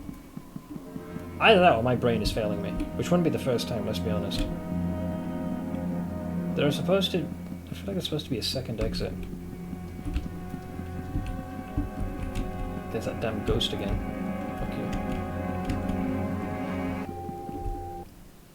Okay. This is how we originally entered, though. Trying to get to the section where Alll-mer is, but I don't seem to be able to do that no matter how hard I try. The Church of Alll-mer is... there. I think I must just be fundamentally in the wrong place. Need to... get gone, but I'll leave this lurking, mate. Hopefully back soon. I might be gone by the time you're potentially back, but if you happen to swing by all means. Let us think of this logistically. Maybe it's via the sewers. Maybe that's why I'm struggling to find it. Because I do recall that we emerged in a different part of town. There was one of the Popo was waiting for us. Maybe that's the fucking secret, and that's why I'm getting turned around so easily. So if that's the case, all we need to do is go here. That's the wrong button. Unfortunately, I hit investigate instead of climb down, and now we've got to deal with this asshole. Hey. He's going to call for reinforcements pretty quickly. Fuck it. Ring the goddamn bell, see if I can.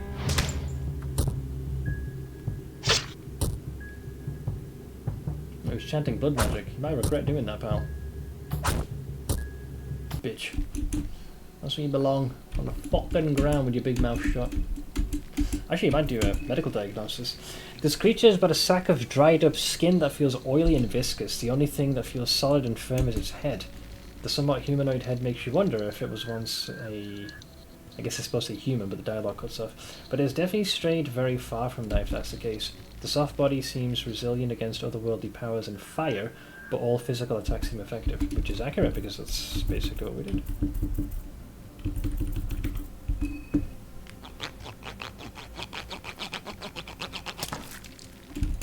I just took that trophy out of spite. Okay, educate me. Climb down. Right, so we're in the fucking sewers. We're in the fucking sewers. So I need to take another doorway out of here, evidently. That's not useful. So let's try down this. What if we go this way? Then go up this way. There's so many of us that we're getting remarkably hungry very quickly. This is where, yeah, that's where fake Levi was. Ironic, because the real Levi's dead. Well, yeah, he's dead. He got fat and moon scorched. So yeah, looking at the map. Here we go, yeah. So we're now here, and we are trying to get, well, kind of somewhere here. That's the Temple District. Bro, the Church of Alll-mer might as well be all the way in fucking Africa by comparison.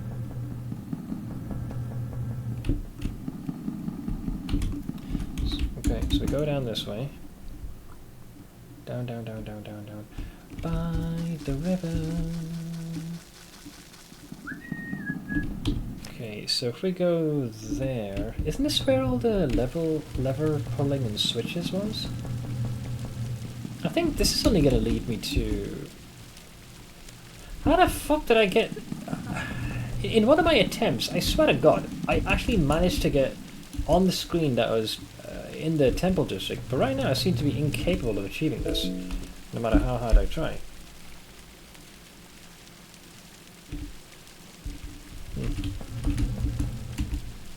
We have to figure this out. Because if I continue following this, I believe we'll end up exiting, well, to the start of the game, more or less.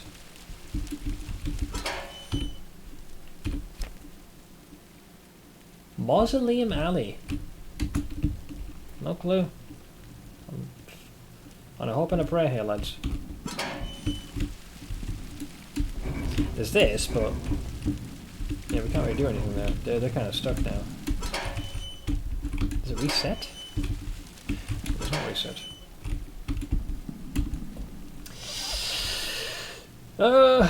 Until we know how to chart the map, anything I do, we're going to end up like burning too many resources trying to chart the course. You're getting paranoid because of the fear, lad. It just don't go anywhere, really. And if we follow this... I mean, apparently the Church of Alll-mer is directly on top of us. The sewers are pretty far-reaching. So there's nothing there.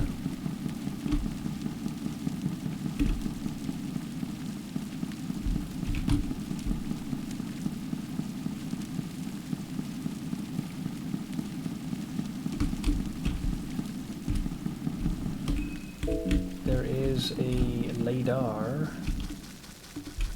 Where am I? That, I think, is not where we're supposed to be. I think that'll take us to where the mayor's place is. Right, this is kind of sort of where I was thinking of going. Yeah, because the Popo's there. I think there's two of them, last I checked. There's one there. I think there might be one more over here if we haven't already killed him. And then this then takes us to where we have to. Brahibel East. I've opened the bins in this location. Anything here? We opened that chest.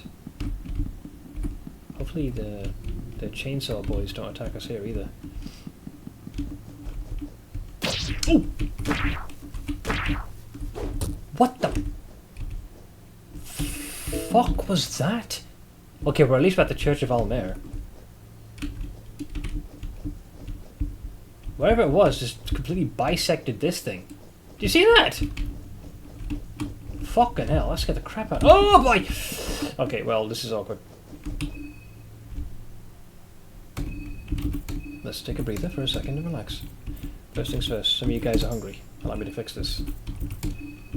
We're running tests, guys. We're running tests.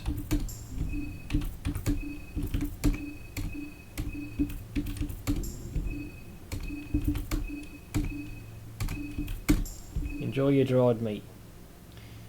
Hunger should go.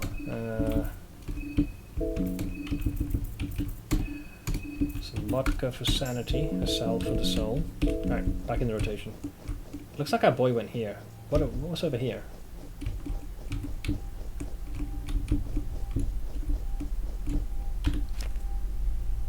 This is all the Church of Alll-mer. Okay, this is looking promising. Then what's here then? That's fine.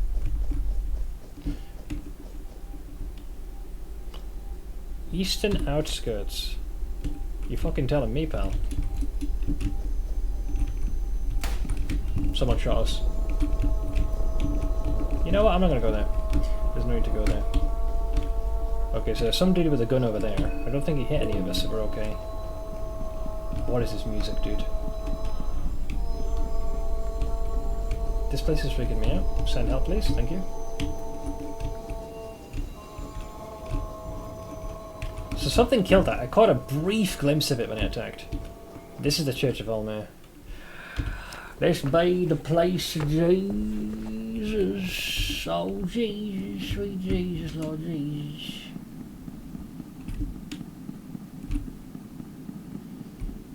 Whoa. What is this? Oh, there you go. There's our boy. I love how they censored that. There seems to be a place for something here. There are carvings of an old-time language. The martyr that tries to overcome its idols.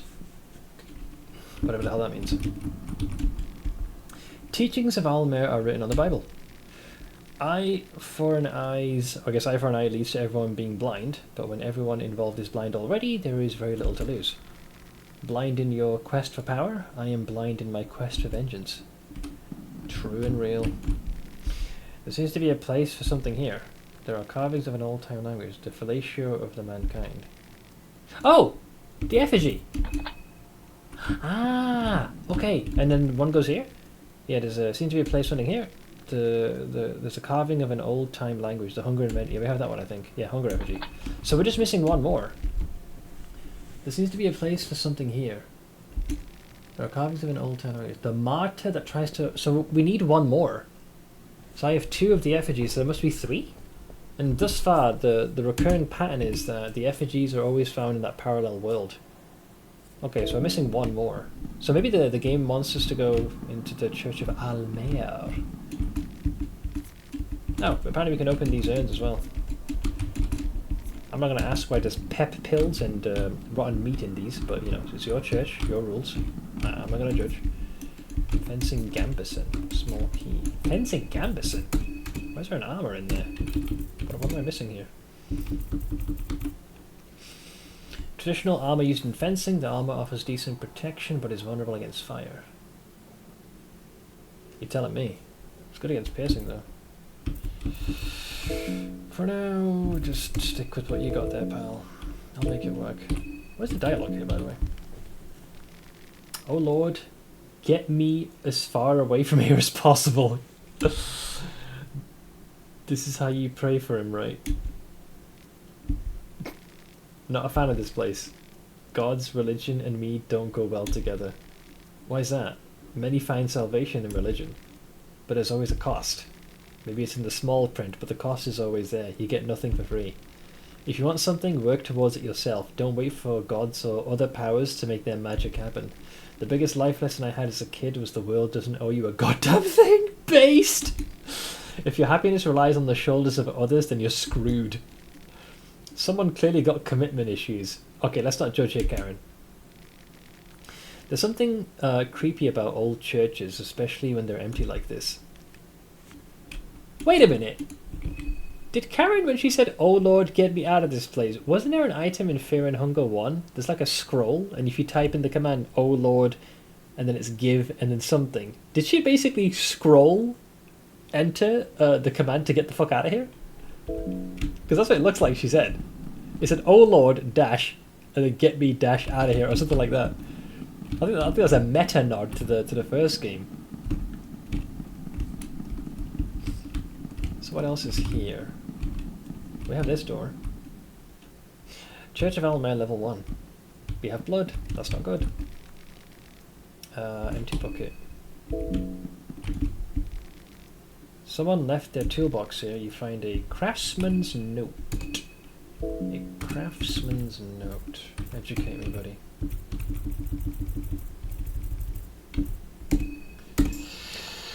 Let's see. James, it happened again. Those kids stole the tools for the umpteenth time. If I ever catch them in the act, it is going to be hell to pay. The priest told me that everyone under the Ascended One share all possessions. Nothing is mine and nothing is yours. All is that of Alll-mer. What mumbo jumbo.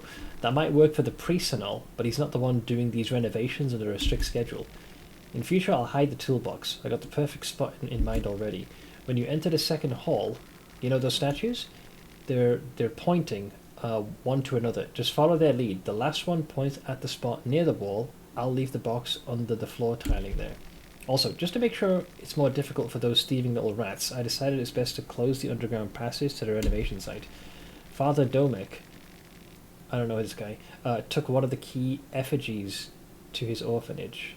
No, we thought Father... Wait, was it Father Domek? No, it was Father Hugo, I thought it was. Father Domek took one of the key effigies to his orphanage. One was left for the priest here, and I'll take the last one to my own apartment. Wait, this must be the crazy dude. It's gotta be. They're talking about the 3 effigies. The crazy dude had it in his own. It was in the parallel realm. Yeah, the one at the orphanage, we had to use the magical talisman to remove the seal. Father Domek took one of the key effigies to his orphanage. We got that.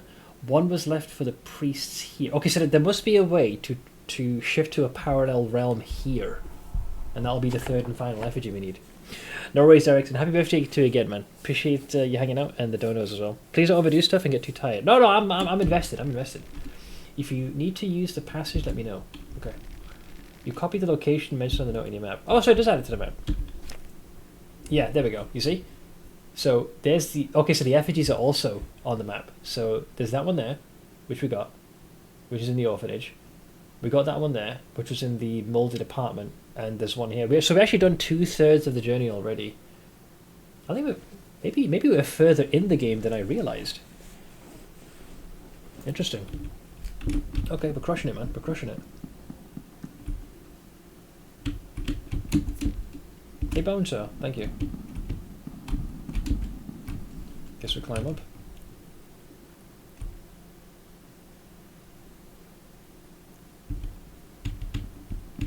I feel like... Can you fall off?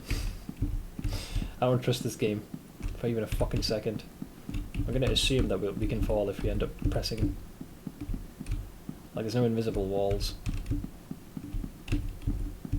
Why is there somebody hanging here? There is a rope tied on the beam. Investigate. There appears to be a body of a man hanging at the end of the rope. The man is long dead. You can tell by the stench alone. Why is he here? Well, he felt like a turd. Whoa! There's a sword here. Last time we pulled a sword where we shouldn't have, an entire cave network collapsed in on us, so let's be careful. We can't get there, though. What's up here? Oh, there's 2 doors. I guess we go for the upper one first. Hi.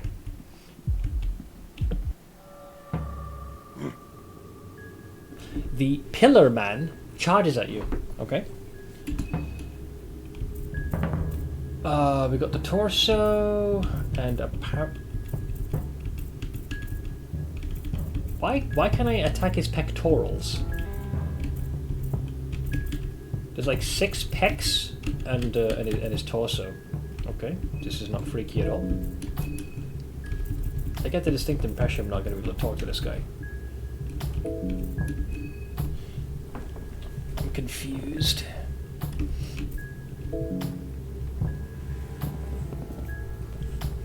Why is there I don't get it.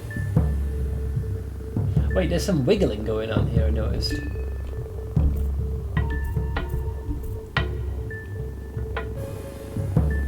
Why is that wiggling? Do you guys see that? I'm not. This is wiggling, right? Why do I feel like something is about to emerge from there? Do we attack the body, or do we... Rectus abdominis. Yeah, fuck it. I'll go with my instinct. I got a bad feeling about this. I feel like he's gonna like spawn ads or just spew something like rancid. Oink!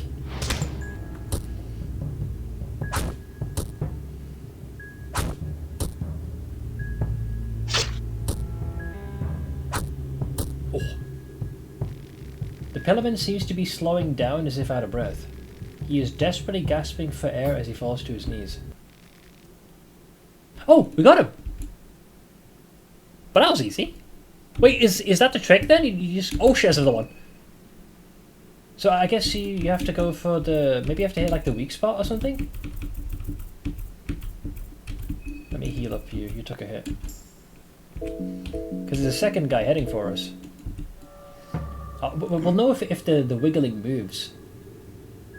No, it's still top left. That has to be it. It has to be the weak spot. I wonder how many times you got to hit him though, is the question.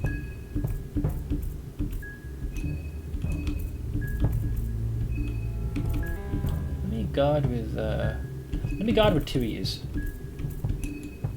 Let's see. Huh? So you tackled, we guarded that. Oh god, Olivia's knocked down from a wheelchair. I wasn't aware that could even happen. You rat bastard. Oh wait, hang on, the wiggling just moved.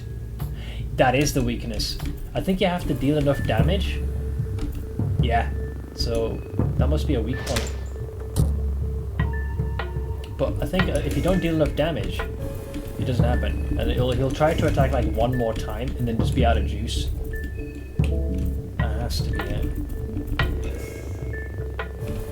Oh, she can't attack? Yeah, if she's knocked off her wheelchair, it's GG. Can you re-equip the damn thing? Equip. Wait! She can't do anything, she's off the wheelchair.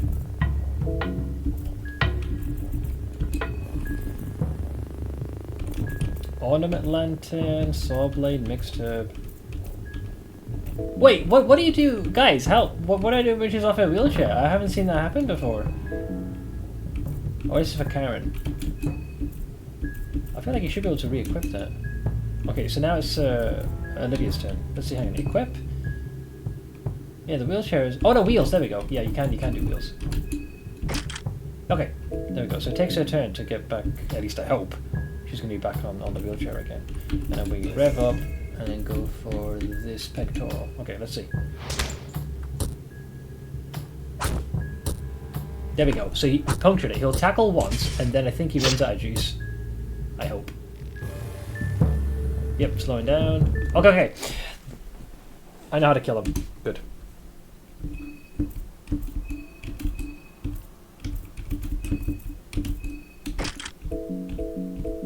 Okay, she's back on her wheelchair. Good as new. Sneaky, very, very sneaky. Cloth fragment. Actually, for confirmation, medical diagnosis, I'm not entirely sure what has caused this man to grow this huge. He's humongous in every sense of the word, except for where it counts.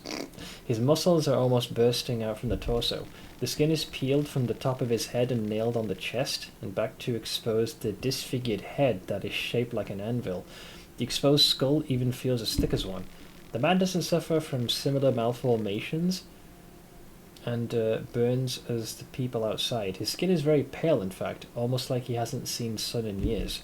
The Pillar Man has no particular weaknesses other than otherworldly powers having an increased effect on him. Oh, he doesn't mention the abdominal weakness, though. It's like he had punctured the right point. Can we saw the head? It cracked. Maybe try again. It cracked. Okay, I'm going to assume the heads are just simply too thick to be able to carve through. That's cheeky, that. I bet you folks probably... That's a very sneaky detail. Thankfully, my eyes are trained. When I saw the frickin' wiggling, I was like, yeah, there's something happening there. To the game's credit, it does a good job of...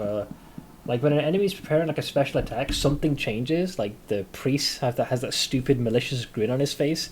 The neighbour spawns the tail. Others will have, like, you know, a certain appendage, like twitch. So, you happen to find out that way. Okay, so this is the other door we could have taken. I don't know how to get to that sword. That sword looks fancy, man. Okay, well, at least we know how to deal with the big guys. We go this way. You can faintly see what's down below as well. We got a shant. Oh no, another one of these. Untether up. Sorry, babe.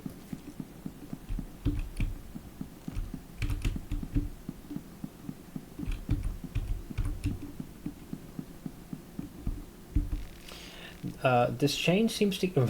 investigate. The galvanized chain seems tough and durable. You'll need some serious leverage to cut it. I'll need serious leverage to cut it. What if we just... Well, I can't use an axe.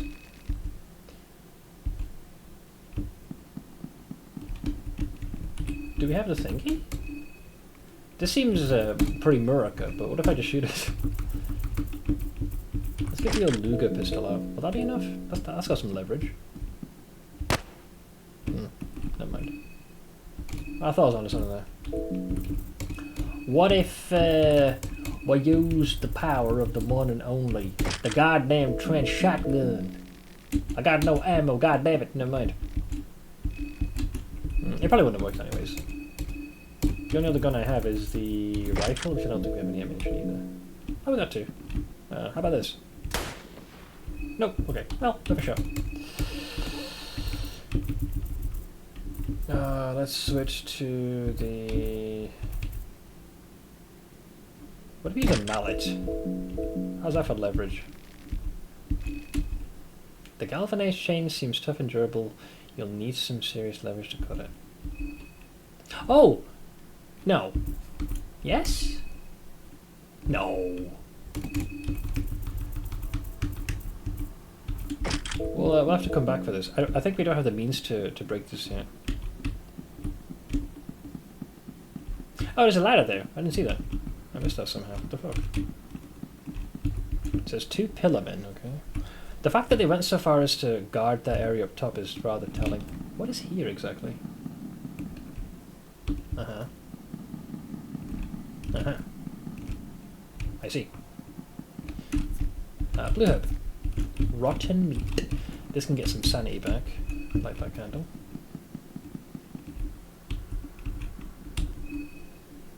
Looks like the crew is getting a sudden case of the hungies.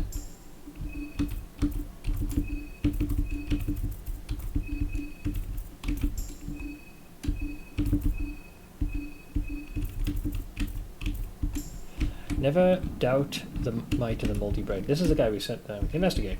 He doesn't appear to have anything of worth on him. Judging from the smell, he seems to have died long ago. Well, that's morbid. What about the other lass who we uncoupled? She died down here or something? Where is she? There should be 2 bodies here, I feel. Oh, the dude. He said the tools are where the last statue is pointing, right? The statue of the morning one. The morning one must be considered a saint around these parts. So he's pointing there, you're pointing there, you're pointing there, you're pointing there, and you are pointing here. So is it here? No, never mind. Oh, here we go. Aha! We got some tools. Oh, bolt cutters. That's what you need to break the chain. 2 bolts, duct tape, and vodka. Good old-fashioned booze. I love how the fucker went so far as to have alcohol as well. I ain't judging. That's for more sanity. Oh, here you go. Here's the last I cut off. There's a body of a woman in a wedding dress here. The woman seems to still have her wedding ring on. Take it. A betel stone. I think it has something to do with magical shtick. The ring of a long ago new god Betel. The ring has magic imbued in it that is constantly leaking from the crystal. The problem is, the game does not tell you what it is. I had this before and it was really annoying me because it wouldn't be specific. So I'm going to just take a look here. Betel stone on the wiki because it'll spell it out what the bastard thing does. Restores 10 mind every turn. Yeah, so it restores your brain. Why the fuck does the item just not simply say that's what it does? So basically it restores this. So we have one that restores body and one that restores mind. So this is actually a very good item to maintain sanity. Or if you happen to be someone who casts spells, it's a very good item. Mushroom stew. Why not? Duct tape. Matches. It's a confessional. You can use it to cleanse yourself of sins. Yeah, right. Oh, apparently you can. An overwhelming aura fills the air as you sit down to the confessional. The claustrophobic little box creates an atmosphere of condemnation and spite. Wait, is there someone in the other room? Is there someone there? It does look like someone is there, but you're not 100% certain. The claustrophobic little box creates an atmosphere of condemnation. Forgive me, Father, for I've sinned. Deep-voiced person. Is that so? So tell me, what are the most vile and despicable acts you've performed? So that Alll-mer may absolve you of your sins, of course. I've killed, I've lusted for someone I shouldn't have, I've been dishonest. How does this work? Talk freely. I want to hear what kind of person lies beneath that flesh vessel of yours. That's a phrase. So tell me, what are the most vile and despicable acts you've performed? So that, okay. The worst? At least since I've taken control, I've killed. I see. Killing is never a light matter. Tell me, was it murder or a killing? Did you plan to act? Oh, this is, well, in most instances it was self-defense. I don't think any of them were accidents, and it was in the protection of someone else. I'll say it was self-defense. Is that so? Given the circumstances, it is not outside the boundaries of what is possible. Did you know the person you killed? Technically, no, because in all instances we didn't have a proper face-to-face. It wasn't a person per se. This is also true. It depends on who we're saying we killed. If it's the average population, they've all been transformed, and they kind of were trying to kill us, so that's fine. I'll say it wasn't a person per se. Ah, I see. Tell me, when one has a more monstrous exterior, does it make killing them easier? Depends that they're trying to kill me. It wasn't just exterior. Yeah, it was a monster. Are you suggesting it was human? It doesn't make it easier. Okay. It wasn't just exterior, it was a monster. It is a base mechanic of the human mind to demonize those who oppose us. No. I'm talking like actual, like, you know. Bro, there's Pillarman right above us. That wasn't fucking human. That was a dude with a giant six-packs and an anvil-shaped fucking head made of bone. We can only inspect our actions in retrospect and wonder what we really saw at the time. Well then, do you feel this killing was justified? It was self-defense? Self-defense or not, you are in a confessional telling me about this event, so surely you don't feel it being a justified slaughter. How did you feel afterwards, after the slaughter? Did you feel anything, ecstatic, remorse or guilt? Horny. I felt like killing myself. It depends on the person. I would say I didn't feel anything. It can be worrying to realise just how quickly we get used to killing. But then again, the city is as it is, so I cannot blame you. It's not like my hands are entirely clean of blood either. Wait, is this maybe the father or the priest of this place just chilling here? Well, let's move on. Did your actions have consequences? Nothing to speak of. I was rewarded. Everything has consequences in life. Well, based on... I would say in many ways I was rewarded, because if it's a contestant, we got the soul, and if we killed most of the denizens here, they had loot on them. Oh my. Mysterious are the ways of Alll-mer. Now, it is another question whether this reward will always remind you of this occurrence or not. Well, if you've taken someone's soul, yeah. Now the important question is, are you going to continue on this path of massacre, or was this just a single occurrence? I'll kill again if I have to. I'll try not to resort to this again. I can't get enough of it. I'll kill again if I have to. I gotta survive. Yes, it is good not to make empty promises. It sounds like you have resolved your inner conflict by yourself. To absolve your sins, do a ritual sacrifice or two and you should be good. To absolve your sins, do a ritual sacrifice or two and you should be good. What? And try to get good sleep, eat your vitamins, and what?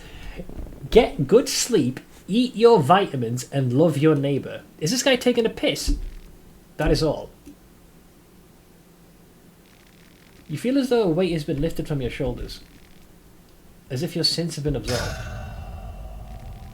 With your confessions, your affinity with Alll-mer is growing. What? Oh, you motherfucker. It's fucking Osa. I haven't seen this guy since the start of the game. He was the dude that was meditating outside the train. You cunt. Yeah, he's a yellow mage. It was a joke. Oh, you bastard. I should slap him across the face for that one. Little jammy bastard. Yeah, he's... these guys, if anything, they adhere to the older gods, like Gro-Goroth, the Chaos and Destruction. He was here the whole time. My apologies, I'm not a priest of Alll-mer in reality. This was just too good of an opportunity to pass. I could get to know the true you. I feel exploited, very funny. I'll laugh, it's pretty funny. Good one. Bless him. Well then. I got the information I needed. I think I must continue my journey for now.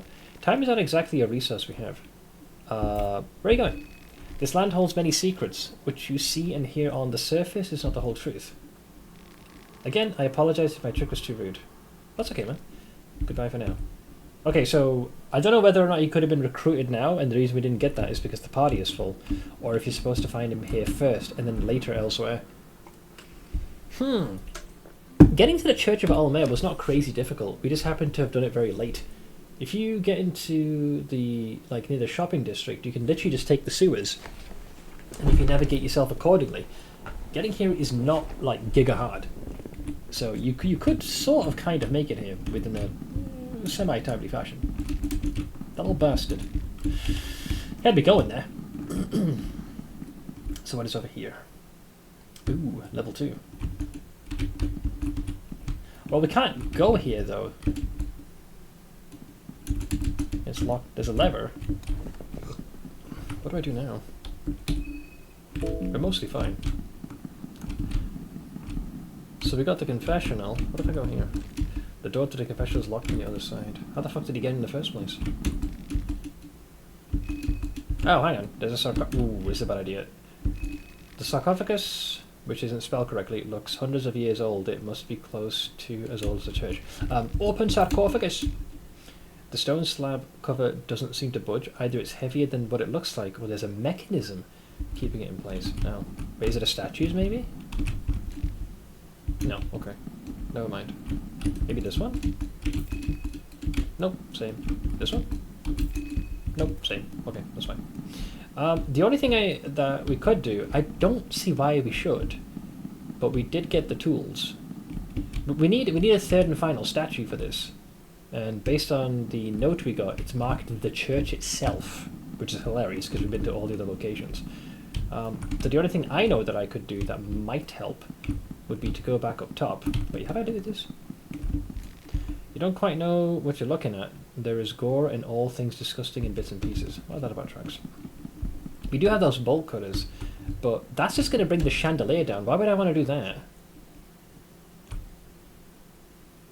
So we go here. Go down. Go right. Go up. Go right again. And through here. This is where we killed the 2 pillar men. Poor bastards. Then we go here. Yeah. This way. This way, this way. And then I guess we can use the bolt cutters? The chain seemed to... There we go. Sounds like the chandelier broke through the ground. Why did I do this, exactly?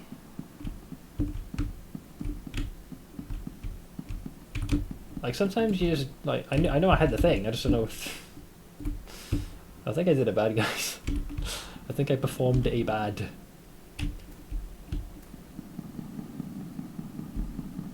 How's chest here? Head! Head is heads. A meat mallet. Isn't that what you guys are already equipped with? Yes. Yes, it is. Okay, so I have dropped a chandelier in the holy church of our Lord and Savior, Alll-mer. You know, it's a good thing I absolved myself of my sins, because I just seem to have added a new one to my roster. So, there should be a chandelier here that dropped. Ooh, yeah, that does not look really good, guys. The chandelier has crashed through the floor. You could jump out if you want. Investigate. It's dark down there. A smell of feces and gore filled the air. Why? Why? You can't hear anything moving in the darkness. So, we can't go... Oh, maybe it's to help you go down there. Maybe? Because it's on the opposite side. Fine, jump down. Yeah, it is. We're down here now. So it allows us to get access down here. Pipe. Blue herb. Crafting.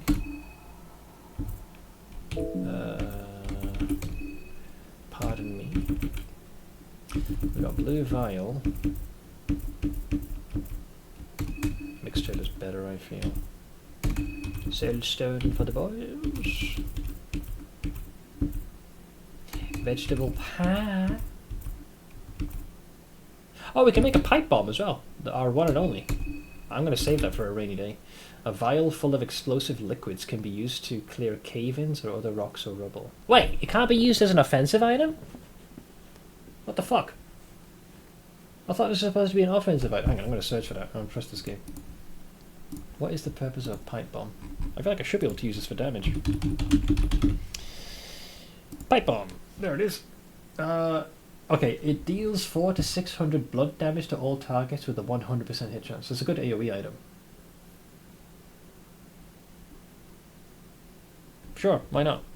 400 to 600 damage. That's pretty thick. That's like a solid, resounding melee hit.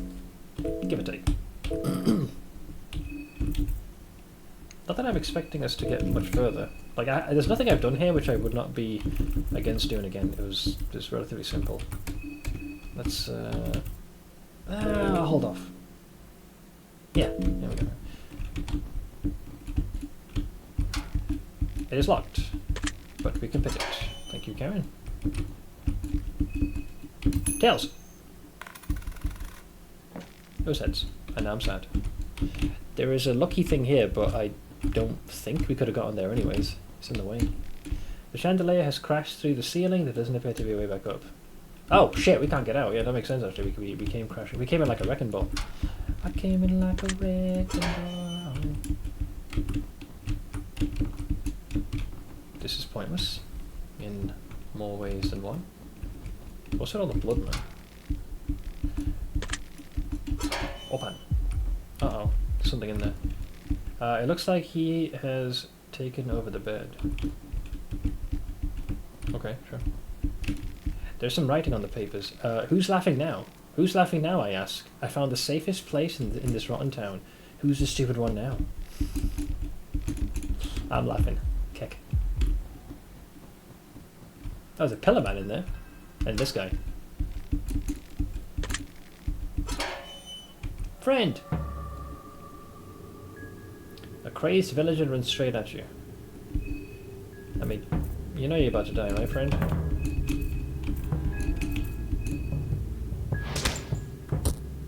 And he said, problem solved. Sorry, buddy. 2 schmeckles.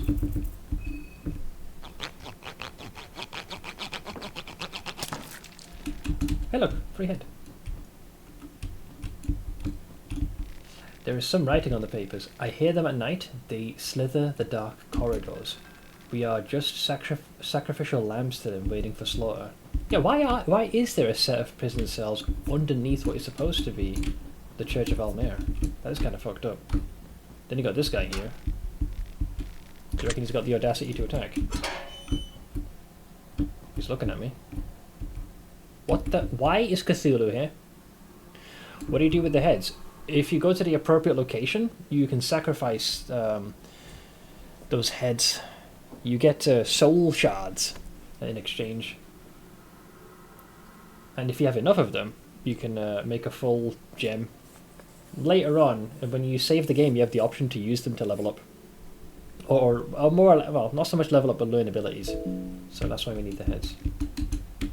Why is he not attacking us? The pillar man just stares at you. Oh, okay. Well, that's kind of nice of him. I still have no idea why Cthulhu's over there. 4 shillings. Looks like some of the group is starting to get a little bit hungry as well. There's writing of blood here. The bloodshed attracts them. The bloodshed attracts them. Okay. Okay, that's something. I'll get some sanity back. So what, we're just dumping a bunch of blood here? A pool of blood. The blood looks relatively fresh, that's alarming.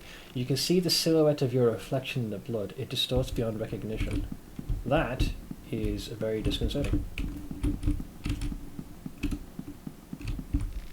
There is writing of blood here. Oh yes, I can read blood. I was born from it.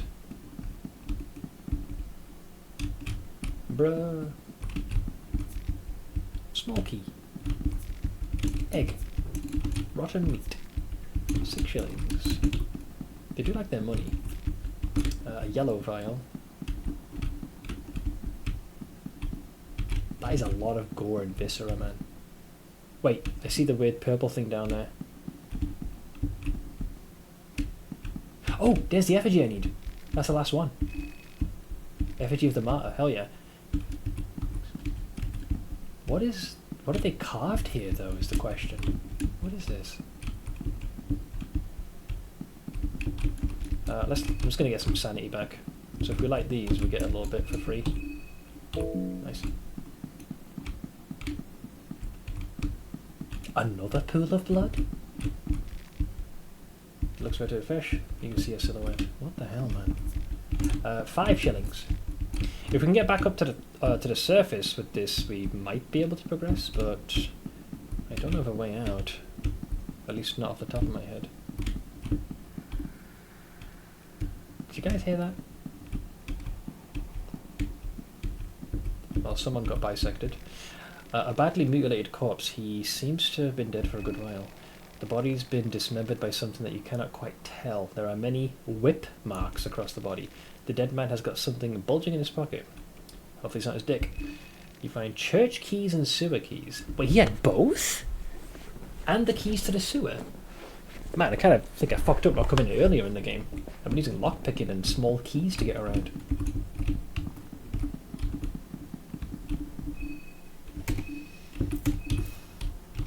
Once again, I got a bad feeling about this place. I'll top up Beautiful, just in case. I don't know what to expect in this hellscape. Some of you guys are also getting remarkably hungry. I've got a meat pie for you. You have one of those. And we'll see. Ah, shit, we can't get out this way.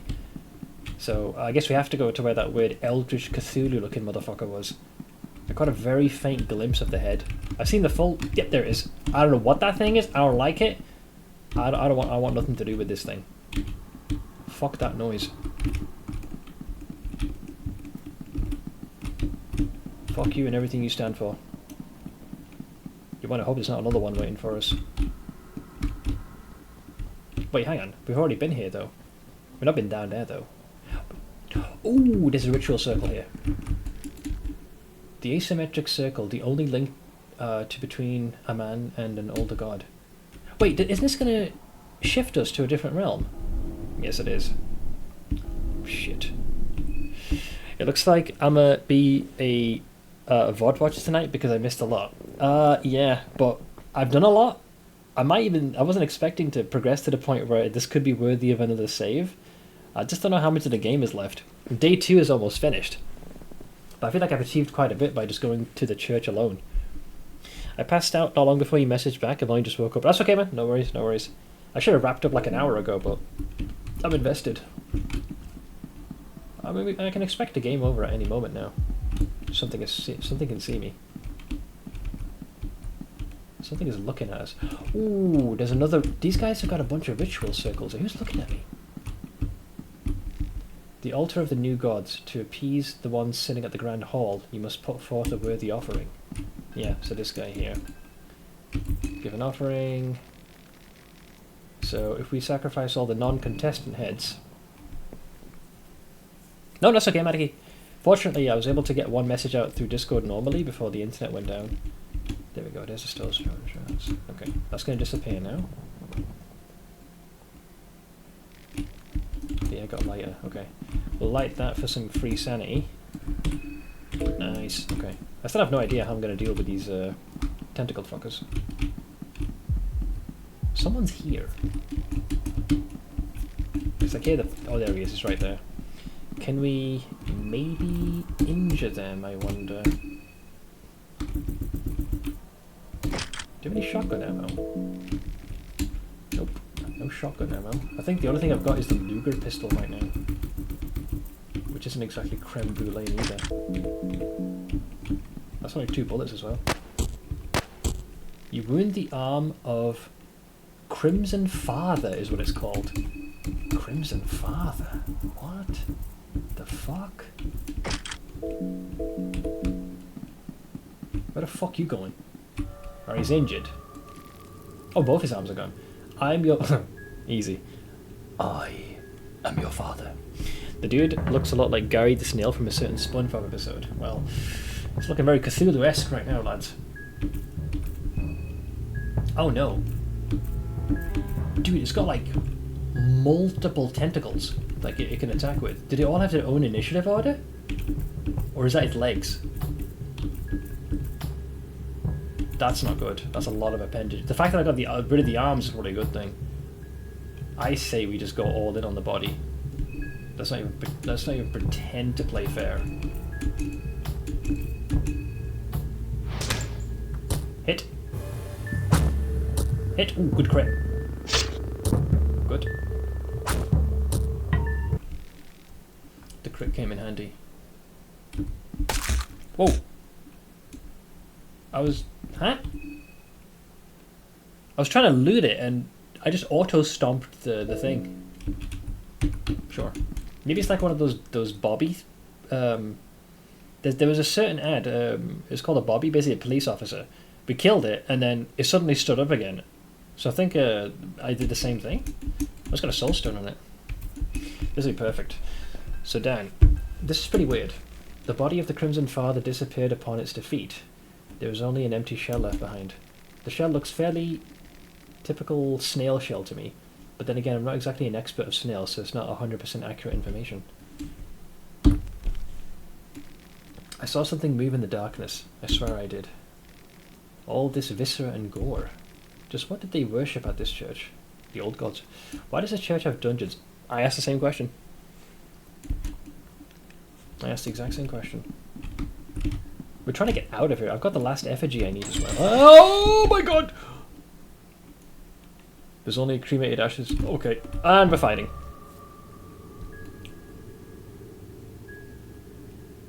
Death mask. I'm getting crow mauler vibes from this guy. Am I supposed to run here or fight this guy? Death mask. Okay, I guess we DPS the limbs like there's no tomorrow. Hopefully we have the damage. I feel like this guy's going to sever a head off or two. Hit. Hit. Also hit. That was a crit as well, man. His arm is still intact.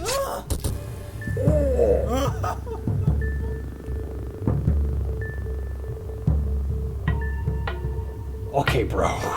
Okay. Death Gurgle, I think, damaged our mental. This is an extra turn so I can heal myself. I guarantee you, right? If he had attacked someone else, they probably would have lost a limb. I'm almost certain.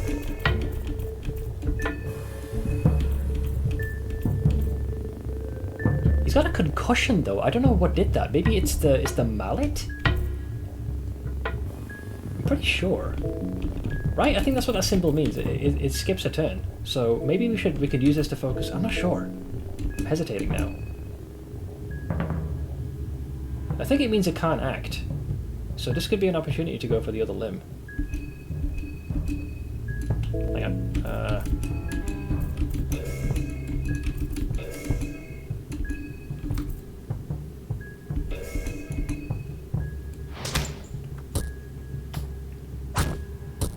Oh, great crit, man. Fucking hell.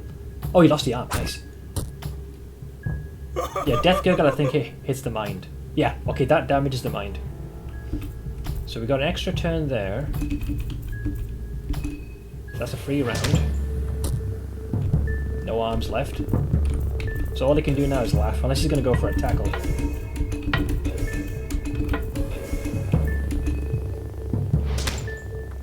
Nice. Nice. Dan, why is he critting so much, man? Fucking hell. Yeah, he's trying to drive us crazy. And he... Oh my god, dude. We got fucking giga lucky. Who is this guy? You take Death Mask and Chainmail Dress.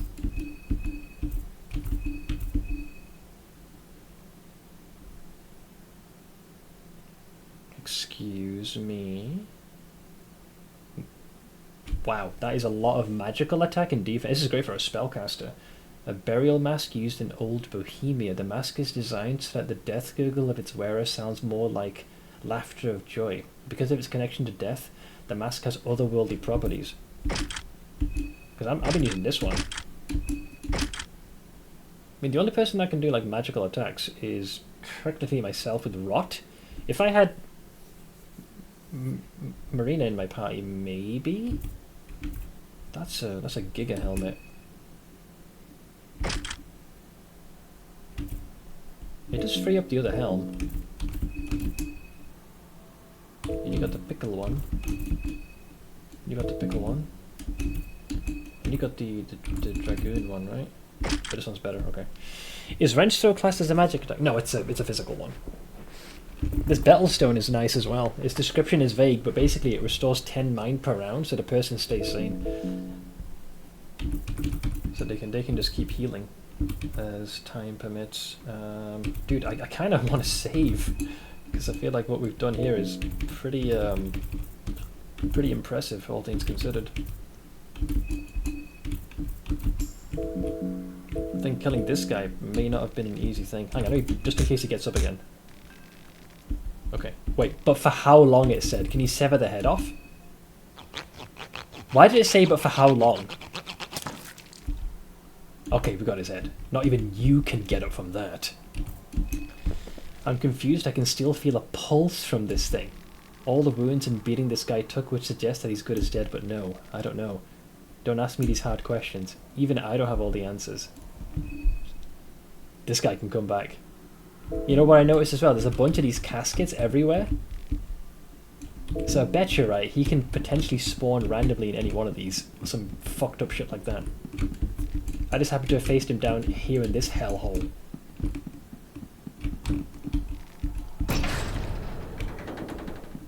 Is this my way out? No, that just takes me back there again.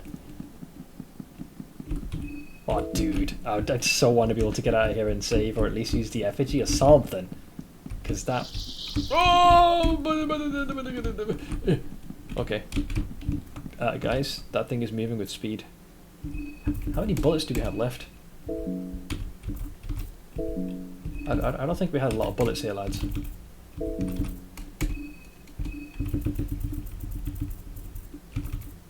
I got one single rifle round. I think. 303, right? Because we got Levi's soul, I think I can pack a bit more of a punch. I just need to get one good shot off on him. Right, with this one? Yeah, I got one. Oh god, he's coming, he's coming, he's coming, he is coming, he is coming, he is coming. Please stop charging. Oh no, there's two of them. There's two of them. Okay, here's what we're gonna do.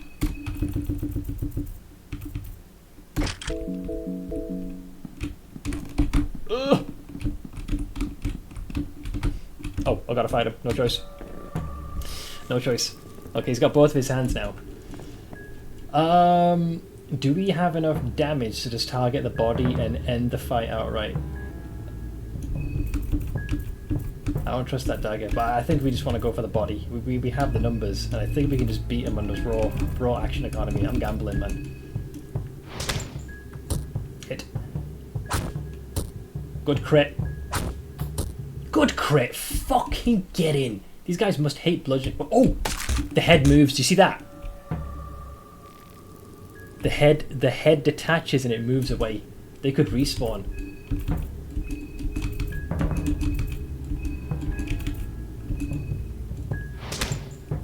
Schmack.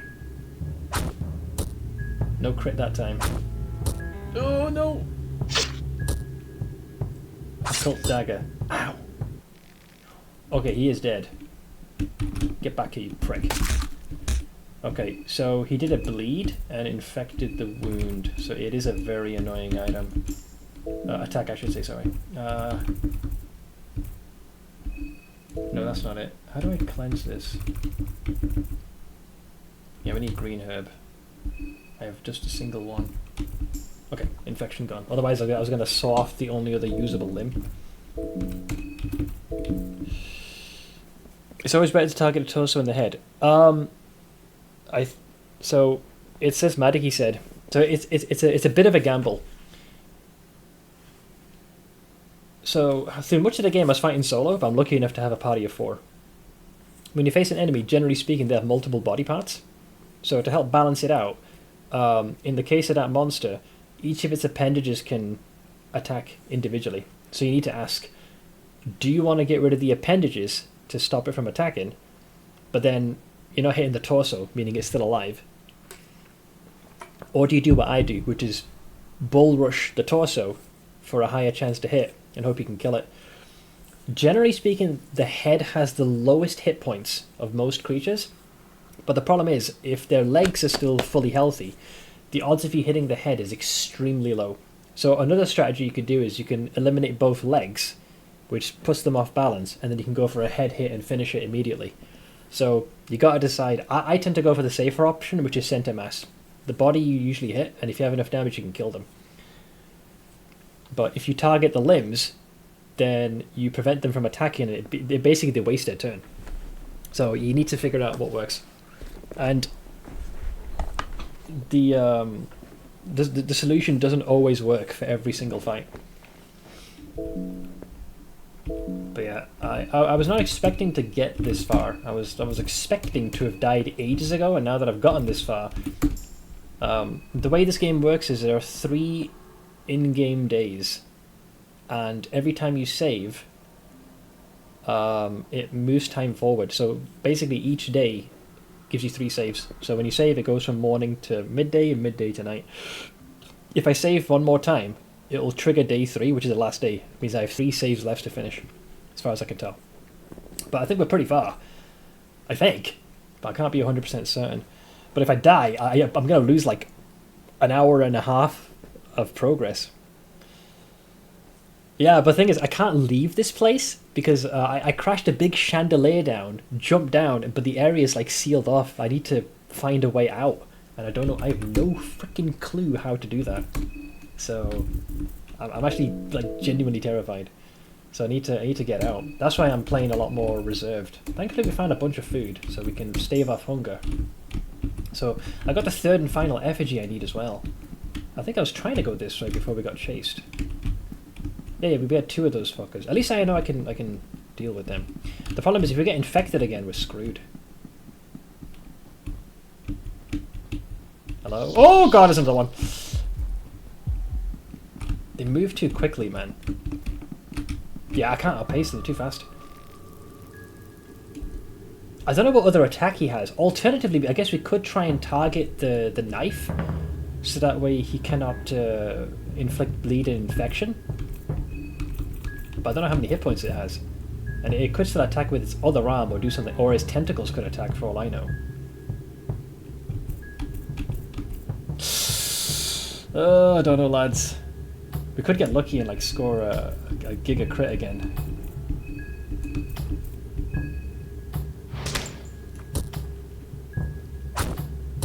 $271, $265, Stabity. Okay, we only got to bleed that time. That's fine. Oh, wait, he's trying to run. Fuck you, get over here, prick. And she can heal because I have a ring that leeches. I bet a fast travel point would be a blessing right now. Yes, because that's a very good point. Because we have one circle of Alll-mer way the fuck back in town. So having one of those, yes. But I haven't found a circle here. There's one circle that teleports us to the alternate realm, which maybe that's what we need to use to get out.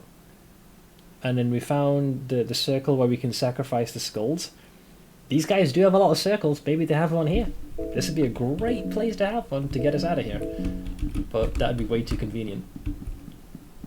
At least we can fend them off if we have to. There's another pool of blood. These guys have been busy. Yeah.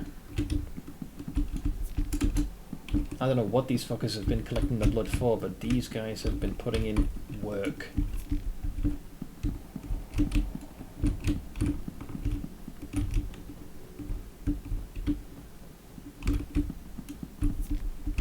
Only cremated ashes and whatnot. I'll check the blood pool just in case. Yeah, it just says all relatively fresh and you can see reflection.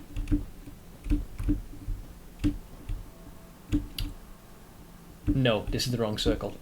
I thought for a second we found salvation, but we didn't.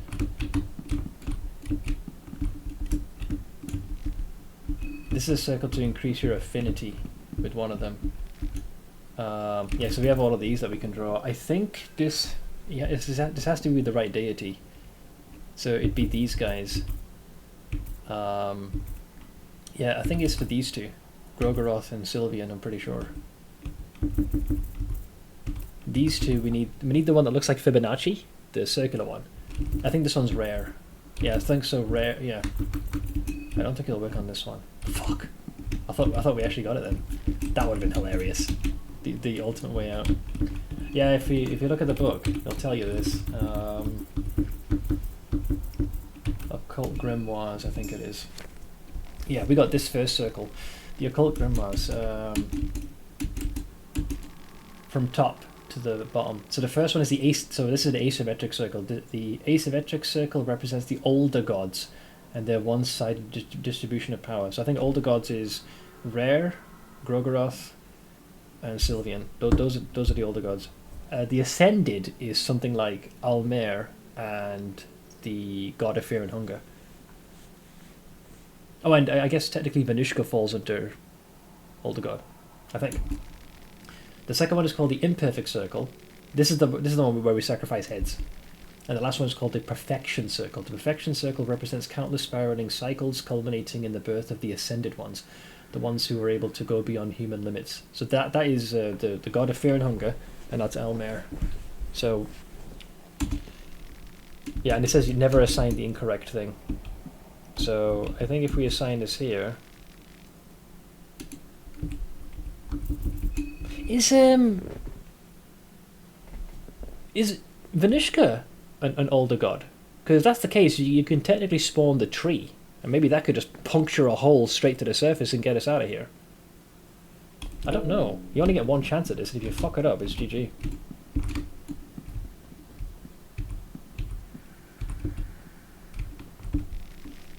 Something's been written on the book. New gods? What do you think happens if a monkey is given the power of a higher being? All it knows is to rape and devour everything on its path just to survive. True. I can recover sanity by lighting these candles, so we can buy some time, but not a lot. I'm going to double check very quickly. Venushka. There we are. Venushka, yeah. The old god of nature is an old god in the universe of fear and hunger. Okay, yeah. So Sylvian, Gro-Goroth, Venushka, and Rare, they are all old gods. Ascended ones is Alll-mer and the god of fear and hunger. So technically I think it might be possible, but what I don't know is whether or not the tree can puncture through this and get to the surface or not, and whether or not it's even worthwhile doing that in the first place. I don't know how many more tentacle fuckers are left. We got kind of lucky dealing with the ones we have. There has to be a circle here. They got every single ritual circle.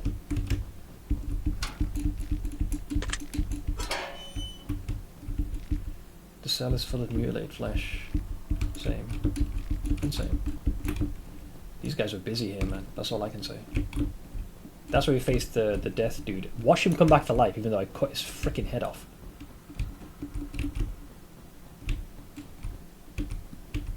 Hello? Oh, there it is! There is one here. We found salvation. The perfection circle, the gods among men. Yep. GG. We got it. I think this is also the way out. Do I want to use it, though, as a means to teleport, though? That's the question. I don't know what's down here.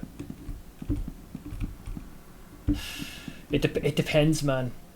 What is my instinct telling me? We're lucky we got on this far. There could be an enemy top and bottom, and we could generally be in trouble. I've done a lot. We've gone to the apartment. We got the effigy there. We got the effigy here. I reckon we zip back, trigger day 3. GG. Anything else I think is just pure selfishness. It would be cool to check what happens if you add the last effigy on the pedestal. Yeah, but the thing is it could trigger a boss fight. So I'd rather like go home, save, and then come back and see what happens. Because if it does trigger an encounter, then at least we have a save before that happens. I wish I knew how close we were to the end. I mean, we could also just make a save here. But I think maybe teleporting out is the way to go, because we will be in relative safety, and we can head all the way back to. It's very early in the game, back in town, and then we can go to a save point. But we feel is best. If I save here, I am technically still achieving the same thing.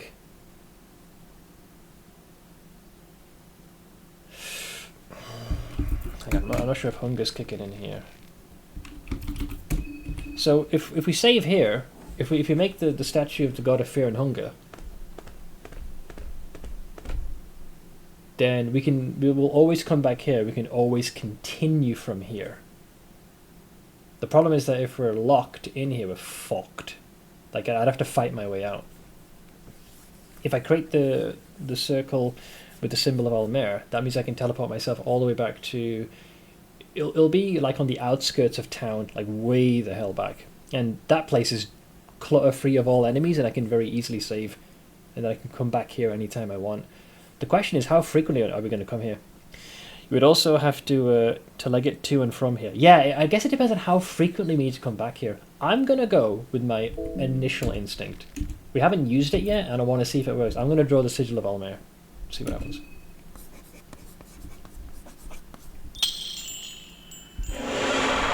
The door opens. And then we can go all the way to Old Town. And now we've gotten ourselves completely out of harm's way instantaneously. So now, here, pretty much everything has been dealt with. So I'm not as... My brain's a little smooth here on where to go. We should be able to just head south. And if we just... Assuming no new enemy spawns, we should be able to very comfortably head back to the train.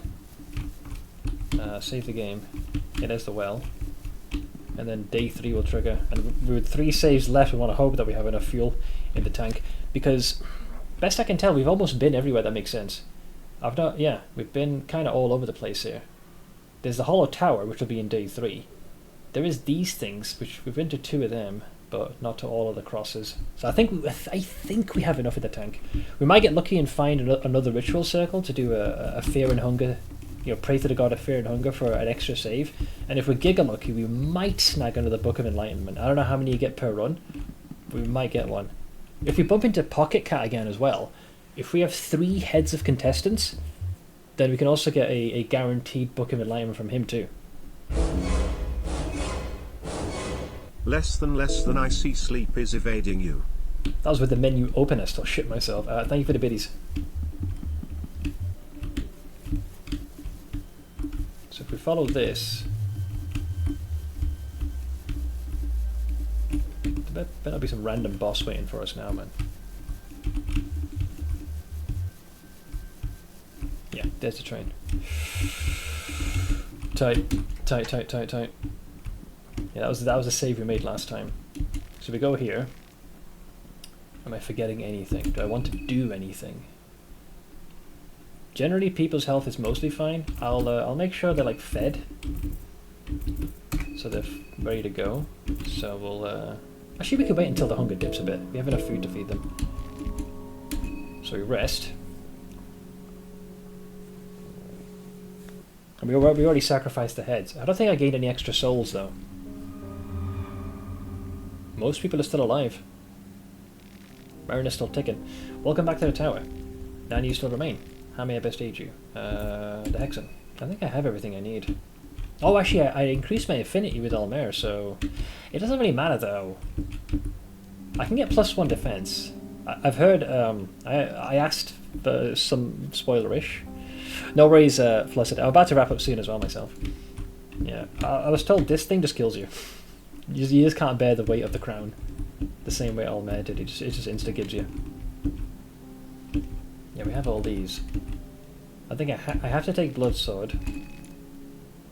Oh, actually, you can teach someone else that. No one says I have to... Oh god, I thought I cancelled that. No one says that I need to specifically learn this. Depends on how much powerful Bloodsword is. That's the big thing. It takes a turn to conjure it. I guess maybe Dan, because he's going to be using the trinket. I need to look this up. Bloodsword's a weird one. You can only teach it to one person as well. There it is, Bloodsword. Bloodsword has... let's see...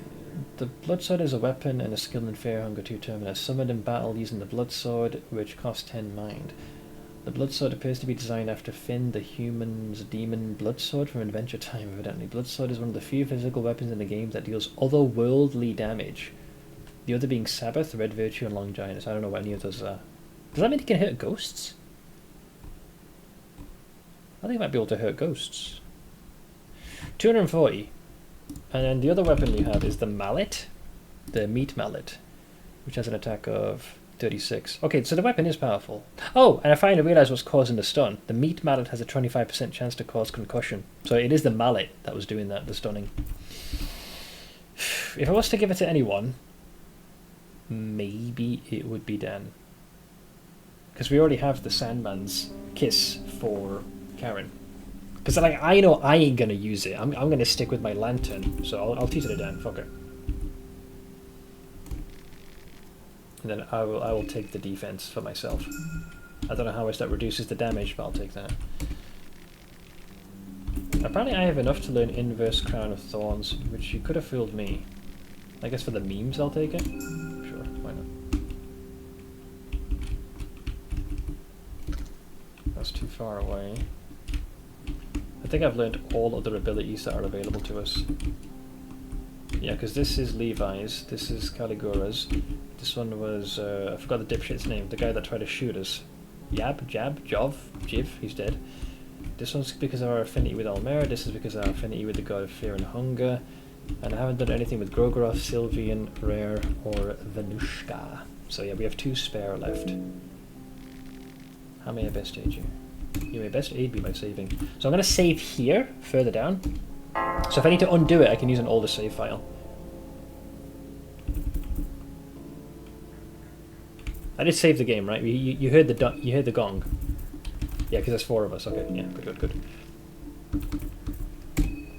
So day 3 is going to happen now. Let's see what happens. Yep, day 3. Final day, man. The dance in the night. Or God's dance in the night, I think it says. Okay, day 3 and final. We're all intact. So we have 3 saves left. Okay, that was some good progress. So the only downside is that Karen lost a single arm during that, but everyone else is relatively steady. And I'm going to experiment with the blood sword. I gotta say, the meat mallet is actually pretty clutch because of its 25% chance to potentially stun. And coincidentally, I have 2 characters that came into possession of that. I think I have a 3rd meat mallet as well. I do, yeah. I got a 3rd one. I've had Ash use the lantern flail the whole time, but I gotta say, the idea of having 3 characters that each have a 25% chance to stun does seem very appealing. And with only the negative of a -3. Inflicting the enemy with burn isn't guaranteed. I got half a mind to just go meat mallet with all 3 characters and just do concussion. 1 in 4 chance? Why the hell not? I'll let Karen do the poisoning. Controlling the action economy is always strong. Yeah, and the thing is, Ash also gets an extra action, so she has 2 opportunities to inflict concussion, as opposed to throwing the wrench. So I'm thinking of doing that. I need to remember to switch this. And we also got this death mask as well, which is giga clutch. Gotta find Mariner though. Alright, we'll leave it here. We made fucking stonks. I even got this thing for 99 shillings. Apparently if your health would go to 0, you go down to 1 instead. So that is some hefty progress. So yeah, the plan is to continue the run tomorrow. Holy shit, man! I continued from the last save with the intent that it was going to be a throwaway, but these guys just kept crushing it, and we got the effigy waiting. So I'm thinking we teleport back to the church, we explore the lower remnants, take the effigy up top, see what happens, what triggers, and then we just go from there. We got 3 saves left. If I can get more contestant heads, we can... I've got to find Pocket Cat first, but we should be able to. Yeah, look, yeah, dude, the fact that we killed that death fella... Holy fucking shit, man. We got giga lucky. We got some very nice crits. But thank you so much for your patience there. Today was a blast, man. We've not been able to kill that trio, but we sure as shit got some hefty vengeance. Yeah, I'm going to make sure you guys have somewhere to hang out. So, oh, I think, hey, Bad Takes is streaming again, so he must be back from vacation. Yeah. So, in case you guys need to reach me, be it before or after this stream, there's a link to our Discord, so as always, feel free to hop in anytime. Very, very big thank you to everyone who's kind enough to chip in towards our shenanigans. Camcool, appreciate the biddies. Derek's and Crizzlestein for the very, very generous donos. and mythics for the 100 biddies. I think I might have missed someone here, but that could just be Stream Elements being Stream Elements. But yeah, I'll touch over to Bantix, who's now officially back in the rotation. I hope you guys will hop on over to his stream hangout and say hi. But until then, please do enjoy the rest of your Monday, and I will see you guys again same time tomorrow. Take it easy.